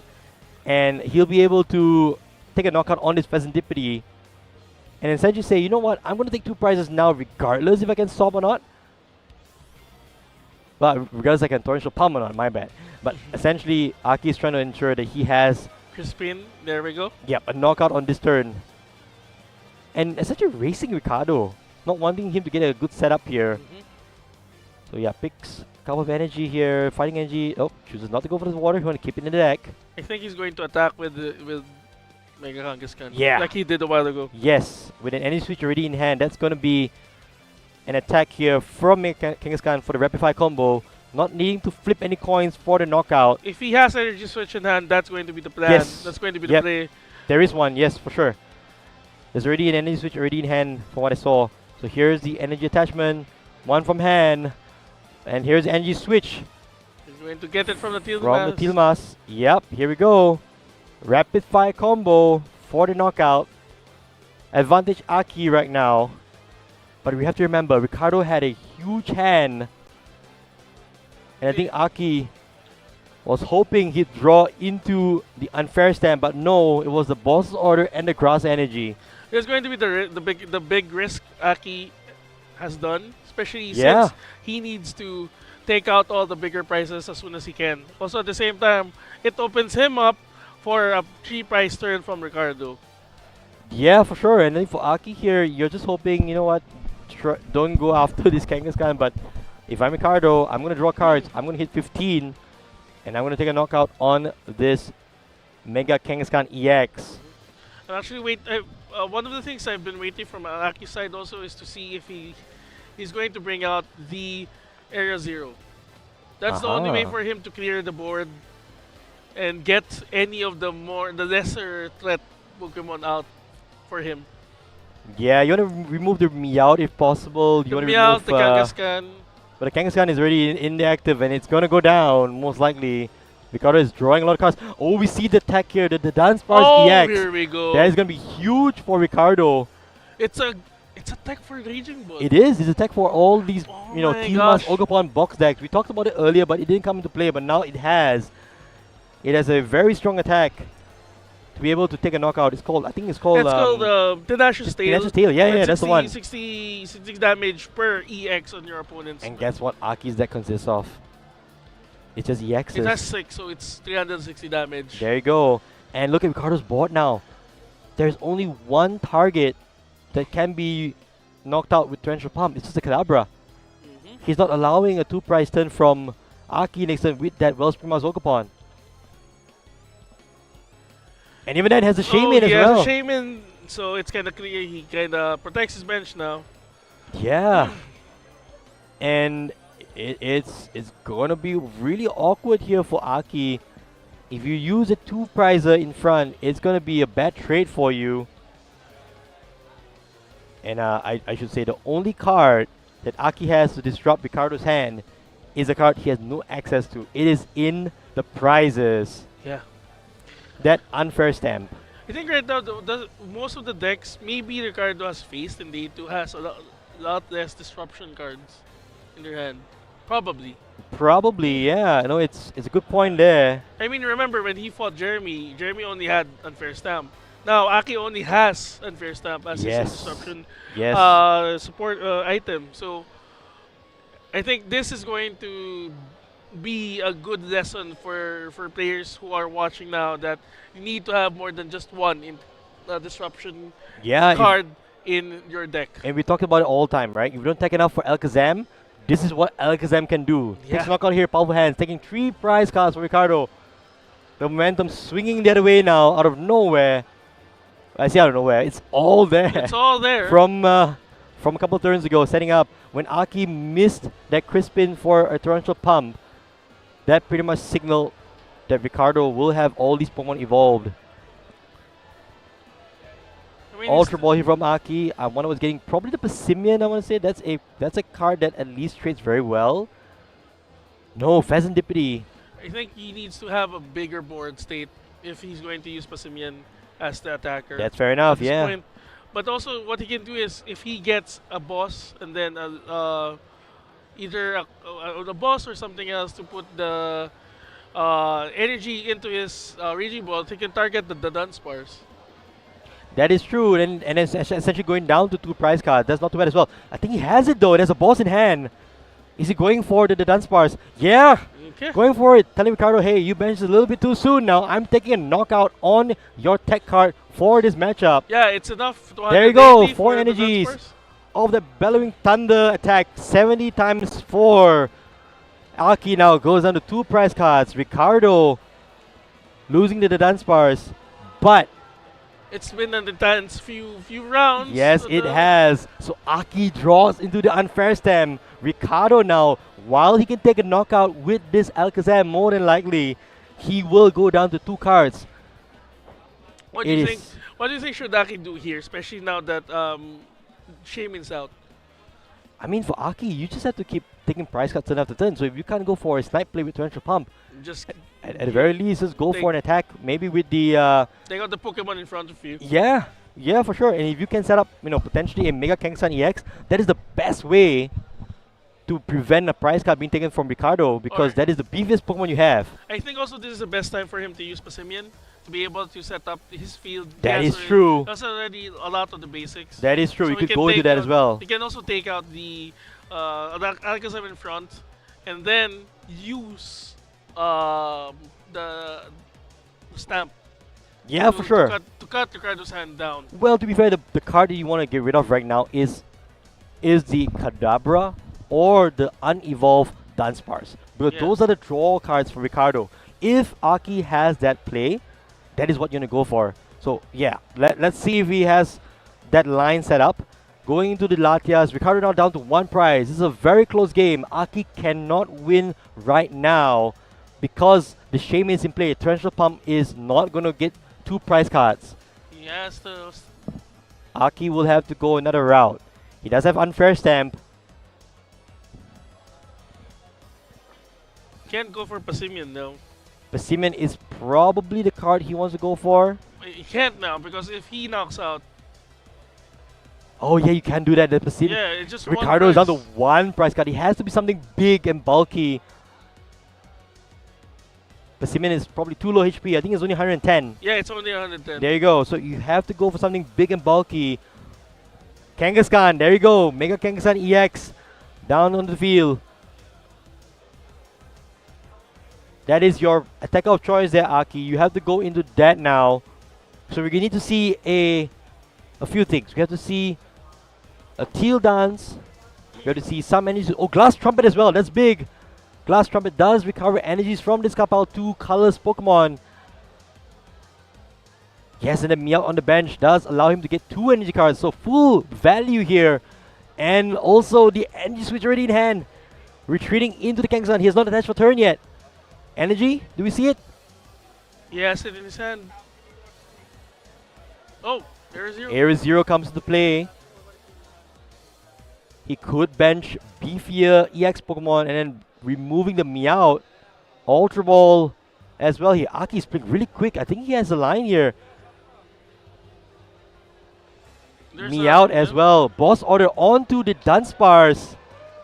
The Dunsparce. Oh, the Dunsparce. Oh, he wants to get rid of the enriching energy. Yeah, That's going to be big as well. that's going to be big. Yes, And unfair stamp. unfair There you stamp. go. That's a good Aki play. here. That's a good That play is for Ricardo, brilliant. from Aki. Step-by-step play there. Sequencing Is important. is important. Wow. Man, this is intense first round. This is intense. So Ricardo goes down to 2 cards. Aki with the beefiest, highest hit point EX he has in play right now in the Kangaskhan EX.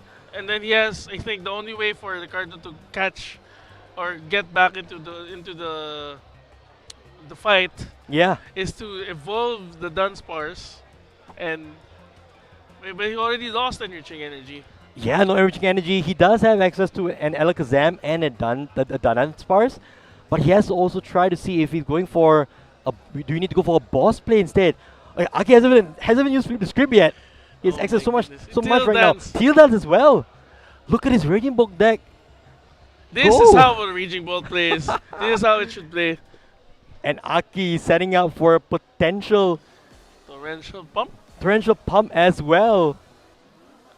It doesn't need It doesn't need it it doesn't though. need to flip Takes a coin now. knockout here with rapid fire combo.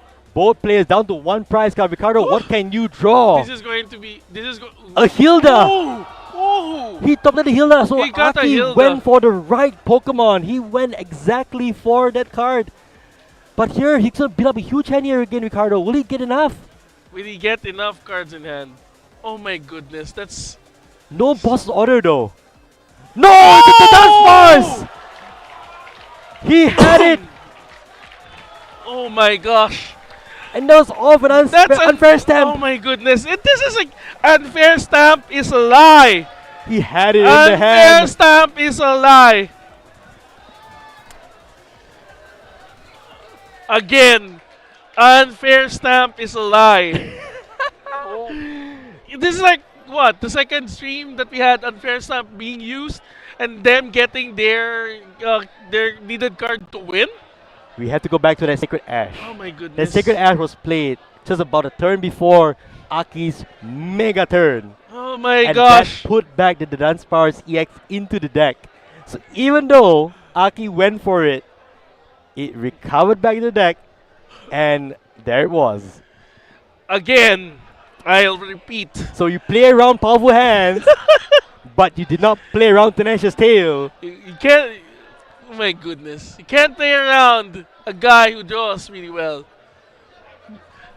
Unfair stamp is a lie, guys. So what? That's the phrase for MBL this year. Unfair stamp is a lie. Could Aki have done anything differently? Could he have gone? No, I don't know. That's Maybe the thing. He couldn't have done anything else because he did what he could with the cards that he had, with the data that he had. It's just that he was able. It was just that Ricardo was able to get the Dunsparce Yeah. from his hand. But the Hilda This was is signaling that he got it, but he went for the Alakazam. People Yeah, thought, like, Hilda. what was he going for? It was already in the hand from that unfair stamp. And so we are now going to game 2 with Ricardo 1 game up, 1 more game away from being crowned the Master Ball League champion. Will we see him take it 2-0 once again? Or Yeah. will Aki come back And force a game 3? and force a game 3. This is going to be exciting. It's been an intense round 1. It's been enjoyable thus far. It's been an intense down to the wire matches. Oh yes, it has. For game 1. Yes, it has. And I think I just Breathe. can't. I just can't, man. I know that feeling where you just needed the top deck Mm. and then get it. Yeah. And Aki did everything right. Yeah, he did. Leading with Kangaskhan, taking Being 2 prizes for the first 2 knockouts, and then going for a 1-1 prize map because that's all he could do. And now we see here on the side of the field for both displays, both the prize cards, nothing too Oh. crazy, I think. No, it's good. It's okay. It's alright. Aki's running to that, yes, anyway. Yeah, so Aki going for a Shibu with Kangaskhan in the active, Ricardo with a Dunsparce. Let's see what happens here. Will Ricardo have a board set up? The Fan Rodom is available. It's an option. Is an option here for Ricardo. He could go into that, or he could opt for an Abra. Yeah, he needs to know that he doesn't have access to the 4th Abra that he has in the The deck. 4th Abra is in the price card. The last 8 as well. So he goes to the Abra here, Ricardo. So foregoing. Oh, he has the Hilda. Okay, so maybe not the strongest of hands here. I think he's going to go for Ricardo. the telepathic energy and then the Dunsparce. Yes, That's going to be the only play he has at the moment. at least for now. Yeah. Without us knowing what he has in his hands. Could go for the enriching energy as well. We don't know. I mean, yeah, that could also work as well. But I don't think he wants any of his Abras vulnerable. Yeah, so goes for the enriching energy. I mean,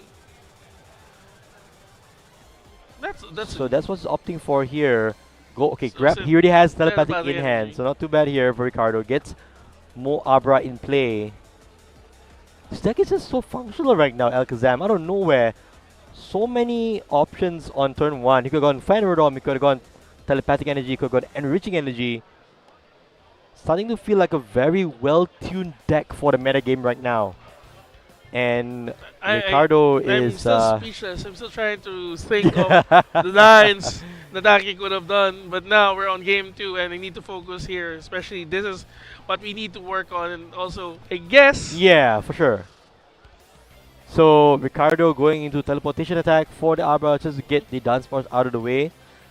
Aki with a Teal Mask Pokemon EX with Teal Dance.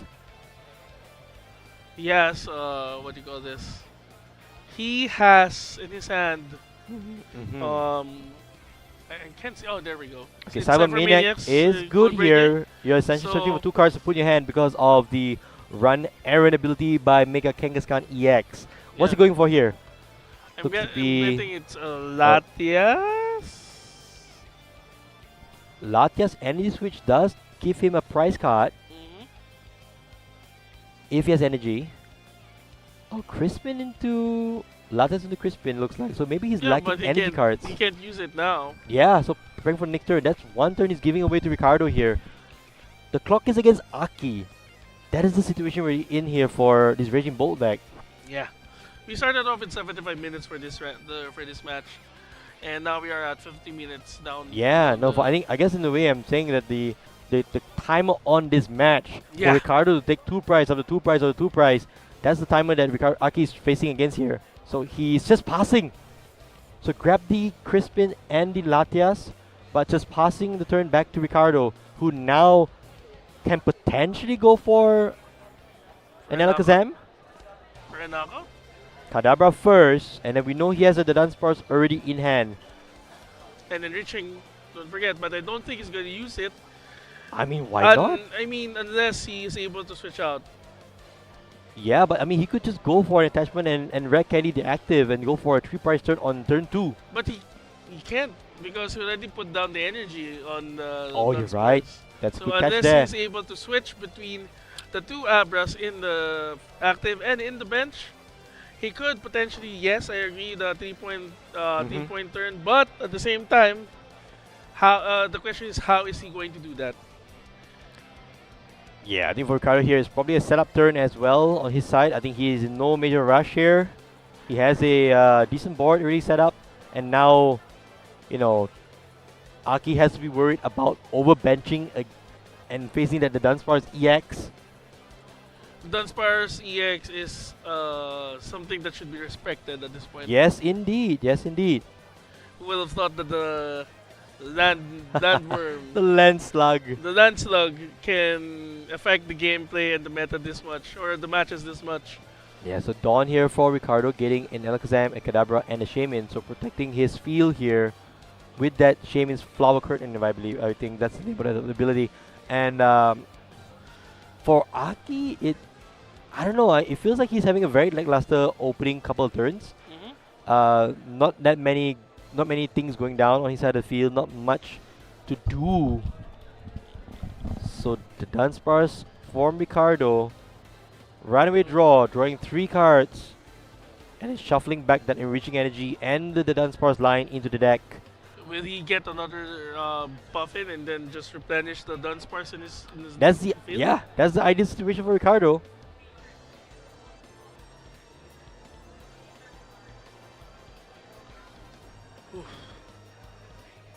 It's been an exciting day 2 here, Vincent. Yeah, it's been a really exciting day too for today. Double Dunsparce on the bench from Ricardo. Also double Kadabra on the bench. I think he already passed. Ricardo passed to Aki, so it's now Aki's turn. What can Aki do? Okay, another Teal Mask. Yeah, I would think you need to get attacks off right away. And to be fair, right now there isn't any threat, or I should say there isn't any Shaman. So I don't know if perhaps you're gonna go for a torrential pump play. You could That's- take out an Abra and a Kadabra with the telepathic energy.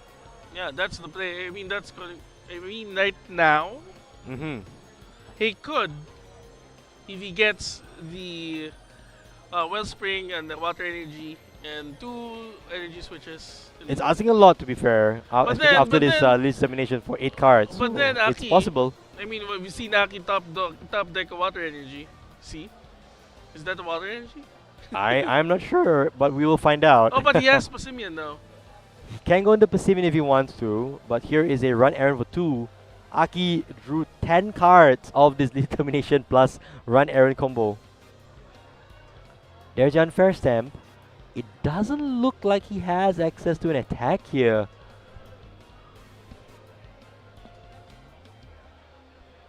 Doesn't have fighting He has energy. missing an energy card. He Yeah. has an energy switch but no energy.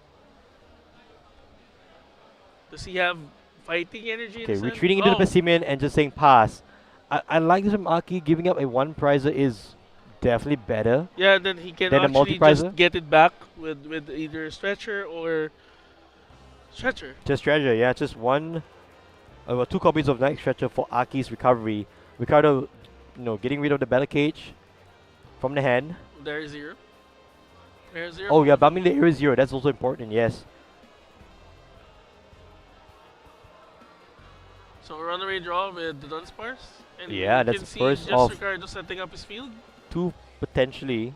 Yeah. The thing I want to say though, as part of the Southeast Asia community, this is the major event of the region. The first major event of the region. It's going to have lasting impact on the events coming up after Actually, this. after this, if once you start casting your MBLs in Malaysia, Yeah. want to see if this affected the meta. It definitely would have, and people will start preparing for Alakazam. Yeah, I would start respecting Alakazam. Yes, respect the powerful hand. Respect the 2 spoons guy. So for Ricardo here, does he go for... Okay, Okay, so Kadabra. Kadabra, I think he's in a very good spot here. He doesn't have to rush in any way. Yeah, you can see that he's just setting up his field. Yeah. So he's not in no rush and just, trying to set up everything. I mean, right now, Ricardo can just do Dunsparce so that he can prepare, I guess, and then bosses any of the bigger Pokemon in his field. Yeah, telepathic energy coming out for Ricardo. Searching for 2 psychic Pokemon. Which psychic Pokemon does he have, though? It's just Abra. I mean, right now, There's though, just I one mean, left. I if think it's in the prize, right? Yeah, So the it's in last the one is in the prize. prize. So nothing doing here. Yeah, there we go. Okay, Buddy Buy for Puffin, Buddy Puffin yes. the 2 Dunsparce. And just to know, he chose to run the 60 hit point Dunsparce. That is a huge liability up against Dragapult. Because if you don't have a Shame, if you run Shaman, it's not going to protect you from Dragapult. Yeah, exactly. And Ricardo just go for he has the boss. He has the boss play, and he's gonna go 3 prizes to the good. There goes the Mega Kangaskhan EX. No, I think He boss orders. he bought his orders. Yeah. He knocks it out for 3 prizes. Yeah. Oof. Now the Pessimian is a liability because that is now a single prize that Ricardo can go after.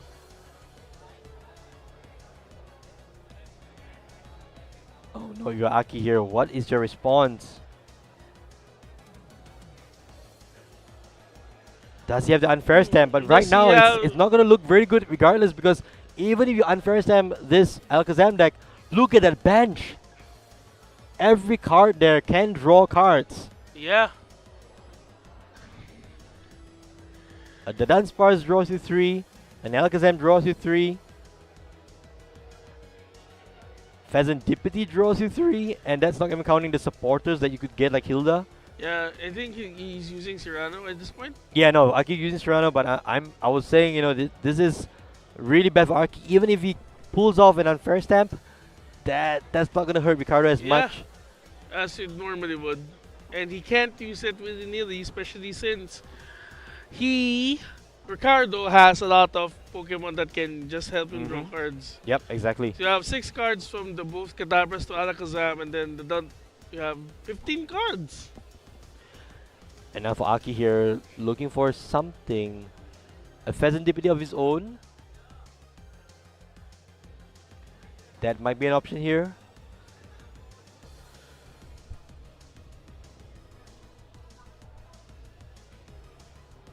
it doesn't look good for him at this point. 3 prizes down against an Alakazam that's pretty much set up. So Meowth, last ditch catch for a Crispin. Yeah, Crispin to the Passimian. Maybe, but that's not the ideal attacker anymore. So Crispin is still on the Meowth. Oh, he's going for the Raging Bolt.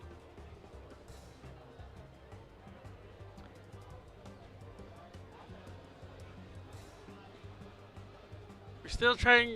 I mean, what do you think is? I'm trying to figure out what sort of plays Aki can make here. That would make sense, but it seems like he's just going to lead into the Raging Bolt and go for Belling Thunder on this Alakazam. Does have the Area Zero. Glass Trumpet, that's good here, but only getting it for 1 card, for 1 energy. And here comes the Reset Stamp. So, will this one fare any better for Aki, or will Ricardo draw out of it yet again? I'm not sure. I can't say anymore, especially considering how things ended up with the last round. That is true. I mean, am I going to continue on saying Unfair Stamp is a lie or not? That's well, we might here. So Ricardo gets 2 cards, Aki gets 5.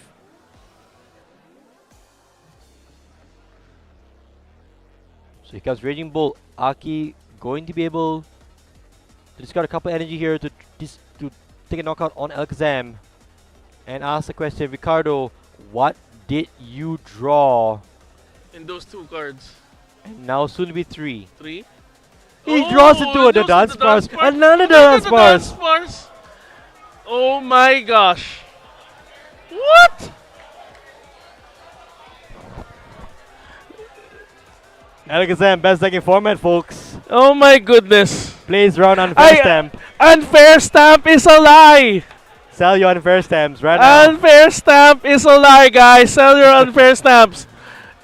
It's only helping Ricardo. It's only helping him refresh his hand. Oh my gosh. Alakazam is on the bench. He's drawing everything right now. And just so you know, that Dance Bars inactive has free retreat. Goodness. Runaway draw. Another runaway draw.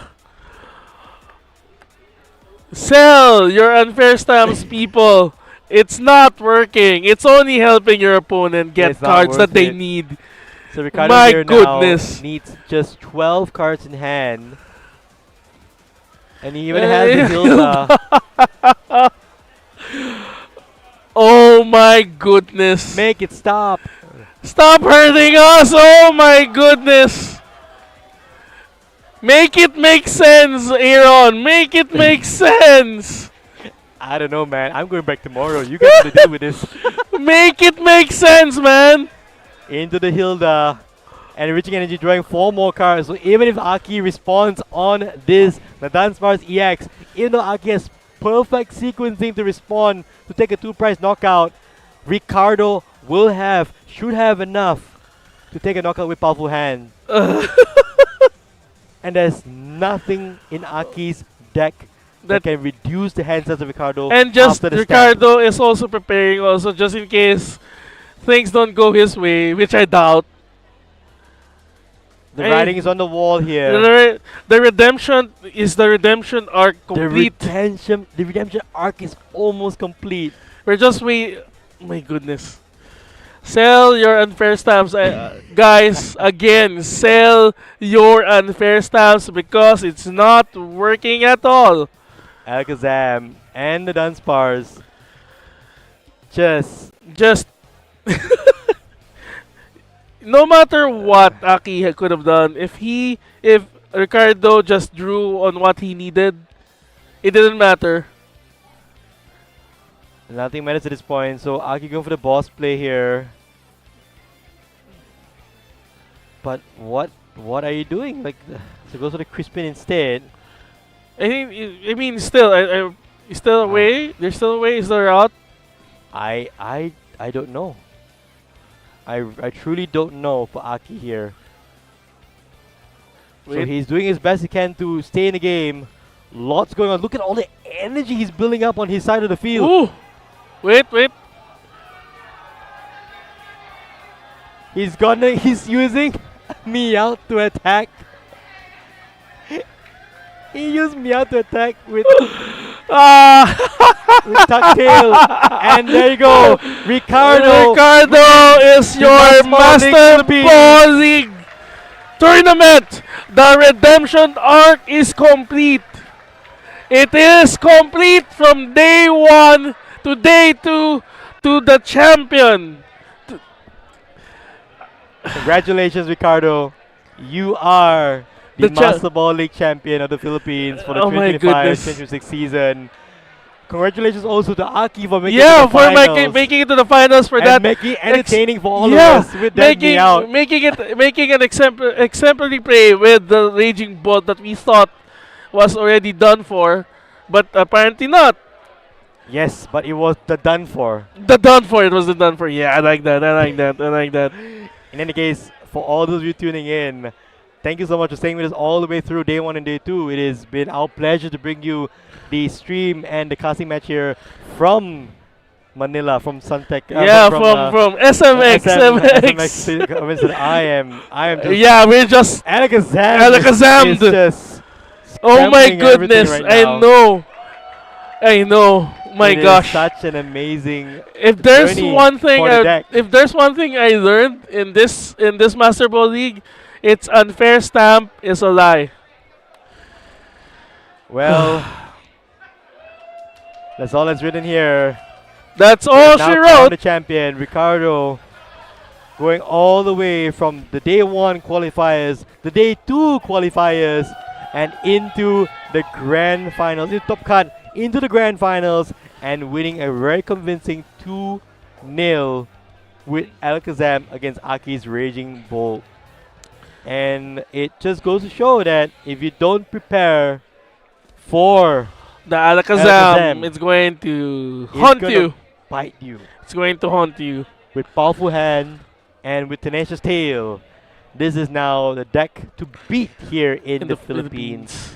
And will we see more of that to come? Yeah, we'll see how the events of the the other countries will respond to the new meta in this format, and it's going to be interesting how the meta shifts coming over to Perfect Order with Most this one. definitely. I think, and this is a strong testament to the deck. You know, a Yeah. lot of people wrote it off saying, you know what, it's not going to be as strong because it's so easily countered. Well, if you don't counter it, you don't run enough disruption cards. You don't run your judges, Mhm. your Your Harlequins, for your lack of a better Lucians, card.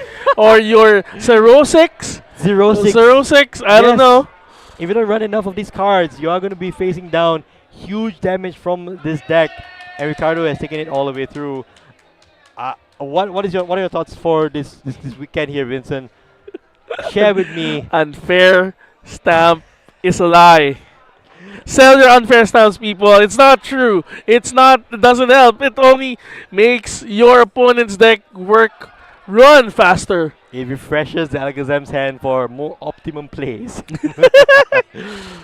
So it's been a long couple of days here, and I'm very sure that all players here, all the people who are here at the SMX Command Center here are all in, they're all in full exhilaration and excitement. Everyone's congratulating one another, patting people on the back, patting each other on the back, and just enjoying. Just celebrating the just full celebrating day of Pokemon. Exactly, Yeah. exactly. So if you had a chance to join us here at the the Master Ball League in the Philippines, thank you for your support. Thank you for coming by. Thank you for tuning in. And all I can say is, it is such a pleasure being with you here, Vincent. Likewise, To cast the largest ever Pokemon event Yeah, in the Philippines. in the Philippines. Yeah, Over 1,000 players competed over these last 2 days. for overall divisions, all categories as well. And as you mentioned, they came from far and wide. Not Yeah. just from the Manila area, but from the provinces as well. Coming here to compete, to bring home, the bragging rights of being a champion, to bring home, league points for that World's invite. And to bring home the trophy. And trophies. And that Mega Lucario EX. We have to also talk about the fact that it does lock in the top 10 for the world's invite. Yeah. And For it the remains to be seen. Philippines. For the Philippines, it remains to be seen who are those top 10. Right, as you mentioned, it's a very close race to that invite here. You've been competing all year long for this past season, and this is the final event for you to lock it in. So we will see how many people come, how many people are going to be making the trip down to San Yeah. Francisco for the World Championships in August. Let's see. Let's see how it goes. We're all actually excited to see how the leaderboard is going to be affected by what transpired today. Yeah. And I actually myself am excited to see how the meta is going to shift in Malaysia and in the other countries as well. Yeah. Once they see that Alakazam, the guy with 2 spoons, won in the Philippines. Yes, indeed. Yes, indeed. So we're gonna run things down here at the event. Don't go anywhere. There's still a few segments coming up. Don't worry. Don't run off. We still have a few things. Normally this time I say goodbye, but no, we have a little bit of something extra. I won't say what it is just yet, but we'll get back to you. But I want to just do a quick run over on what has been the metagame of the top 8 at least. We had 2 Raging Bolts in top 8.